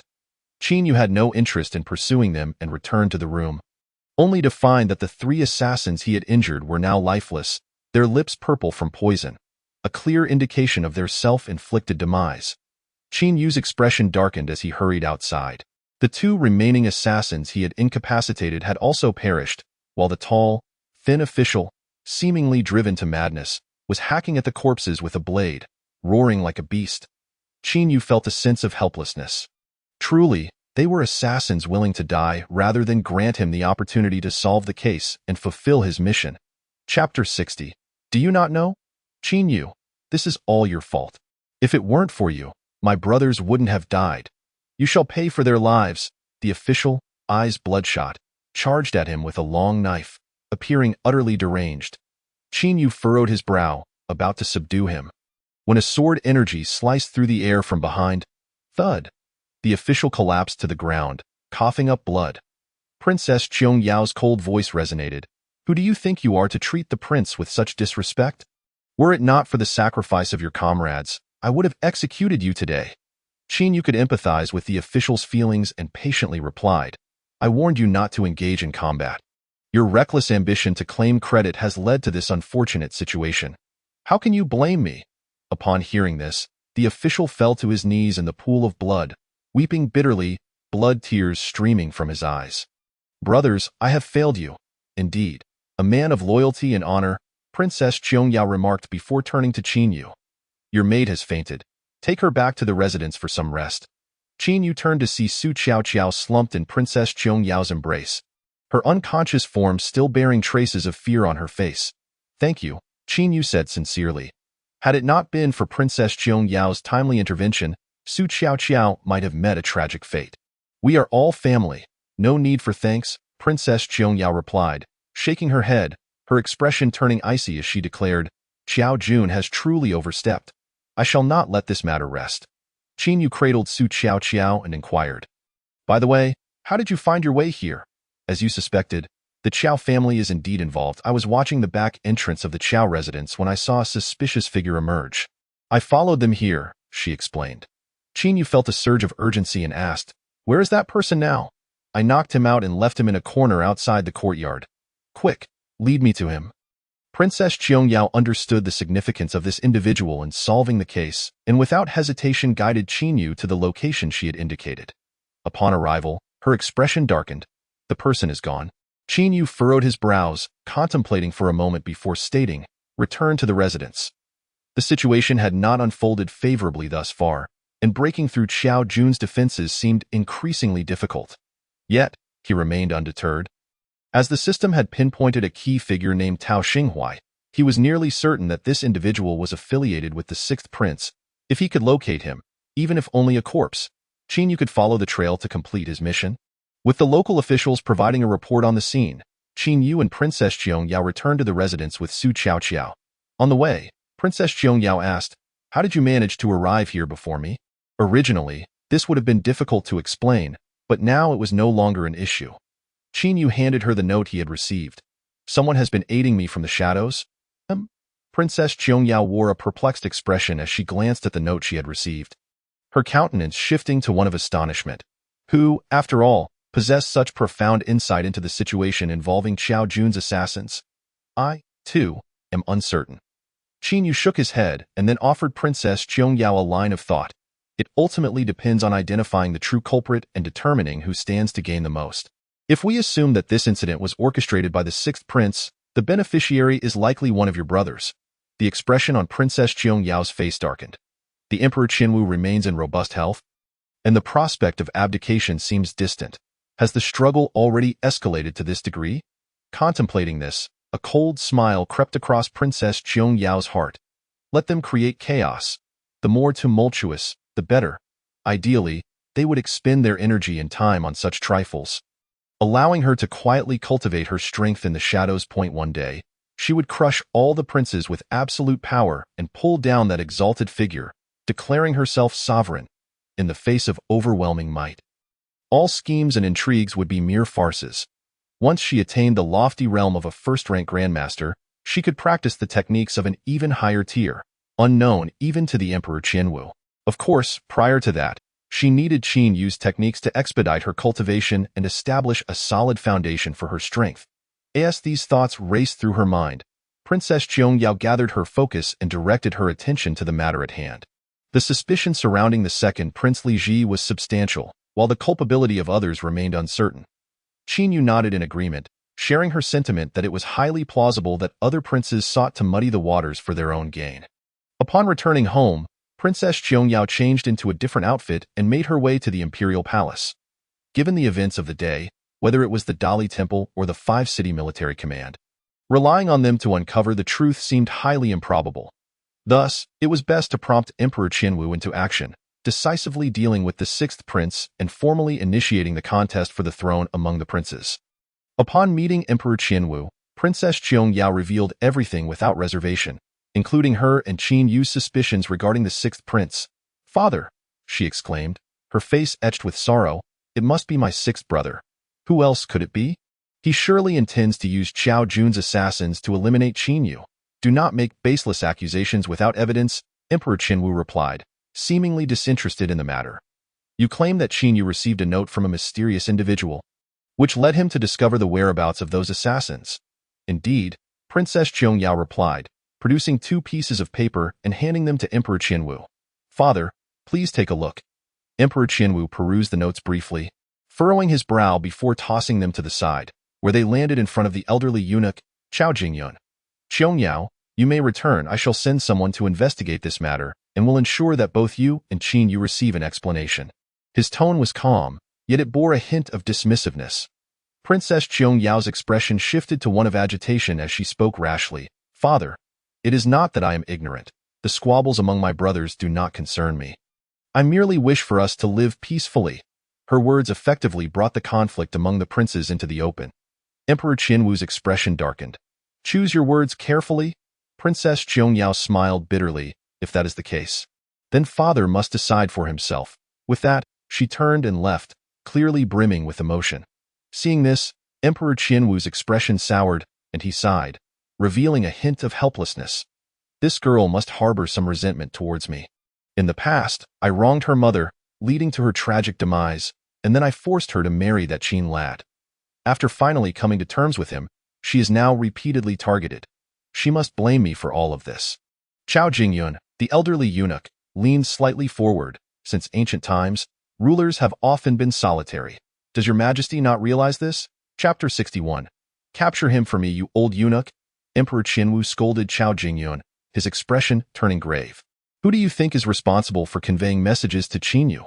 "Hard to say," Chao Jingyun replied, shaking his head. "Is it truly hard to say?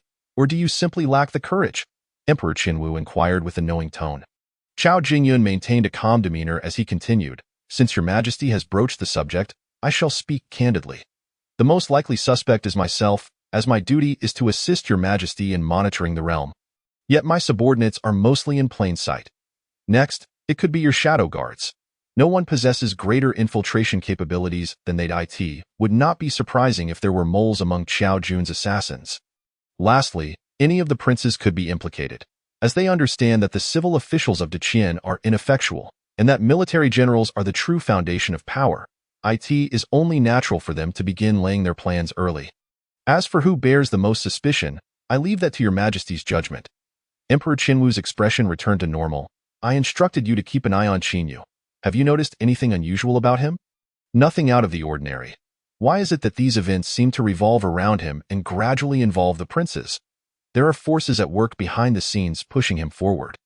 "Who? I have no evidence. I dare not speak recklessly. You are pardoned for your transgressions." "The second prince, Li Ji, on what grounds?" "Zhou Jingyi, the vice minister of the Dali Temple, has been quite close to him, and he attempted to have the mediator Zhao Qiming dismissed and investigated." Emperor Qianwu chuckled. "Interesting. My son certainly planned for the long term." Chao Jingyun fell silent, refraining from further comment. Emperor Qianwu continued with a smile. "Since they have placed Qin Yu at the forefront, I shall assist them in this endeavor." After returning home, Princess Qiangyao sought out Qin Yu. "I do not know what father is thinking. But even if he suspects the sixth prince, it is futile without evidence to punish him, so do not harbor too much hope."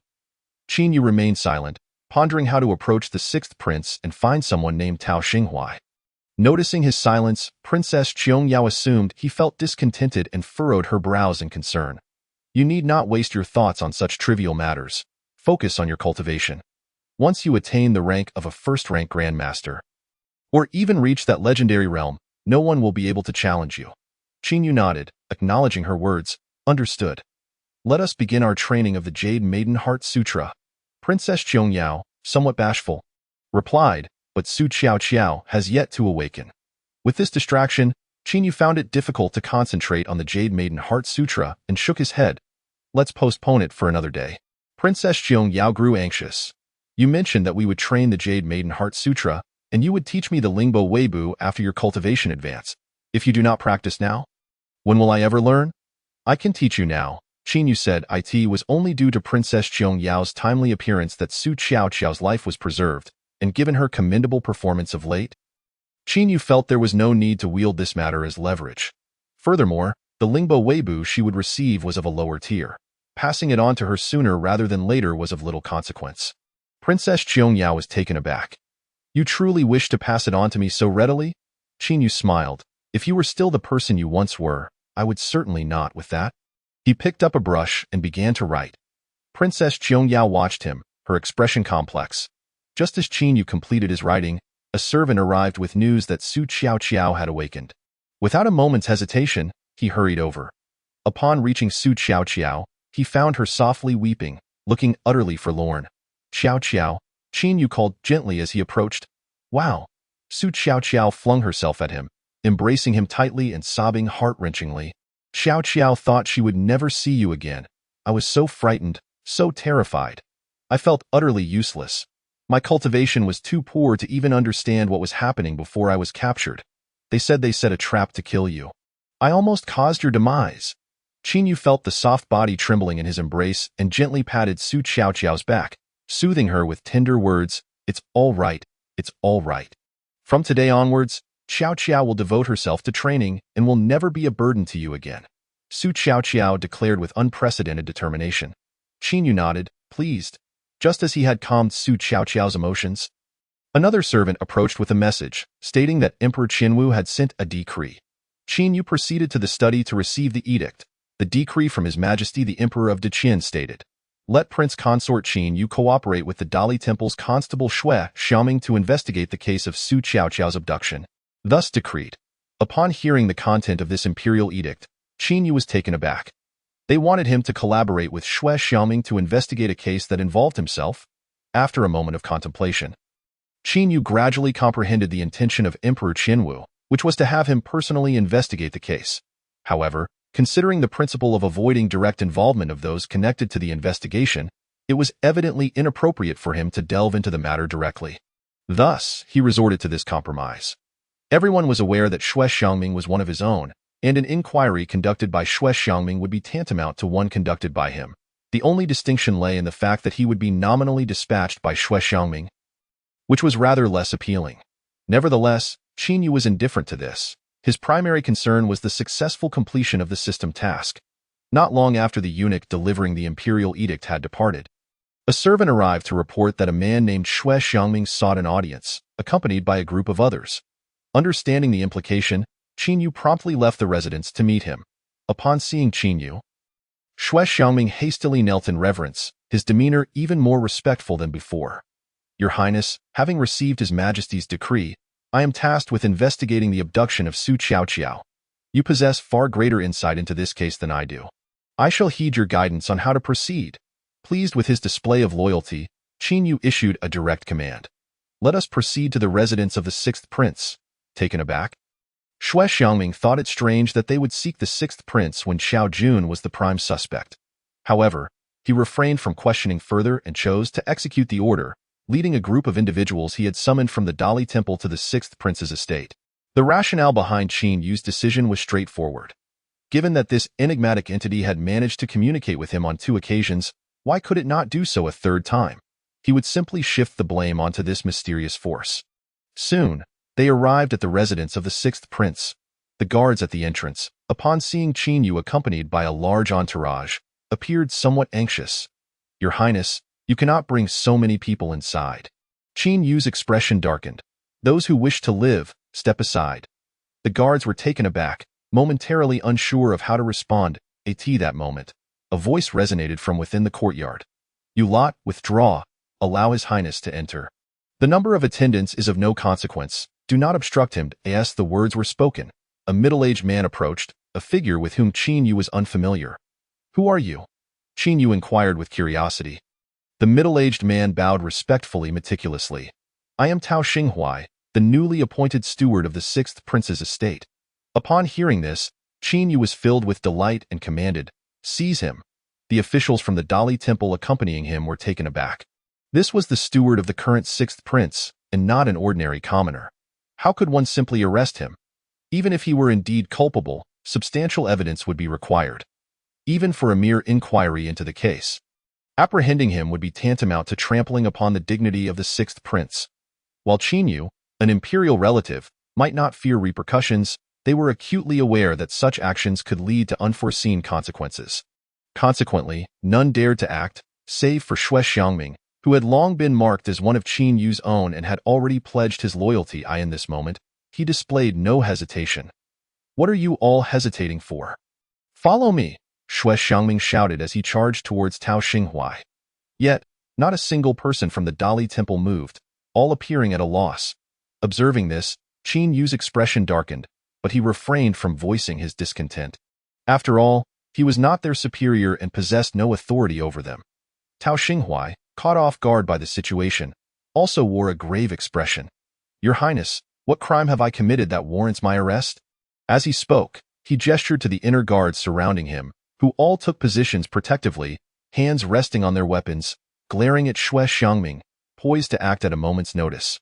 All it would take was a single command, and they would draw their blades. Qin Yu and his entourage would certainly not dare to strike. Even the 6th prince, Li Shou, would refrain from openly doing so. Yet, Xue Xiangming, a mere constable, was not regarded with the same apprehension. With no alternative, Xue Xiangming halted and turned his gaze towards Qin Yu. At this moment, Qin Yu had instructed the system to initiate a simulation. This morning, Tao Xinghuai had received news of Qiao Jun's return to the capital and deemed it significant enough to inform the 6th prince, Li Shou, at the earliest opportunity. Upon receiving this information, Li Shou recognized it as a prime opportunity for assassination and resolved to have Qiao Jun eliminate Qin Yu, thereby ensuring his own safety. Subsequently, Li Shou, accompanied by 2 loyal guards, along with Tao Xinghuai, proceeded to the residence of General Wei Yuan. Tao Xinghuai pinned a letter, secured it to a flying dagger, and shot it into the ancestral hall. He then met with Qiao Jun, and the two conferred. Having reached this point in the simulation, Qin Yu decided he had enough information and did not wish to delve further. You claim you have committed no offense?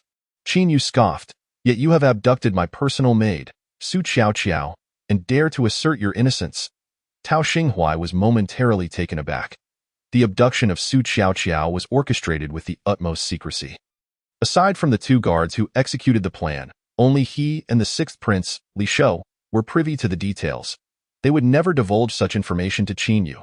Thus, the only possible leak would be Qiao Jun. However, the execution of their plan involved 10 elite assassins, and according to the intelligence he had gathered, Qin Yu and the troops from the Wuqing military command had captured not a single survivor. How could Qiao Jun possibly be aware of this? Was it possible he had divulged information? That seemed even more implausible. The last time his father, Qiao Feihu, had attempted something similar, he had taken his own life at the palace gates. If Qiao Jun were to confess, the Qiao family would be utterly ruined. Having analyzed the situation, Tao Xinghuai sneered, Your Highness, one may indulge in gluttony, but one must not speak recklessly. You allege I am responsible for this. Yet what proof do you possess?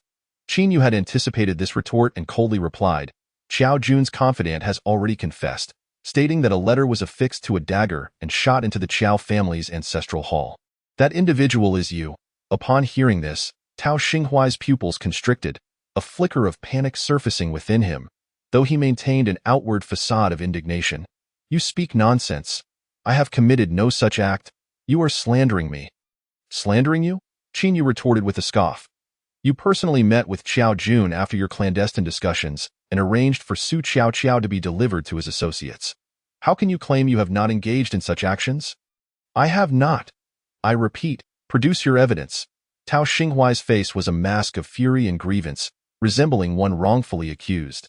Yet, inside, he was in a state of turmoil. Such details were beyond the knowledge of any ordinary person, save for Qiao Jun himself and the confidant he had mentioned. If they truly confessed, it would spell his doom. Emperor Qianwu would certainly not execute his own son. He would instead be thrust forward to take the blame. Preserving the dignity of the imperial family, he could vividly imagine the grim fate that awaited him. Qianwu possessed no evidence, simply fabricating an excuse. The individual is currently under interrogation, and you will soon see him. I am aware you will assert that a single testimony is insufficient, and I do not wish to wrong the innocent. Therefore, I will grant you an opportunity to prove your innocence. What opportunity? Tao Xinghua inquired hastily. From this morning onward, where have you been? What have you done? Who can vouch for you? As long as you eliminate my suspicions, I shall extend my apologies to you, Qin Yu stated coldly. Upon hearing this, Tao Xinghua broke into a cold sweat. The activities of the day had been conducted in utmost secrecy. Aside from his departure from the residence, which the guards could attest to, there was no other verification available. Any fabricated narrative, without preparation, would be easily dismantled. To conceal one's misdeeds is only possible if one refrains from wrongdoing. Presently, there were insurmountable gaps in his alibi. Seeing his distressed expression, Qin Yu barked, "Why do you not surrender?"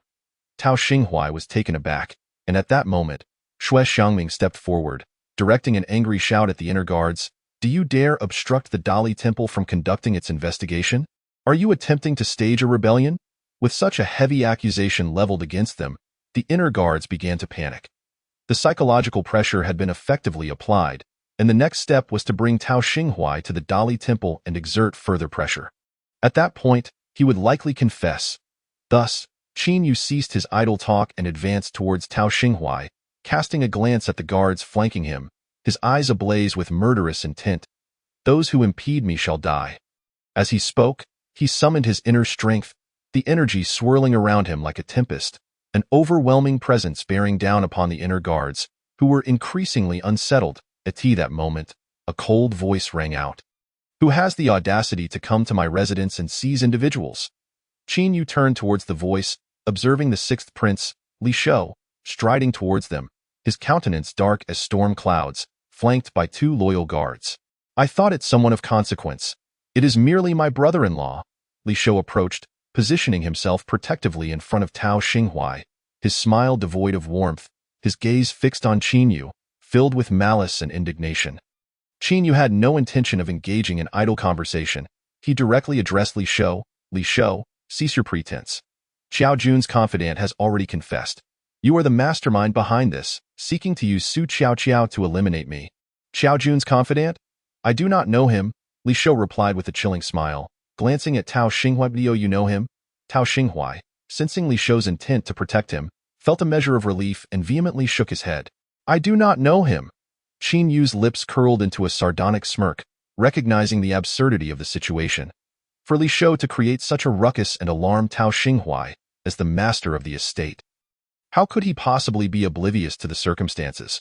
Moreover, he chose neither to appear early nor late, but rather at the moment when the situation was on the verge of spiraling out of control. It was evident that he had long been aware of Qin Yu's arrival. He was merely biding his time in the shadows, waiting for the opportune moment. This was not something that could be easily dismissed with a mere claim of unfamiliarity. Qin Yu let out a cold laugh and instructed the system to begin analyzing Li Shou's actions from earlier today in the morning. Tao Xinghua had come to report the news of Xiao Jun's return to the capital, and he perceived this as a prime opportunity to eliminate Qin Yu without implicating himself. The earlier details aligned perfectly with the system's deduction until the analysis reached the point where the two returned to their residence. At which point a shift occurred. Li Shou was exceedingly pleased, eagerly awaiting news of Qin Yu's demise. However, the message he received was that Qin Yu, accompanied by the troops of the 5 cities, had annihilated Xiao Jun's assassins. This revelation filled him with rage, prompting him to vent his frustration by striking Tao Xinghua repeatedly. Realizing that unforeseen complications could arise, he discreetly arranged for the elimination of the 2 guards who had accompanied him, binding them with stones and submerging them in the pond of the back garden. To err on the side of caution, he contemplated silencing Tao Xinghua as well, but considering that many were aware of his newly appointed steward, doing so at this juncture could arouse the suspicions of the Emperor Qianwu. After all, Tao Xinghua's presence was far more noticeable than that of the 2 guards, leading him to choose patience and observe the unfolding situation before seeking another opportunity. Upon reaching this point in the analysis, Qin Yu no longer needed to look further. He had already devised a method to utterly dismantle Tao Xinghuai's psychological defenses. The sixth prince remained oblivious to these developments, stubbornly holding his ground. Enough with the nonsense. If you can present solid evidence, I will have nothing to say about taking Tao Xinghuai away. However, if you lack evidence, then my people are not to be trifled with. Feel free to test us if you dare. With this proclamation, Li Shou shouted sternly at the palace guards, "Listen up. If anyone dares to attempt to seize Steward Tao, I will ensure they pay dearly. Regardless of the consequences, I will bear the responsibility." His bold declaration reassured the guards, who had previously felt the weight of Xue Xiangming's accusations. Their gazes turned menacingly towards Qin Yu, Xue Xiangming, and the officials from the Dali Temple. The latter group suddenly appeared flustered, while Xue Xiangming looked at Qin Yu in a state of confusion. Observing the sixth prince's unwavering defense of him, Tao Xinghuai finally breathed a sigh of relief. He raised his chin dismissively towards Qin Yu and said, "Your Highness, I reiterate, I have not committed the acts you accuse me of. Please take your leave." Suddenly, with no warning, Qin Yu burst into laughter. Li Shou, Tao Xinghuai, Xue Xiangming, and everyone present looked at him in astonishment. "Tao Xinghuai, my personal maid Xiao Qiao is very much alive. Had you been forthright from the start, you might have had a chance to survive. Yet, your insistence on protecting Li Shou is nothing short of a death wish." Li Shou's brow furrowed in concern, while Tao Xinghuai scoffed, "Your Highness, you jest. I do not comprehend your words, is that so?" Qin Yu retorted with a cold smile. "Let me remind you, where are the guards who accompanied you today?" At this, Tao Xinghuai's heart stirred as he glanced at Li Shou. While he currently had 2 guards with him, they were not the same ones from the morning, and suspicion crept into his expression. "You are correct. Li Shou has already silenced those 2. You lie!" Li Shou shouted angrily the moment Qin Yu finished speaking. Inside, he was tumultuous. He had dealt with those 2 guards very discreetly, and how could Qin Yu possibly know? He stole a glance at the 2 guards now by his side, who were participants in the secret execution of the previous guards. Could one of them be a spy? A sense of dread washed over Li Shou. If that were the case, the situation was dire. Tao Xinghuai's gaze towards Li Shou grew more suspicious. He had followed Li Shou for many years and understood his character better than anyone else, ruthless and unprincipled in his actions. Ever since he ascended to the role of steward, he had become even more prone to violence. It was entirely normal for him to eliminate 2 informants, and it would not be surprising for him to dispose of Tao Xinghuai afterward. Doubt began to creep into his mind regarding Qin Yu's claims. Li Shou, noticing Tao Xinghuai's doubtful expression, felt a tightening in his chest and barked angrily, "You mindless fool. You actually believe this is a scheme to sow discord?" As soon as he finished speaking, Qin Yu added, "Li Shou, if you claim this is merely a scheme, then dare to let me go to your back garden pond and retrieve the bodies of your 2 guards." At these words, Li Shou's pupils dilated.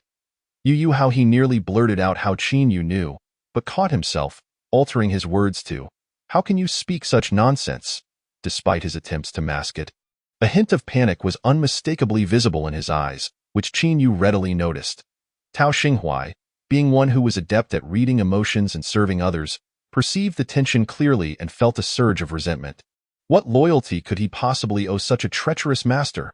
At that moment, his resolve began to waver. Li Shou, sensing the shift in Tao Xinghuai's trust, hastily denied. "That is not the case." Tao Xinghuai, now lacking faith in him, clasped his hands and said, "Since you claim there is nothing amiss, why not allow your Highness to retrieve the bodies? This would help prove that we are not involved in the abduction of his maid." At these words, Li Shou's fury ignited like wildfire. How dare this lowly servant speak so boldly? The murderous intent in his eyes became increasingly difficult to conceal. In that moment, he realized that from the instant Qin Yu entered the residence, he had been steering the conversation, leading them all by the nose. Determined to regain control, he resolved to expel Qin Yu first, then eliminate Tao Xinghuai and the 2 guards beside him, launching a thorough investigation for spies throughout the estate. Better to kill mistakenly than to let any potential threats slip away, as long as all related parties were dead. Even if Xiao Jun confessed everything, as long as he denied it vehemently. What could Qin Yu do? With this critical understanding, Li Shou fixed a frigid gaze upon Qin Yu, his eyes as icy as the depths of winter. "What you say is nothing but mere conjecture. Even if you possess tangible evidence, My residence is not subject to random searches without the Emperor's decree. With that, Li Shou pointed towards the door. Now, you all, get out of my sight. Otherwise, do not blame me for my ruthlessness. Chapter 64. A terrifying killing intent. Qin Yu chose not to confront him directly. In that case, I shall leave to interrogate Xiao Jun's confidant. Once he confesses, Xiao Jun will have no choice but to do the same. I am quite eager to see whether he will protect you. With that, Qin Yu turned to leave. After taking a few steps, he paused and glanced back at Tao Xinghuai. Consider this. Once I depart, how many days do you believe you will survive? Tao Xinghuai looked at the cold expression on Li Shou's face and felt a chill rise from his heels to the crown of his head, causing him to shudder. Only by going to the Dali Temple could he hope to survive, as the crime of abduction was not punishable by death. Remaining behind would leave him with a scant chance of survival. Li Shou would certainly kill him. The choice was clear, and in an instant, he made his decision. Your Highness, I will accompany you to the Dali Temple. Before the words had left his mouth, he was already rushing towards Qin Yu. Li Shou was furious, his voice booming. You have some audacity. As he spoke, he unleashed his internal energy like a bolt of lightning, rushing forward with a short dagger aimed directly at Tao Xinghuai's neck. Qin Yu had long anticipated this move. Summoning his agility, he appeared before Li Shou in a flash, effortlessly seizing his wrist. The astonishing speed startled Li Shou, and his expression twisted into one of madness as he shouted to the guards within the palace. What are you waiting for? Kill them. Leave no one alive. The guards, led by Xue Xiangming, charged towards the officials from the Dali Temple. Despite their reluctance to offend Li Shou, they could not ignore the life-and-death stakes at play and drew their blades to engage. Tao Xinghuai fully witnessed Li Shou's madness in that moment. He had abandoned all hope, understanding that his only chance of survival lay in breaking free from the sixth prince's estate. He charged at his former subordinates with a blade in hand. In an instant, the two groups clashed violently, with Xue Xiangming and Tao Xinghuai fighting fiercely. Qin Yu observed with a quiet, mocking satisfaction. Excellent. Very good. This uproar will undoubtedly escalate matters. Even if the Emperor Qinwu dotes on Li Shou, he will have no choice but to take action. Otherwise, he risks losing credibility with the world. Qin Yu, you have pushed me to this. Li Shou realized the catastrophic consequences this incident would have when it reached Emperor Qinwu. Plunging him into a frenzy as he spoke, the dagger slipped into his other hand, and he unleashed his full internal force, lunging at Qin Yu's neck with all his might. What a foolish self-delusion. Qin Yu inwardly scoffed. Even now, Li Shou failed to grasp the true nature of the situation. His attack was effortlessly neutralized, and he still dared to threaten him? Did he truly believe that just because he was a prince, he was beyond reproach? In a flash, Qin Yu leaned back to evade the strike and retaliated with a powerful kick. Bang! Li Shou's complexion turned ashen in an instant, and simultaneously, a mouthful of fresh blood spewed from the corner of his lips. He was hurled backward like a tattered sack, rolling on the ground several times before finally stabilizing his form. His eyes were filled with disbelief. You wretched spawn, dare to strike me? Upon hearing the term wretched spawn, a terrifying killing intent erupted in Qin Yu's eyes.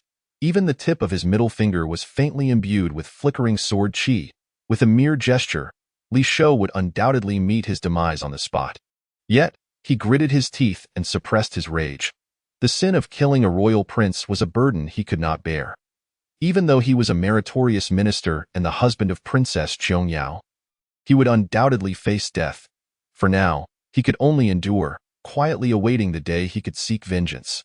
Seeing Qin Yu's restraint, Li Shou grew even more arrogant, bursting into laughter. If you have the ability, come kill me. A wretched spawn is still a wretched spawn. Though you think by associating with that wretched Li Qiangyao, you have transformed into a phoenix, let me tell you, you remain a wretched spawn. This world will always belong to the Li family, and you will forever be fit only to be a dog. Unable to overpower Qin Yu, he resorted to verbal insults. Qin Yu buried this hatred deep within his heart, ignoring him as he moved like a ghost through the crowd. One by one, Li Shou's inner guards fell to the ground. To avoid incurring the wrath of Emperor Qinwu, he maintained restraint, merely incapacitating their dantian, rendering them utterly useless. In the span of a few breaths, more than 20 had collapsed. The remaining inner guards, pale with fear, dared not make another move, no matter how Li Shou scolded them. let us go." Qin Yu waved his hand, leading everyone away. Soon, the group returned to the Dali Temple. At this point, Tao Xinghuai had no reservations left and recounted the entire sequence of events. Finally, the voice of the system resonated in Qin Yu's mind. "Ding, congratulations, host, for completing the task. Congratulations, host, you have gained 450 years of deduction time. Congratulations, host, you have acquired the Huang-level advanced technique, Hualu Mianzhang." Hualu Mianzhang. This technique harnesses internal strength while appearing soft on the outside.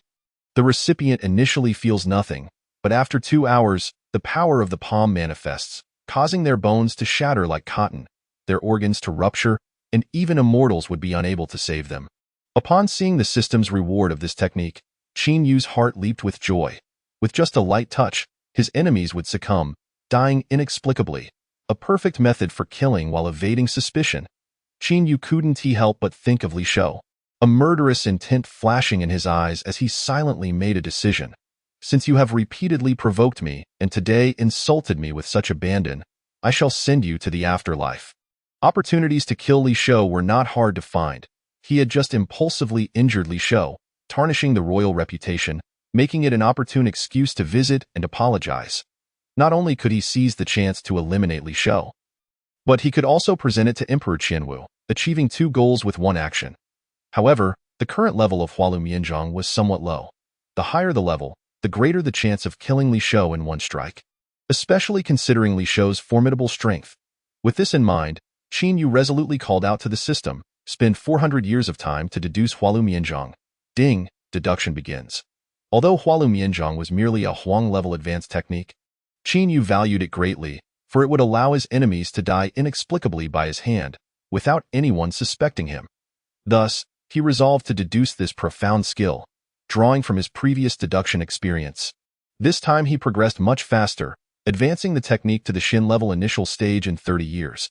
Not satisfied, he continued, and by the 100th year, he had elevated it to the Xin-level advanced stage. With unyielding determination, he spent 400 years, finally advancing Hualu Mianzhang to the Tian level. Boom! The contents of the Tian level Hualu Mianzhang appeared in Qin Yu's mind, its essence clear without the need for contemplation. After digesting this information, a menacing killing intent surfaced in Qin Yu's eyes. Chapter 65. "You are unworthy." This incident alarmed Qian Boyang, the chief of the Dali Temple. Upon learning of the situation, he immediately sealed the news, issuing strict orders that no one was to disseminate it. He understood that such measures would be futile. With so many witnesses, it was impossible to keep it under wraps. Yet, he felt compelled to act, for the matter was too disgraceful, involving the honor of the royal family. He had to maintain appearances, especially since the case also implicated Xiao Jun. He promptly dispatched elite members of the Dali Temple to apprehend Xiao Jun, only to discover he had already fled with several trusted aides, forcing them to issue a wanted notice and initiate a manhunt. Qin Yu soon learned of this matter but did not take it to heart. The Qiao family was now utterly finished. By the time he returned home, night had fallen. Princess Qiangyao was diligently honing her skills, striving to break through to the realm of a first-tier grandmaster. Following this event, Su Qiao also began an intense training regimen, not wanting to become a burden to Qin Yu. Qin Yu, in turn, practiced Hualu Mianzhang at home, preparing to eliminate Li Shou without drawing suspicion. Meanwhile, the uproar caused by this incident was only beginning to spread throughout the imperial capital, turning Li Shou into a figure of ridicule, as everyone mocked his disgraceful behavior. The following morning, Qian Boyang arrived with well-organized evidence to present to Emperor Qianwu. Upon entering the Chengtian Hall, he was surprised to find that Li Shou had arrived even earlier, kneeling on the ground with a pale complexion. Emperor Qianwu sat high upon the dragon throne, his expression impassive. Qian Boyang knelt respectfully. "Your humble minister pays his respects to your majesty and to his royal highness, the 6th prince."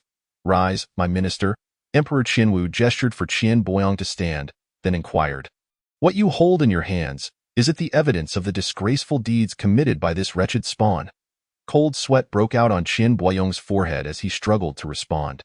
To say yes would imply that Prince Li Shou was indeed a wretched spawn, thus making the father, Emperor Qianwu, complicit. To deny it would be tantamount to deceiving the emperor, as he indeed held evidence of Li Shou's crimes. Being a seasoned bureaucratic fox, Qian Boyang quickly devised a strategy, bowing deeply and speaking earnestly. Your Majesty jests. All the princes are wise and virtuous, harboring thoughts for the world. Any occasional indiscretions must surely be due to the instigation of treacherous individuals. Indeed, my minister speaks wisely. We must thoroughly investigate that steward.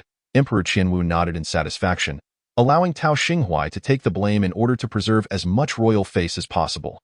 Qian Boyong understood immediately. Your Majesty can rest assured. He then raised the evidence high. Please examine it, Your Majesty. Emperor Qianwu turned to Li Shou. You may take it and see for yourself how disgracefully you have acted. Li Shou silently accepted the evidence and began to review it.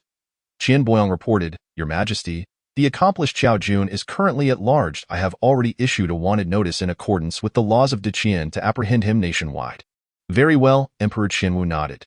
You may leave now. Qian Boyong hesitated for a moment before gritting his teeth.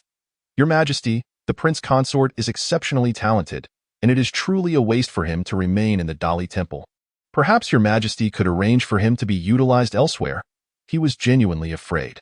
Qin Yu had a knack for causing trouble for the Dali Temple, often entangling them with the royal family.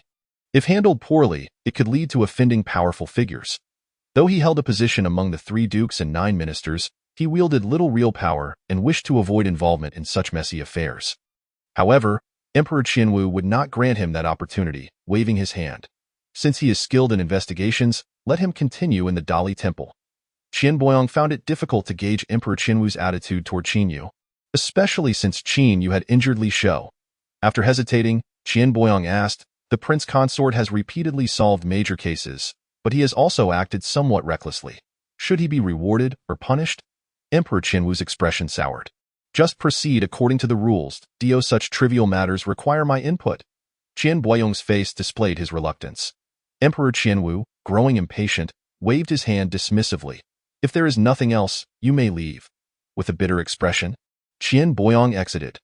Once he left the Chengtian Hall, Emperor Qianwu turned his gaze to Li Shou. Useless wretch, do you still wish to quibble?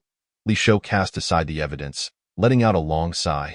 His demeanor somewhat dejected. At this point, there is nothing left to argue. I simply wish to eliminate Qin Yu. Disappointment flickered in Emperor Qianwu's eyes. Qin Yu is a descendant of founding heroes, posing no threat to you. Yet you repeatedly target him. How narrow-minded you are. Father's words are indeed accurate. Li Shou bowed in acceptance, offering no defense. Qiong Yao is your biological sister, yet you seek to kill her husband. You disregard familial bonds. How can you be so heartless? Li Shou felt a hint of dissatisfaction within, fully aware of how Li Qiong initially treated Qin Yu.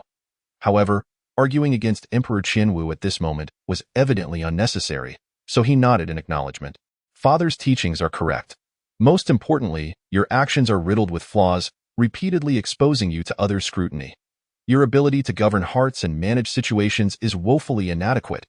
Emperor Qianwu raised his voice slightly and remarked, this is precisely where my disappointment lies. In this world, where deception reigns, the royal family may seem to tower above the common folk. Yet they tread upon thin ice. One must ensure an absolute advantage in both martial prowess and intellect to enjoy this glory and wealth for generations. At this, Li Shou grew indignant, lifting his chin in defiance as he retorted, Father, I acknowledge that I should not have plotted against Qin Yu, but the fact that he could uncover this matter clearly indicates that there are those guiding him from behind the scenes. Otherwise, how would he know that I had disposed of 2 of my guards? Contemplating this, a chill ran down Li Shou's spine. The thought that someone could infiltrate his circle so stealthily was utterly terrifying. If it were any other prince, he would indeed be far from a match for them. Emperor Qianwu coldly replied, if you could master the hearts of your steward and secure his unwavering loyalty, would she dare to betray you? Li Shou fell utterly silent. The emperor's expression hardened as he declared, I sentence you to 10 years of house arrest. Without my decree, you are not to leave the residence. Use this time to cultivate and reflect. Thank you, Father, Li Shou responded, his face etched with bitterness. Though his heart brimmed with resentment, he felt utterly powerless. A decade of confinement was akin to imprisonment, severing all ties with the outside world and making it exceedingly difficult to cultivate his own power. Yet, hope was not entirely extinguished. While the emperor restricted his movements, he did not curtail those of his subordinates. He could still maneuver from the shadows. Reflecting on the predicament caused by Qin Yu, Li Shou's heart swelled with immense resentment as he gritted his teeth, declaring, "Father, that scoundrel Qin Yu dared to publicly injure me, which is a blatant affront to the royal family. I implore you to punish him severely." Emperor Qinwu scoffed. "You were wielding a sharp blade with the intent to kill him. Why should he not retaliate?" With this, disappointment deepened on the emperor's face, prompting him to speak candidly. "You, a prince of noble birth, display such recklessness, lacking in strategy and the art of manipulation, relying solely on brute force while aspiring to seize the throne. Let me be clear. Abandon such thoughts. You are unworthy." Chapter 66. The arrival of the second prince. At this, Li Shou was plunged into despair. He did not engage in self-reflection. Instead, he attributed everything to Qin Yu and departed the hall of heavenly ascendancy, filled with boundless animosity toward him. With no hope of inheriting the throne, he felt no further reservations. He resolved, once the current tumult subsided, to eliminate Qin Yu at any cost. After Li Shou's departure, Emperor Qinwu glanced at the ever-silent Chao Jingyun standing beside the dragon throne. Expressing a sense of wonder, who could that person be, able to infiltrate the ranks of my son's household to such an extent? Chao Jingyun bowed and replied, "In any case, it cannot possibly be Qin Yu. Speaking of that lad, he truly is audacious, daring to strike my son." Emperor Qinwu snorted coldly, expressing his displeasure. "Why not issue a decree of punishment? If I were to do so, would that not invite ridicule from the world?" The emperor perceived Chao Jingyun's suggestion as foolish and, with a fleeting gaze, remarked, "Now we shall see whether this lad has the sense to act wisely." On this day, Qin Yu did not attend the Dali temple. The previous day, Qian Boyong had granted him a day off and indicated that he could come and go from the Dali temple at his discretion, unlike others who were required to report daily. This arrangement suited Qin Yu perfectly, as he had planned to confront Li Shou today. However, he felt it would be inappropriate to go alone. He needed to bring more people to create a greater spectacle, primarily for the sake of appearances and to honor the royal family. To ensure he would not miss Li Shou, Qin Yu decided to bring along Li Qiangyao, for she was Li Shou's royal sister. Regardless of Li Shou's reluctance, he would at least have to put on a facade of civility. Upon arriving at the back garden, Qin Yu encountered Princess Qiangyao emerging from her quarters. Momentarily taken aback, today, she appeared markedly different, radiating a newfound vigor and exuding a powerful aura of confidence. "What brings you here?" Princess Qiangyao inquired, her tone neither warm nor cold. Qin Yu found her demeanor peculiar and, upon focusing his senses, detected a subtle turbulence in her aura, fluctuating erratically, sometimes subdued, other times surging with intensity. This was indicative of someone who had recently experienced a breakthrough and had yet to fully master their newfound powers. "Have you advanced to the first-rank Grandmaster?" Qin Yu asked, astonished. Princess Qiangyao lifted her chin with a hint of pride, affirming, "Indeed. For someone of her age to attain the first-rank Grandmaster level is a rare feat, making her a remarkable talent. Across the vast realm of Dakian, few could achieve such a milestone at her age." This accomplishment was largely due to Qin Yu's teachings of the Sixth Meridian Sword and their joint practice of the Jade Maiden Heart Sutra, which filled her with gratitude toward him. Simultaneously, her pride ignited a desire to surpass Qin Yu once more. The disparity of a single realm in strength represented a vast chasm, and she felt confident in her ability to defeat him. Thus, without reservation, she issued a challenge. "Come, let me test your skills and provide you some guidance." Qin Yu, amused by her intentions, noted that although his realm was lower than hers, his strength was not necessarily inferior. Overpowering him? Utterly impossible. He too was curious to gauge the depths of Princess Qiangyao's newfound abilities, but more pressing matters awaited him. Shaking his head, he replied, "Let us set this aside for now. Mitsai, accompany me to the sixth prince's residence." "What business do you have there?" Princess Qiangyao asked, her delicate brows furrowing. Having just returned from the palace in a flurry, she had received the Lingbo Weibu technique and subsequently focused on her cultivation, culminating in her recent breakthrough. Thus, she was unaware of the events that had transpired, prompting Qin Yu to patiently explain his concerns and his intention to visit Li Shou. Princess Qiangyao nodded in agreement. Readily acquiescing, "Your considerations are quite thorough. Visiting him poses no risk and may even avert some troubles. I shall accompany you." "Tio, perform a complete act." Qin Yu sighed. "Truth be told, I am somewhat reluctant to go. He is bound to show us a sour face and may even create difficulties for us." Princess Qiangyao responded with a cold smile. Our visit is merely for appearances, to satisfy external expectations and my father. If he dares to display any displeasure, we shall not indulge him. Otherwise, it would give others the impression that Li Qiangyao is easily trifled with.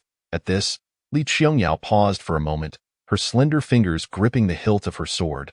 If he dares to employ any lowly tactics against us, let him see whether Li Qiangyao's sword is sharp. Upon hearing her words, Qin Yu couldn't help but smile knowingly.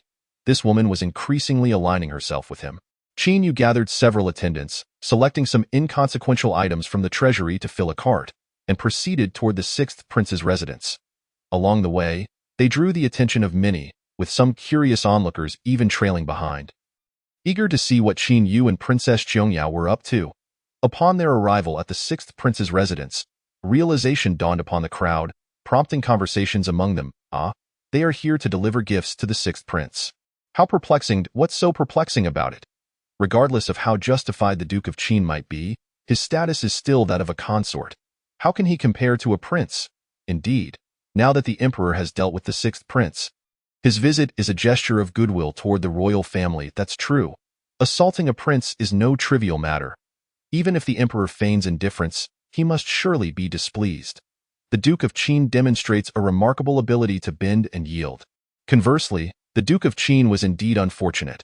A simple investigation had entangled him with the touchy sixth prince. The servants at Li Shou's residence were all too familiar with Qin Yu. Upon spotting him and Princess Qiangyao approaching, they hurriedly rushed inside to report.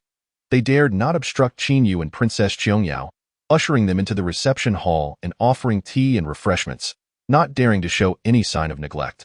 Time and again, it had been proven that those who dared to slight these two would meet with dire consequences. A moment later, a servant approached, visibly anxious, and reported, "Your Highness, Princess, the has said to take the gifts and please leave. Do not visit in the future." This, Princess Qiangyao's expression darkened, and she slammed her hand on the table.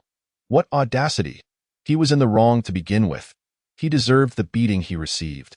My husband and I came with good intentions, and yet he is so ungrateful as to utter such words. With that, she rose abruptly. Husband, if that is the case, let us take our leave. Qin Yu could only nod in resignation. If Li Shou refused to meet him, he could not simply force his way in. As for the current plan to eliminate Li Shou, it seemed the only option was to infiltrate the residence and assassinate him. But such an endeavor was fraught with peril. A single misstep could leave traces, and if discovered by Emperor Qianwu, it would lead to irreparable ruin. Just then, a loud cry echoed from outside. The second prince has arrived. Chapter 67. Trust in You. Could it be the second prince, Li Ji? Qin Yu was somewhat taken aback, not expecting him to actually come to the residence of Li Shou. It is worth noting that when he was initially pushed to the forefront for the investigation of Li Shou by the people of the Dali Temple, it was highly probable that Li Ji was pulling the strings behind the scenes. He even suspected that the messenger who had contacted him was arranged by Li Ji, with the intent of using him to bring down Li Shou. However, the question remained. Now that Li Shou had already fallen, what was Li Ji doing here? Was he seeking reproach?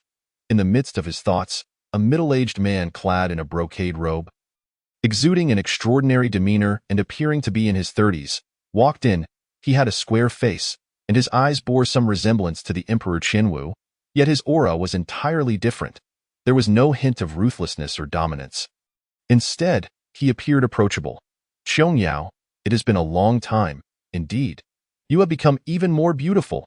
Li Ji approached with warmth, his eyes filled with affection, resembling a doting elder brother. Li Qiangyao managed a faint smile. Slightly bowing, second brother, it has been a while since I last visited you. We seem to have grown somewhat estranged.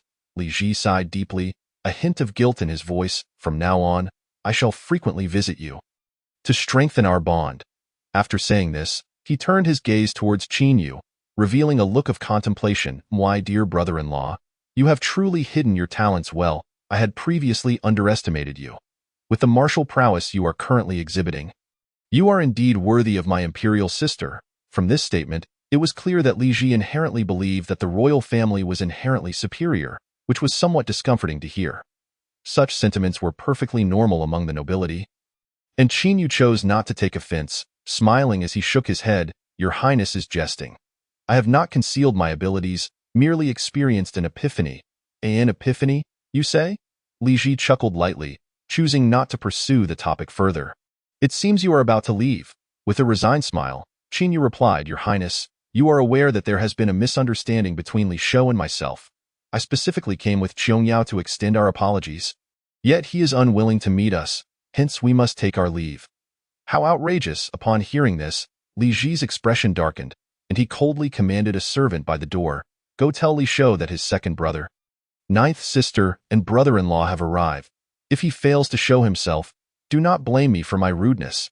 No sooner had he spoken, a voice as cold as ice echoed from outside. I would like to see how you intend to be rude to me. Do you wish to eliminate me? Everyone turned to see Li Shou striding in with a sullen expression, the hatred on his face unmistakable. Qin Yu's heart stirred. The opportunity had finally arrived. All he needed was a chance for physical contact, and he could silently channel the power of his Hua Gu Mianzhong into him. Then Li Shou would meet a tragic end within his own home. Observing Li Shou's countenance, the second Prince Li Ji sighed deeply. A look of heartache etched onto his face. Li Shou, you ought not to treat Qiong Yao and her husband this way. Qin Yu has never aimed at you. It was merely a matter of circumstance. Li Shou scoffed coldly, clearly not sharing this view. Initially, Wang Jingquan's death was indeed a matter of coincidence, but later, it was evident that Qin Yu had the opportunity to feign ignorance and let it pass. Yet he chose not to to him. It was a clear case of targeting him. He glared at Li Ji. Fine. Even if Qin Yu is not doing this intentionally, what of you? Do you dare say he has not been relentless against me without your instigation? I have not. Li Ji shook his head, stepping closer to Li Shou and lowering his voice. Father despises siblings turning against one another. There are many eyes watching. You still have the chance to make a comeback? At least put on a show. Li Shou frowned at this, unsure of Li Ji's intentions. However, there was reason in Li Ji's words. Given that Qin Yu and Li Qiong Yao had come to extend their apologies, should he refuse to accept them, it would only further cement the Emperor Qinwu's perception of him as narrow-minded. Very well, I shall play along for appearances. Li Shou turned to Qin Yu, reluctantly stating, All right, let bygones be bygones. Qin Yu's heart leapt with excitement as he quickly stepped forward, extending his hand with a gentle smile. Excellent. From now on we are still family. Li Shou cast a look of disdain at Qin Yu, hesitating for a moment before extending his hand. The moment their palms met, the power of Hua Gu Mianzhong surged into Li Shou's body without him noticing. After a brief handshake, Li Shou withdrew his hand impatiently, saying, I won't keep you for dinner. Li Qiong Yao's expression turned dark. Li Shou, you truly are ungrateful. Remember, your current predicament is of your own making. With that, she took Qin Yu's hand and headed for the door. Let us go. From now on, consider me without this brother. On the surface, Qin Yu appeared furious, yet internally, he was elated. Just moments ago, Li Shou had been entirely unaware that the power of Hua Gu Mianzhong had been transmitted into his body. His demise was inevitable now. A delicate situation unfolded. The sudden appearance of the second prince clearly indicated that he had matters to discuss with Li Shou. If their conversation lasted long enough to coincide with the timing of the Hua Gu Mianzhong's power to erupt, then Li Shou would perish before Li Ji. The man who had once treated him as a pawn was about to encounter grave trouble. Qin Yu felt a sense of anticipation. Once Qin Yu and Princess Qiong Yao departed, Li Shou, visibly irritated, remarked, Speak quickly, and do not waste my time.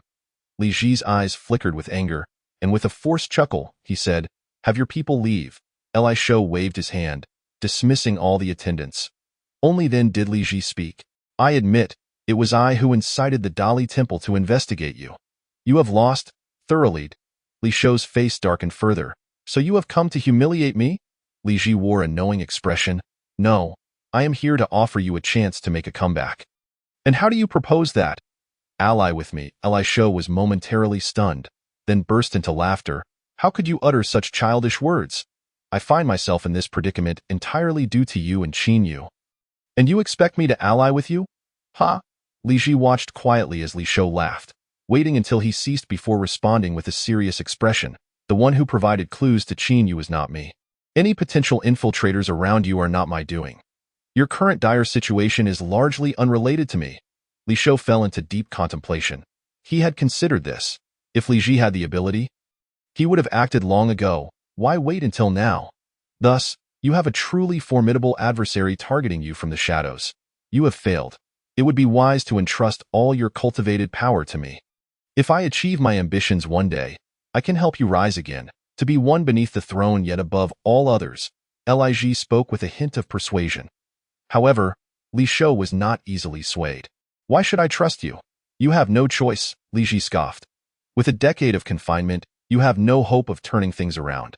Do you truly believe those you have cultivated will continue to follow you in the absence of hope? Li Shou fell silent, contemplating. Indeed, if those individuals saw no hope, they would undoubtedly seek allegiances elsewhere. If they pledged allegiance to other princes, the potential for greater power would be likely should that prince ascend to the throne. After all, as someone in a position of power, one must maintain appearances, providing reassurance to all who have pledged allegiance, so as not to lose their hearts and avoid the common fate of being discarded. Yet he did not view Li Ji as a favorable choice, for there were other princes with even greater power. Lig, perceiving the shift in Li Shou's expression, had come fully prepared for this encounter. Armed with a strategy, among the princes, my influence may not be the strongest, but understand this. To ally with me is to receive aid in your time of need. To ally with others is merely to embellish your situation. The choice is rather clear, is it not? Li Ji spoke calmly. Li Shou had no choice but to concede that there was some truth to this. After a moment of contemplation, he nodded. Very well. I shall take a gamble.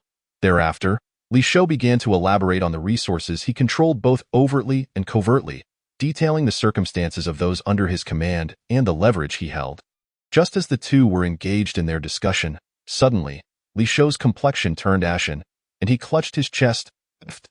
He promptly spat out a mouthful of blood, collapsing to the ground like a heap of mud. His eyes gradually losing their luster, an expression of disbelief frozen on his face. Li Ji's eyes widened in shock. He quickly extended his fingers to check for a pulse at Li Shou's nose. There was none. In an instant, a storm brewed within him. Dead? No. He cannot be dead. Li Shou must not die. He hastily pressed his palm against Li Shou's chest, channeling internal energy, his expression shifting to one of terror. Li Shou's bones and veins were shattered. Even his internal organs had turned to mush. It was important to note that he had been with Li Shou the entire time. Li Shou had not sustained any form of attack. How could this happen? He struggled to comprehend. Yet this was not the most pressing issue. The critical matter was that they were in a secret chamber, discussing matters privately. Li Shou had suddenly died, and he remained unharmed. Anyone would suspect him. Even if he had the words, he would find it impossible to explain. Li Ji is indeed a formidable character. In a moment of inspiration, he acted decisively. Bang. He first struck his palm against the window of the secret chamber, shattering it, and then bit down hard, slapping his own chest. A mouthful of blood spurted forth. Following this, he shouted towards the outside, "Assassin! Capture the assassin! Someone, come quickly! Help!" Upon returning to the residence, Princess Qiangyao did not head to her own garden chamber but instead followed Qin Yu to his small courtyard. "Come, let me see how adept you have become," she provocatively raised her chin and declared. Qin Yu, while secretly contemplating the timing for unleashing the hidden force of his bone transformation soft palm, found her words amusing and replied, "Have you broken through a major realm and now believe yourself to be exceptional?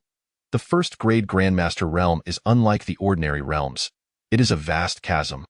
A disparity in strength that one at your intermediate second-grade Grandmaster level cannot fathom." With an air of pride, Princess Qiangyao retorted, "Is that so?" Qin Yu chuckled lightly, channeling his internal energy to unleash a terrifying aura that pressed towards Princess Qiangyao. In an instant, a whirlwind swept through the small courtyard. Princess Qiangyao's expression changed dramatically, her eyes widening in disbelief. You have already advanced to the high second-grade Grandmaster realm? How did you accomplish this?" Qin Yu retracted his imposing aura, nonchalantly stating, "It was simply a matter of normal cultivation. The breakthrough occurred naturally. Such martial arts talent is truly astonishing," Princess Qiangyao exclaimed before regaining her haughty demeanor. "However, I am still somewhat superior to you. I stand at a higher major realm and have mastered both the Six Meridian Sword and the Lingbo Weibu, making it easy for me to subdue you. Mastering them is one thing, but the efficacy depends on the practitioner." Qin Yu dismissed her claim. "Let's not engage in verbal sparring. Let our abilities speak for themselves. Be ready," Princess Qiangyao called out, her index finger lightly tapping, unleashing a sword chi that whistled towards Qin Yu's chest while simultaneously activating the Lingbo Weibo to evade any counterattack. Qin Yu slightly sidestepped, observing Princess Qiongyao's speed with her Lingbo Weibo. A smirk creeping onto his lips. Displaying your skills before a master is akin to showing off a wooden sword. With a light laugh, he activated his own Lingbo Weibo, charging toward Princess Qiongya at a speed that made his figure appear ghostly and elusive. Your speed surpasses mine? Princess Qiongyao's beautiful eyes widened in disbelief. After all, her current cultivation level was that of a first-grade grandmaster, with internal energy far more potent than that of a second-grade grandmaster. Under normal circumstances, her use of Lingbo Weibo should have been swifter. That is because your cultivation is lacking, Qin Yu chuckled, closing the distance to Princess Qiongya. Panic surged within her as she frantically unleashed the six-meridian sword, sending out waves of sword chi that sealed off every approach. Yet, in despair, she found that Qin Yu could effortlessly evade her attacks, approaching her as if strolling leisurely. You have lost, by the time Princess Qiongya regained her wits. She realized that Qin Yu's fingertip was aimed at her brow, the sword light flickering ominously. Should he wish, she would instantly become a corpse. The Lingbo Weibo you taught me is a fake, isn't it? Princess Qiongya asked, her voice laced with suspicion. Qin Yu withdrew his finger, chuckling lightly. Can you not discern its authenticity yourself? The same technique, when wielded by individuals of differing talents, yields vastly different results. Do I need to elaborate further? At his words, Princess Qiongyao's expression darkened with resentment, for his statement implied her own inadequacy.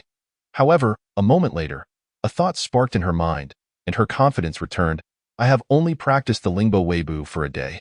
How could I possibly compare to you? Given time, I will undoubtedly surpass you. Then I shall await that day, Qin Yu replied, finding amusement in her conviction. The Lingbo Weibo that Qiongya practiced was a lower-tier version.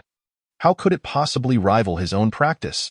The notion of surpassing him in speed was utterly preposterous. Princess Qiongya, being decisive, turned to leave. I shall commence my training immediately. Yet, she was halted by Qin Yu, who bore a knowing smile. Princess, it is time to practice the Jade Maiden Heart Sutra. Before she could protest, Qin Yu swept her up and carried her toward the room. Chapter 69. You are misleading me. Moments later. Within the room, a tempest arose, accompanied by the sounds of phoenixes and dragons in joyous revelry. Simultaneously, the entire imperial capital was engulfed in alarm, with heavily armed imperial guards flooding the streets, searching for suspicious individuals. Even the city defense forces had closed the city gates. Unless there was a decree from Emperor Qinwu, no one was allowed in or out. Since the establishment of the Great Qian, such a situation had never occurred. The citizens of the city were all in shock, fervently inquiring about the unfolding events. Soon, they received shocking news. The sixth prince, Li Shou, had been murdered within his home by an intruder, and the second prince, Li Ji, was gravely injured. Both nobles and commoners alike engaged in fervent discussions regarding the matter. Heavens, who possesses such audacity to assassinate a prince of the realm? Is he courting death? Indeed, it is incomprehensible. The sixth prince had already fallen from grace and was under house arrest by His Majesty. How could anyone dare to kill him? In my opinion, he must have committed too many misdeeds, prompting someone to disregard his status and eliminate him. Do you think it could have been the second prince who did it? Otherwise, why would the assassin not kill him? That seems unlikely. Such an act would be too overt. How could the second prince, Li Ji, be so foolish? Your reasoning is sound. It seems illogical, which would easily absolve the second prince of suspicion, wouldn't it? Many began to harbor doubts regarding Li Ji, yet not a single soul suspected Qin Yu. The primary reason for this was that Li Shou had suddenly perished long after Qin Yu's departure. Furthermore, at the time of the sixth prince's attack, only the second prince, Li Ji, was present. Thus, Li Ji became the prime suspect. In the Changtian Hall, Li Ji knelt on the ground, his complexion pale, with Li Shou's lifeless body lying beside him, eyes wide open in death. Emperor Qinwu's face was ashen, his eyes ablaze with fury as he crouched down to examine Li Shou's corpse. Chao Jingyun stood beside him, equally solemn. The palace maids and eunuchs waiting in the grand hall did not dare to breathe loudly, keeping their heads bowed in trepidation before Emperor Qinwu. After a moment, Emperor Qinwu gradually rose. Look, he commanded, striding toward the dragon throne. Chao Jingyan bent down to inspect for a moment, then rose to bow before Emperor Qianwu, speaking gravely. The assassin employed hidden energy, shattering the sixth prince's bones and internal organs in an instant, indicating that the perpetrator possesses profound martial arts mastery. This. Chao Jingyun hesitated. Li Ji was engulfed in a state of trepidation. To weave a single lie necessitated the fabrication of countless others, compelling him to grit his teeth and continue his elaborate tale. Clad in black garments and donning a face covering, his features remained obscured. What was the assailant's skill level? It appeared he was likely a first-rate grandmaster. Did the perpetrator wield any weapons? None. Emperor Qianwu's penetrating gaze, fierce and unyielding, fixated on Li Ji as he coldly inquired, "Why did the murderer spare your life?" Chao Jingyun's analysis was remarkably objective. Emperor Qianwu had largely reached the same conclusion. He had to concede that Li Ji bore the greatest suspicion, doubting whether the so-called master was merely a figment of imagination. Li Ji displayed a countenance of grievance and bewilderment. "Father, I truly do not know. Why were you alone with Shou'er in the secret chamber?" Emperor Qianwu pressed further. In order to dispel the emperor's suspicions, Li Ji reluctantly divulged a fragment of the truth. "I went to negotiate for the takeover of his influence." Emperor Qianwu scrutinized him for a prolonged moment before dismissively waving his hand. "Get out." "Yes, father." Li Ji exhaled a sigh of relief, fleeing the hall of eternal heaven. A look of sorrow crossed Emperor Qianwu's face as he stared blankly at the lifeless body of Li Shou. No matter how disappointed he felt in Li Shou, he was still his son.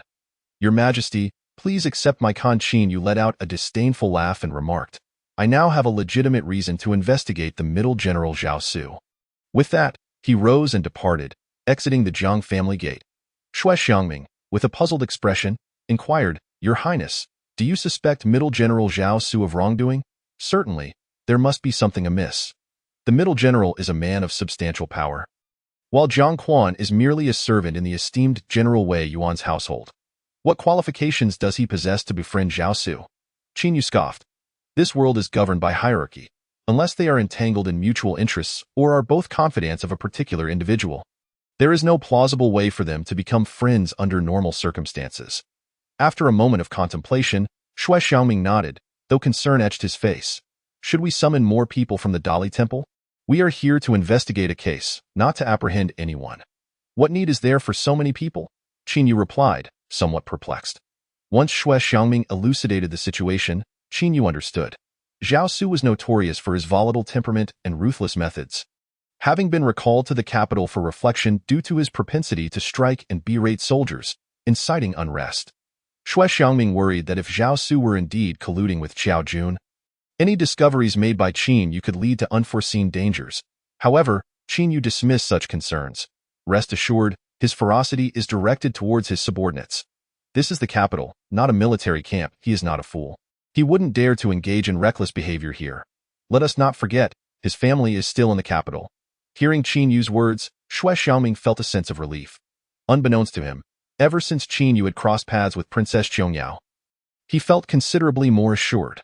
Not to mention, even if there were a grandmaster within Zhao Su's household, Qin Yu could contend with him using his mastery of Lingbo Weibu, ensuring at least a safe retreat. Soon, the two arrived at Zhao Su's residence. Shui Xiangming knocked forcefully on the door, loudly proclaiming their identities. The gatekeeper, upon hearing, hurried inside to report, puzzled as to why Qin Yu would come to their door. Moments later, a middle-aged man clad in leather armor approached briskly, bowing deeply. "I am Zhao Su, at your service, your highness." Qin Yu scrutinized the man. His fierce eyes and prominent features, coupled with a beard as thick as steel needles, revealed a seasoned warrior well acquainted with bloodshed. Any ordinary person meeting his gaze would surely feel a sense of dread, as did Shui Xiangming, whose demeanor became noticeably more reserved in Zhao Su's imposing presence. Only Qin Yu remained calm, raising his hand slightly. At ease. "Thank you, your highness." Zhao Su's etiquette was impeccable as he promptly ushered Qin Yu inside, showering him with compliments, clearly aiming to curry favor. This gradually put Shui Xiaoming at ease, restoring his natural demeanor and filling him with a hint of pride. "What of the middle general? Shouldn't he flatter the prince representing the Dali Temple?" Qin Yu engaged Zhao Su in casual conversation, all the while discreetly activating the system to initiate a deduction process. Last night, Zhao Su had visited Jiang Quan's residence, informing Lu Shi that Jiang Quan was unoccupied. After acquiring the key to the secret vault, he ventured to the Ji-Shi apothecary under the cover of darkness. There, in the apothecary's storeroom, he met Jiang Quan, presenting him with the list given by Qiao Jun, requesting access to the secret vault to verify its contents. Upon confirming everything was in order, Zhao Su left with the key, having killed Jiang Quan and disposed of his body in a dry well before departing Ji-Shi apothecary in the dead of night. Qiao Jun made a sudden visit, to which Zhao Su reported that the vault's treasures remained untouched, subsequently handing over the key. Qiao Jun, however, did not take the key, advising Zhao Su to wait until the commotion surrounding the sixth prince's assassination subsided before transporting the valuables out of the capital as funds for his uprising. Zhao Su gladly accepted the order, inquiring about the safety of Qiao Jun's hideout, to which Qiao Jun assured him there was no need for concern before taking his leave. Once they settled in the living room, after Zhao Su had served tea, Qin Yu had already gleaned all necessary information from his deductions. In summary.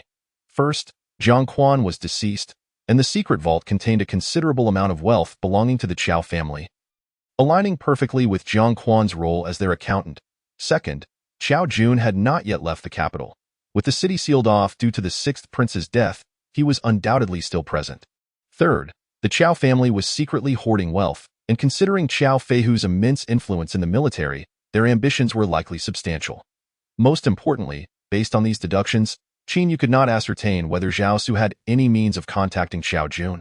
As he pondered, Zhao Su, after some pleasantries, finally broached the subject.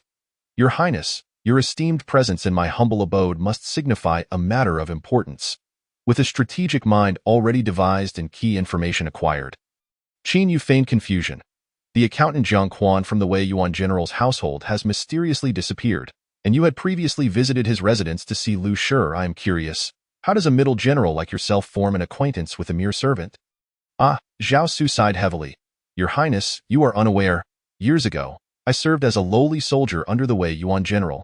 Due to my valor in battle, I was frequently rewarded by Jiang Quan, leading to our acquaintance. Who would have thought he would suddenly vanish? Do you not know where he has gone?" Qin Yu pressed further. "I do not know." Zhao Su replied with a bitter smile. "I suspect Jiang Quan is in collusion with Qiao Jun. If you have any knowledge regarding this matter, I advise you to disclose it honestly. Otherwise, you are well aware of the potential consequences," Qin Yu warned with a hint of menace. Zhao Su quickly asserted, "Your Highness, please see reason. I have no ties with the Qiao family in this matter. I can distinguish between right and wrong very well." The performance was somewhat clumsy, yet the objective had been largely achieved. With no further need to linger, Qin Yu departed with Shui Xiangming, while Zhao Su escorted them to the outer gate. "Your Highness, what shall we do now?" Shui Xiangming inquired. "I believe Zhao Su is not being entirely truthful. If he has any ulterior motives, he will likely contact someone to execute small maneuvers. You must keep a close watch nearby," Qin Yu stated with gravity. Knowing Shui Xiangming's skills, Qin Yu understood that any surveillance in close proximity would inevitably be detected by Zhao Su, who would then attempt to reach out to Qiao Jun. Once Zhao Su made a move, he would reveal his vulnerabilities. Even if Shui Xiangming failed to notice, Qin Yu could ascertain the situation through his deductions. Furthermore, Qiao Jun, without a complete understanding of how many individuals were monitoring him, would undoubtedly refrain from making any moves. This afforded Qin Yu the opportunity to investigate the Qiao family's secret vault and seize its treasures. Such a lucrative opportunity was not one he would let slip by. After arranging matters with Shui Xiangming, Qin Yu departed alone, returning to his residence with feigned nonchalance. Once inside, he entered a secret chamber to cultivate, instructing everyone not to disturb him. Having created the pretense of practicing in seclusion, he then disguised himself and stealthily left the estate, making his way to the Ji-Shi apothecary. Chapter 72.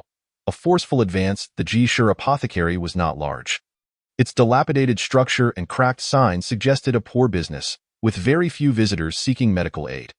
Anyone passing by would hardly connect it to the Qiao family's secret vault, making it an excellent cover. To become the Qiao family's secret vault, it was certain that both the resident physician and the staff were affiliated with them. Qin Yu did not rush inside. After observing for a considerable time without any signs of activity, he finally utilized his Lingbo Weibu to slip in unnoticed. The apothecary's storeroom was not difficult to locate. The scent of medicinal herbs led him straight to it, and with no impediments, he entered. So far, everything was proceeding smoothly. However, After searching for quite some time, he was astonished to find that he could not locate the entrance to the secret vault. The system's deductions were undoubtedly precise, which indicated that the vault was cleverly concealed. Just as Chinyu prepared to conduct a more thorough search, he heard footsteps approaching outside. He quickly leaped and concealed himself atop a beam. Hiding behind a suspended medicinal pouch, creak, a young man entered, cautiously surveying his surroundings before securing the door behind him and approaching the medicine cabinet. Chinyu recognized him. He was a worker from Jishur Apothecary, the same individual he had observed earlier. The young man pulled out several boxes of medicinal herbs and then, with a series of creaking sounds, the cabinet split open to reveal a hidden iron door leading below. A lock was clearly visible, indicating this was indeed the Chao family's secret vault. Chinyu watched the young man intently. According to the system's deductions, the key to the vault was in Zhao Su's possession. How could this young man possibly unlock it? If his cultivation were sufficient, he could force the lock open. But Chinyu felt confident in his own abilities. This would undoubtedly create a great commotion, attracting the attention of others in the apothecary. Did the young man not fear this? Just as Chinyu pondered, the young man produced a large keyring from his waist and began attempting to unlock the door. Chinyu was taken aback. He had not anticipated this clumsy method. At that moment, a loud bang echoed through the air. The door was suddenly kicked open, and a man dressed in a blue short shirt, resembling a farmer, strode in. Chinyu narrowed his eyes. He recognized the man as one of Chao Jun's assassins, the very individual who had narrowly escaped from him that day. This was undoubtedly one of Chao Jun's most trusted confidants, appearing here right after he had just visited Zhao Su, an occurrence that seemed rather suspicious. Suppressing the urge to kill, Chinyu chose to observe the unfolding events. "What are you doing?" the assassin hissed. Producing a dagger which he flung viciously, whoosh! The dagger whistled through the air, aiming at the young man's neck, its blade dark and purplish, clearly laced with poison. The young man executed a roll to evade the dagger, his expression darkening. "Hemph! Chao Jun's assassin, I didn't expect you to still be alive." While speaking, he flicked his hand, releasing a multitude of barely visible silver needles that rained down upon the assassin like a dense shower. You are one of the third prince's people?" The assassin exclaimed in alarm, hastily trying to dodge, but was still a moment too late, getting struck by the silver needles.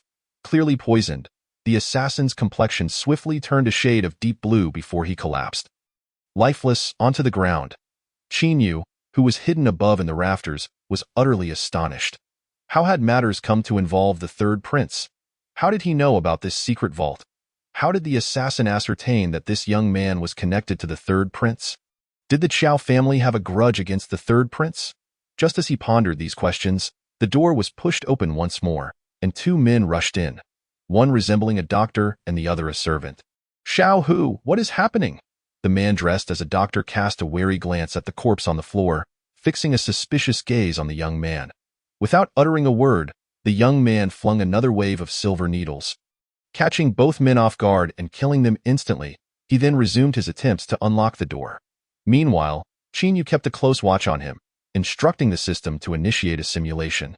The previous day, Wei Hu had received a message via a flying arrow at the apothecary, indicating that someone wanted him to keep a close eye on the Chao family's secret vault. Later that night, Zhao Su had come to investigate the vault, subsequently killing Chao's accountant, Jiang Quan. This morning, while dining, he discreetly relayed information. Just moments ago, he received an urgent report indicating that the situation might change and urging him to retrieve important valuables from the Chao family's vault. Chinyu was not entirely satisfied with the results of this simulation, as it did not directly confirm that he was indeed one of the third prince's people. To validate this, he would need to trace back even further in time. But he was reluctant to waste the simulation. Who was behind him was of little consequence. Acquiring the treasures within the vault and discovering Chao Jun's whereabouts were his primary concerns. Casting a glance at Wei Hu, who was still fiddling with the door, he focused his attention on the fallen assassin. System, simulate the actions he undertook over the past day. The previous day, he had been working at the residence of a wealthy family in the southern part of the city, even spending the night there. Today, he was laboring as before, when he received a superstitious message instructing him to take as many valuable items as possible from the vault and hide them away. The information derived from the simulation yielded these 2 points. Evidently, these events had transpired after he had approached Zhao Su, indicating that his plan to stir up trouble had succeeded. Unfortunately, he still had not managed to locate Xiao Jun. Qin Yu sighed inwardly. At that moment, with a creak, the lock on the iron door of the vault was opened by Wei Hu, drawing Qin Yu's attention back. Just as Wei Hu swung the door open, preparing to enter, Qin Yu flicked his finger. Whoosh! A blade of sword energy whistled past, aimed directly at the back of Wei Hu's head. I knew there would be others coming.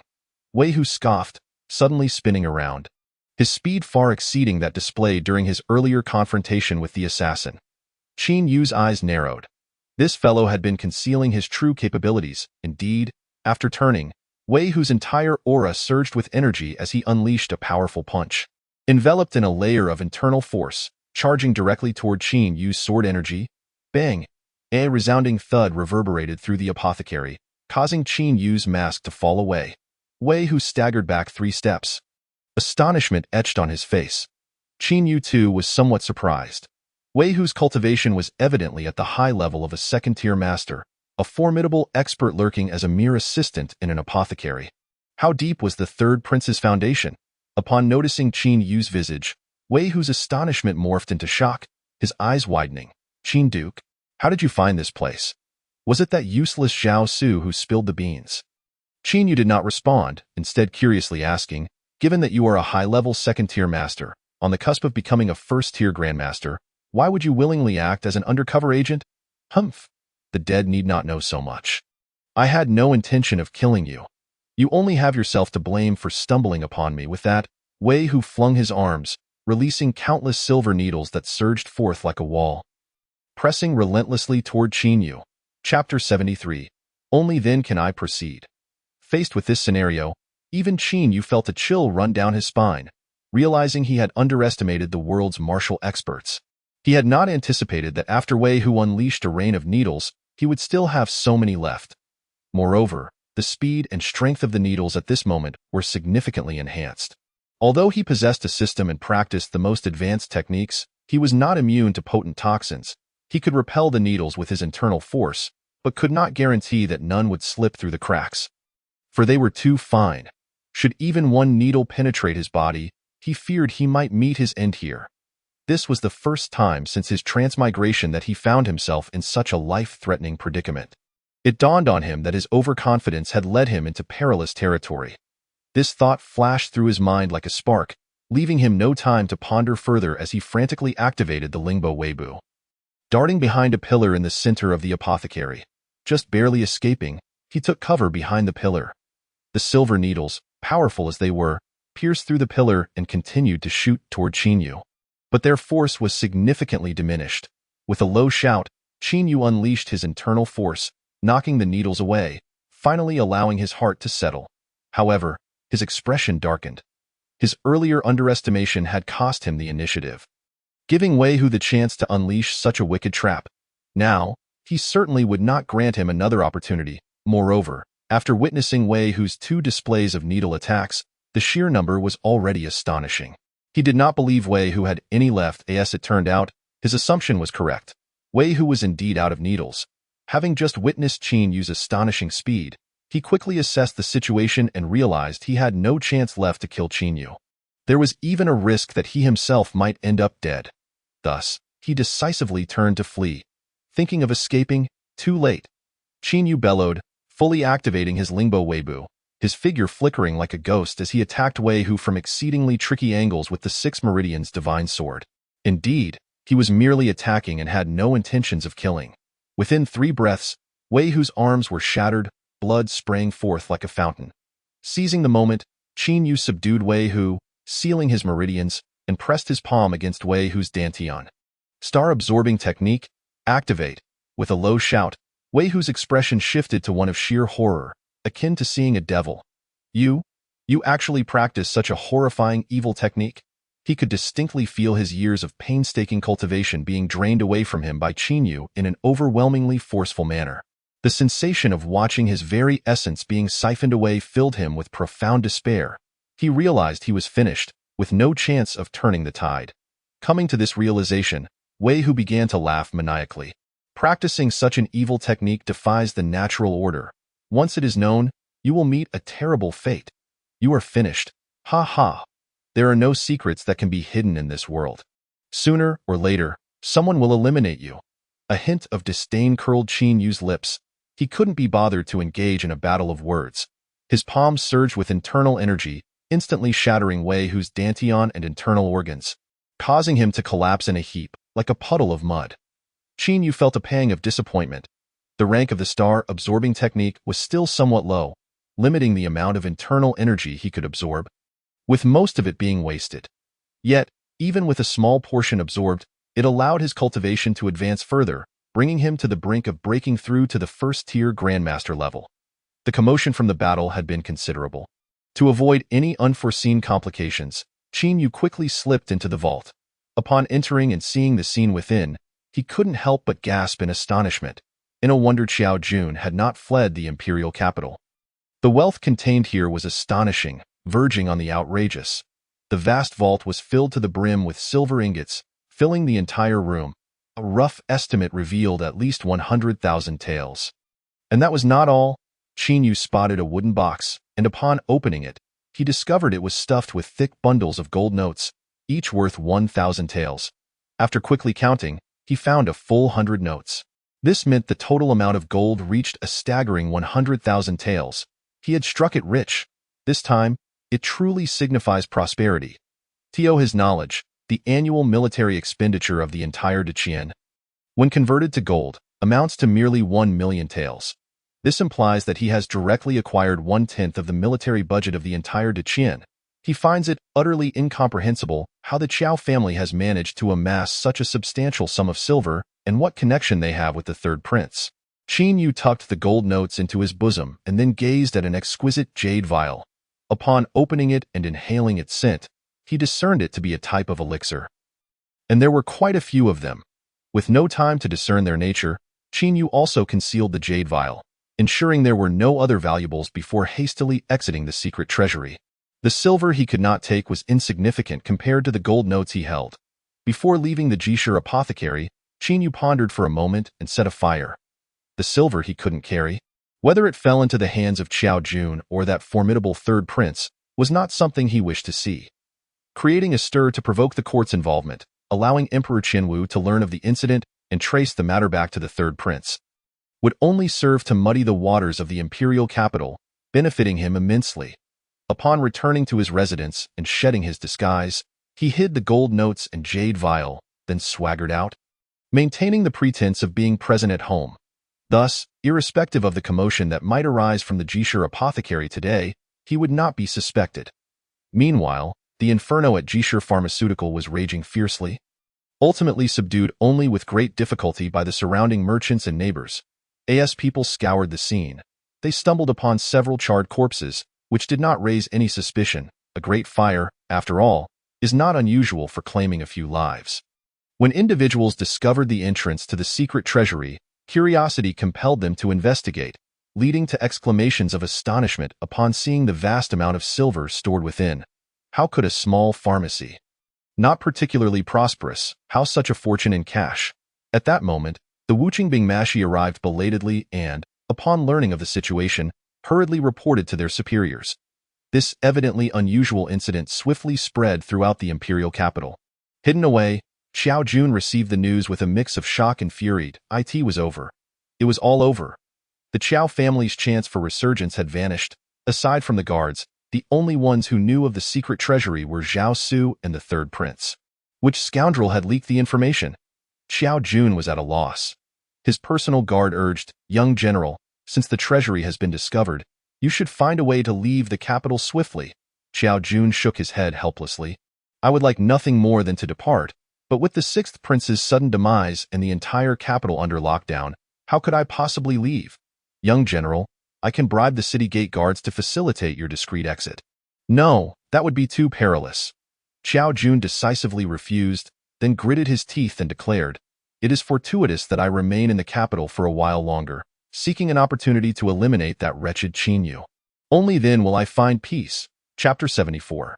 The most unreliable what Xiao Jun did not disclose to his trusted guard was that he had chosen to remain in the capital, despite the enormous risk, for one crucial reason: the 3 elixirs within the secret treasury. Those elixirs were known as boundary-breaking pills. As the name suggests, they are used to assist in breaking through one's realm.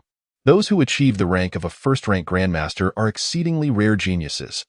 This realm represents the pinnacle attainable by ordinary individuals, yet it is not the ultimate limit of martial prowess. Above the first-rank grandmaster lies the legendary and mysterious realm of innate, which promises true transformation. Attaining the innate realm would elevate one's life essence, enabling a complete rebirth and transcendence beyond the ordinary. In his lifetime, Xiao Jun had no hope of reaching such heights due to his meager talent. Even attaining the rank of a first-rank grandmaster seemed nearly impossible. However, his brother Qiao Xing was a true prodigy. Before Qiao Feihu's incident, Qiao Xing had sent him a secret message stating that he had reached the intermediate level of a first-rank grandmaster and was striving towards the advanced level. Expressing great confidence, if he could reach the advanced level of a first-rank grandmaster and then be aided by the boundary-breaking pills, he would have a significant chance of attaining the innate realm. Should Qiao Xing reach such a realm, even Emperor Qianwu would need to court the Qiao family. The Qiao family's status in Deqian would undoubtedly soar, becoming eternal, by that time.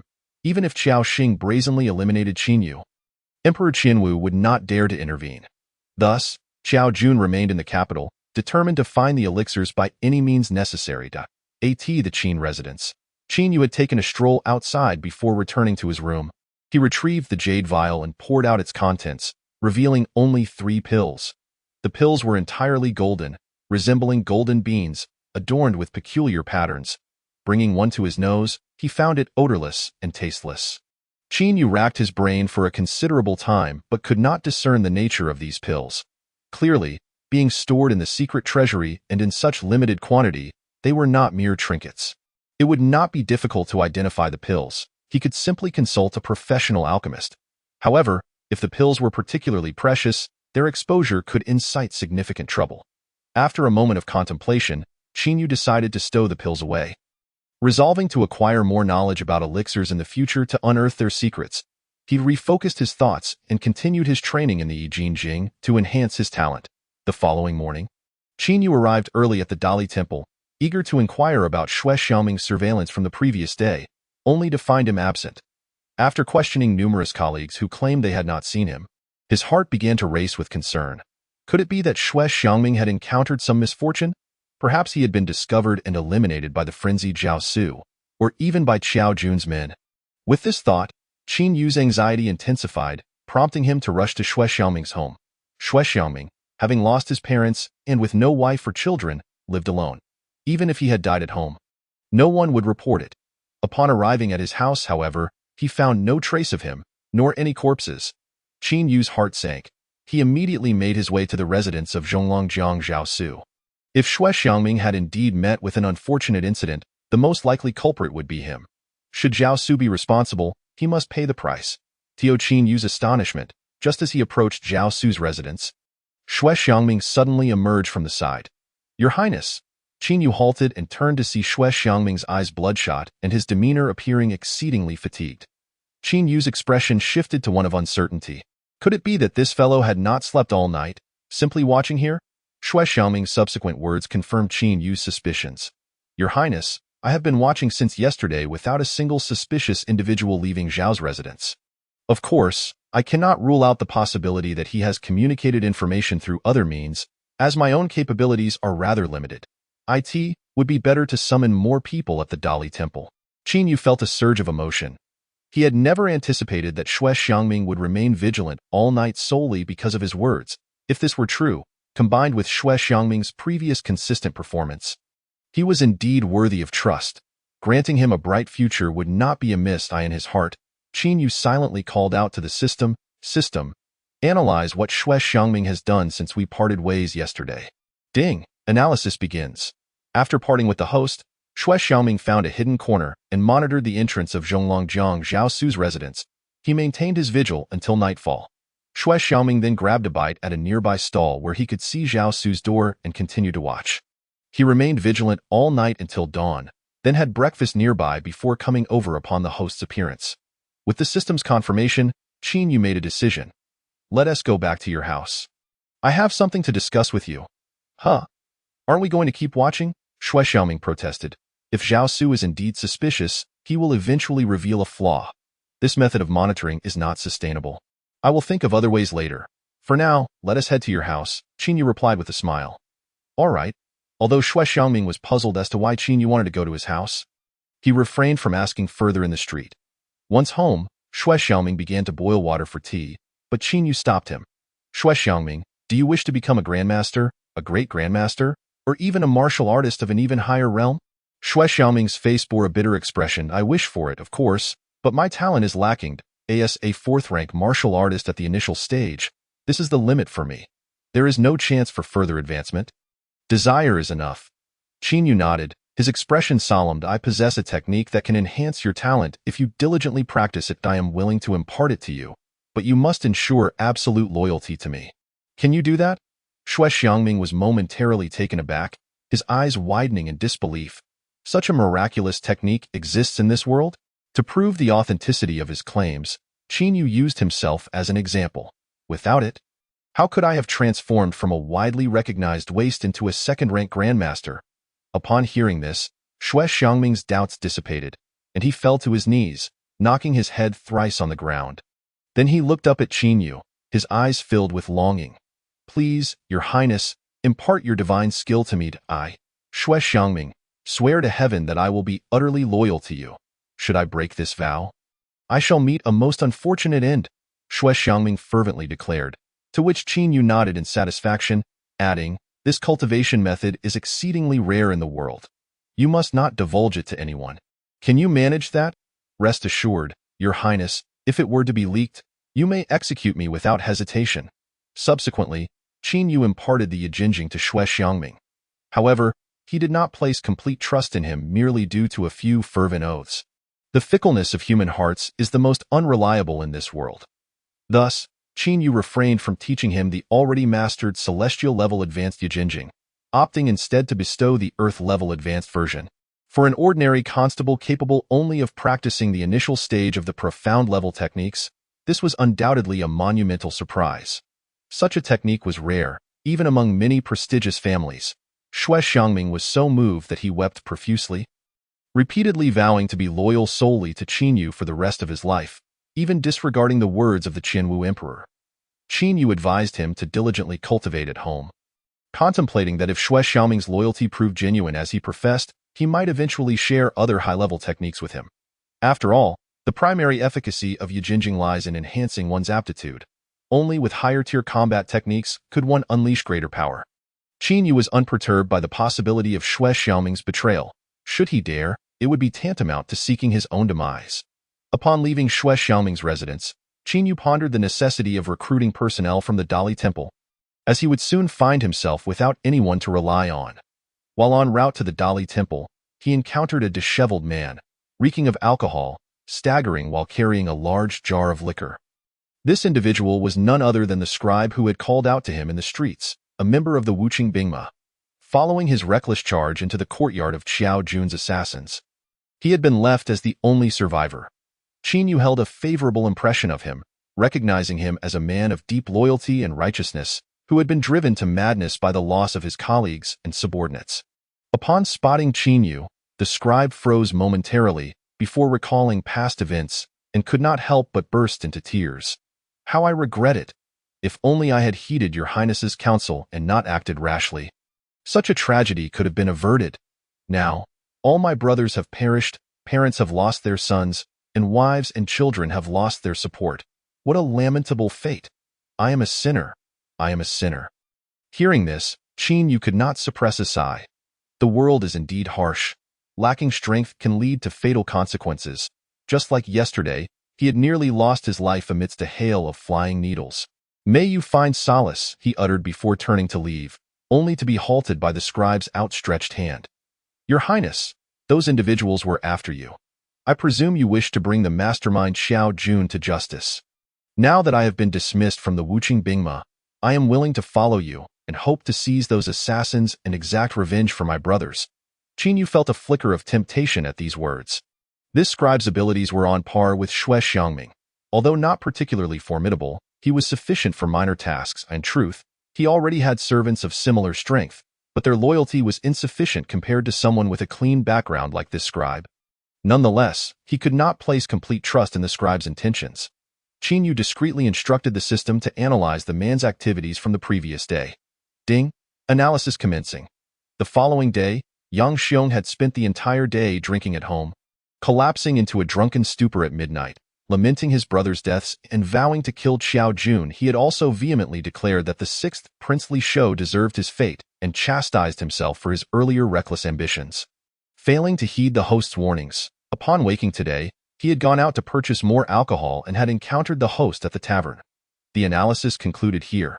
From this information, Qin Yu deduced two critical points. First, Yang Xiong harbored no animosity towards him, attributing his brother's death solely to his own actions. This eliminated the possibility of him being manipulated to approach Qin Yu as an undercover agent. Second, their meeting was purely coincidental, corroborating the first point. Thus, Yang Xiong was deemed trustworthy. Yang Xiong, is it? Join me from now on. Thank you, Your Highness. Yang Xiong clasped his hands and inquired, has Your Highness uncovered the whereabouts of that scoundrel Xiao Jun? Not yet, but it will be soon. For now, you shall accompany me to investigate someone who might know his whereabouts, Qin Yu replied. The Qiao family's secret vault contained vast treasures, and its significance was undeniable.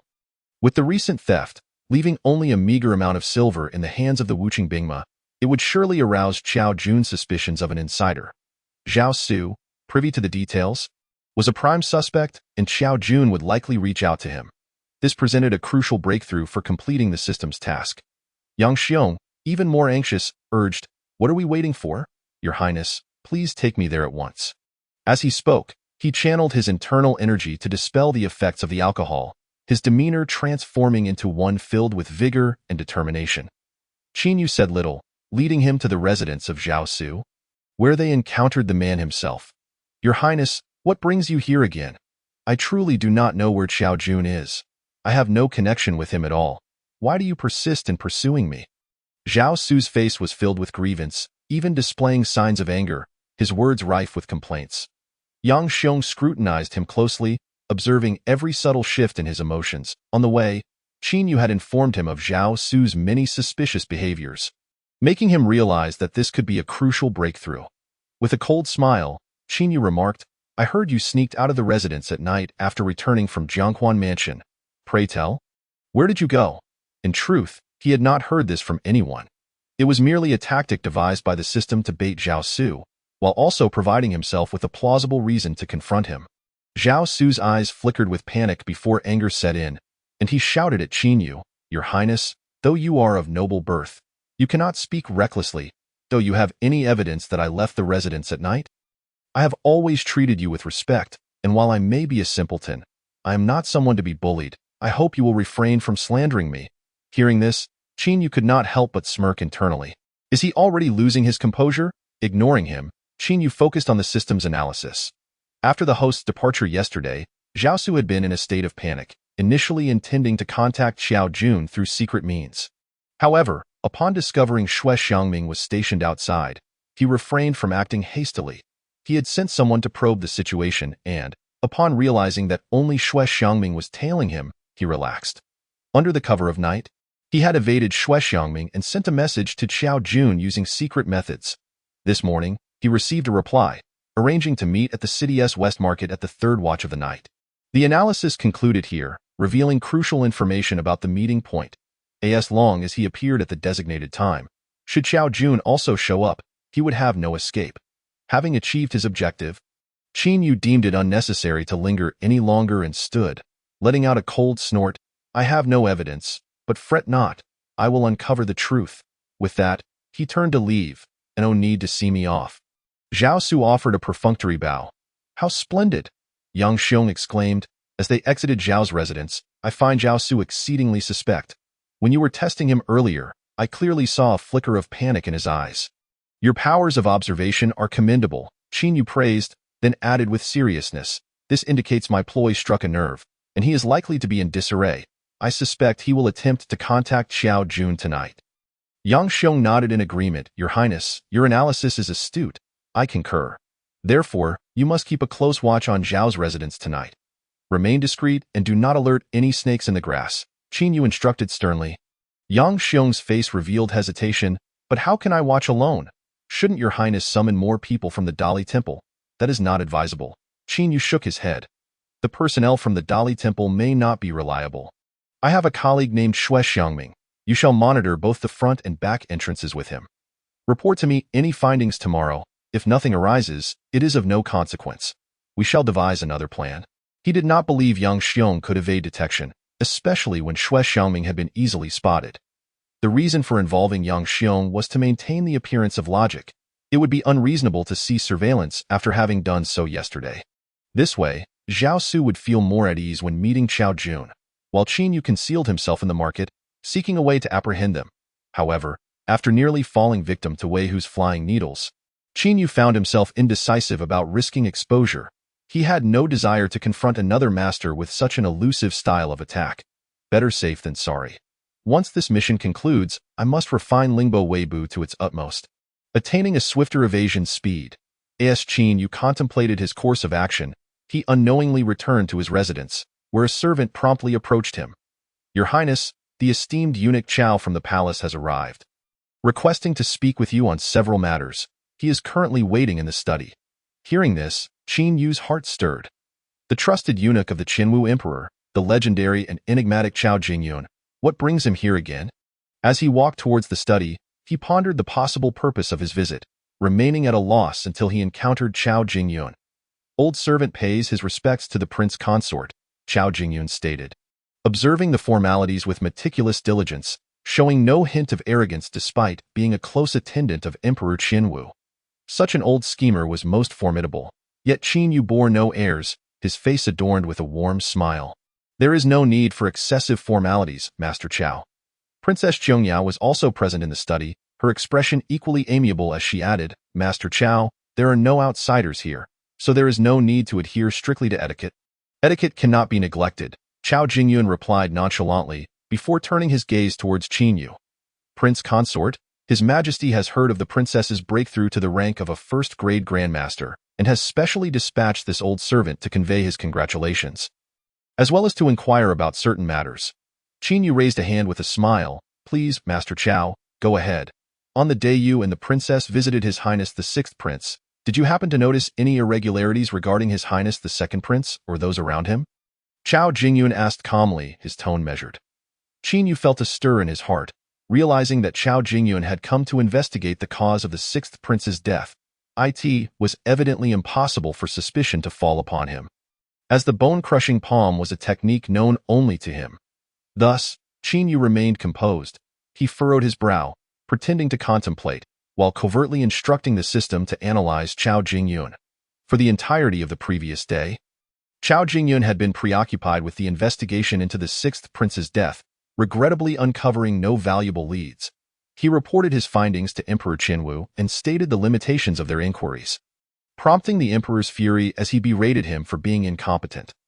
Early this morning, Emperor Qinwu summoned him to the Chengtian Hall, deciding to broaden the scope of the investigation and include Qin Yu as a suspect.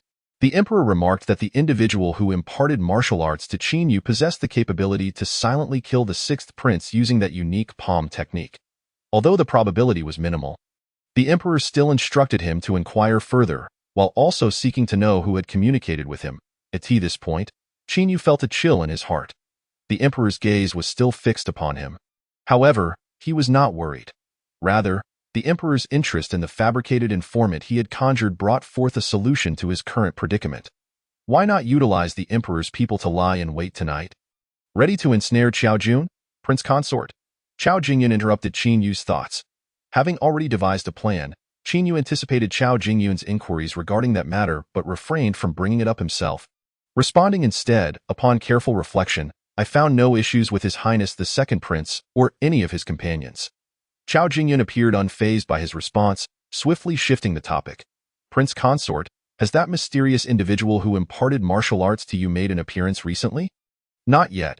Prince Consort, has that individual who conveyed messages and provided clues regarding the case contacted you recently? Qin Yu had been waiting for this question. As soon as Chao Jingyun's words fell, he nodded solemnly. He did contact me, just moments ago on my way back to the residence. Upon hearing this, Chao Jingyun's expression subtly shifted, and his tone quickened. What message was conveyed? The villain Xiao Jun has yet to leave the city. He is hiding in the imperial capital and plans to meet with the middle general Zhao Su tonight at Kashiko. Is that true? Chao Jingyun's voice rose further, his expression appearing slightly surprised yet with a hint of delight. Qin Yu understood the sentiment. Who would suspect that Xiao Jun, so audaciously, had not left the city and lingered in the imperial capital? Moreover, he was already associated with the sixth prince, making him one of the suspects. Capturing him might yield new leads. Indeed, it is true. Qin Yu, half-truthfully, recounted his suspicions regarding Middle General Zhao Su, mentioning Xue Xiangming's surveillance, and how he had visited Zhao Su's residence up until today. The timing of receiving the note coincided with his journey here. Once he finished, Chao Jingyun inquired, "What of the note?" "I discarded it," Qin Yu replied. Chao Jingyun's gaze sharpened slightly. "Why did you throw it away?" Qin Yu countered, "Why keep it?" Chao Jingyun regarded Qin Yu with a penetrating gaze. Choosing not to pursue the matter further, he shifted the conversation back to business. "What are your plans, Prince Consort?" Qin Yu clasped his hands respectfully. "Master Chao, I dare not venture alone. Perhaps you could dispatch several experts to accompany me in ambush, so we may capture Xiao Jun in one fell swoop." Chao Jingyun shook his head, his tone resolute and unyielding. "Your Highness, you are of invaluable worth. How can you risk your safety? Leave this matter to me." Upon hearing this, Qin Yu furrowed his brows. This old fox was excluding himself from the equation. How could he fulfill the system's task? Yet he found no grounds to argue otherwise and could only nod in agreement. Very well. Chapter 77. Assassinate oneself. Chao Jingyun departed with decisive efficiency. Qin Yu found his behavior somewhat peculiar. He had clearly come to inquire at the behest of Emperor Qianwu, yet every question was superficial, lacking depth, leaving him with a sense of perfunctory engagement. Yet, he was a loyal servant of the emperor. Logically, such behavior seemed out of character. Did he truly believe there was nothing amiss with Qin Yu? Was his visit merely a cursory test? Suddenly, a curious thought struck Qin Yu. Chao Jingyun congratulated Princess Qiangyao on her breakthrough to the first-grade Grandmaster level but did not mention his own ascension to the advanced second-grade Grandmaster realm. The only person aware of her breakthrough was none other than the princess herself, who had battled him. "Did you report your breakthrough to the first-grade Grandmaster level?" Qin Yu inquired. "Yes. Did you not inform them of my own breakthrough?" "No." Princess Qiangyao nodded, then solemnly explained, "I have been stuck at the advanced second-grade Grandmaster level for quite some time. My breakthrough is not particularly astonishing. Reporting it will garner my father's greater attention. But your case is different. Your rapid ascension cannot draw too much scrutiny." Qin Yu was somewhat taken aback.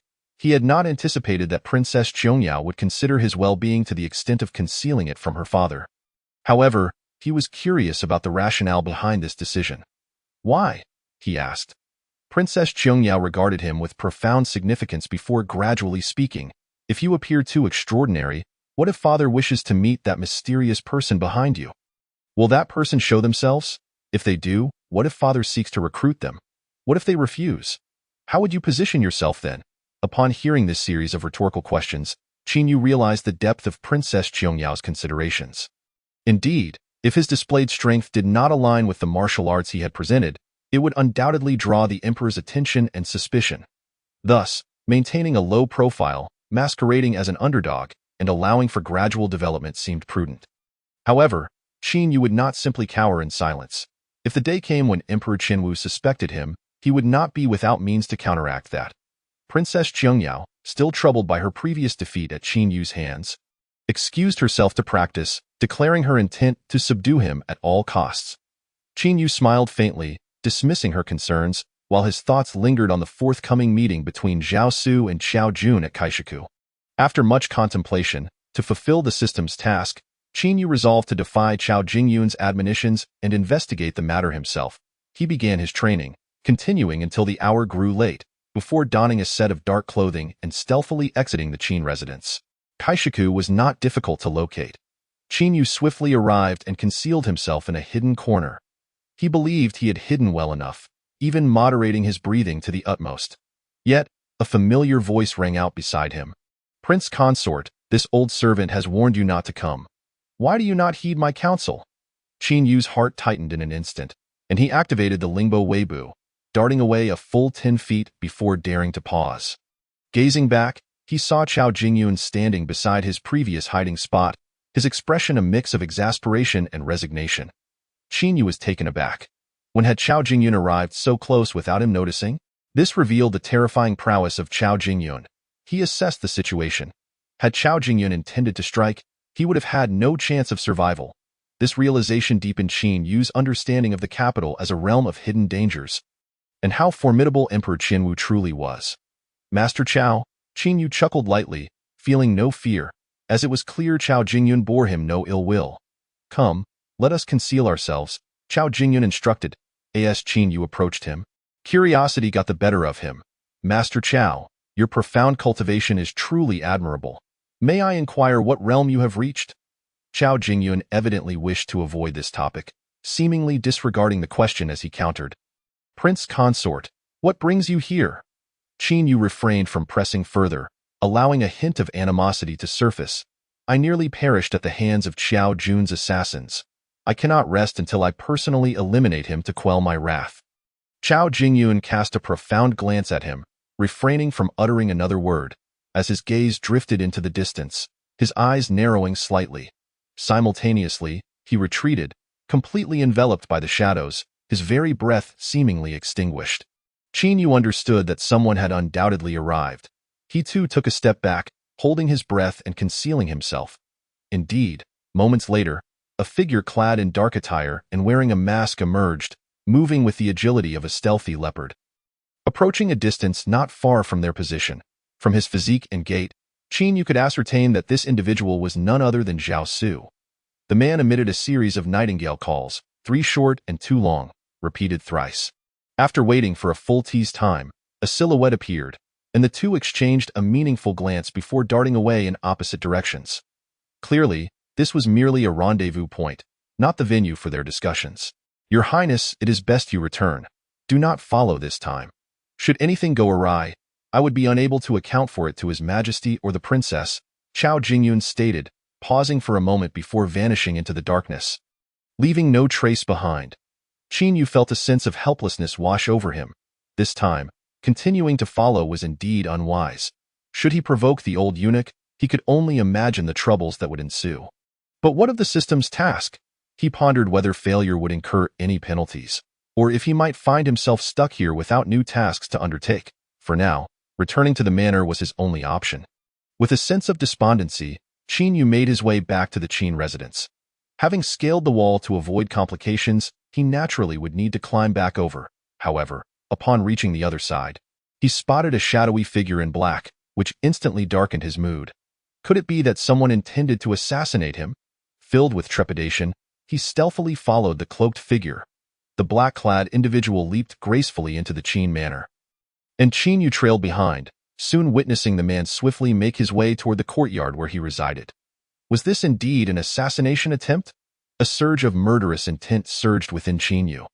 Judging by the speed exhibited, which rivaled his own enhanced agility, he concluded that this man was at least his equal, if not superior. Based on his realm, he must be a mid-level grandmaster, or perhaps even higher. Given this assessment, Qin Yu refrained from recklessly pursuing him, opting instead to ascertain the identity of this person and the true purpose of his intrusion. System, analyze this individual's actions over the past day. He commanded. Ding. The analysis commenced. Yesterday, Zhang Chun, dispatched by a confidant of the third prince, was sent to the Jishur apothecary to rendezvous with Wei Hu, but he arrived too late. By the time he reached the scene, the apothecary had already been engulfed in flames. Stunned by the first piece of analytical information, Qin Yu found himself taken aback. It was the third prince? He bore no grudge against him. Why would he wish to assassinate him? Chapter 78. A precious item. This revelation was utterly unexpected for Qin Yu. He concealed himself further, continuing to scrutinize the system's analytical insights. Zhang Chun reported this incident to the third prince's confidant, then took a rest until not long ago when the confidant summoned him again, providing a secret letter to deliver to the host overnight. The analysis concluded here, summarizing the events of Zhang Chen's previous day.